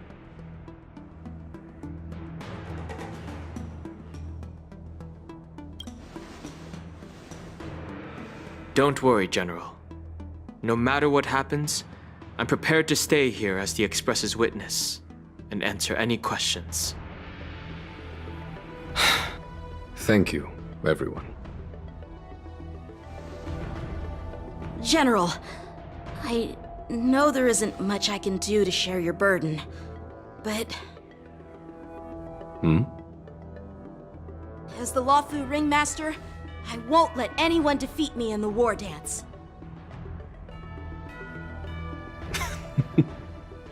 I know.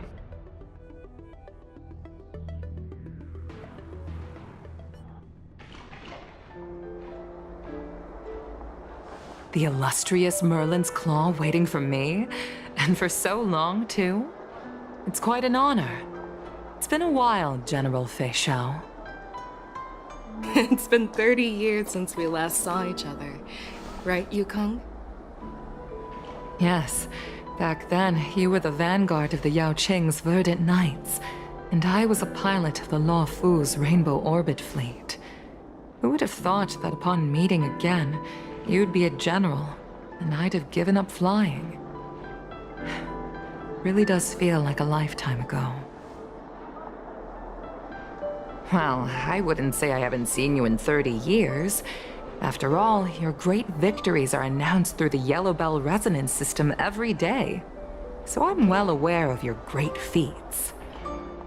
How's your health holding up? Still stable, I suppose. Do you still remember the medic who saved me in battle? That healer with the odd name and peculiar temperament. What was his name again? Was it Pichu? Or Kachio? Jiao Chou. He's been my retainer and personal healer, delegated by the Alchemy Commission from the Xianzhou Yao Qing. Over the years, he's dedicated himself to managing my condition. It's thanks to him that I'm still in good health today. Given my background, I'm happy to have made it this far. I'm relieved to know that you're safe and sound.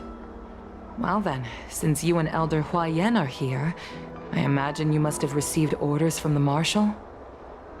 As your friend, may I ask how the Alliance intends to punish the General of the Lawfu? The Arbor's rebirth has frightened the elders who lurk behind the scenes. They fear the resurgence of abominations, much like what happened 30 years ago. Although the report from the Lawfu explained all the details, we don't know if the Ruin Legion really invaded, or how exactly the Stellaron Hunters and the Astral Express became involved. This puzzle has many missing pieces.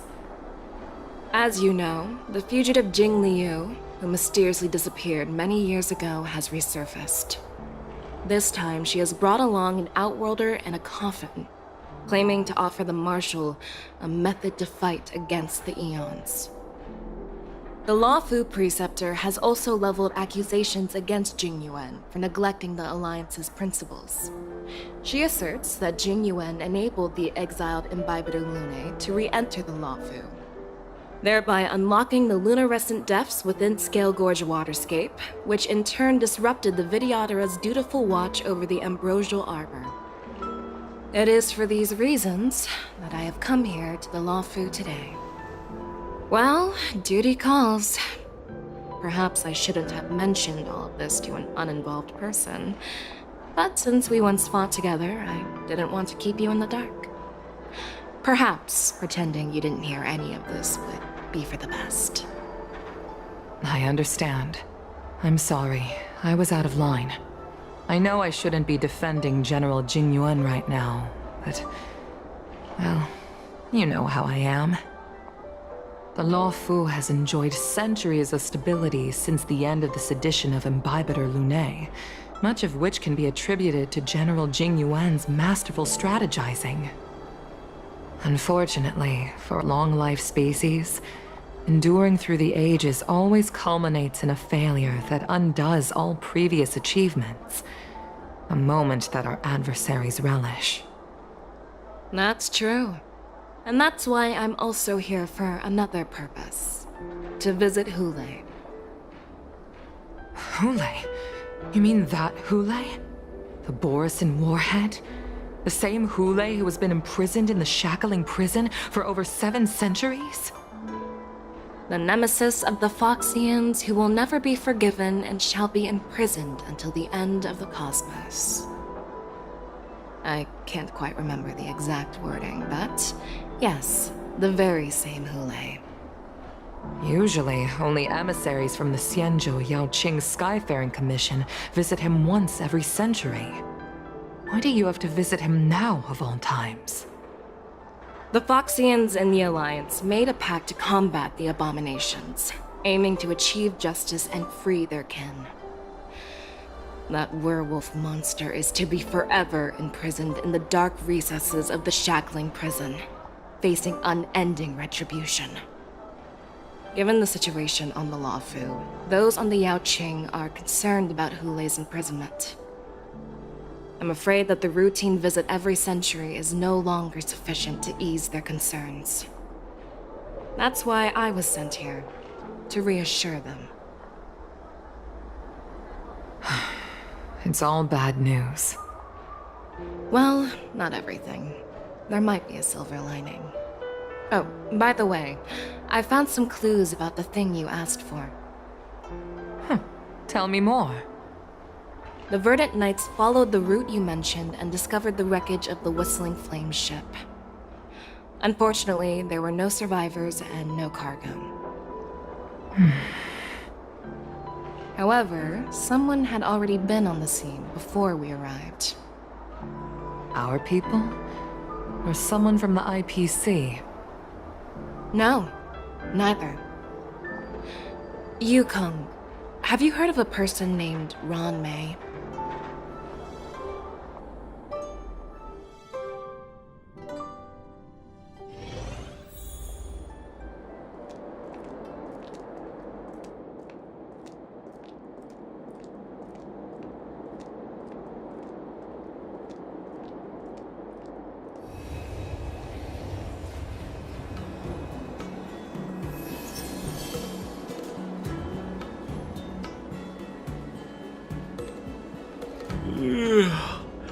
I'm still feeling sleepy. Did I oversleep? Where did March and Donhung go?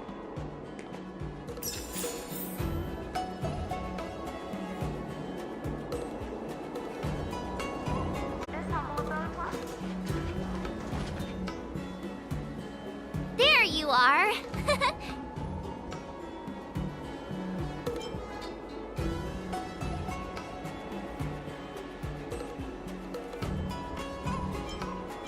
Well, it was a promise to General Huayan, after all. I woke up especially early, so I can start teaching Miss March swordplay. Hey, why are you blushing, Master Yanqing? This is, the first time someone has called me Master. I need to, get used to it.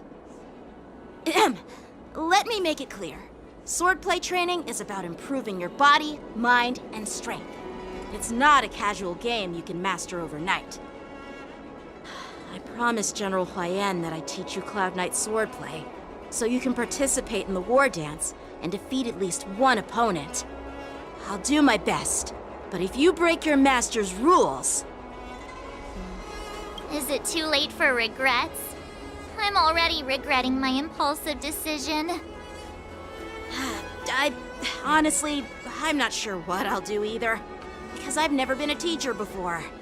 So, Miss March, please behave and don't skip classes. Or complain. You need to toughen up and train her properly, Master Yanqing. Don't go easy on her. You're so heartless. By the way, where's Yunli?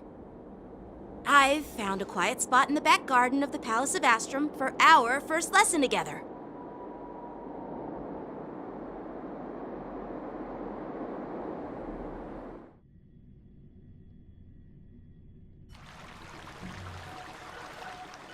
Seriously? It's the first day, and you two are already late? Why is everyone on the Luofu so laid back? So disappointing. Master Yunli, you're already here. Sorry for keeping you waiting. Oh, wait. Were you trying to teach her in secret? That's sneaky. I'm just showing you what Luofu etiquette is all about. She might be my apprentice, but it's customary for the master to personally escort their apprentice to the place of learning. As the host, I'll be teaching Miss March the essence of Luofu swordplay, after which she'll emerge victorious in the war dance ring. You won't be complaining about Luofu swordplay then. Stand aside, rookie. Let me show you how we Zhuming sword masters treat their apprentices. Quickly, over here, Miss March. This is a reverse mentorship gift from me to you. I hope you put it to good use. What's this? Xianzhou clothing? It's so beautiful! Sword practice requires precise movements. This outfit is tailored to fit perfectly and allows for smooth movements. I even added some small accessories. I put a lot of thought into it. You're awesome, Master Yunli! See? See? How can you compete with me? I'll teach March 7th the essence of Zhuming swordplay so she can win the contest with my sword skills. Actually, I've prepared something too. Huh? You have a gift for me too, Master Yanqing? Since you want to learn swordplay, Miss March, you'll need suitable weapons. So, I went out of my way to prepare a pair of swords overnight. Unfortunately, I didn't have time to ask the craftsman to customize the swords for you. But I did my best to choose ones that look nice and are suitable for a beginner. I hope you like them, Miss March. Thank you, Master Yanqing! Bet you didn't see that one coming, did you, Yunli? The real competition is just getting started. I'm so lucky to have two great masters. But why does it feel like things are getting a bit weird?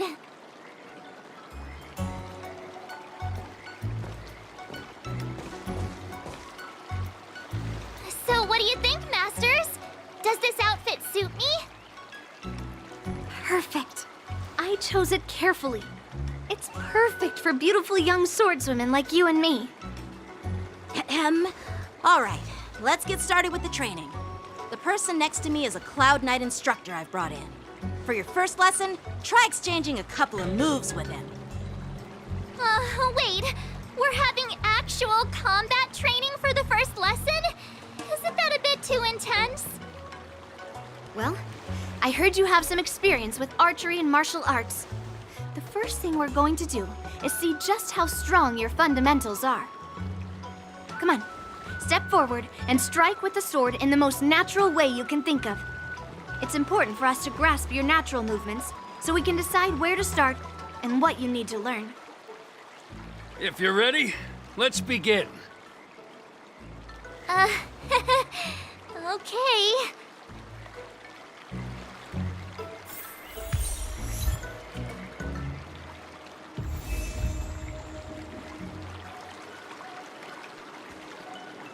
Well, I heard you have some experience with archery and martial arts. The first thing we're going to... Come on, step forward and... Are you ready? Yeah, I'm ready. But please go easy on me. Then I apologize in advance, Miss March. I could take 10 of you.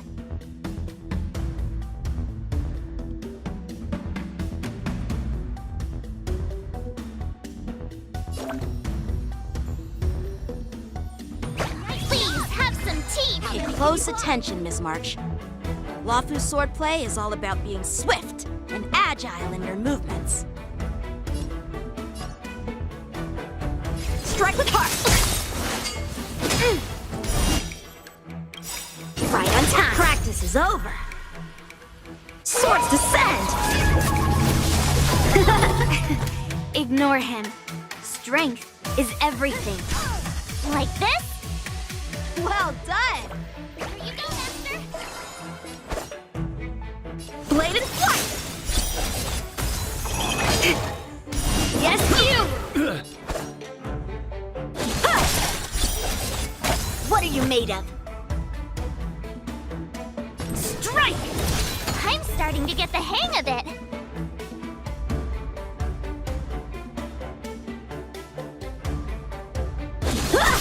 Oh, I get it! With a true heart and focus focused mind. Here I come! Right on time. Slap! Severing mountains! A one-time enemy.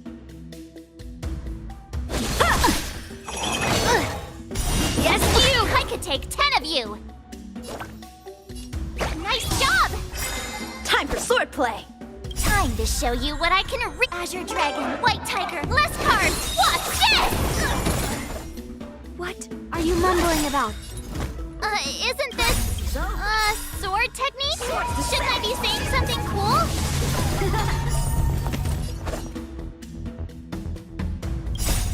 Melt!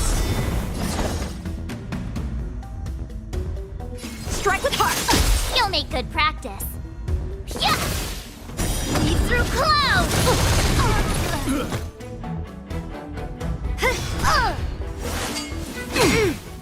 Right on time. Blade and flight.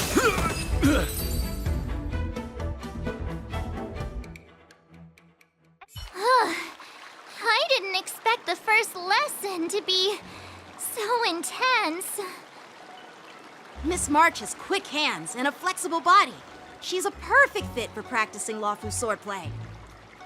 However, she lacks strength, and her strikes were a bit unfocused. But don't worry, that's totally normal for beginners. Once she starts practicing Juming swordplay, she'll make heaps of progress. Given the situation, I believe Miss March should start by working on her strength. Seriously, do you actually know anything about swordplay, or what? I could ask you the same thing. Dual swords require agility. So what's more important than footwork? Instead of focusing on her strengths, we should address her weaknesses. The drawback of wielding two swords is not generating enough force. What good is being quick on your feet if you don't have strength? It's not like we're dancing here. Skilled sword masters know how to play to their strengths and work on their weaknesses. Start with what you're good at, then tackle your weaknesses. That's the right way to learn. You're quite the theorist, huh? Theorist? You claim to be able to talk to swords. So what does that make you? A lunatic? Hey, it's only my first lesson, and you're already arguing.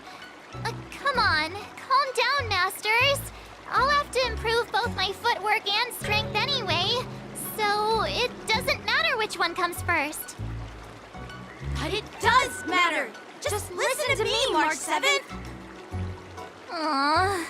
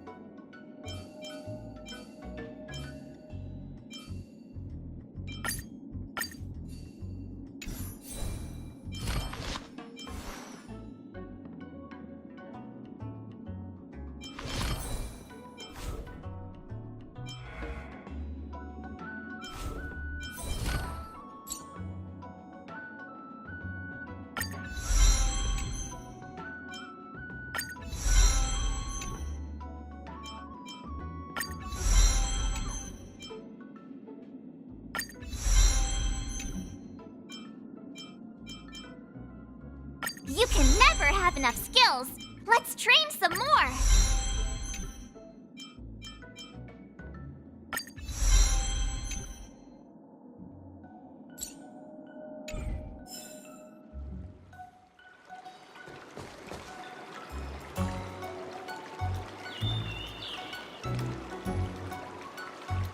Dear Himeko, Mr. Yang, and Pom Pom, we're all good here on the Xianzhou Lafu, so no need to worry.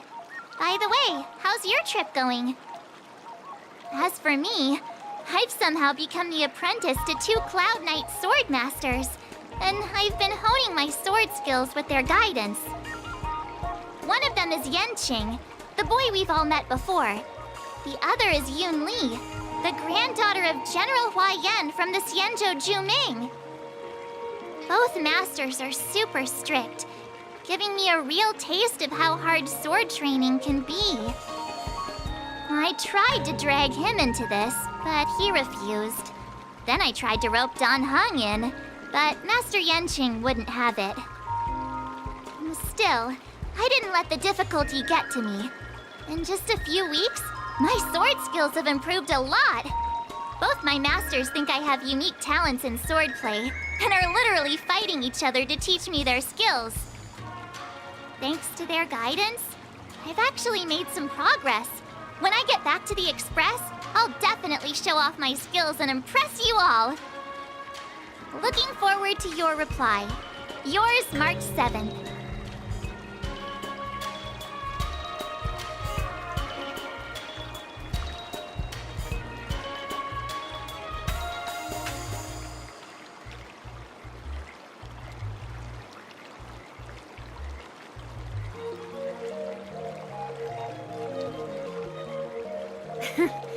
Well done!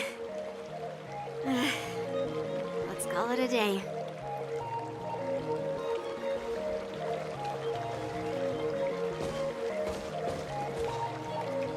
Miss March's sword skills are really coming along. She'll hold her own just fine in the war dance. Perhaps I might have a shot at beating both masters in the ring?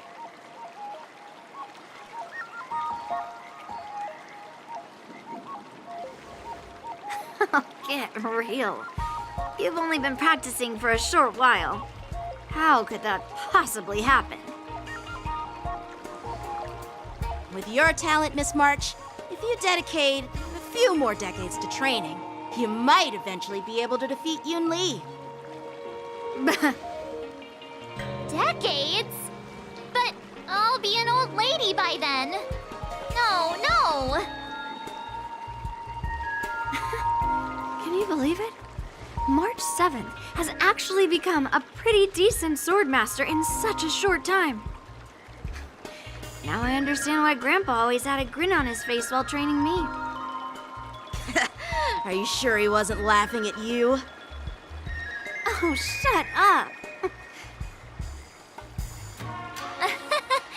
It's all thanks to your amazing guidance, Masters. Miss March, you're really getting the hang of wielding dual swords. If you're keen on advancing, trying out different Xianzhou blades could improve your touch. Oh, let me see. Which sword is the most powerful? Single sword? Great sword? Or maybe a flying sword? There's no such thing as the most powerful sword. It's all about the skill of the swordmaster. Yanqing wields several flying swords, while I only wield one. But remember how I kicked his butt at the Alchemy Commission? First, you didn't kick my butt. Second, you'll never kick my butt. Third, how about we settle this right now and see who kicks whose butt? Yeah, I'm up for that. And if I kick your butt, you'll drop out of the war dance. Deal? Why are you two arguing again? I thought things had been improving between you lately. was talk that the leading disciples of the Luofu and Juming generals were supposed to face off in the war dance, but for some reason, they suddenly teamed up to train an apprentice of their own. Turns out, the rumors are true.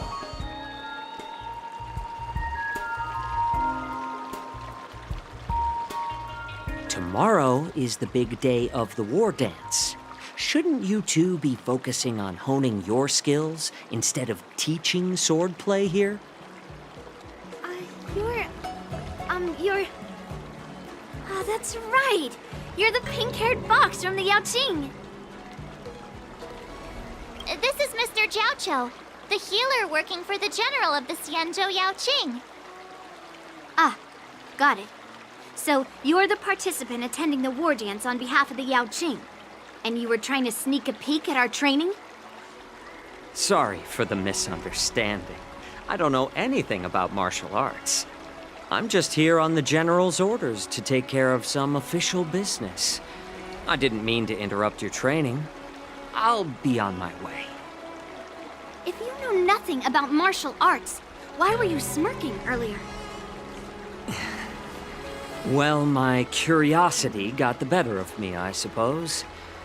When I heard Miss March's pondering about what to learn, I couldn't help but wander over.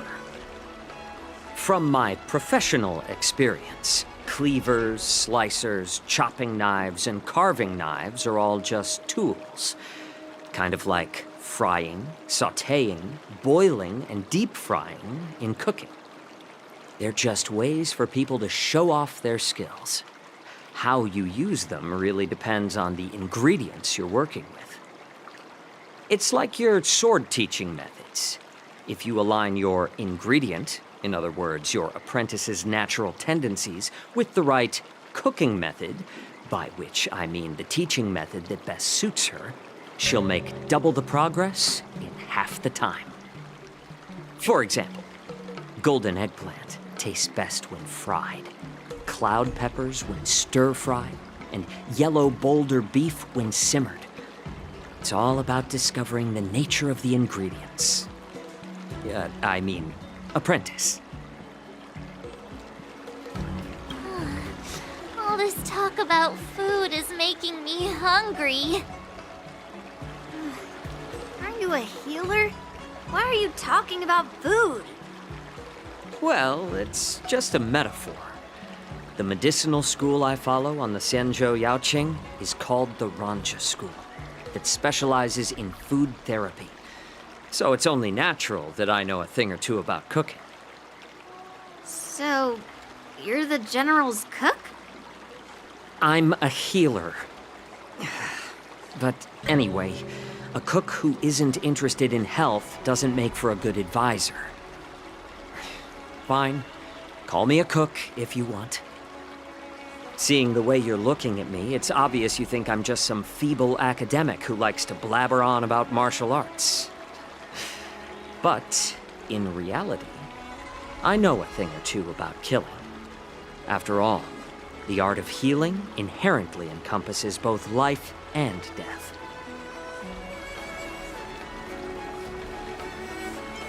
Seriously? Trying to save face in front of kids? Ugh. Do you recognize this bottle of medicine in my hand? No.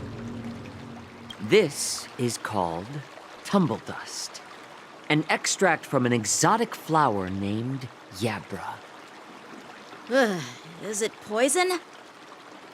Well, it depends on how it's used. With just one drop, it's able to numb a patient's body during surgery, making them painless throughout the entire process. However, increase the dose or the potency, and it'll slow the metabolism, making the blood thin and resulting in the loss of all senses. Even long-life species cannot escape its effects. This thing can save lives or take them. It's more powerful than the swords in your hands. That may be so, but still, I prefer settling things with a sword than, you know. Huh. Looks like I did get you all wrong. You're not a feeble scholar, but a sinister and despicable one. Hey, why the insults all of a sudden? I'm just sharing some medical knowledge here, not persuading you to poison anyone. Seems like you get real excited when talking about poison. I can't tell if that's an honorable thing or sinister. Picture this. 2 individuals. The one standing is full of malice. The other lying down is honorable and righteous. How can the one who's lying down label the one standing as sinister? In the throes of combat, where life and death hinge on a singular moment, every idea fades into nothingness. The only thing that matters is staying alive. Surviving the battlefield reshapes all notions of worth, be it integrity or treachery. In my eyes, their significance is negligible. Perhaps you've underestimated Yunli and me, Mr. Jiaoqiu. We may be young, but we've seen our fair share of war. Well, then you should know that the war dance is nothing more than a contest. So why are you so focused on it? When I was appointed as the ringmaster for the war dance, I asked the general, we Cloud Knights are supposed to charge into the fray and slay enemies. Why do we have to swing swords in a ring just to please an audience? And this is how the general replied. To unsheath your sword in a ring is no different than on the battlefield, as your sword reveals the might of all Cloud Knights. The war dance is the perfect chance to showcase martial virtue and forge alliances from all over the cosmos. When we unsheath the sword without drawing blood, we not only display our might, but also the martial virtue of the Cloud Knights. That's quite an insightful statement, Yanqing. Well, my apologies for being so short-sighted. I've been on the Luofu for quite some time, but I haven't had the chance to see the ceremony venue for myself yet. Hearing you speak so highly of it has piqued my curiosity. Would you mind showing me around? You want to see the Sky Splitter ship where the war dance will be held? Let's go! I bet Yunli and Miss March haven't seen it either, right? Well then, I'll give you all a tour.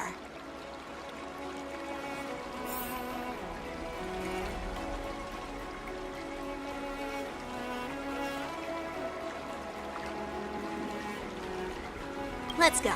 I'll give you a tour of the Sky Splitter.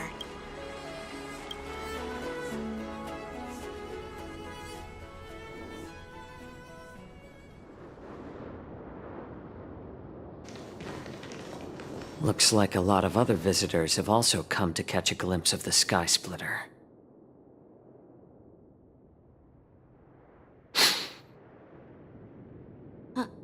What's up, Mr. Jiaoqiu? No, it's nothing.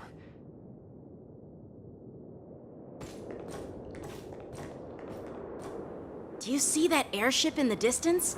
That's the Sky Splitter, the venue for the war dance ceremony. It doesn't look all that impressive from this distance. The Sky Splitter is actually a decommissioned Luofu military vessel. People aren't allowed on board until the war dance officially commences. Tomorrow, when the bell rings and the ceremonial cannons roar, I'll be there representing the Cloud Knights of Xianzhou Luofu, standing in the ring, ready to take on challengers from all over the cosmos. Since I was a kid, I've been training in swordplay and the art of war under the general. Every day, I'd swing my sword 10,000 times, and then thrust it 10,000 times, repeating the process over and over. I understand that I'm not like other kids. I never envied the toys and freedom they all had. I never found sword practice boring or hard. Even in the thick of battle, facing down savage abominations, I never felt scared. Each day, I could feel myself getting stronger and stronger, and I racked up countless victories. It's the best feeling in the world. But then, I faced a really tough opponent, and just one slash shattered my confidence into 1,000 pieces. That's when I felt true fear for the first time. Maybe that's what Mr. Zhao Cho meant by life and death hinge on a singular moment. Every idea fades into nothingness. After that, I had to pick up the pieces and try to put myself back together. But no matter how hard I tried, I couldn't seem to find my old happy self again. I often ask myself, why do I wield my sword? If defeat is inevitable, why do I continue to fight? Is it to reclaim the joy of victory? To meet the general's expectations? Or to secure my honor among the Cloud Knights? While the general could teach me the art of swordplay, he couldn't teach me why I should keep on going. He said the reason must come from within myself. I've been struggling to find that reason.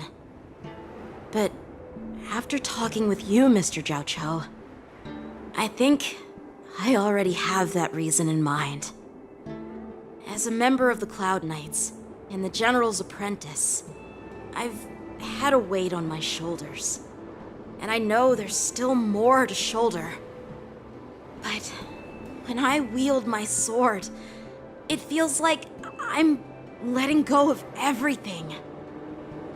I love the feeling of giving it my all, facing any obstacle in front of me, pressing forward. That's why I wield my sword. Oh, Yanqing. So young, yet so grown up. By the way, how old are you exactly? Age doesn't really matter. All sword masters will understand how I feel. I get it. Looks like all the kids on the Luofu live tough lives. So, how about you, Miss Yunli? It's not polite to ask a girl her age, no matter which Xianzhou ship you're on. I'm not asking your age. I'm asking if you have a dream like Yanqing has. You don't talk like a cook. You sound more like a TV host or something. Need I repeat myself again? I'm a healer. Well, I don't have a dream like Yanqing does. The only reason I'm participating in the Ringmaster's Challenge is because I made a promise to my grandfather that I'd win the precious sword he's contributed to the war dance. Sounds like that mind of yours is just filled with swords. I bet you've got nothing better on your mind. My father was a craftsman on the Xianzhou Juming. Because of his foolishness, many innocent people fell victim to the cursed swords he forged. Since I was a kid, it's been clear to me that not everyone deserves to have a weapon in their hands. Giving them a sword is no different than being cruel to the innocent. So, whenever I come across someone unworthy of a sword, I can't help but want to take it away from them. Given that Yanqing is the war dance ringmaster, I'm stepping up to challenge him. To ensure the precious sword doesn't fall into the hands of an unworthy master. Hey, what do you mean by an unworthy master? I see. It's not easy for kids on the Juming either. Well, it's better to have a reason for wielding a sword than to be lost and confused. I've saved countless Cloud Knights in my life, and there are plenty of exceptional warriors, just like the two of you. What happened, Mr. Zhao Cho? Oh, nothing. I was just reminded of some old friends and old tales. Judging from my professional perspective as a healer, both of you possess remarkable vitality. Your energies flow like raging fires and mighty gales. The upcoming fight will definitely be impressive. Well, we've seen the Sky Splitter and toured the Stargazer Navalia. I guess it's time to say goodbye for now. What? You're leaving already? But you haven't asked me about my dreams. I've been working hard too, you know. It's getting late, Miss March. Unlike you lot, I'm a grown-up bound by responsibilities and duties. The tasks entrusted to me by the General won't complete themselves. By the way, Yanqing, is it normal to have so many people wandering around in an automated area like the Stargazer Navalia? Actually, this is a restricted area. But since you're all guests, I made an exception, so you could take a look around. I understand. Well, I'll take my leave. I wish you both the best of luck in the ring tomorrow.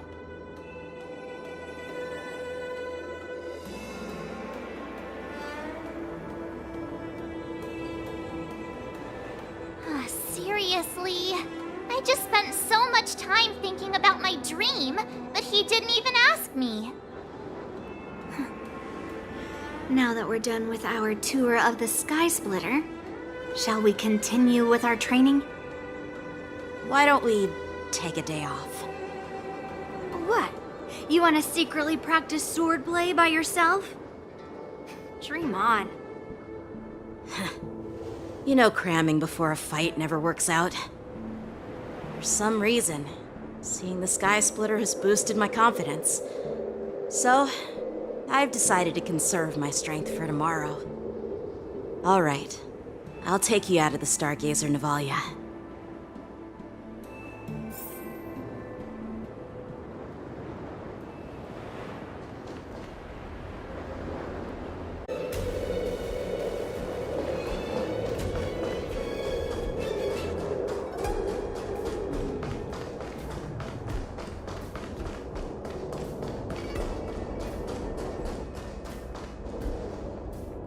Just shut up, Red Fang!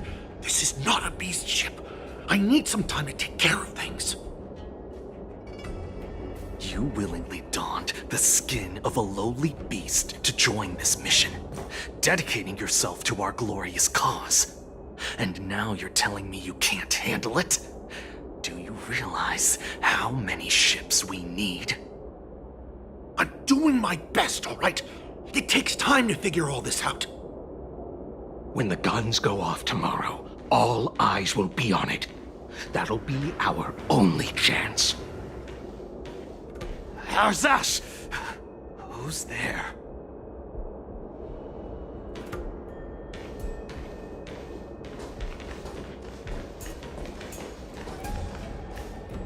Who are you guys? An impromptu inspection. Why are there outsiders loitering in Stargazer Navalia? And a bunch of kids at that. Hey, kids, didn't your parents ever tell you to stay away from the Stargazer Navalia? I know it's an automated facility, but it doesn't mean you can just break in and do what you want.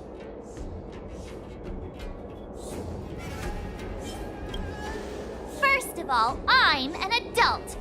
Second, I didn't just break in. Yeah, we flew here on a star skiff. Like, whoosh! Well, I'm not trying to tell you off, but this place is off limits to the public, you know? Big sis, let's go. I want to play in Everhunt Plains.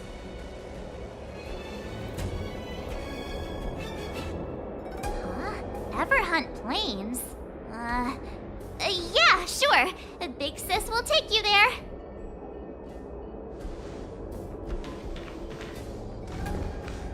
Shua! You should have let me. Shh, the overhaul is done, and everything looks good. We should leave.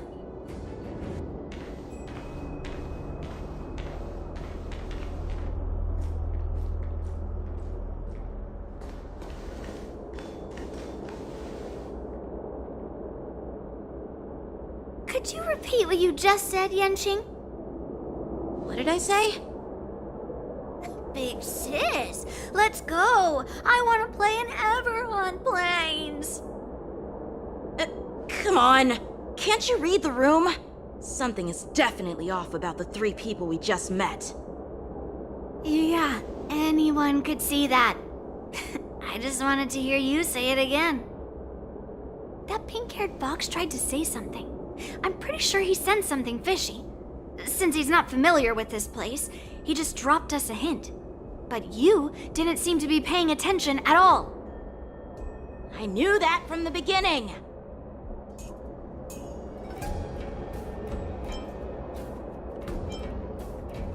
That Cloud Knight didn't recognize Master Yanqing at all. That's really weird.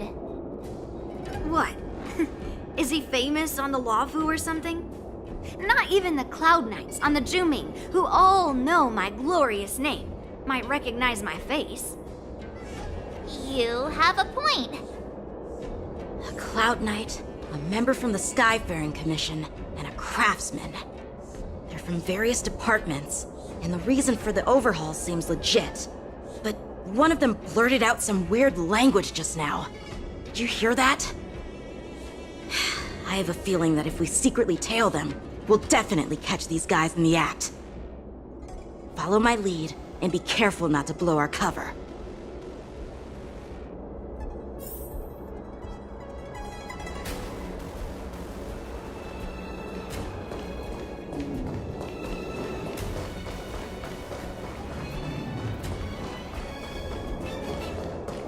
Never mind who they are. Let's just film. Don't get too close, Miss March. They might spot you.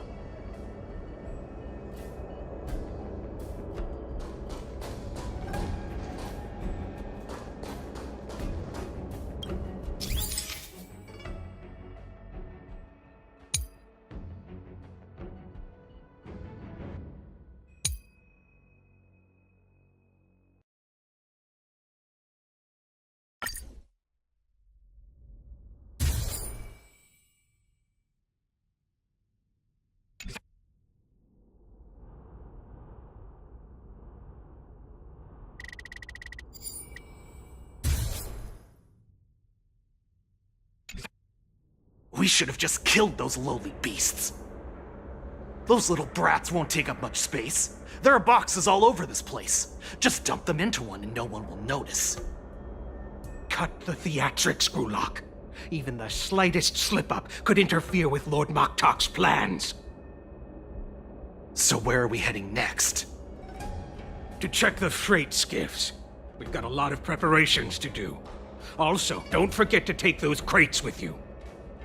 Weapons, supplies. We've got to be well prepared. Otherwise, we're screwed. So, are they smugglers? What exactly are they up to? I have no clue. They seem to be moving those crates. I've got an idea. We can hide inside the crates and follow them.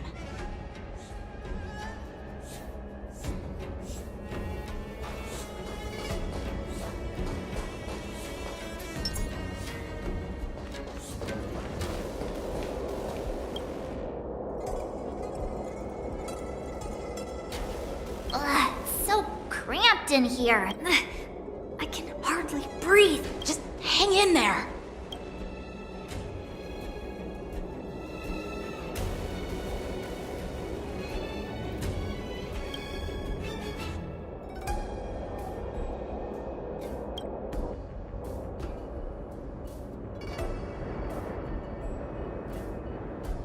Let's just put the cargo here for now, all right? Then we'll move on to inspect the ships. Lord Moktok said that as soon as we're done, we're to board the freight skiff and leave this place. Don't worry, I've changed the shipping schedule. You two, come with me. Is it just me? I keep smelling that stench of lowly beasts everywhere we go. Don't be so paranoid.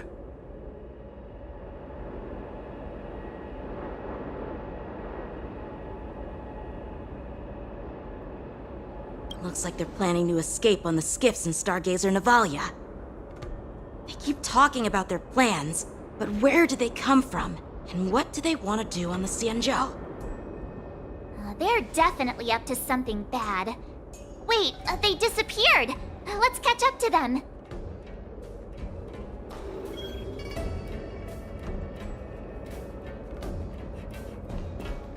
Tread softly. Breathe quietly. And make sure to keep an eye on them. Hide out of sight as soon as there's any sign of activity.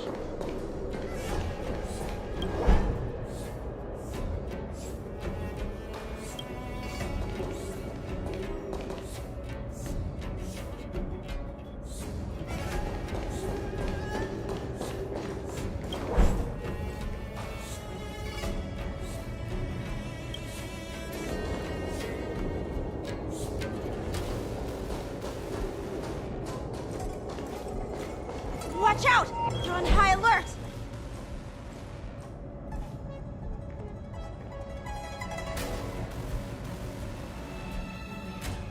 Don't be so paranoid. We're running out of time. Get over here! Shuhard, I'm coming!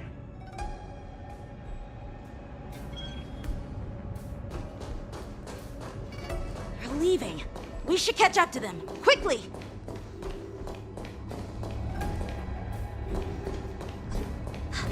Did he spot us? Quickly, hide!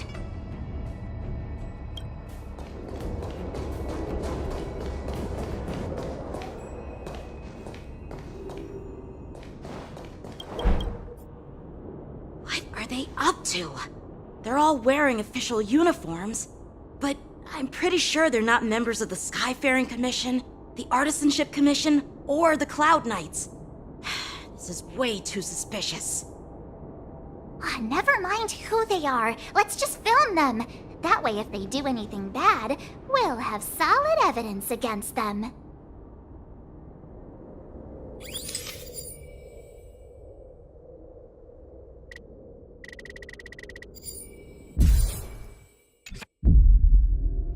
Look at this. A freight star skiff with enough room to fit at least 20 of my men. I'll let the others know and have them prepare more star skiffs. Once we're past the checkpoint, there will be beast ships waiting for us. Lord Moktok is ready. The revival of our ancient bloodline all hinges on this operation. What did he just say? Beast ships?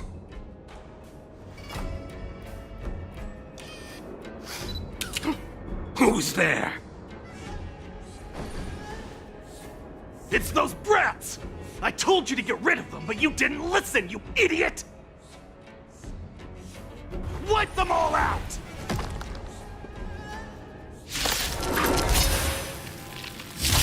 Forsen? Need a shine. Adusa! Die, you low beasts! I'm okay.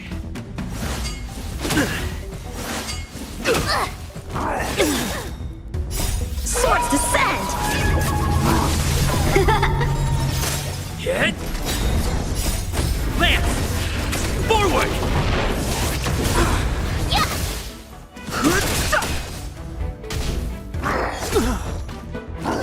Not very sportsmanlike.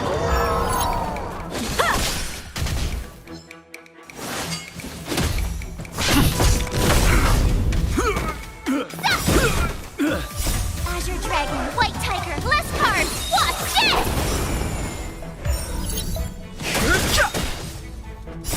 The sanctuary is but a vision! Break! I'm okay. Blade and flight! Lance! Forward!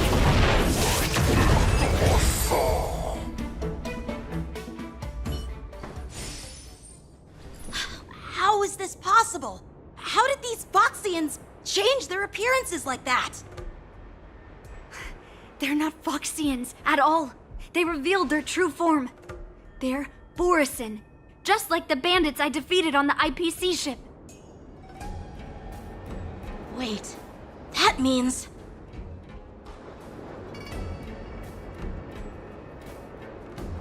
Well, how did the Borisin manage to infiltrate the Cienjo? It's not just a simple disguise of wearing our clothing and shaving their whiskers. They're somehow able to alter their appearance to be indistinguishable from Foxians. They even have official IDs for the Skyfaring Commission, the Artisanship Commission, and even the Cloud Knights? Let me check this fake Cloud Knight's tag. Maybe it'll give us some clues.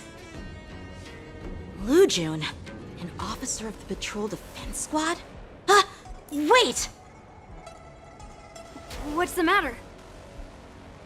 I encountered a patrol officer named Lujun before. It was a few weeks ago, when we were transporting the Borisin prisoners.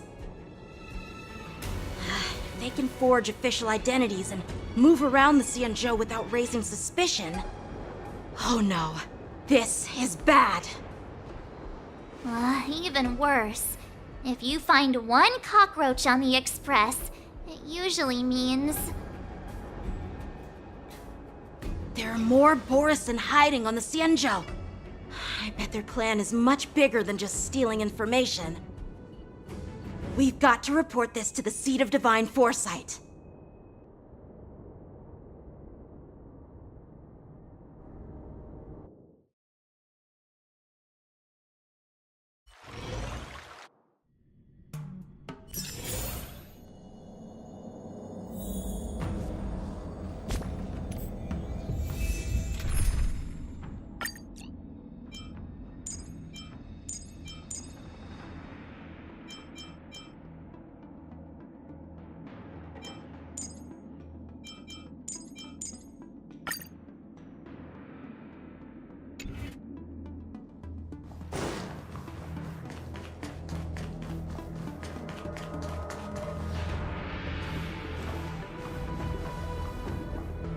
I am glad to finally meet you in person, guests from the Astral Express.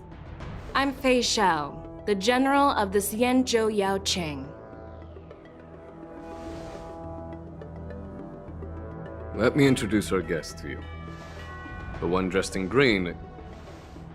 He's the reincarnation of Imbibitor Lune, and the person behind him is the newest member of the crew.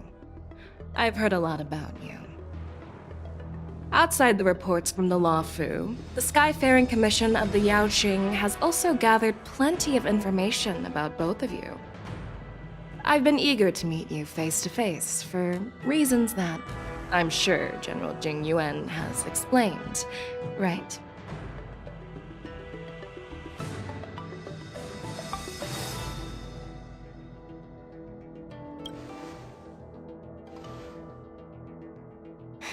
That's right. But don't worry, this isn't a trial. I just want to have a chat with you and get a better understanding of the facts.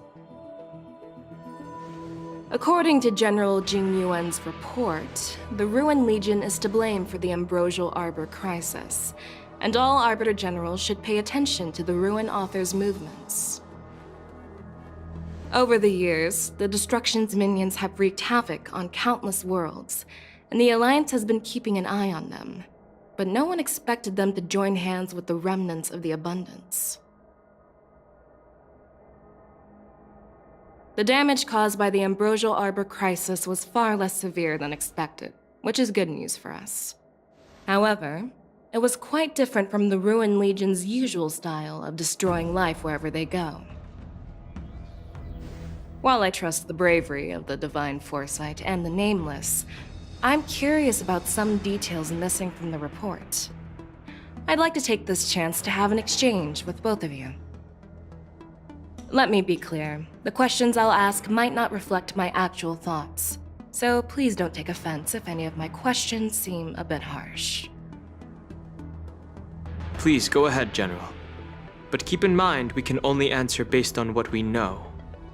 And perhaps you already have the answers to your questions in your heart. You have a clever tongue. I like it.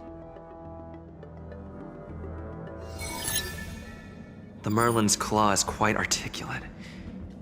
Right now, her intentions are unknown, and Jingyuan wants us to be honest. Let's cut to the chase. Before the crisis struck, the Astral Express was guided here by a Stellaron hunter, a wanted felon, in an attempt to resolve the Stellaron crisis. However, everyone in the cosmos knows of the Stellaron hunter's reputation. So, why did you place so much trust in them? Could it be that some of you have a connection with them?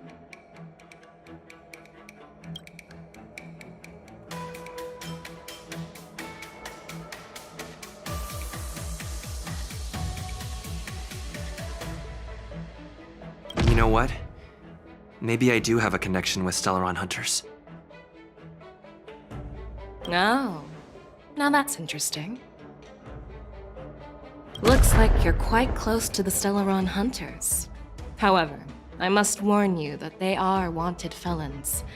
While I appreciate your honesty, being honest about this topic might make you look suspicious to some, you know? Let's move on to the next question. The report suggests that Don Shu, the master of the disciples of Sanctus Medicus, colluded with the Lord Ravager and used the power of the Stellaron to resurrect the Ambrosial Arbor. But here's the thing. Don Shu was just a chief alchemist. Even if she colluded with our enemies and summoned the Stellaron, how did she manage to bypass the Vidyadhara guards around the Ambrosial Arbor?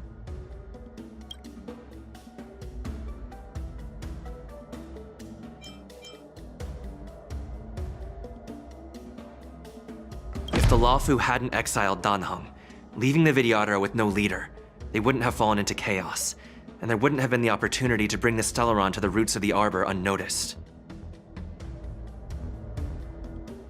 Imbibitor Lune was exiled due to his own crimes. Now, Danheng, as his reincarnation, is free from his sins. However, why did he risk trespassing on the Xianzhou Luofu before his exile was lifted? I was concerned about the safety of my companions, so I acted brazenly. I admit I was reckless at the time, but he returned despite everything. Now, let's consider the outcome. The Arbor was resurrected, and the Luofu required a High Elder to repair the seal and suppress the Plague Mark. It's hard not to think about the stakes involved, right? According to the report, Lord Ravager Fantilia is the mastermind behind the entire conspiracy. She disguised herself as an ambassador of the Skyfaring Commission and traveled with you, only to vanish without a trace later on. It seems too convenient to label her as a scapegoat.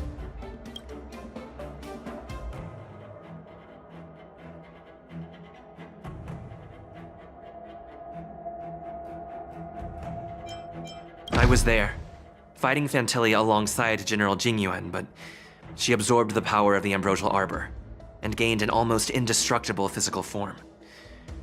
Perhaps that was her intention all along. So, a pawn of the destruction wanted a flesh and blood body to live in. Interesting. That's quite a new perspective.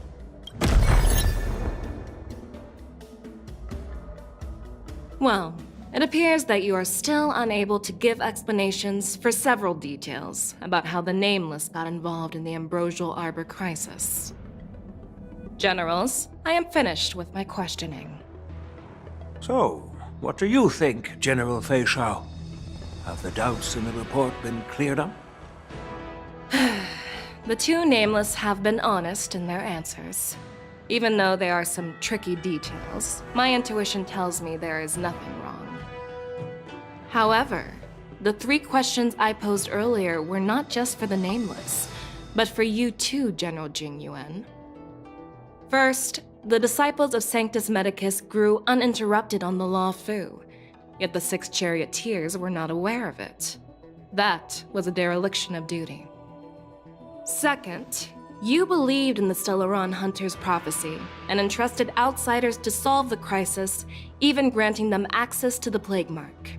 That was a dereliction of responsibility. Third, you insist on holding the war dance right after the Ambrosial Arbor crisis, putting the Lawfu back in the spotlight. That is a dereliction of wisdom. Merlin's Claw. Is this your line of thinking, or the Ten Lords? From the moment I walked in, I made it clear that the questions I'd ask might not reflect my actual thoughts. The disciples of Sanctus Medicus were deeply rooted and had been plotting for a long time. I admit it was my negligence for not noticing it earlier.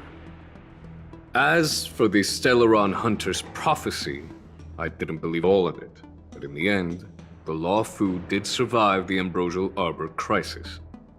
So, I think it's safe to say that Elio's prophecy about the future holds some merit. And as for the war dance, do you think I'm unaware of the risks? However, risks can also be opportunities. The Lawfu has lain low for too long. I believe it's time to stir up the dregs hidden in the depths and wash them away once and for all. Just as I expected from our sophisticated divine foresight. You have a way with words. I like it. But, unfortunately, ever since the report was submitted, the Alliance has been filled with rumors and speculation. Even within the Lawfu, there are people accusing you of neglecting your duties, resulting in the Ambrosial Arbor's resurrection. So what are your thoughts on all of this, General Fei Shao? As a fellow Arbiter General, I fully understand the difficulties of this position. Personally, I think all these rumors are meaningless drivel. Across the sea of stars, the divine foresight knows better than anyone else what happened on the Lawfu and the meaning behind it. Just as what happened on the Xianzhou Yaoqing recently. You mean the Xianzhou Yaoqing is also... The scouts of the Verdant Knights have sent back reports that Borisin are making trouble again. The Borisin packs that were once divided and scattered have started swallowing each other up, forming larger and larger packs. Moreover, there's an entity named Mongus behind it all. An entity? According to the report, this entity isn't actually a Borisin. It's a woman claiming to be the messenger of the Master of Immortality. She's described as having 12 faces and 12 pairs of fangs, as cruel as poison and as elusive as quicksand. The Borisin believe she'll give them a chance to rise again. That's Ventilia. That's right. You're lucky that I'm the one who came this time. If it were the Patina Justice or the Seer Strategist, this conversation might not be so friendly. I've always had faith in my instincts, so I don't doubt your good intentions. But the Alliance has its fair share of questions and doubts about the Lawfu. So, my plan is to come up with an acceptable answer to satisfy the Alliance. What's in this plan, General Fei Shao? General Jing Yuan, you already know what has to be done. But since you don't want to be the bad guy, I'll take care of it for you. You need the final word from the Ten Lords Commission to quell any doubts. And for that, I'll have to ask the two Nameless to visit the Shackling Prison. No, I'm not imprisoning you. While you're there, I'll ask a judge in the Ten Lords Commission's Interrogation Division to record a detailed testimony with the karmic mirror from both of you. We'll fill in the gaps that weren't covered in the report, and silence any protests within the Alliance. I'm okay with that. Worried that I might go back on my word and keep you in the Shackling Prison? Relax. If I wanted to do that, you'd already be behind bars. Once you're done with your testimony, you're free to come and go as you please. Then, as the Merlin's Claw requests, Oh, there's one more thing. This testimony is for silencing the voices of opposition within the Alliance, but I would like to urge General Jing Yuan to listen to the pleas of the Foxians on the Xianzhou Yaoqing. so, you are here for Hule. Exactly. Hule is locked up in the Luofu's shackling prison. Since he is the broodlord of the Borison, I want to transfer him onto the Xianzhou Yaoqing and imprison him there. The recent movements of the Borison suggest they're planning something big, so we must act preemptively. It makes sense to have the Foxians keep an eye on their arch-nemesis.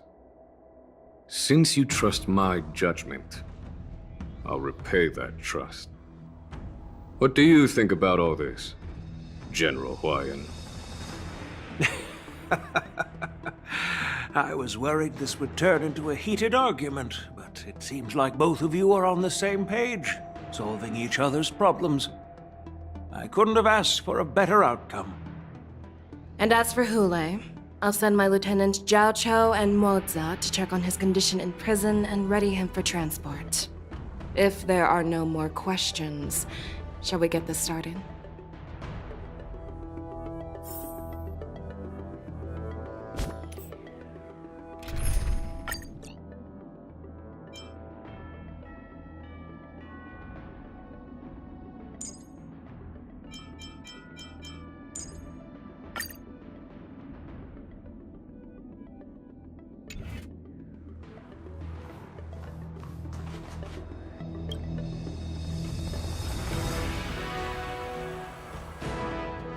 Do you actually believe in the Stellaron Hunter's prophecy?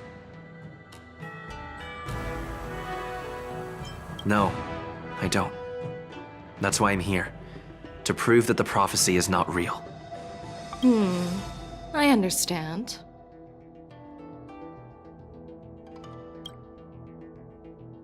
While words can be deceiving, your gaze, your breathing, and your scent, they reveal more than your words do. I trust my intuition more than any words.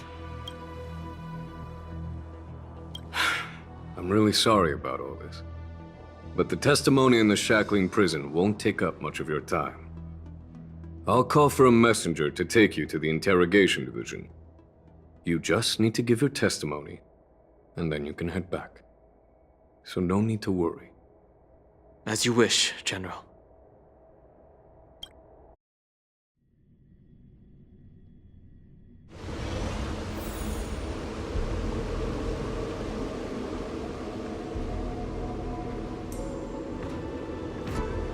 As General Jing Yuan requested, everything is prepared for your arrival, and I am here to receive you. The judges at the interrogation division also know your purpose in coming.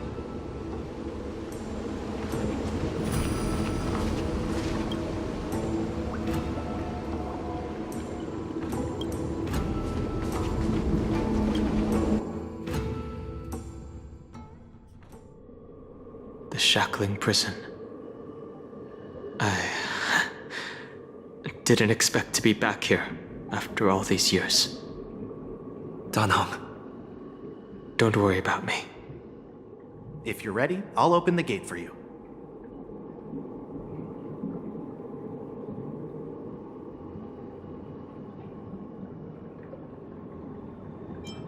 Exactly. Please come on in, dear guests.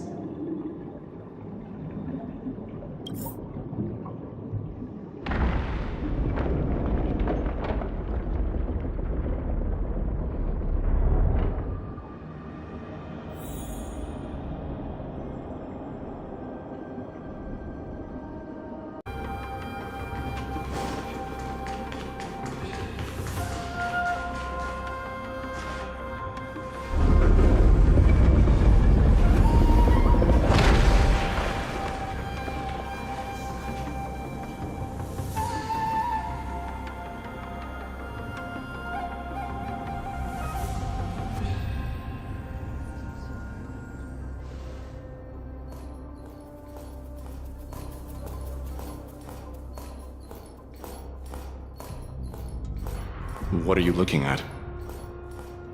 The shackling prison on the Luofu is completely different from the one on the Yaoqing. It's completely underwater. Whether it's in the clouds or underwater, breaking free would still be a piece of cake for me. Still thinking about your old jailbreak tricks, huh? Forget it. You're free now. Just don't do anything stupid, or the judges will throw you back in there and lock you up for a few hundred years. You'll see me again in just a few days. Taking Hule back to the Yaoqing means a lot to the Foxians on the ship, and to the General herself. So stay alert.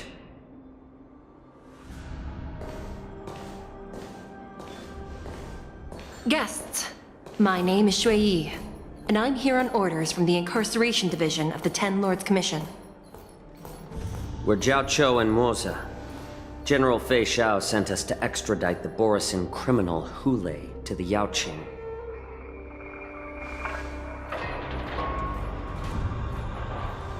We're here to inspect the conditions of his imprisonment and make preparations for the handover and transportation. I assume you've been briefed, Your Honor. Your visit request has been approved. I'll be your guide for this trip. Prisoner Hule, the warhead and brood lord of the Borisin abominations of abundance and the arch-nemesis of the Foxians, is responsible for 2,123 wars of aggression and countless associated crimes. Due to his heinous acts, he has been imprisoned in the depths of the shackling prison and subjected to the punishment of the Forest of Swords until the end of time. He shall never be pardoned. No need to repeat his crimes and sentence, Your Honor. He is the greatest enemy of us Foxians. The stories of his atrocities are used to terrify our children. I'm well aware of every crime he's committed. Let's move on to the next step. When it comes to visiting criminals, there are rules in place to ensure your safety. I know you've heard legends about Hule since you were children, but your knowledge about him is likely very limited. Only the judges of the Ten Lords Commission truly know what kind of abomination is locked up at the bottom of the shackling prison. It has been centuries since Jing Liu, the former sword champion of the Luofu, captured Hule. And during all those years, we never provided him with any food. Yet he somehow managed to stay alive. It defies all the documented physical characteristics of the Borisin. The Forest of Swords, forged by the Punishment Division, is a device of intense torment, used to execute sinful abominations. Most Borisin die within 3 days in the forest, but Hule is different. Every time the blades pierce him, his body instantly heals. Despite the brutal punishment, he somehow manages to survive. The complex rules are there because of his abnormal characteristics. Do you understand now? I apologize for any offense caused. Please continue, Your Honor. I've given you the instructions regarding Hule's visitation. Please make sure you read them carefully.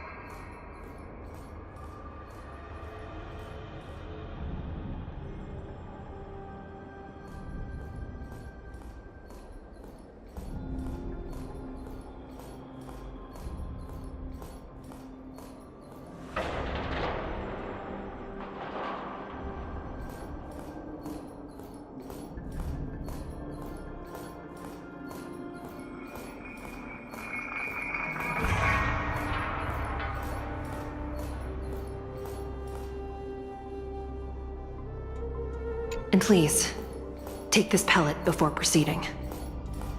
No, I'm not taking random medicine.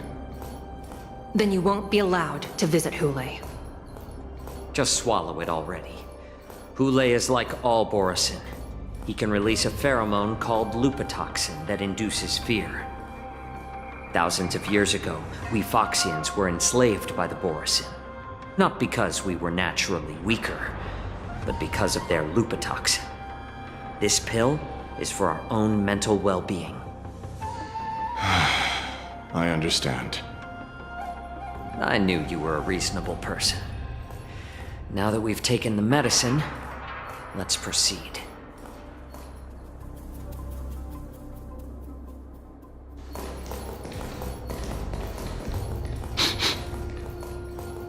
Your Honor. What is it? No. Never mind. Maybe I'm just imagining things. Let's keep moving.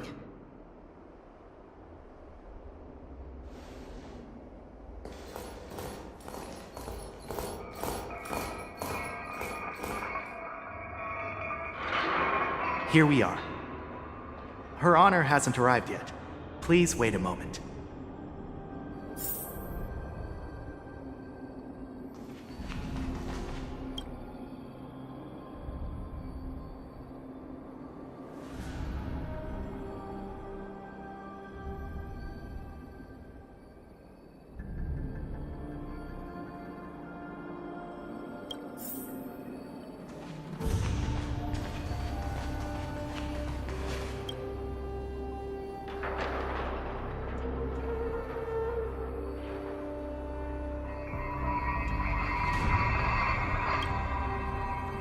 Welcome, dear guests from the Express. Judge Hanya of the Interrogation Division. We've met before.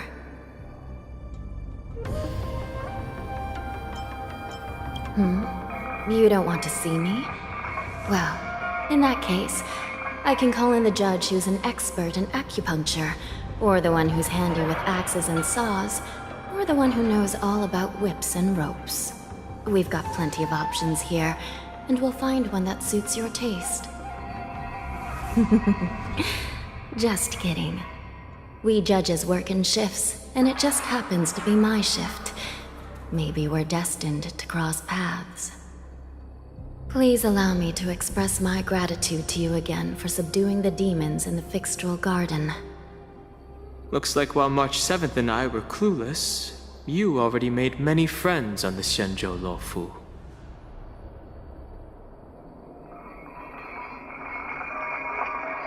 Even though you and I have met before, we can't show any favoritism under the Ten Lords. So, please do as I command as we head to Scrivener Hall and beyond. Don't do anything without my permission. This is not a place for ordinary mortals. You and Mr. Danheng, please come with me. Please lead the way, Your Honor. Please let me activate the mechanism before we all move forward. And please, watch your steps.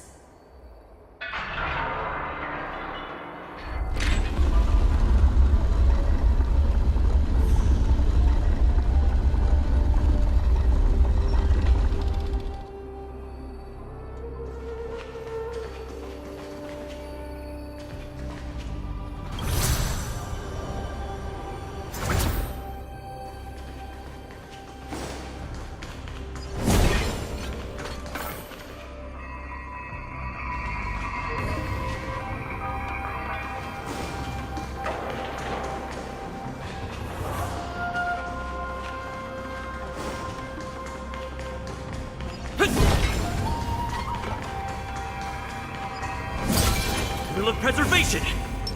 This will strengthen our position.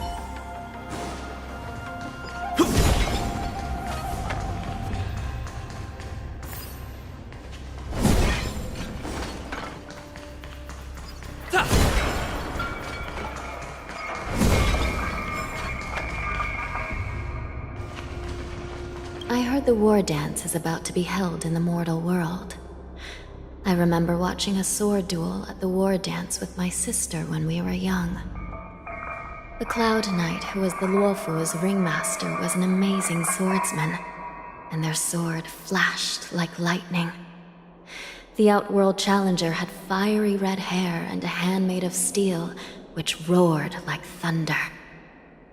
They battled for a long time before a winner could be declared. Time sure flies. Now, both my sister and I are residents of the Netherworld, and we will never again feel the thrill of a competition. Are there a lot of people in Starskiff Haven due to the war dance? Sounds amazing. It's a shame I'm too busy to attend. But even if I could, I'd probably just scare people off with my current appearance. Let's get going then.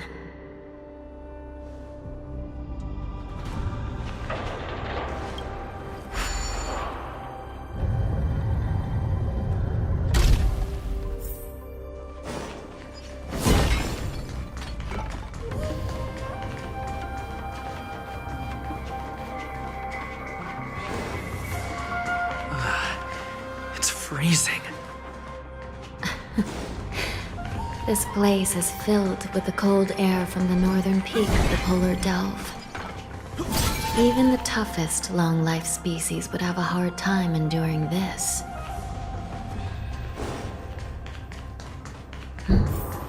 Did you hear something just now? Let me check it out. Ugh, what an eyesore. This place is packed with boxes and crates. These crates... they look oddly familiar. A few days ago, the Spiritfarers received reports about an IPC transport ship that was attacked by Borison. Then, a bunch of those abominations were dumped into this place. I had a feeling there would be trouble during the war dance, but throwing both the pirates and the cargo in jail? That's a new one. I heard the Intelligentsia Guild crafted something dangerous. We have many records in the Hall of Karma about these wise ones. They love to tinker with forbidden technologies, always trying to push the limits of Ingenia. I caught a glimpse of the mechs in those crates, and they bear a striking resemblance to Borison. I wonder what they're planning this time. Well, business first. Let's keep moving.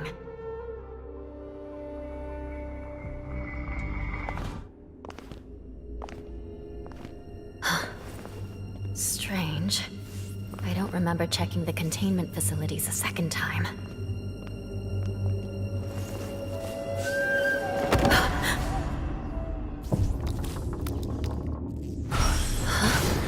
Watch out!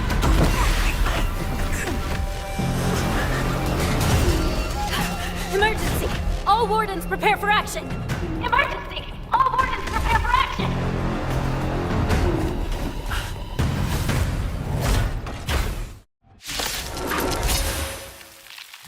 What's happening here? Don't let me down. Why are these things moving on their own? Something is wrong. The guards aren't responding. The sanctuary is but a vision! On the still waters of oblivion. I weep for the departed. It too shall fall. Who's the little bastard?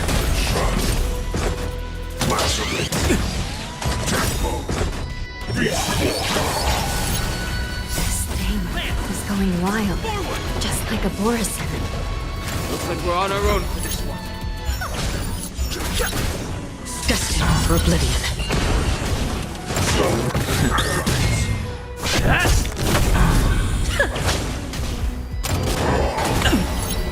On the still waters of oblivion. But how is this even possible? The Spiritfarers follow the protocols, cutting off power to the mechs and sealing the crates. How could these mechs still start moving? It's just like what happened in the Artisanship Commission before. These goods went haywire and attacked everyone in sight. The Alchemy Commission members examined them and found some unusual structures within. These things showing up in the shackling prison can only mean one thing.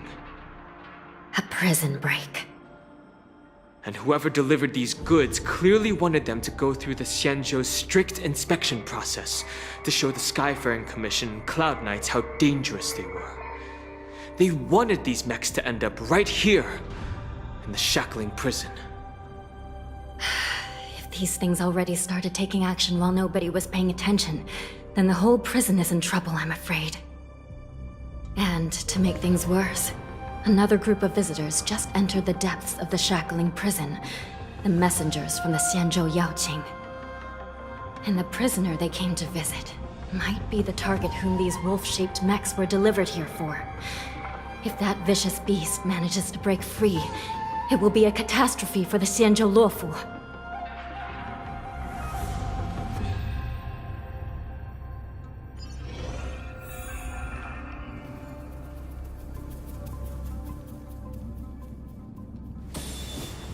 Here we are. Have we arrived already, Your Honor? Shouldn't there be a cage here? The most notorious felons are locked away in the solitary delves, deep down in the prison. Those delves can't be opened without proper authorization. The blue bird paves the path, and the Stygian lanterns illuminate it. Help me light up these lanterns, and the way to the bottom of the shackling prison will reveal itself.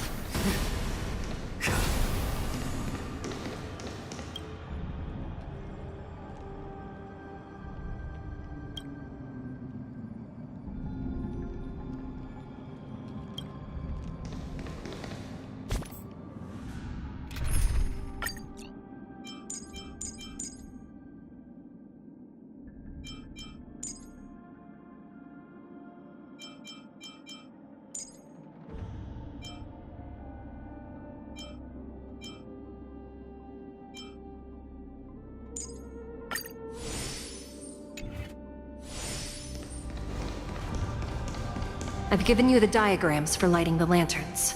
Please take a look.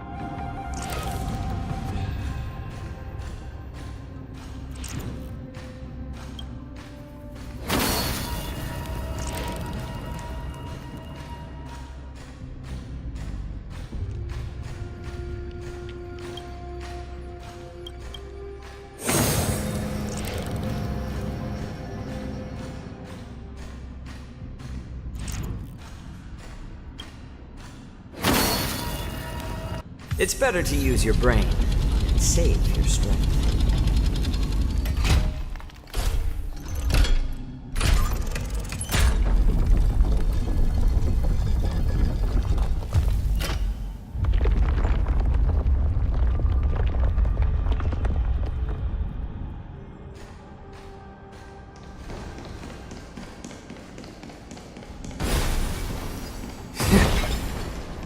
The path is open.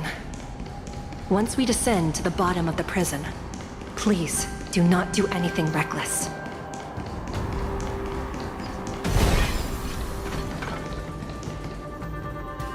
Inside the delve, behind this door, is the greatest enemy of the Foxians, Hulei.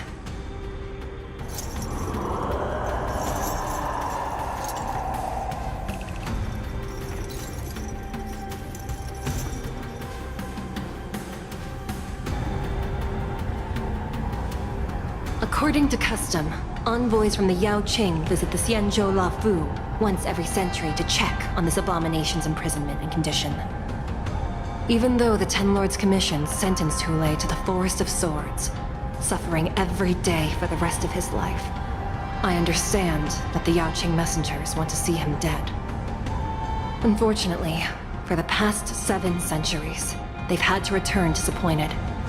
Because this beast simply can't be killed. If we can use his toxin to create medicine and save an innocent life, it might help balance out some of the sins he's committed.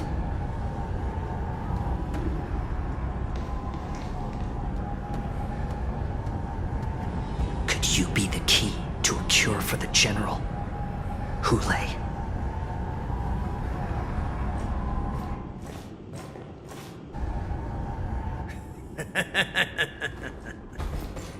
And once again, the envoys of the Yao Qing will leave disappointed. However, I won't say the same for me and my brothers. Who's there? I'm just a humble counselor of the Rhino Hound Pack. You can call me Moktok. Wardens, intruders on the lowest level! Send reinforcements! Nobody will hear you here, at the bottom of the shackling prison. Thank you for opening up the prison for us, Your Honor. We'll take it from here. No wonder I kept smelling that familiar stench. So it wasn't just my imagination. Do your thing, Moza. We mustn't let these abominations get any closer! Detestable things. There are too many of them. Once we were inside the shackling prison, we found soldiers available for everything. For me or you. Still waters of oblivion. Just 0 points. I weep for the departed. It too shall fall. I suggest you surrender now. Of course, I'll still kill you. But I promise it'll be swift. Since you're already here, why not have a meal before you?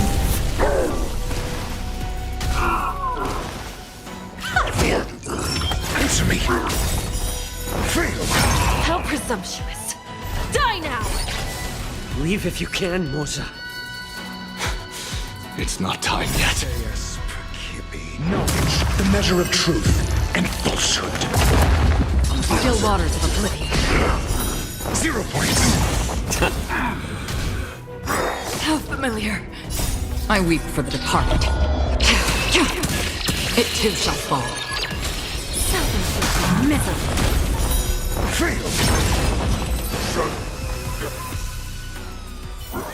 Guard the gate!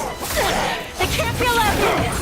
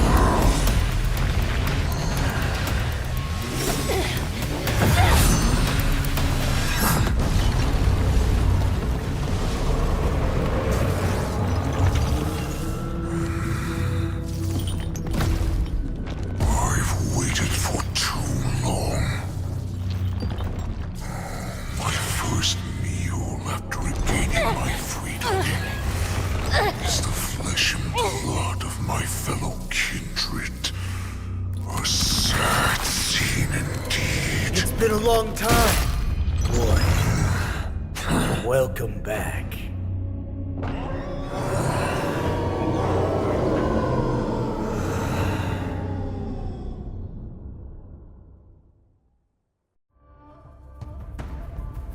How many times has the old verdant home spun around since our last hunt? Duran's a whelp. Tell me your name. Oh, great Hulei, nemesis of the Foxians and the hunter of all beings. I'm Moktok, a humble counselor of the Rhino Hound Pack. I am only one insignificant heir spawned from your bloodline. It's been at least 7 centuries since you led our pack through the hunting grounds of the stars. I'm thrilled to see that you are as cunning and skillful as ever. 7 centuries. 7 centuries have passed. But why have Duran's whelps grown to look like this? Tell me, Moktok, why have you grown to resemble our most despicable slaves and enemies, the Foxians? I've been commanded to release you from this cursed prison. It is Senjaya's will. That's why I had to take a magic pill, don the skin of a lowly beast, and play along with their hypocrisy. Since you have an escape plan, tell me, what's our next move to get off of this ridiculously large ship? My brothers and I will lock down this prison, trapping the prison guards inside. This will buy us some time. The rest of my crew, who are undercover like me, will secure the vessels for our escape. According to the plan, we only have a tight 2-hour window to get out of here. Originally, I intended to carry out the plan tomorrow, but they're planning to transfer you to the Xianzhou Yaoqing now. So I seized this opportunity to set you free. What a reckless plan, you idiot! Even if we manage to get the ships, our chances of escaping are slimmer than a Foxian slipping through my claws! But we have no other choice. The angel serving under the Master of Immortality sent me with a message. Only your return will end the prolonged divisions among the Borisin. Every one of my crew is ready to lay down their lives if it means setting you free.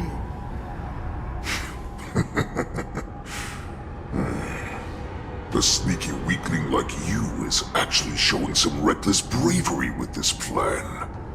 Fine. You'll get what you want. And all of Duran's whelps will too. Well then, my lord. We should leave now. Before we go, give me one of those magic pills. My lord, do you seriously want to don the skin of a lowly beast? That would be a disgrace to your greatness, my lord. You idiot. Greatness means nothing without freedom. Once I get out, I'll need a disguise that won't raise any suspicion. As you wish, my lord. Is that Foxian slave my meal? No, he's an envoy from the Xianzhou Yaoqing. I plead you to endure him a bit, my lord, as he's more valuable as a hostage. Take him, guys! Time to move out!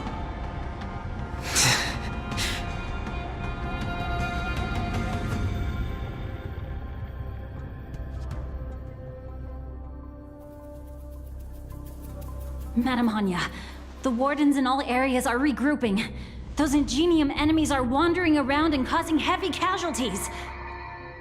And to make things worse, those iron wolves broke open the cages and let the criminals out. We've called for backup, but it seems like all communication is jammed. Let's preserve our strength and first take down the isolated prisoners. By decree of the 10 Lords, all prison breakers and intruders shall be apprehended, dead or alive. Just a short time ago, the nether key mechanism was activated. It was probably Madame Shui and the Yaoqing messengers, heading to the bottom of the prison. Given the situation, I'm afraid that area is exactly where our enemies are targeting. We mustn't let that vile beast escape from its cage. We've gathered all the prison guards who can still fight, and we'll split up and secure each floor. Go! Those intruders are quite bold. They must have been planning this for quite a while.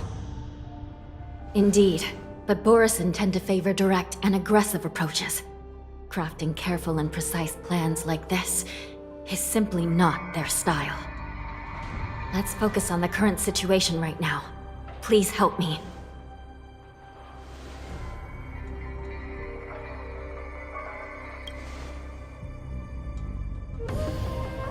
What's the fastest way to the bottom of this prison, Miss Hanya? If we don't get there quickly, we'll soon be outnumbered by all the enemies inside. We'll have to bend the rules. Please, follow me. Prisoners must remain in place and obey the By decree of the Ten Lords, all prison breakers and intruders shall be apprehended, dead or alive. Yes, ma'am!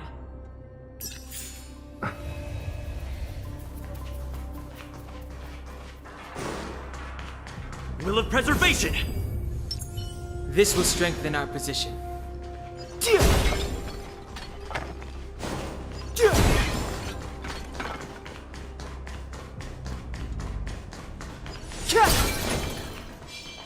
Hold your position here. Yes, ma'am. We need a few tools if we want to reach the bottom quickly.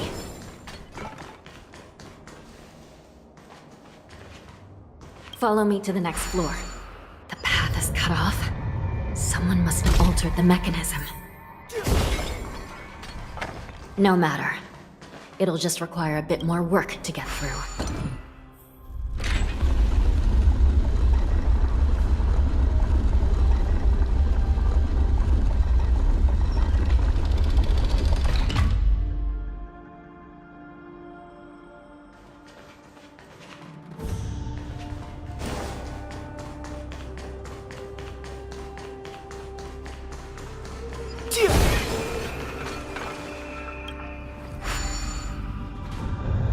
Some Spiritfarers occasionally use ingenia from the Artisanship Commission to navigate the treacherous terrain here. Normally, using devices like the shifting screen is strictly forbidden, as they could help prisoners escape. But, given the urgency of the situation, let's just ignore the usual regulations.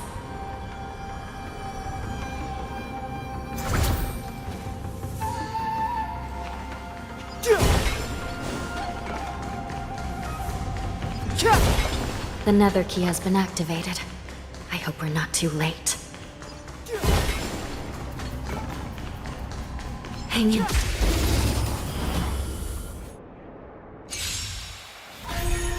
I always deliver. The sanctuary is but a vision! Break!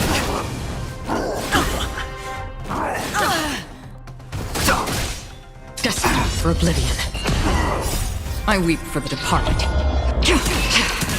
It too shall fall.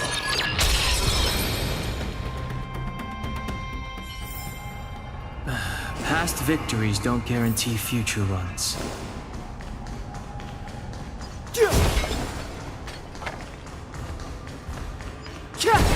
This will strengthen our position. Will of preservation!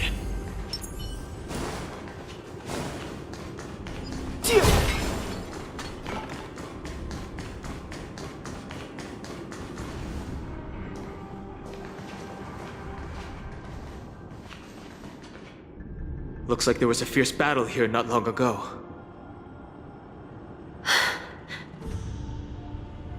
The gate to the prison delve is wide open. Hulei has managed to break free. Where are the Yaoqing messengers? And where's my sister? Are they still alive? Let's look around. Maybe we'll find some clues.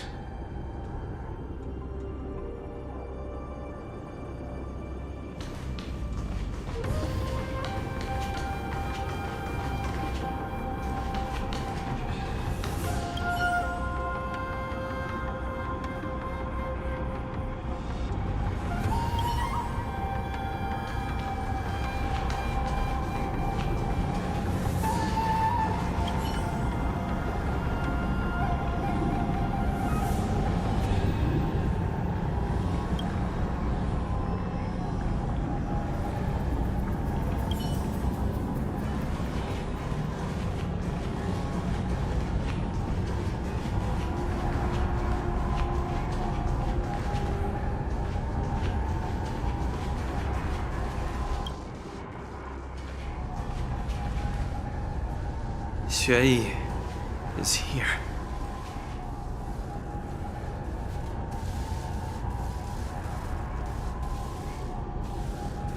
Miss Shuiyi briefly sacrificed herself. My condolences, Miss Hanya. Condolences? Well, that's unnecessary. You misunderstand. Thanks to the Ten Lords' blessing, my sister turned into an Ingenium centuries ago. Dying and returning as just a soul to the Hall of Karma's document office has become a routine for her. While I'm not keen on seeing her throw away her body like it's some replaceable part, but...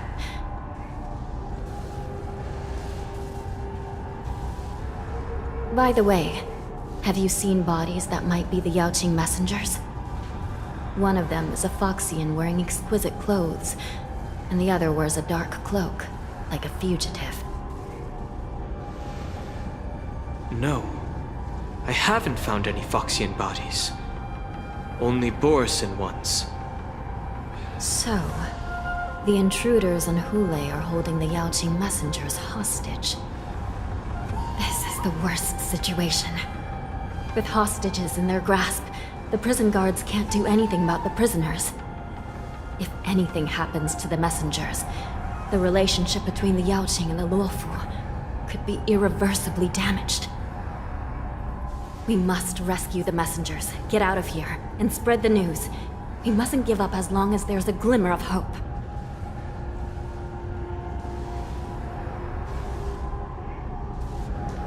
What have you found, Miss Hanya?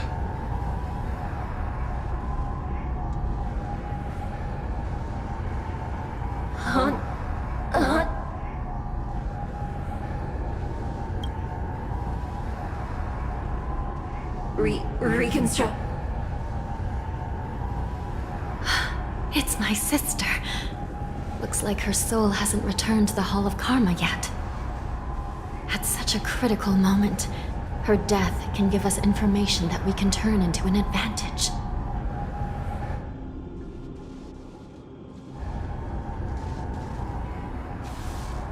Let me see. The damage isn't too bad. If I can fix it up, my sister will have a temporary body.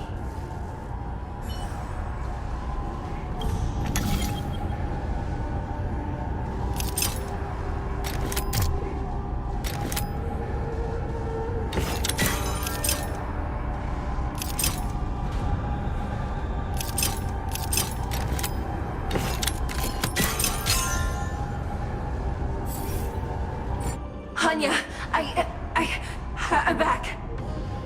Welcome back, sister. I don't know what kind of expression I should have at a time like this. Happy? Tears of joy? Forget it. I'm used to you coming back in all sorts of forms. Just don't let me be damaged again. I'll lose my memories. This side crane can't hold all of me. Sister, what did you see when you were killed? One of the Yaoqing messengers escaped, and the other one was taken hostage and brought upwards? Besides the Borisin, there were other intruders. Invisible. Invisible intruders? What does that even mean? How many conspiracies are tangled up in this mess? Do me a favor, sister. The intruders have cut off all communication between inside and outside the prison. And now you're the only person, the only bird, who can slip out undetected. Make sure you deliver the news to the outside world. I understand. Please be careful, sister. You are different from me.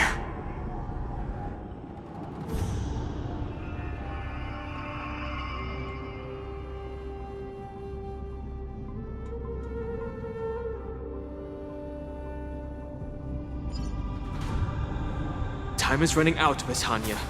If we keep delaying, those Borisin will escape from the prison. All right. If we happen to come across that Yaoqing messenger who got away, No. Stopping Hule should probably be our top priority.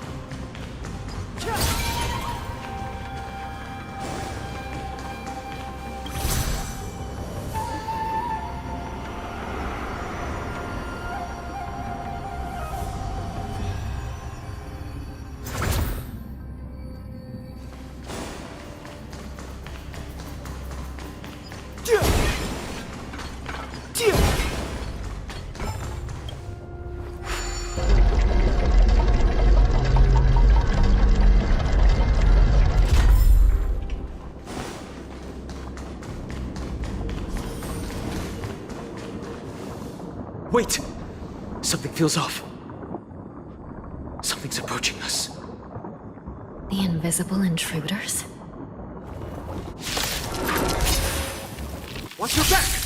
Don't let these abominations aren't prisoners from this prison. Forward!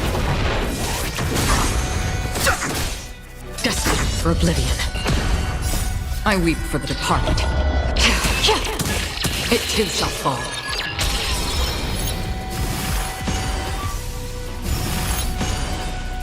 Hit! Time for a lesson. There's no backing out now, for me or you. The prison management on the Lawfu is truly concerning. Who are you? Aren't you looking for me? Self-inflicted misery. The sanctuary is but a vision!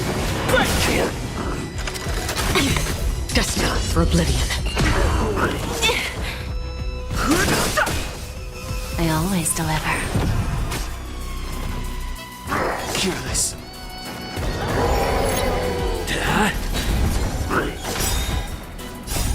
Lamp! Forward! I weep for the departed. It too shall fall. Just focus on the fight. Not bad. Again? Immortality means forever.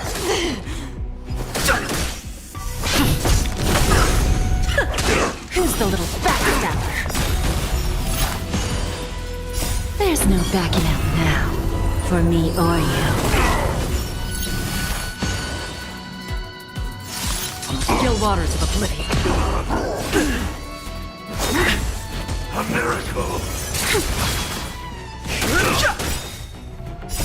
The sanctuary is but a vision! Break! Self-inflicted misery. Hit! Destined for oblivion. I weep for the departed. It too shall fall.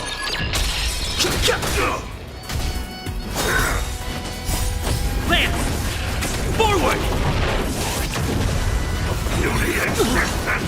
Don't let me down. Still waters of oblivion.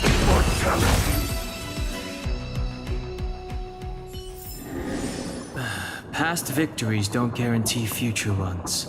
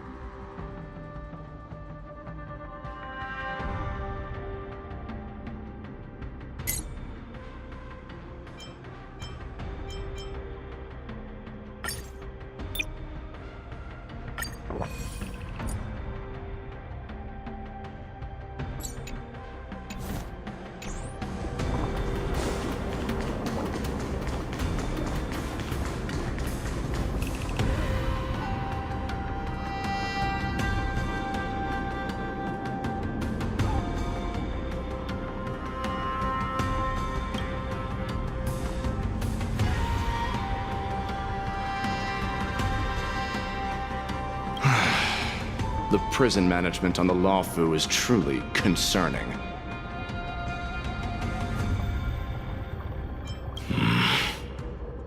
Is that so? At least 2 different groups of intruders infiltrated here. The wolf cubs and these Mara-struck soldiers. Their hiding technique, it's pretty similar to the wind mantle technique used by the Vidyadhara serving Kailorum Venti on the Yaoqing. What do you think? Well, never mind if you don't have any clues. Now is not the time to exchange assassination techniques. I'm Waza. My friend fell into the clutches of that wolf. I was planning to escape and report back as quickly as possible, but now it seems... The prison on the Law Fu is a real maze, I must admit. Thank you for your help, Mr. Moza. We'll do our best to ensure your friend's safety. No, you can do nothing for him now, and you shouldn't be focusing on his safety at the moment. Your friend is in Hulei's clutches and you're just going to leave him behind? Look, I'm the Yaoqing General's guard, not his. I've seen how that giant wolf fights, and there's no way. Trying to save my friend will only get us killed. I don't know how you think, but I won't throw my life away for a lost cause. Listen up. I've been tracking these fugitives, and I know their next move. They're planning to seal off the entire prison to keep the outside world in the dark. The worst-case scenario, we are all killed by that giant wolf, and the shackling prison is sealed off.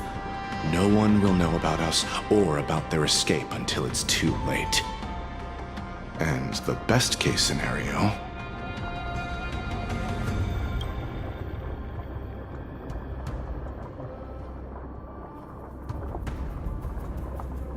The best-case scenario would be, we seal the gates and trap the enemy inside with us. We can't let that monstrous wolf escape. Hopefully, someone will eventually notice that something is off and come to help. As for whether we'll still be alive by then, it's not something we should think about. You sure have a way of comforting people, Mr. Moza. As a person of the Yaoqing, I've always searched for something meaningful to give my life to.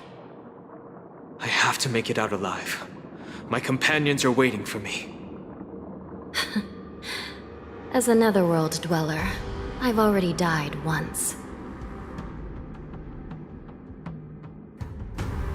Don't worry. Even if we end up dying here, I won't let it happen to you first. Well, you're just as good at comforting people as Mr. Moza. None of you are part of the Ten Lords' commission, so sacrificing yourselves isn't the right move. As a judge, it's my responsibility to guard this prison, and if someone should step up to stop Hulei from escaping, it should be me, not you. Once we reach the gate, I hope you'll help me seal it. After that, I'll do everything I can to fight the Borisin, and you find a safe place to hide and wait for reinforcements. Now, let's proceed upward.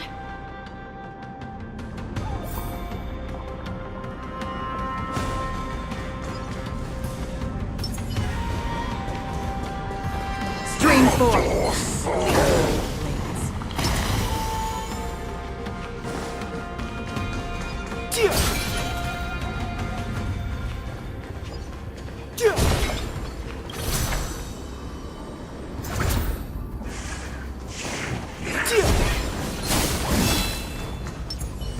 Stream 4. Gleam of old pleasure.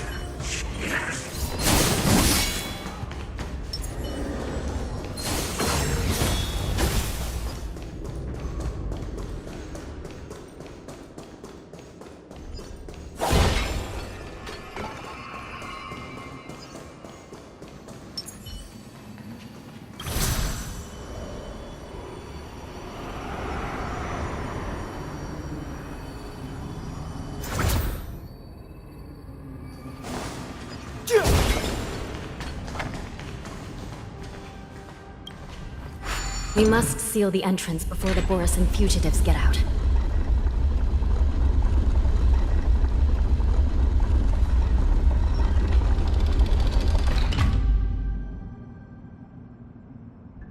prison wardens and mechanisms won't be able to hold them for long. Follow me.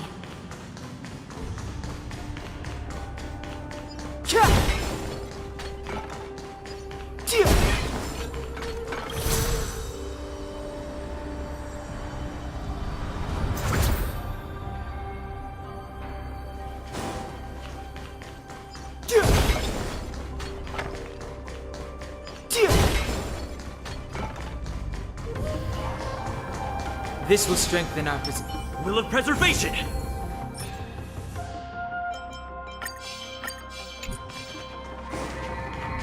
We're almost there. The gate is just ahead.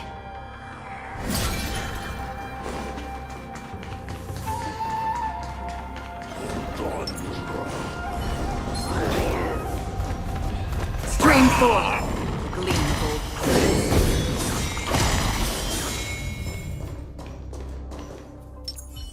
The fugitives are charging at the gate. Please be careful, Your Honor.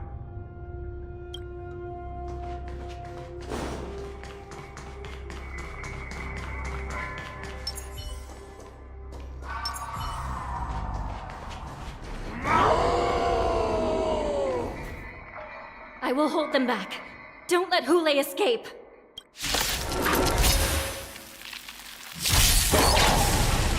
I always deliver. There's no backing out now, for me or you.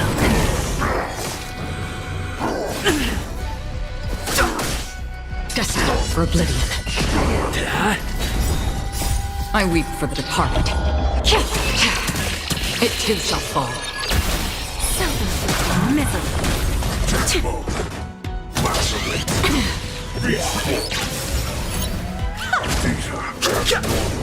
On the still waters of oblivion.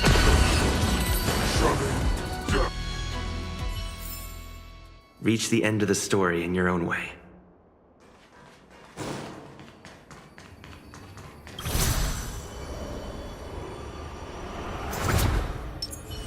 Stream 4. Gleam of old things.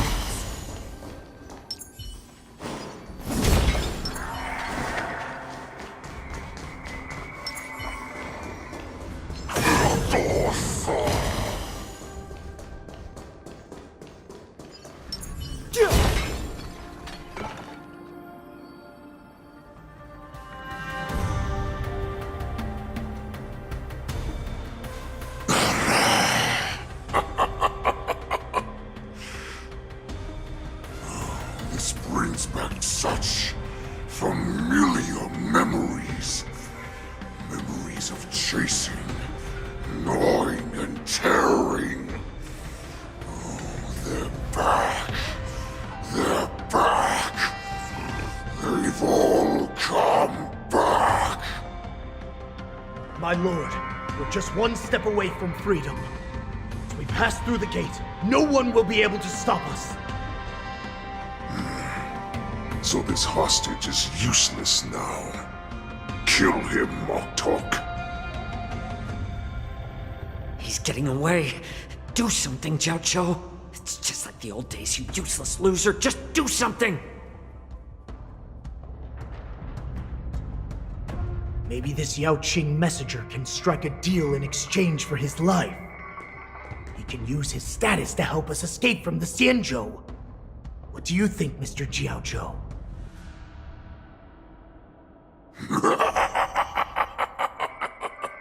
Oh, just look at you.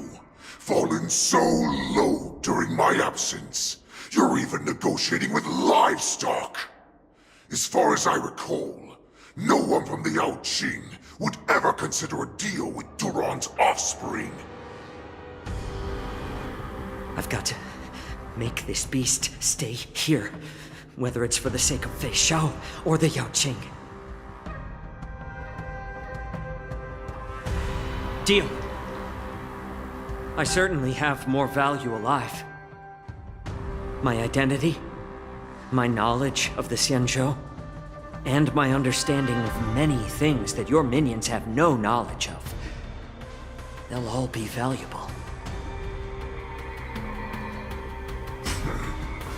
Lowly beast. Muster up that pitiful tongue of yours and plead for what remains of your life. Speak up. I'm afraid you're unaware. The woman who defeated you, Jing Liu, she has recently returned to the Luofu. Your opportunity for revenge is right in front of you. My lord, this slave is talking nonsense. I've never heard anything about this. May I just kill him now? Silence, mock talk. And you, slave. From now on, you'll stay by my side. You'll only speak and move when I allow you to. Otherwise, I'll dismember you from head to tail, inch by inch. Got it? But my lord... We must stay here for some time, mock talk. Fear not. Because once I step out of the prison, it's the people of the Xianzhou who should tremble in fear. I'll show them what true calamity means. Now, Duran's whelps, follow me!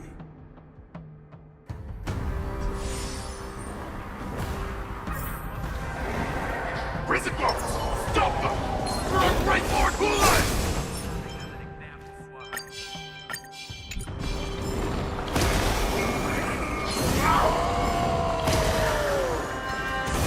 Prisoners must remain in place and obey the guard.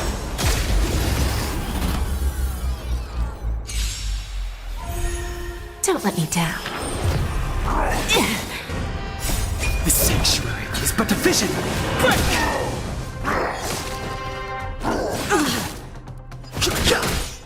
Destined for oblivion. Lance! Forward!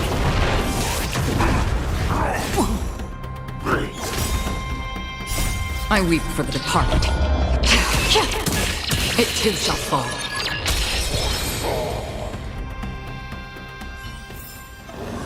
Another blood debt.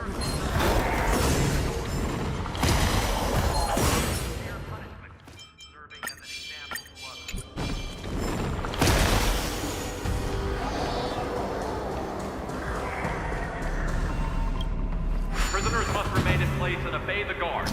Those who fail to comply will face severe punishment, serving as an example to others.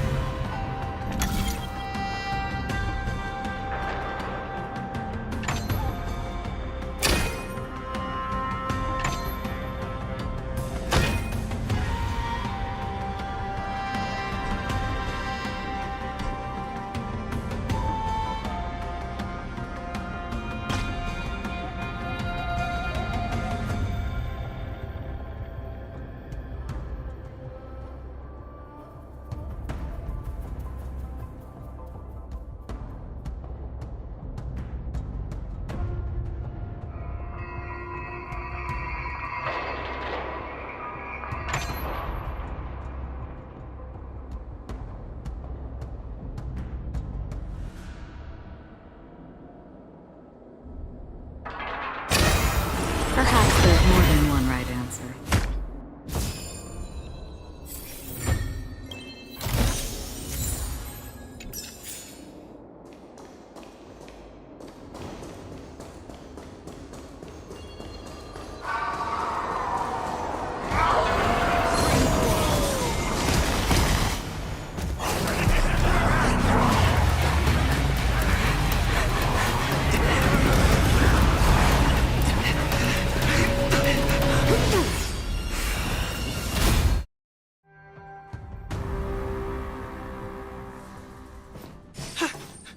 Report!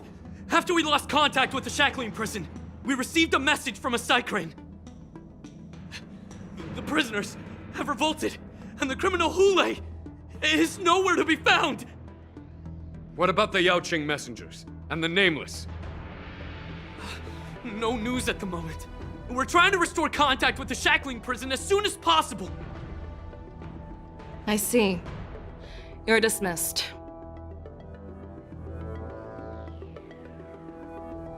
General Jing Yuan, General Hua Yan. It's just as we suspected.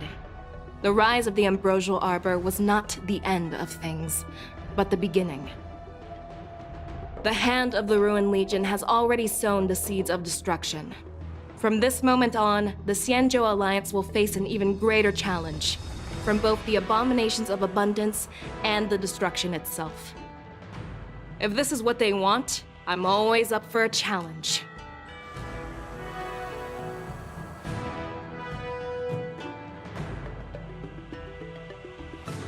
As the Marshal Special Envoy, I'll dispatch the Lawfu Cloud Knights to pursue Hule myself. Looks like the hidden dregs have finally come to the surface. And as I said before, it's time to wash them away, once and for all.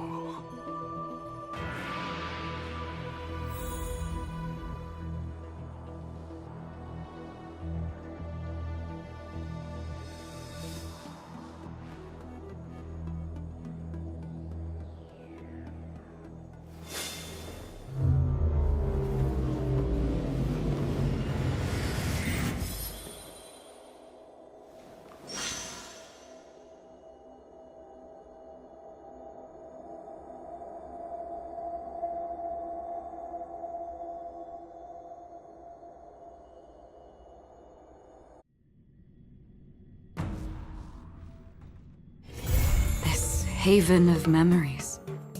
Every touch, every moment is like a thorned rose.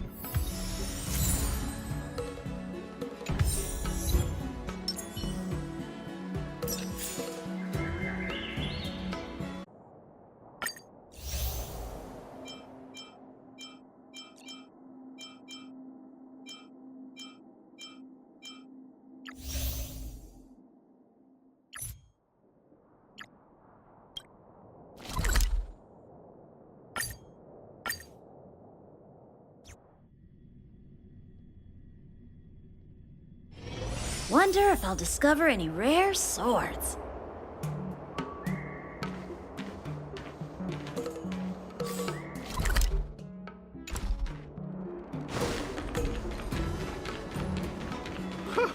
This place is so warm.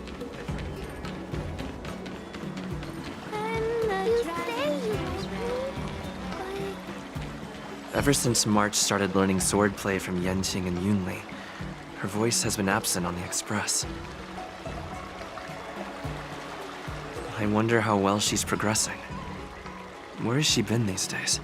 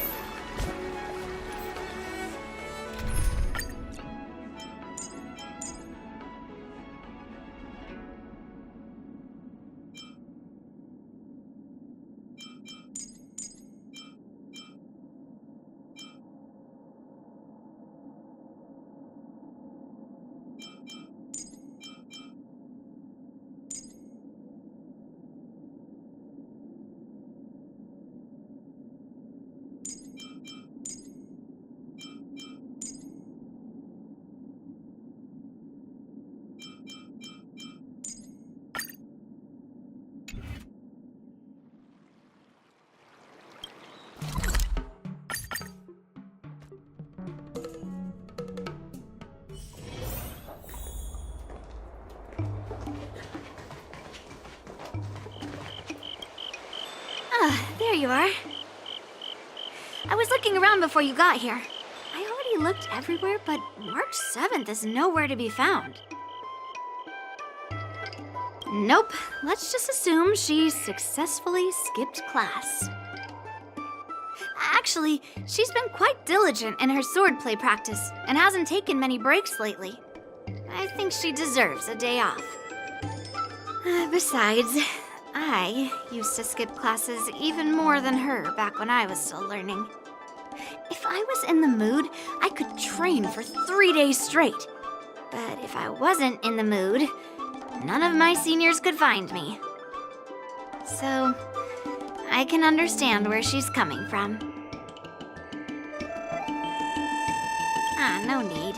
I asked you to come, so I won't send you away empty-handed. Since you're here, let me treat you to some tasty food. I'm more interested in you today.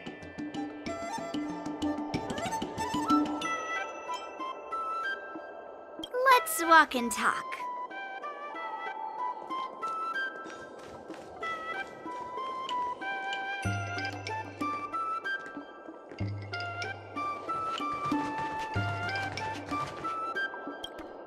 I'm trying to come up with a new stage routine these days. Do you have any ideas?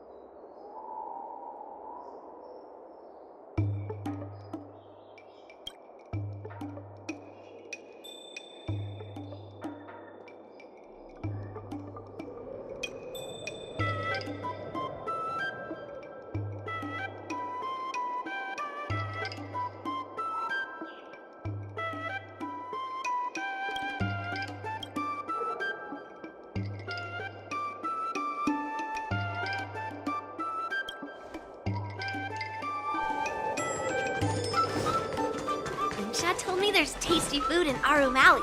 Let's go there. Dumplings and steamed buns. A table for two, please. All right, come on in. What would you like?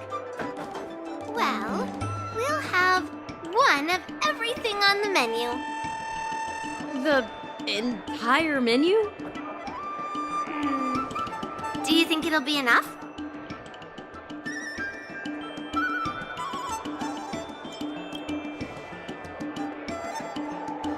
Don't worry, I've got enough money with me.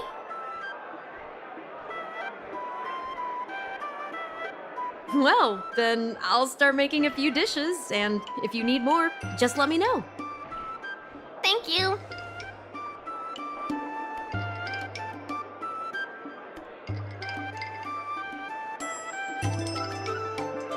Yeah, I mean, not too much, actually. Grandpa said to never be stingy when it comes to making friends. So, how big is your appetite?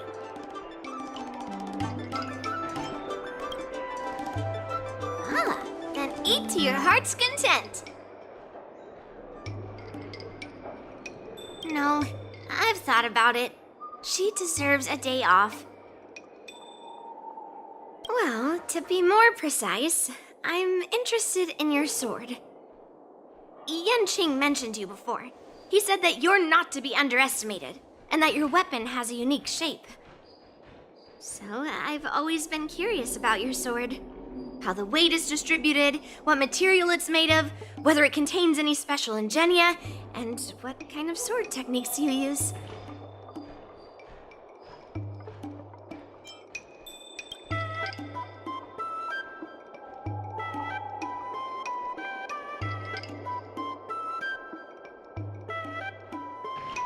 So, it really is a baseball bat.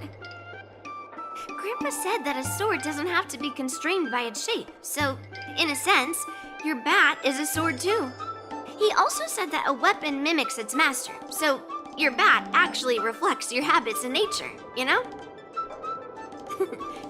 Let me guess. You're someone who doesn't follow the rules, enjoys improvising, and can handle yourself well against tough foes. Am I right?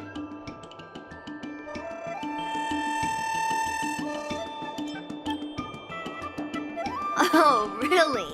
But I never guess wrong. I've come across so many sword wielders who acted all righteous and moral, but were really just liars. Their swords always told the truth, though. They told me that their wielders were just a bunch of frauds who relied on their divine weapons for everything. I've hunted down hundreds of swords like this so far, and every single one of them has been melted down. Yes, but only for those who cross the line. Melting their swords is my way of protecting those weapons. But just looking at a sword is not enough. Grandpa always says, words and expressions can be deceiving, but in a fight to the death, a sword's movements never lie. The war dance is just around the corner. You'll be participating, right? Miss Yoon Lee, for talented sword masters like you, the war dance is a perfect opportunity to show off your skills and make a name for yourself. But for people like him, who have already made significant contributions to the Xianzhou, they maybe don't need to prove themselves on the war dance stage. It has been a while, Mr. Nameless. And you are?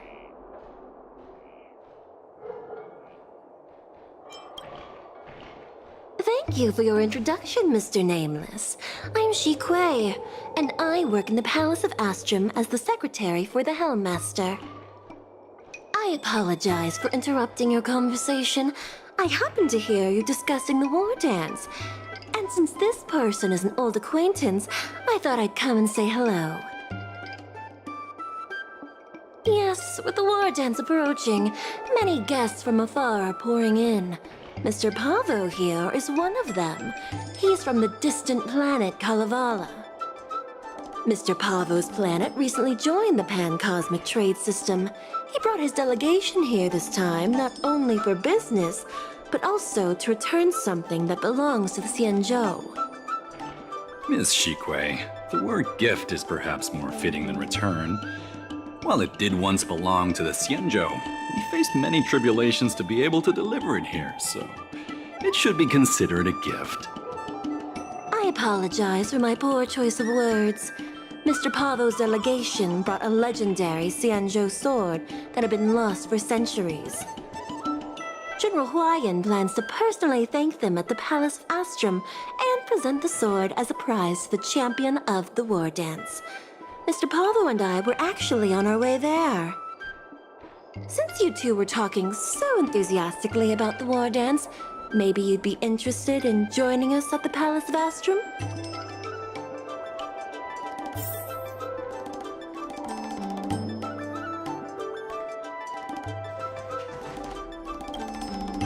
Nice to meet you both.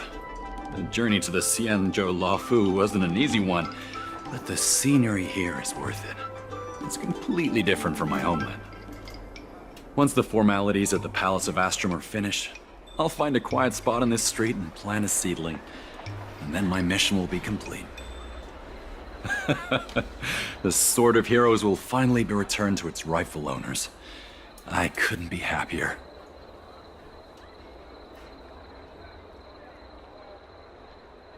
Oh, you mean the Mieka Kivesa? It's an incredible sword. That weapon helped the legendary heroes of my homeland slay demons, and is highly revered. It also has the power to choose monarchs. All the ancient kings of Kalevala received a sign from the sword, showing they were worthy to rule the land. According to tradition, each monarch would plunge the sword into a stone, and only a hero recognized by the sword could pull it out and ascend to the throne next.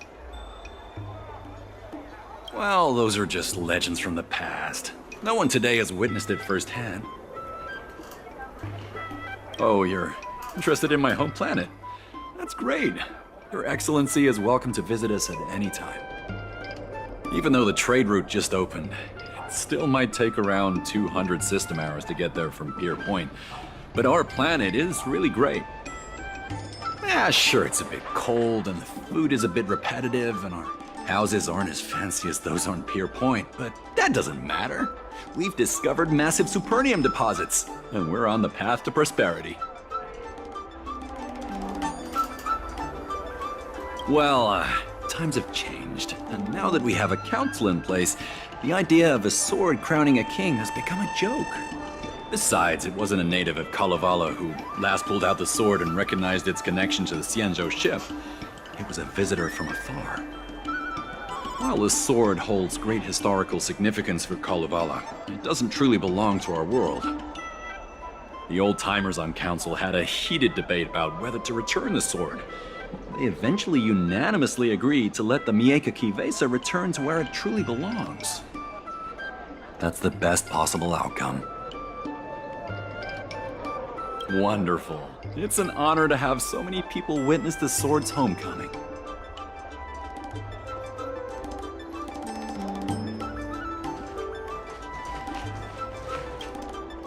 Let's head to the Palace of Astrum together.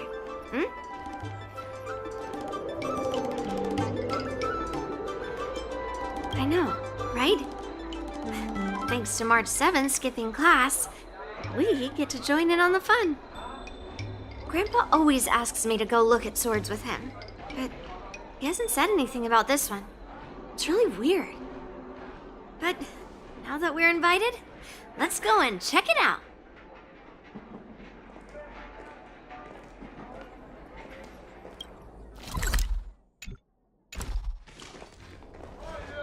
There aren't many gourmandizers like me nowadays. I love chatting about food with people.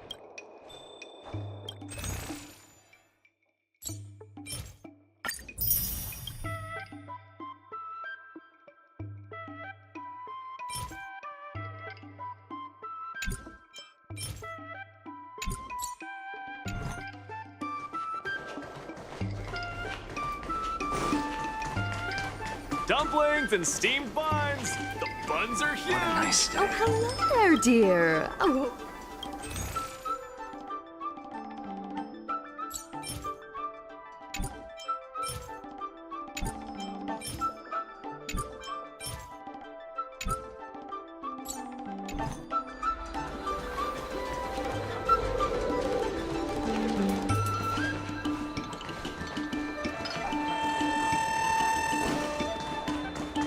Hey there! Fancy a quick...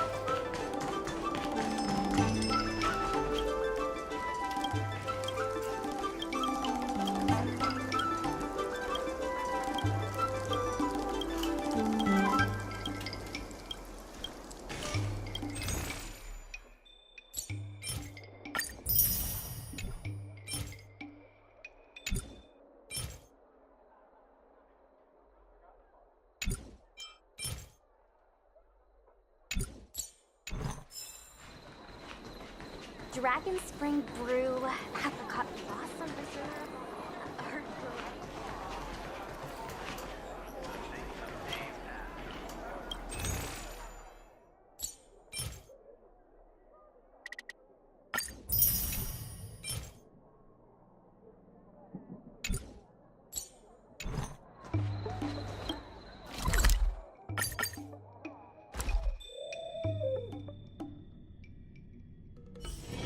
It's still early. Where to now? There you are! Come on, let's go to the ceremony together.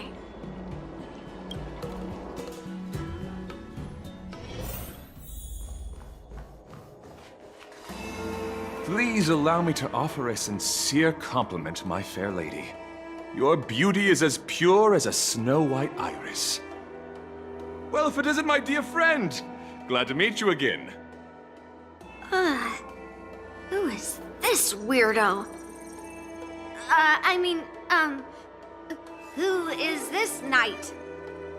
I am Argenti, a member of the Knights of Beauty. I was invited as a part of the Kalevala delegation to escort the legendary Mieka Kivesa back to the Xianzhou. May I have the honor of knowing your name? My name is Yun Li. What a beautiful name! I wonder if you have ever heard the holy name of the pure and flawless goddess Adrilla. Oh, you're here, Yun Li. Didn't expect you to be so well informed. Well, now that you're here, don't forget your manners. Manners. Come on, you won't find another granddaughter as polite and well-behaved as me. Well, just remember this is a very serious ceremony. Sorry for keeping you waiting, Mr. Pavo. Now, let the sword gifting ceremony begin. Before the ceremony officially commences, I want to express my gratitude to the Knight Argenti. Thank you for enlightening us about the sword's origin, and for escorting it here safely so that we may complete this ceremony.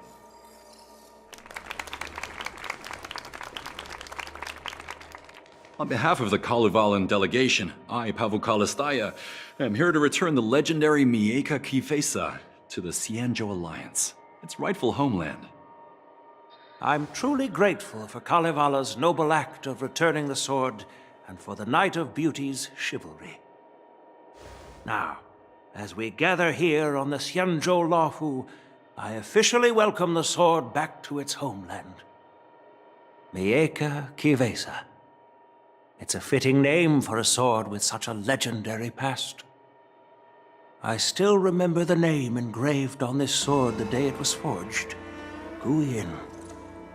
It was forged by Hangguang, a craftsman from the Zhu Ming's Pyro-Gyre Forge. Wait, Hangguang? Although its blade is worn and cracked, its essence remains as resilient as the Xianzhou Cloud Knights. All it needs is some repairs and polishing by the skilled craftsmen of the Artisanship Commission to regain its former glory. I've decided to entrust this sword, Guyin, to the Luofu Artisanship Commission for restoration. Furthermore, it will serve as the prize for the champion of the Luofu War Dance. This sword will be wielded against abominations to protect our homeland and live up to the mission of the Kalevalan delegation that returned it from so far away. Thank you, General. It is an honor for Kalevala. Now, esteemed Knight and delegation members, please head to the Artisanship Commission, where... No! This sword was forged by Hangguang. Yun Li! These esteemed guests have brought back your father's last work. Where are your manners? Oh, I didn't realize this sword was actually forged by your father. Returning it to its rightful owner is, Grandpa, give me that cursed sword right now! I'll melt away the remnants of that man's curse once and for all!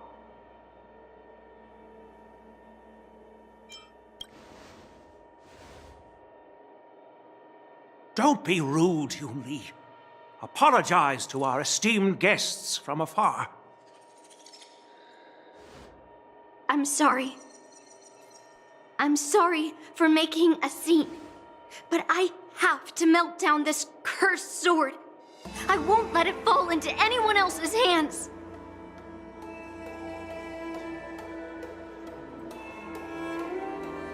Yun-Li, please, go for now.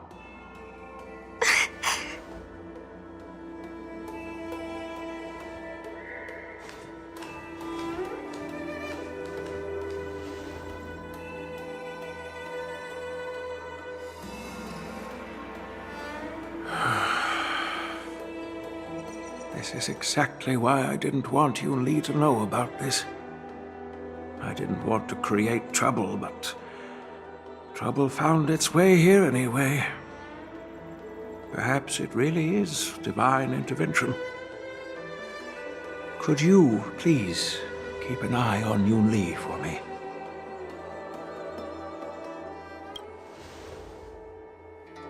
That is a tall order, but I'm counting on you.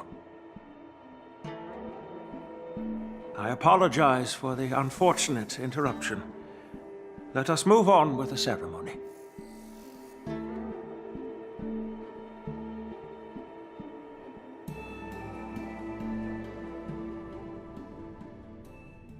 Unless I'm mistaken, Yun-Li should be around here somewhere.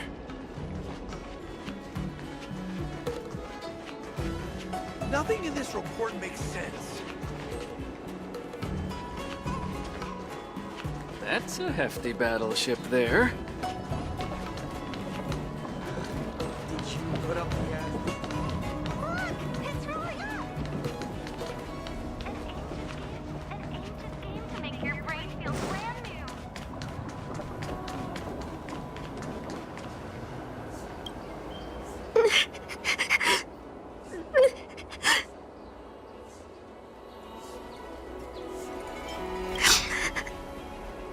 Stop watching me and say something. Did Grandpa send you to look for me? I bet he did. Just so you know, I'm here just waiting for the perfect moment to snatch that sword. And once I have it, I'll melt it down before anyone can react. Don't even think about stopping me. No one can stop me. Grandpa sent you here. Surely he doesn't want you to help me. Have you heard of cursed swords? That sword is one.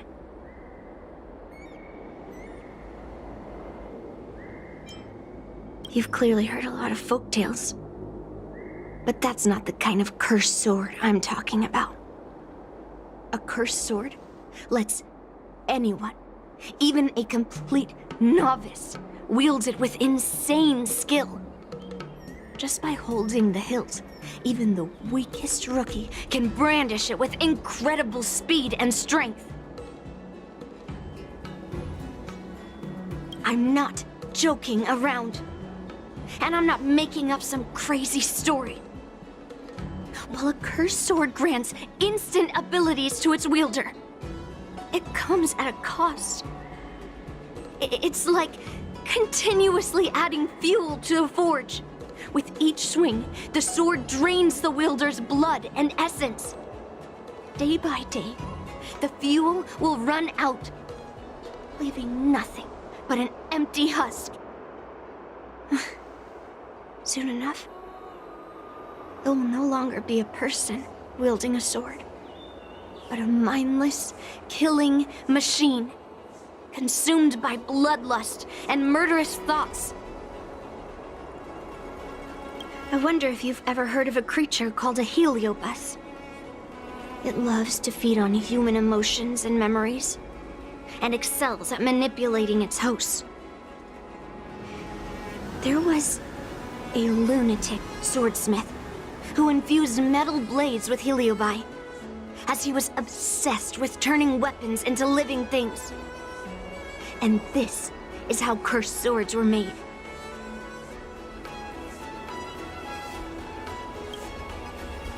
I know, I shouldn't have caused a scene at the sword gifting ceremony. But I've thought this through. If I don't make a fuss now, that cursed sword will cause a whole lot more trouble. So it's better if it's me causing the trouble. By the way, aren't they supposed to be taking the sword to the Artisanship Commission for repairs? Why haven't they come out yet? Any ideas? Looks like they're not going to show up here. I'll just head straight to the Artisanship Commission. It doesn't matter why Grandpa chose that sword. I won't let it fall into anyone else's hands. I'll track down every single sword he forged and melt them down one after another. Just like I've been doing all these years. I have to go now. Is she planning to sneak into the Artisanship Commission and steal that sword? Maybe I should keep an eye on her.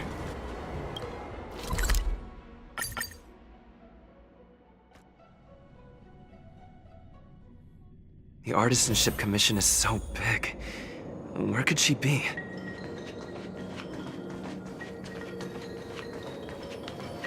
Just a while ago, a girl came up to me, all fierce and demanding directions.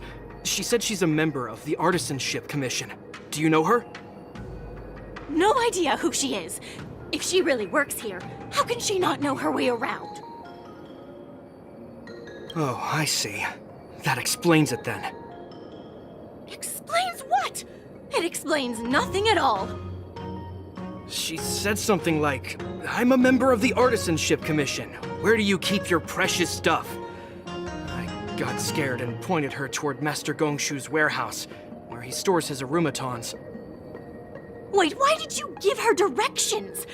What if she's planning to steal something? Where else? Like I said, she was headed straight for the warehouse, where all the valuable arumatons are. Yeah, that place is filled with Master Gongshu's precious arumatons. I bet they'll give her a hard time.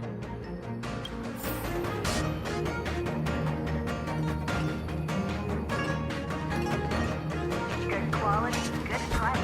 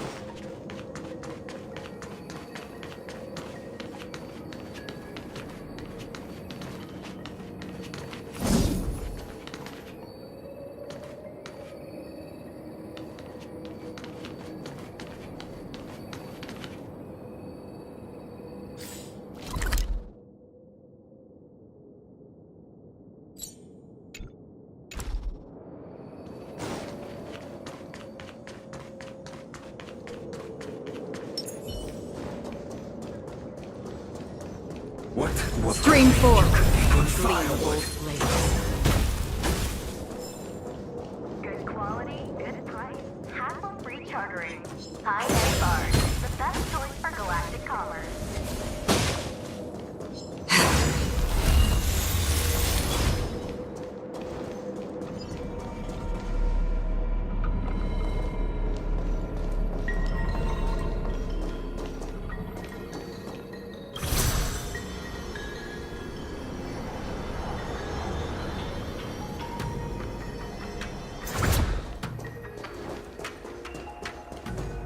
Storm's on the horizon.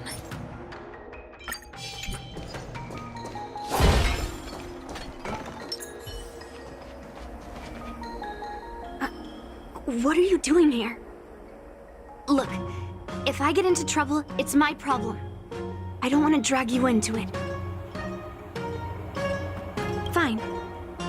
Let's smash these metal cans first. Then we can talk. I always deliver. Destined for oblivion.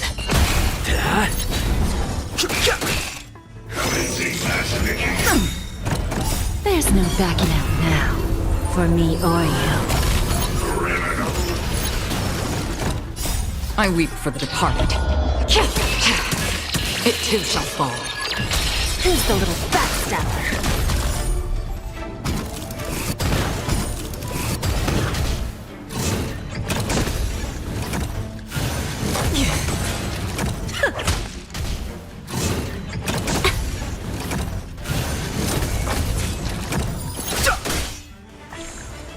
On the still waters of oblivion.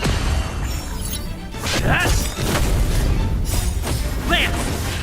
Forward!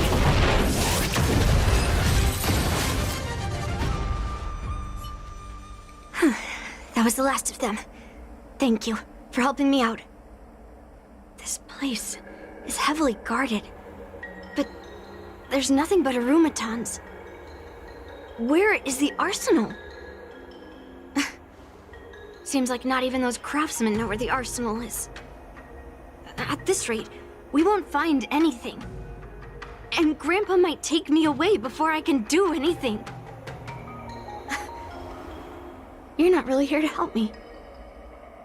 You're here to stop me, right?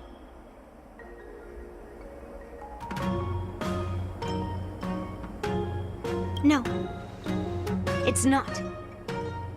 Grandpa made a promise to the delegation, and going back on his word would tarnish his reputation and make things difficult for the Luofu. But leaving that cursed sword here will also make things difficult for the Luofu. So all things considered, the best outcome is for me to melt that sword down and take all the blame. You probably think I'm being impulsive and unreasonable, right? No, really. Do I come across that way? Well, I guess I can't deny it.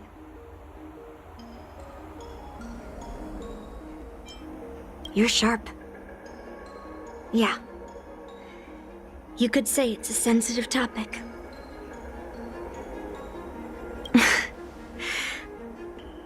Look.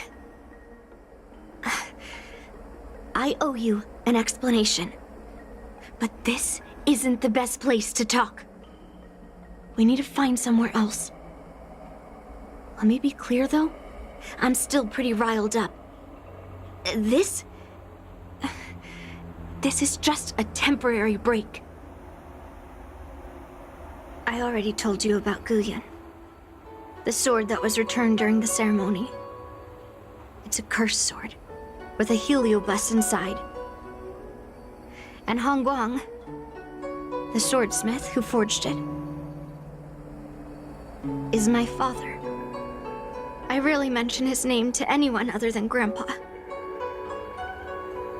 Maybe, like you said, I've been avoiding having to talk about him. But as long as my mission to hunt down cursed swords continues, it's impossible to avoid the topic forever.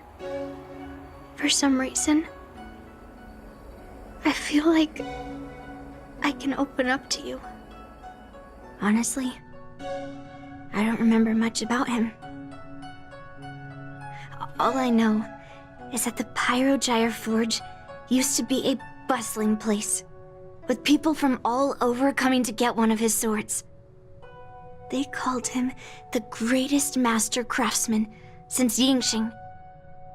I didn't catch all the details, but I do remember seeing him forge those amazing swords, while the visitors watched with smiles on their faces. I used to believe that craftsmen brought happiness to others. The swords crafted by the Pyrogyre Forge are famed across the stars. They possess exceptional sharpness and invincibility. With these legendary weapons, even ordinary people can become skilled warriors capable of overcoming the most formidable opponents.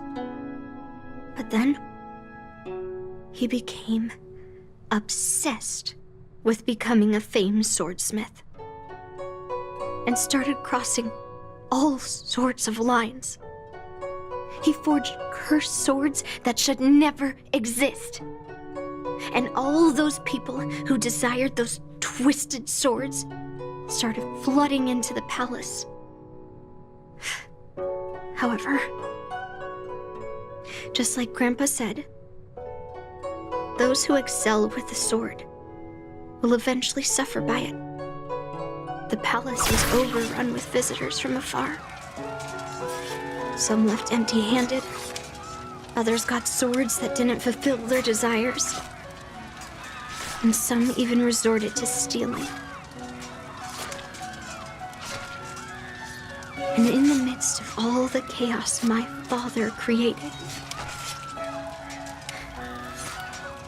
he ended up being stabbed by one of the swords he forged. It was so sudden and unexpected. Everything went silent for a moment. All I could hear was the sound of bones breaking and blood pouring out. I was frozen in place, unable to move. It was only when my mother pushed me away from the deadly swing of the cursed sword that I managed to escape. I don't remember much after that, except for the pounding of my heart and the sound of my own gasps of breath. I could hear the smiths in the Pyrogyre Forge shouting, "Run away, Yunli!" And the screams of agony. My tears wouldn't stop. And I couldn't see anything. I kept gasping for air until I collapsed in a pool of blood. If General Huayan hadn't arrived in time, I probably wouldn't be here talking to you now. After that, General Huayan took me in and treated me like his own granddaughter. To me, he is 100 times better than my sinful father. He taught me forging and swordsmanship. Han Guang paid for his sins, but his troubled legacy must not go unchecked. According to the records, he forged a total of 1,382 Heliobus cursed swords, and 182 of them had unique designs. When I joined the Pyrogyre Forge for training, I made a vow to hunt down all those cursed swords. So far, I found 312 of them, and Guyan will be my 313th. Like all the other cursed swords, I'll separate it from the Heliobus.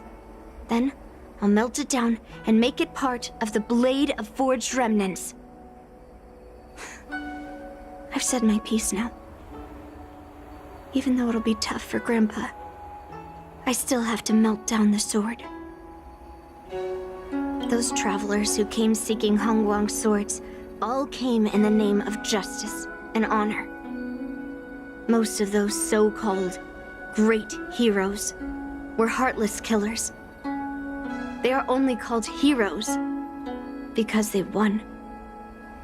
Many of the cursed swords I've destroyed had honorable and grand names, too. A legendary sword and a butcher's knife are often just different ways of describing the same thing. Somehow, after talking to you, I feel like I've cooled off a bit. Well, I'll have an honest conversation with Grandpa tomorrow.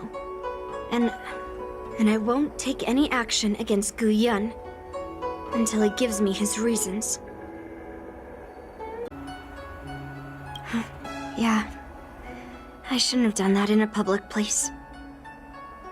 Anyway, thank you. We'll catch up tomorrow. I should go back to the Palace of Astrum. and to tell General Huaiyan what happened at the Artisanship Commission.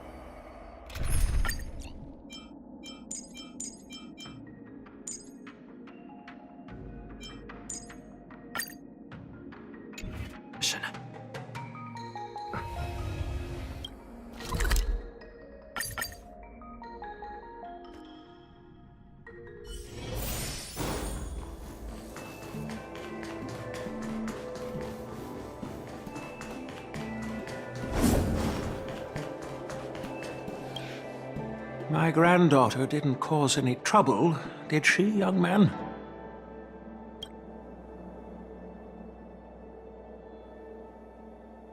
Sorry for all this trouble.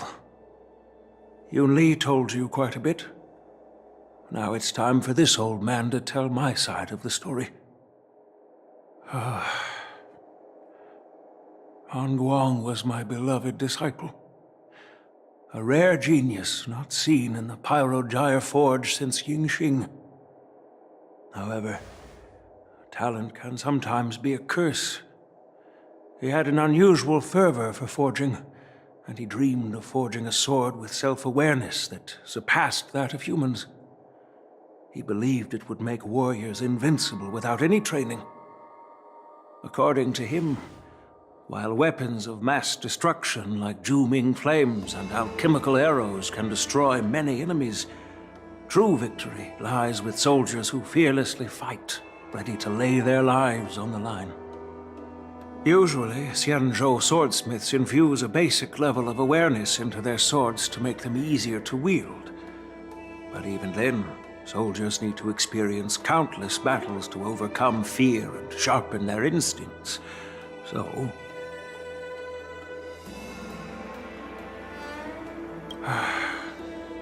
by infusing Heliobi into swords, he managed to forge weapons that could grant their wielders strength and valor, and even make decisions for them. However, weapons are different from regular tools. They are meant to kill, plain and simple. After countless battles, all the anger, fear, and bloodlust are soaked up by the Heliobi within the swords. The soldiers wielding them not only gain strength, but they also become consumed by the malice, turning them into puppets possessed by the swords. No matter how noble Hongguang's intentions were, those weapons, soaked in blood, turned into cursed swords eventually. Later, Outworlders got wind of what he was doing and encouraged him to keep forging cursed swords. They came up with all sorts of reasons, from taking back their kingdoms to slaying demons. And you know what happened next. That massacre took her parents' lives, and the lives of many craftsmen in the Pyrogyre Forge. Yun Li managed to survive, but she couldn't escape the horrors of that day.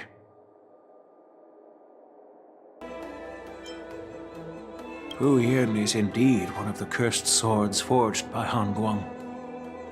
Very few swordsmiths could use Heliobi as forging material, and Han Guang was one of them. His attempt came at a terrible cost. Yes, I don't want her to spend her whole life trapped under her father's shadow. She doesn't deserve to carry the weight of his mistakes. Despite her vow to hunt down and wipe out all cursed swords, fulfilling that vow requires immense effort. Traversing the starry seas in search of the swords is like finding a needle in a haystack. And to reclaim those swords, she has to duel the bloodthirsty wielders, teetering on the edge of life and death. She has taken back over 300 cursed swords, and has suffered the same number of fatal wounds. I took her in to give her a chance at a normal childhood, not to send her on a sword-hunting journey. Even if she manages to melt down all the cursed swords one day, what will she do with her life after? I thought this sword could be an opportunity.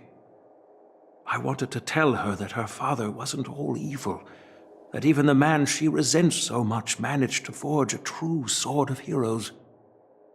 I also wanted to find a chance to tell her about the history and origin of this sword, but not during the ceremony. As you saw, it wasn't a good time. I've instructed the Artisanship Commission to keep the sword safe in the arsenal. If you have any doubts, feel free to ask the people involved.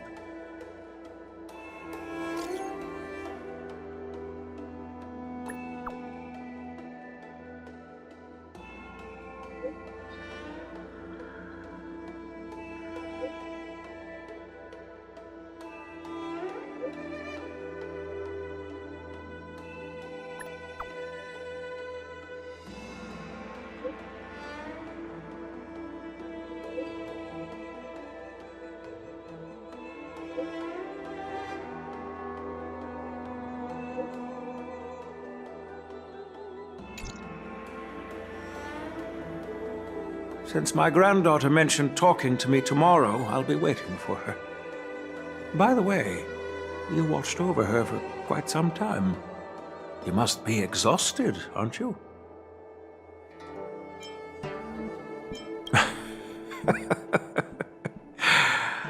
I'll be counting on you then.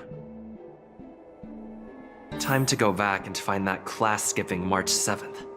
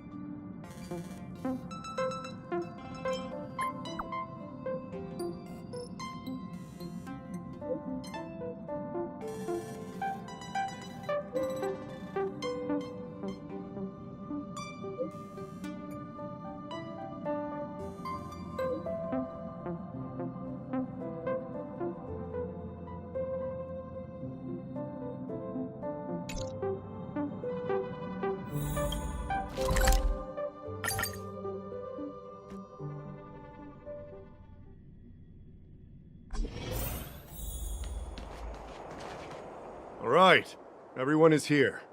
It's time for questioning. Yun Li, I'm sure you understand why the official called you here, right? Yeah?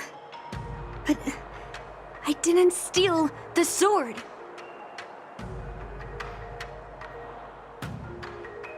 Now is not the time to use your reputation like that.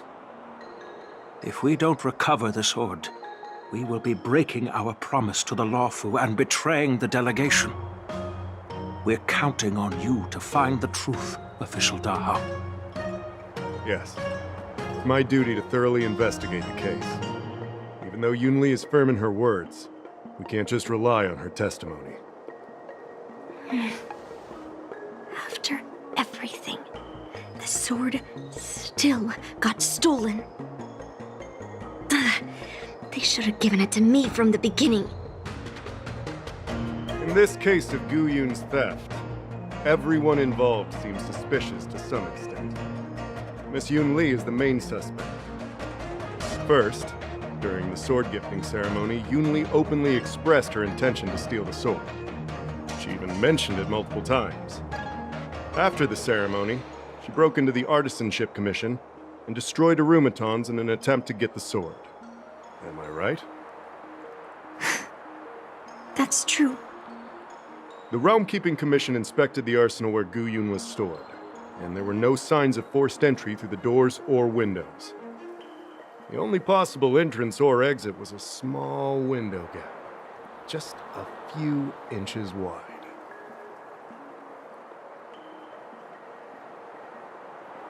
Hey! It's just a theft.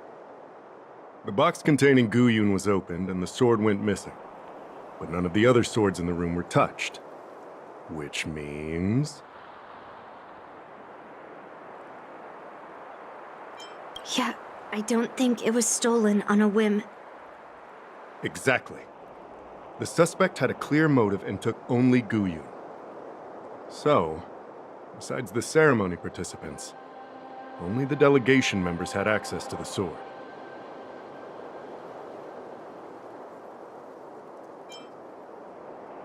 Argenti?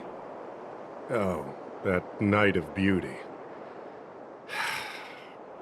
He was with the delegation when they handed over the sword to the Artisanship Commission. You might not know, but he's the one who recognized the sword's origin on Kalevala and escorted it back to the Xianzhou.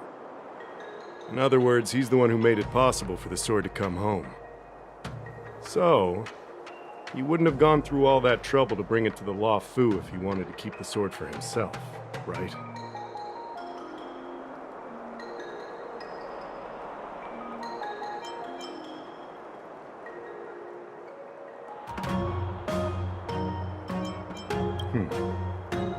In that case, why would they return it to the Xianzhou in the first place? That makes sense. The delegation, led by the Knight of Beauty, delivered the sword to the Artisanship Commission. The craftsmen who received it testified that they didn't take anything from the arsenal. Master Gongshu checked the work records, and I questioned all the craftsmen and apprentices who were on shift at the time. But I didn't find any suspicious individuals. So, did you steal it? Then stop joking around. I can prove that he came to me after leaving the Artisanship Commission, so he couldn't have stolen the sword. To put it simply, not everyone who's seen the sword has been to the Artisanship Commission, and not everyone who might want the sword has seen it. So, the only remaining suspect is Miss Yun Li. Fair enough. So... I didn't steal the sword.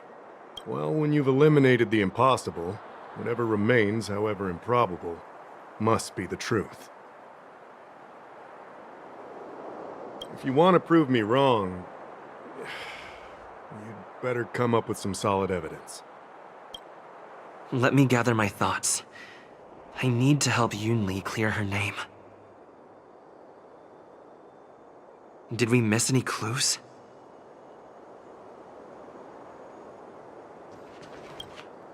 Yun Li says she didn't steal the sword, and I am willing to believe her. But I know well that Yun Li can be impulsive. So if she did steal the sword on a whim, I won't show her any favors. You were with Yun Li yesterday, young man. So you have the chance to prove her innocence. Is there anything you need to ask me? I'm counting on you, then.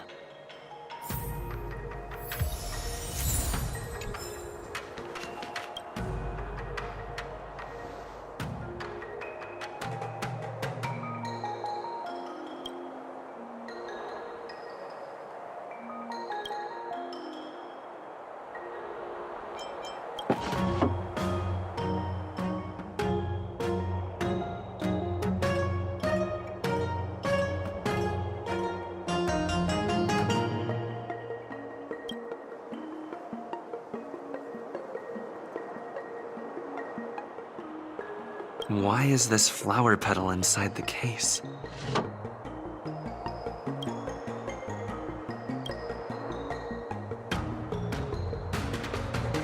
So, the thief took the sword from the case.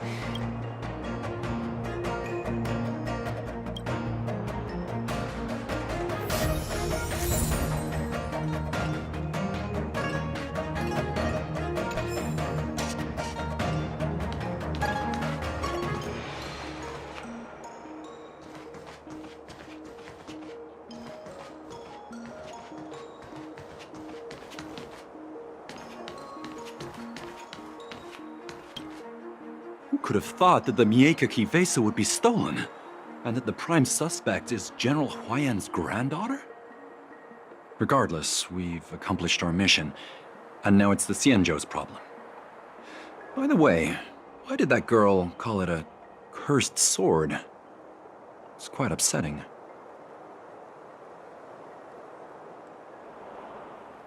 That's enough, young man. Now let me get something straight. On Kalevala, this sword has always been highly revered. The first master of the Mieka Kivesa slew countless demons and then passed it down to a line of wise monarchs. The monarchs would heed the guidance of the hero spirits within the sword and gain insight into defeating their enemies. What is, Helio? What? Never mind. The point is that the Mieka Kivesa did help the ancestors of Kalevala build a strong foundation. It's definitely not a cursed sword.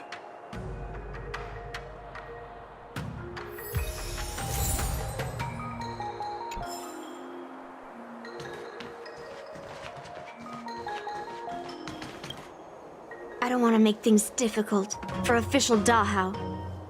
Let's do this his way. If I can find that cursed sword, I can prove my innocence right away. That's what I'm trying to figure out right now. There's something else bothering me. Why would the thief take the sword, but leave the case behind? Did they melt down the sword like I wanted to?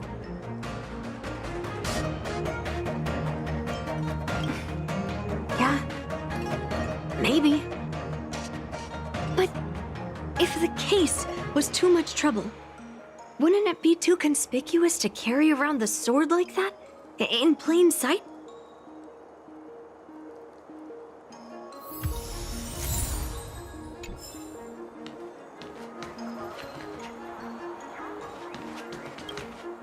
Yes, I received your message yesterday and went to... But when I went back this morning, all that was left was the case. I don't know anything else, so asking more questions won't help, I'm afraid. However, as the Master Artisan of the Artisanship Commission, I've got to clarify something. Even though the sword was stolen, this commission is still highly secure. Wait, no. I just remembered. My precious aromatons were smashed!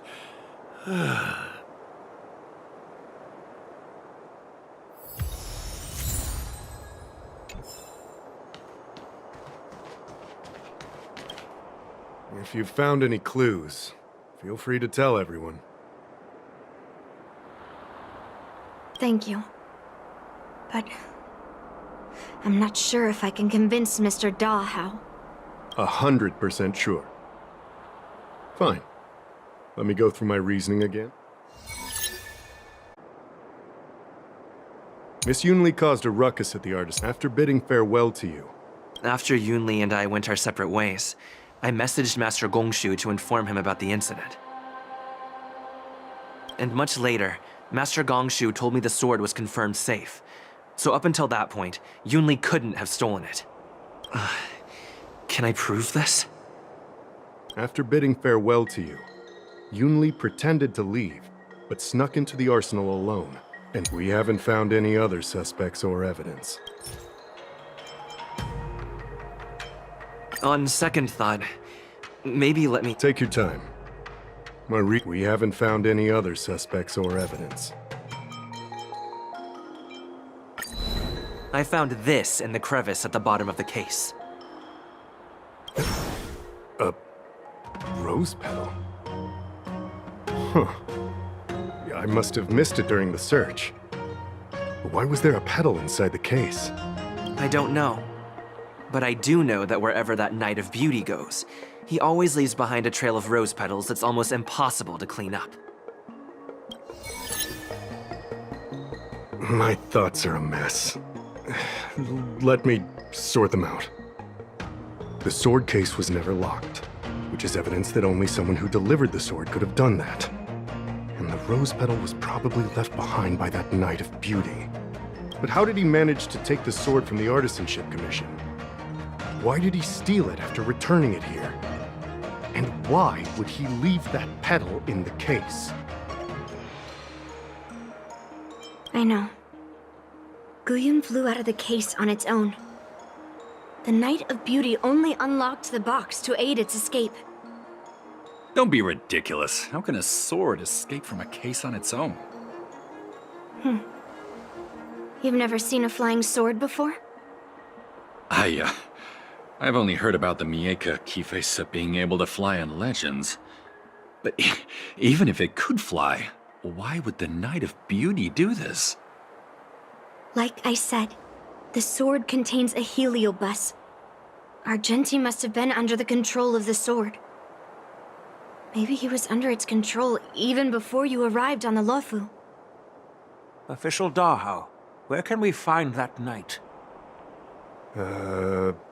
Let me see. The docking location of Argenti's ship. The one and only. Let's go. We've got to find Argenti before that sword completely takes over his mind.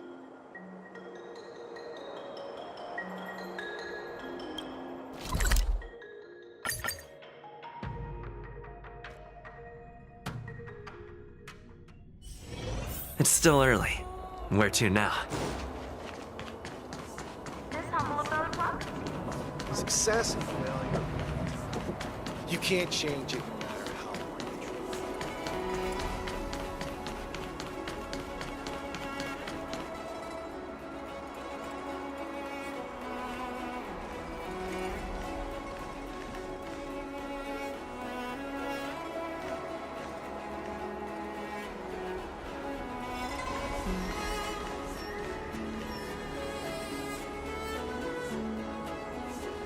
I've been waiting for you here for quite a while.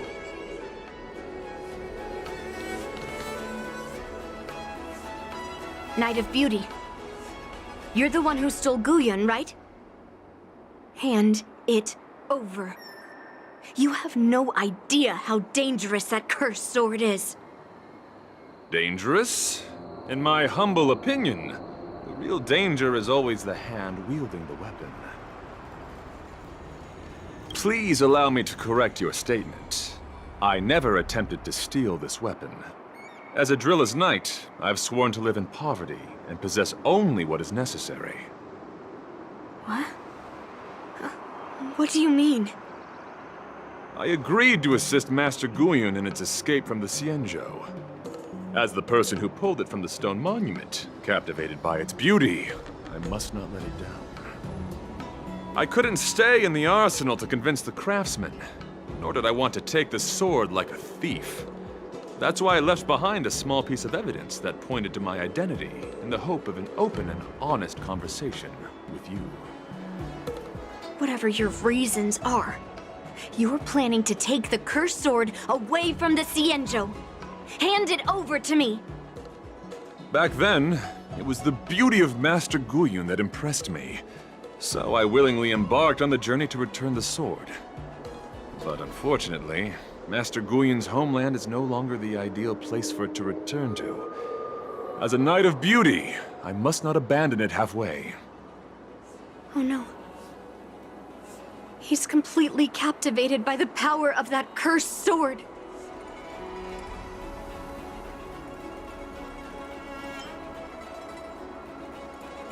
That's what makes cursed swords so scary. Captivated? No! I am touched by Master Guyun's flawless beauty! To be honest, I'm confused why none of you can understand this sword. This is quite heartrending. I've already made up my mind to take Master Guyun away from the Xianzhou. That cursed sword has messed with your ability to think. But I'll break you free from its grip. I'll shatter its illusion. And the sword itself. Fair lady, if you're intent on taking away this person, this sword that is under my protection, please engage me with a fair duel according to knightly etiquette. As a representative of this duel, I, Argenti, challenge you. I swear on the spirit of chivalry, in front of Adrilla the Beauty, that I will represent Master Guyun in this duel. If I win, you will allow Master Guyun to leave the Xianzhou with me. And if you best me, Miss Yunli, I'll accept my defeat and turn Master Guyan over to you. Do you accept my challenge, Miss Yunli? Fine. Let's see whose desire is stronger. Your desire to take it away, or my desire to hunt down all cursed swords. Show me what you've got.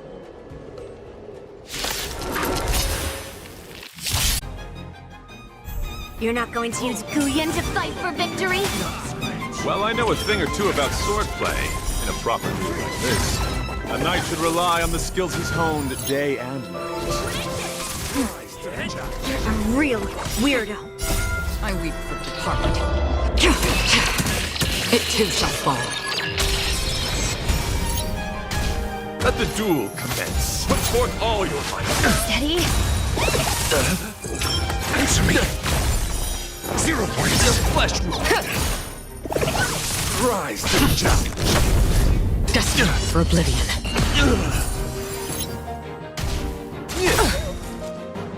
Right! Investing in victory means playing the long game! Let's sign Just rise to the challenge. Feel. Knowledge, the measure of truth and falsehood. Bear witness. You're fighting a gentleman. 0 points. Feel. Lance! Forward!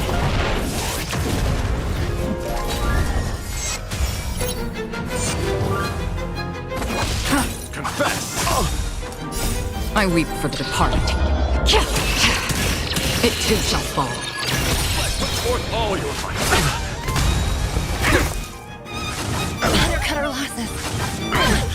Go Nappy! Let the duel commence. Put forth all your might. All will eventually rest upon you. Answer me. 0 points for chivalry.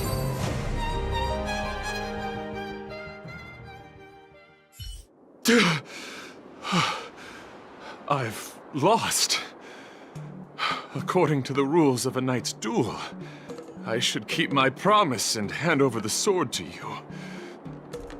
But before I do that, I hope that you, as the winner, might have the mercy and listen to Master Guyan's past experiences.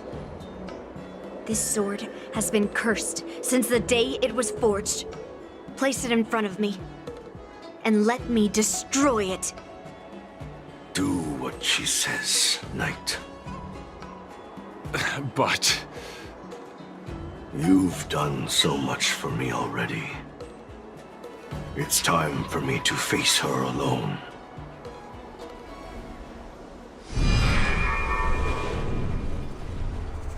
I'm weary of fighting. I just want to share my past with you. To explain why I wanted to escape. After that, I'll leave my destiny in your hands. Are you afraid to witness my past, little girl? Afraid? Well, you do have a different aura from other cursed swords.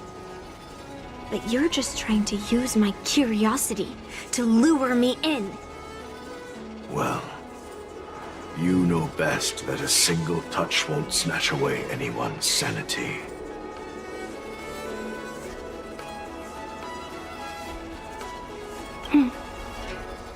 Fine.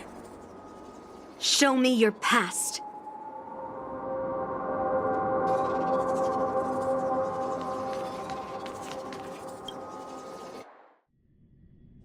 It's already impossible to contact the main Cloud Knight forces.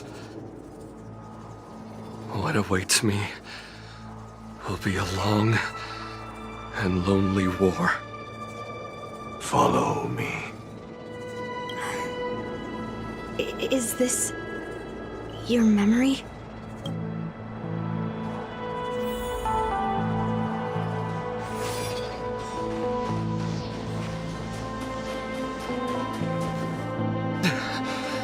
It's so cold here. here.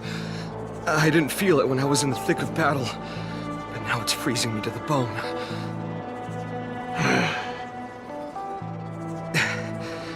You're indeed a masterpiece from the Xianzhou Juming. If you hadn't taken control of my body, I probably would have been decapitated in that fight. Quiet, and stay alert. Borisin wolf troopers never give up the hunt. Hey, just relax a bit. It's been over 300 days since we were both stranded on this planet. The transmitter never rings, so I guess we can't count on that anymore. The people on this planet still use beasts to pull their carts. Obviously, there's no way they can help us fix the star skiff. Looks like we're stranded on this forsaken planet for the rest of our lives. The rest of a Xianzhou native's life could be terribly long. Are you feeling any desperation? All by yourself in this hostile world? Yeah, a bit. Perhaps. When things get too rough for you to handle, just leave everything to me. No need to carry the weight of the world on your shoulders. Yeah, sure. If I really can't handle things anymore, I'll leave my body. But now is not that time. Do you really think you can oppose an entire Borisin army with your limited skills? What are you holding out for? It's true that I'm stranded here, but it seems like that Borisin pack is in the same boat. By the way, Guyan, do you know what a seed is? A seed may seem insignificant, but with careful cultivation and time, it can grow. You said that the rest of a Xianzhou native's life could be terribly long. You're right. That's why I intend to plant a seed named Resistance here, and nurture it for the rest of my life. I want to show the people of this land how to defend themselves against those monsters. I can already see the seed in the eyes of those people. You really think you can do it? Why not just give me control, and we can revel in the bloodbath together? What was the memory I just saw? It was a memory of me and a Cloud Knight. Stranded on an unfamiliar planet. We crash-landed on a planet occupied by Borisin. I can feel that it was a lonely war.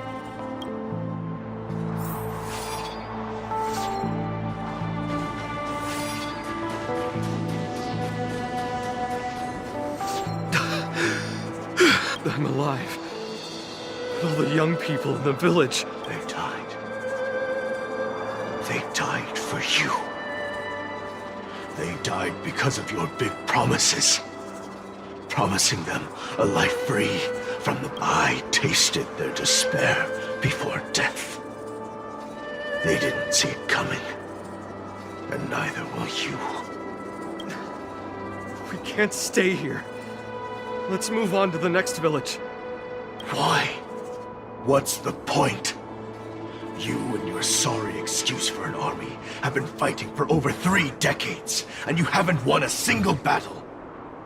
What you're sowing is not resistance, but despair. This world is hopeless. It's completely infested with packs of Borisin. You've seen their numbers, and you know their methods. And those commoners you've put your hopes in, they just kneel down and worship the monsters devouring their children and families, calling them their Beastmasters. You beheaded one of the Beastmasters for their sake, but they turned on you because they were scared of the Borisin taking revenge. You remember all that, right? I do. I remember my first death. The Borisin cut off my head. But I also remember that if it weren't for a brave youngster who risked his neck to reattach my head and give me a proper burial, I would have disappeared completely. I remember everything the people did for me. They left food at the entrance of my cave, fixed my fur coat, and some even joined my resistance. The rest of the Xianzhou native's life is still terribly long. And there will be new youngsters who will stand beside me in battle. Time is on our side.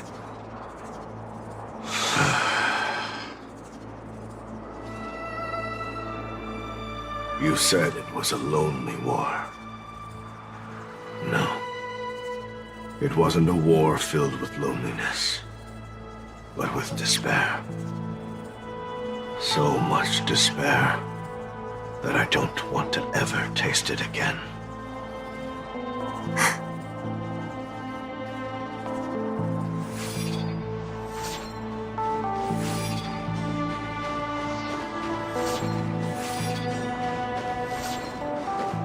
I'm leaving. Where are you going, Your Highness? I'm returning to my homeland. A distant place beyond the sky. I'm not coming back. But what should we do with you gone? What if those wolf demons show up again? They won't, my child. You've wiped out the last of them. But before I go, I need you to do one thing for me. Even though the wolf demons are gone, new monsters will appear in this world. Soon, a demon will appear, donning golden branches and knowing only bloodshed. However, fear not, my children. I'm entrusting you with this sword that's been with me in countless battles. Use the skills I've taught you over the years, and you'll surely defeat that last demon. But that's not all. I need you to construct a stone monument for me. It must be large and sturdy enough to seal the remains of that demon forever. This is a debt you owe me, and you must fulfill it. Do you understand? You lied to them. And you lied to me, too.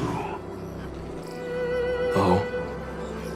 You promised that you'd give your body to me when you couldn't handle things anymore.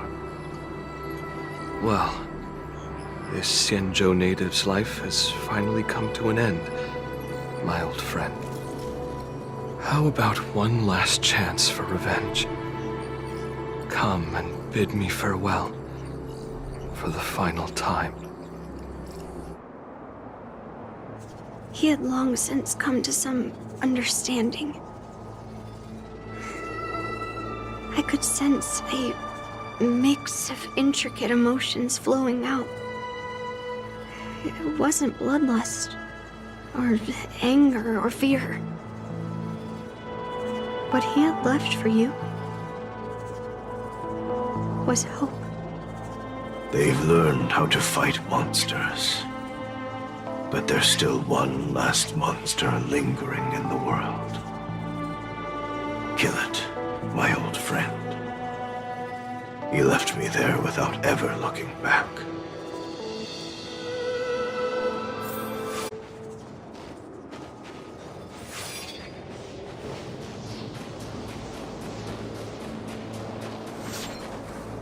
Thank you, my old friend.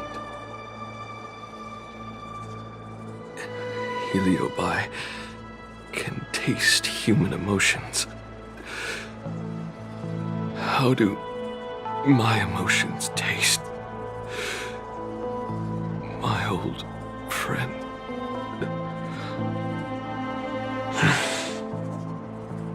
A hint of bitter compassion and a touch of scalding courage. Your heart's deepest desire is to end war once and for all. Now, the war is finally over. Can you hear? Even though you can't hear me anymore, my old friend, I'll do everything I can to bring an end to all conflicts in this world. So, this is the past of the Kalevalan people's Sword of Heroes? You helped the people of that world bring an end to war? No, I did not. I am a weapon, and I only became the cause of more conflicts. Countless monarchs of Kalevala saw me as a symbol of kingship endowed by nature, and they waged wars in order to possess me. I grew tired of their wicked intentions. I didn't want to kill for anyone anymore. So I returned to the stone monument where my master was buried. And since then, no one was able to remove me from it. But you allowed Argenti to take you away? Because even after all this time, I still wanted my master to come home.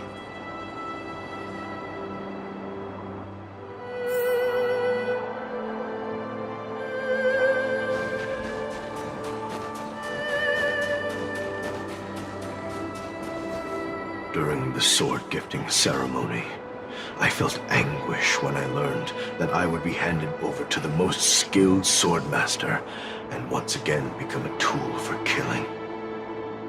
My master had engraved his deepest desire into my blade. End war. As a weapon, my purpose was predetermined from the start. I had to become a deadly sword that would relentlessly hack and kill. But once I fulfilled my mission, would I have the right to choose my own destiny like he did?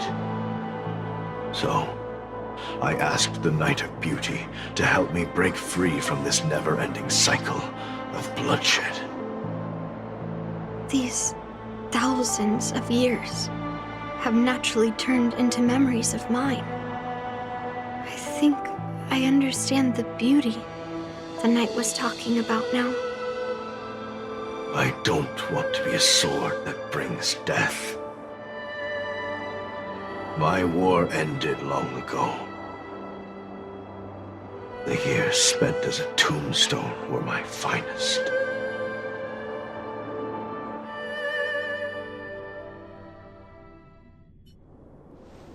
I've told you everything about my experience with Master Guyan on Kalevala. And now, I'm sure that Miss Yun Li is as moved by the sword's flawless beauty as I was back then. Even though I had heard the legends of this sword from the delegation, delving into its memories was still fascinating. Yun Li, I trust Guyan's experiences have changed your mind.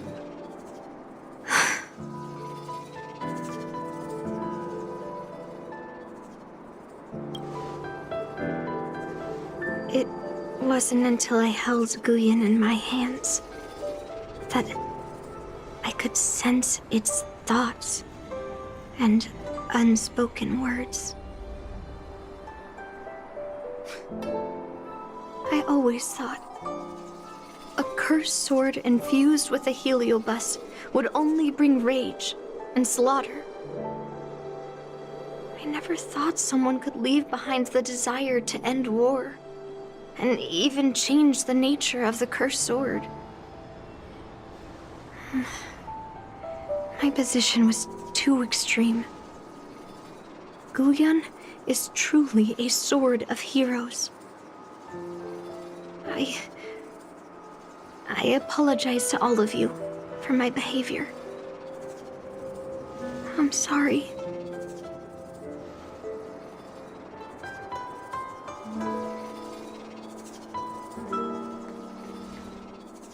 Now that we've proven Miss Yun Li's innocence and found the sword, should we now return it to the arsenal?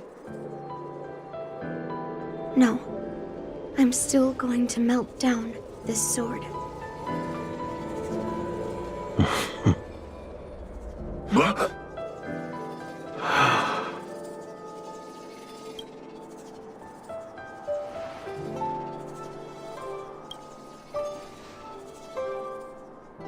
I've heard your true desires, Guyen.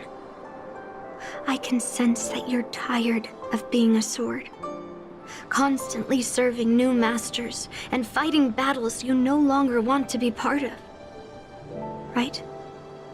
But being a sword is my destiny. I'm doomed to serve some master and fight battles endlessly. Can the wind choose to stop blowing? Can a cloud choose to stop drifting? No. It's the same for me. A creation with a predetermined destiny. That's not true, Guyen. That nameless swordmaster shaped his own destiny. So you can too. I just can't picture my destiny being anything other than that of a sword. Do you remember when you stood alone in front of the swordmaster's stone monument? People admired you because you carried the memories of the hero. You were no longer a sword. You were a memorial. Later, as I became worn and weathered, the gentle wind would pass through the hollows of my body, creating melodic tones that echoed in the distant mountains. I became a musical instrument then. I miss those times. Can a creation become what it wants to be? The answer is yes. I'll grant your wish, Guyen, and transform you into something different. Something different? But this is the price for the war dance. If the Kalevalan delegation finds out... Please, say something, General Huayan. Well, my granddaughter has always been stubborn. Are you really sure about this, Yunli? What do you all think? Fulfilling Master Guyen's wishes is the reason I came to the Xianzhou. With Adrilla's blessing, you could turn Master Guyen into a plow. But as long as it fulfills his wish to end war, I support it fully. Then, I'll leave it to you, Yunli.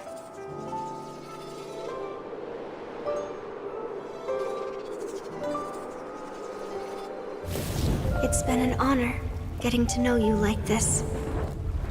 The honor is mine.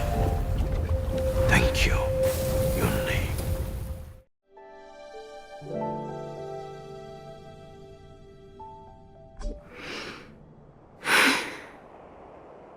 Why the long face, my child?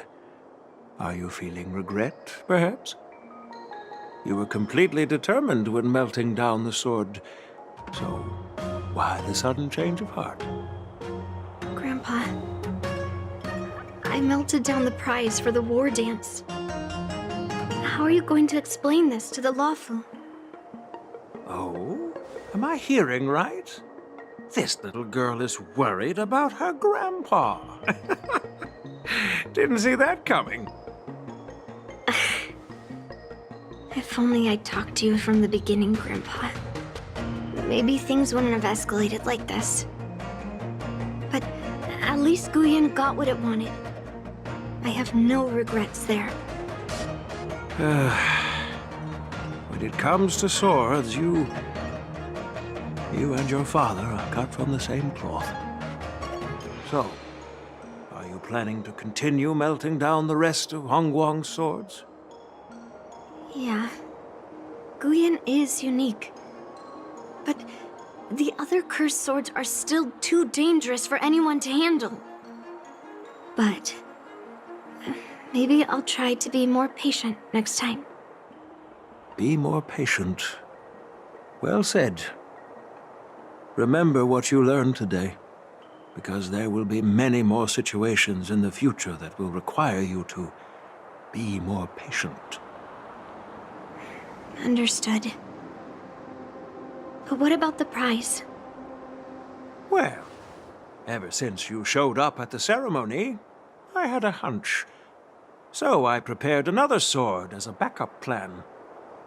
And don't worry, This one has nothing to do with Heliobi. That's perfect.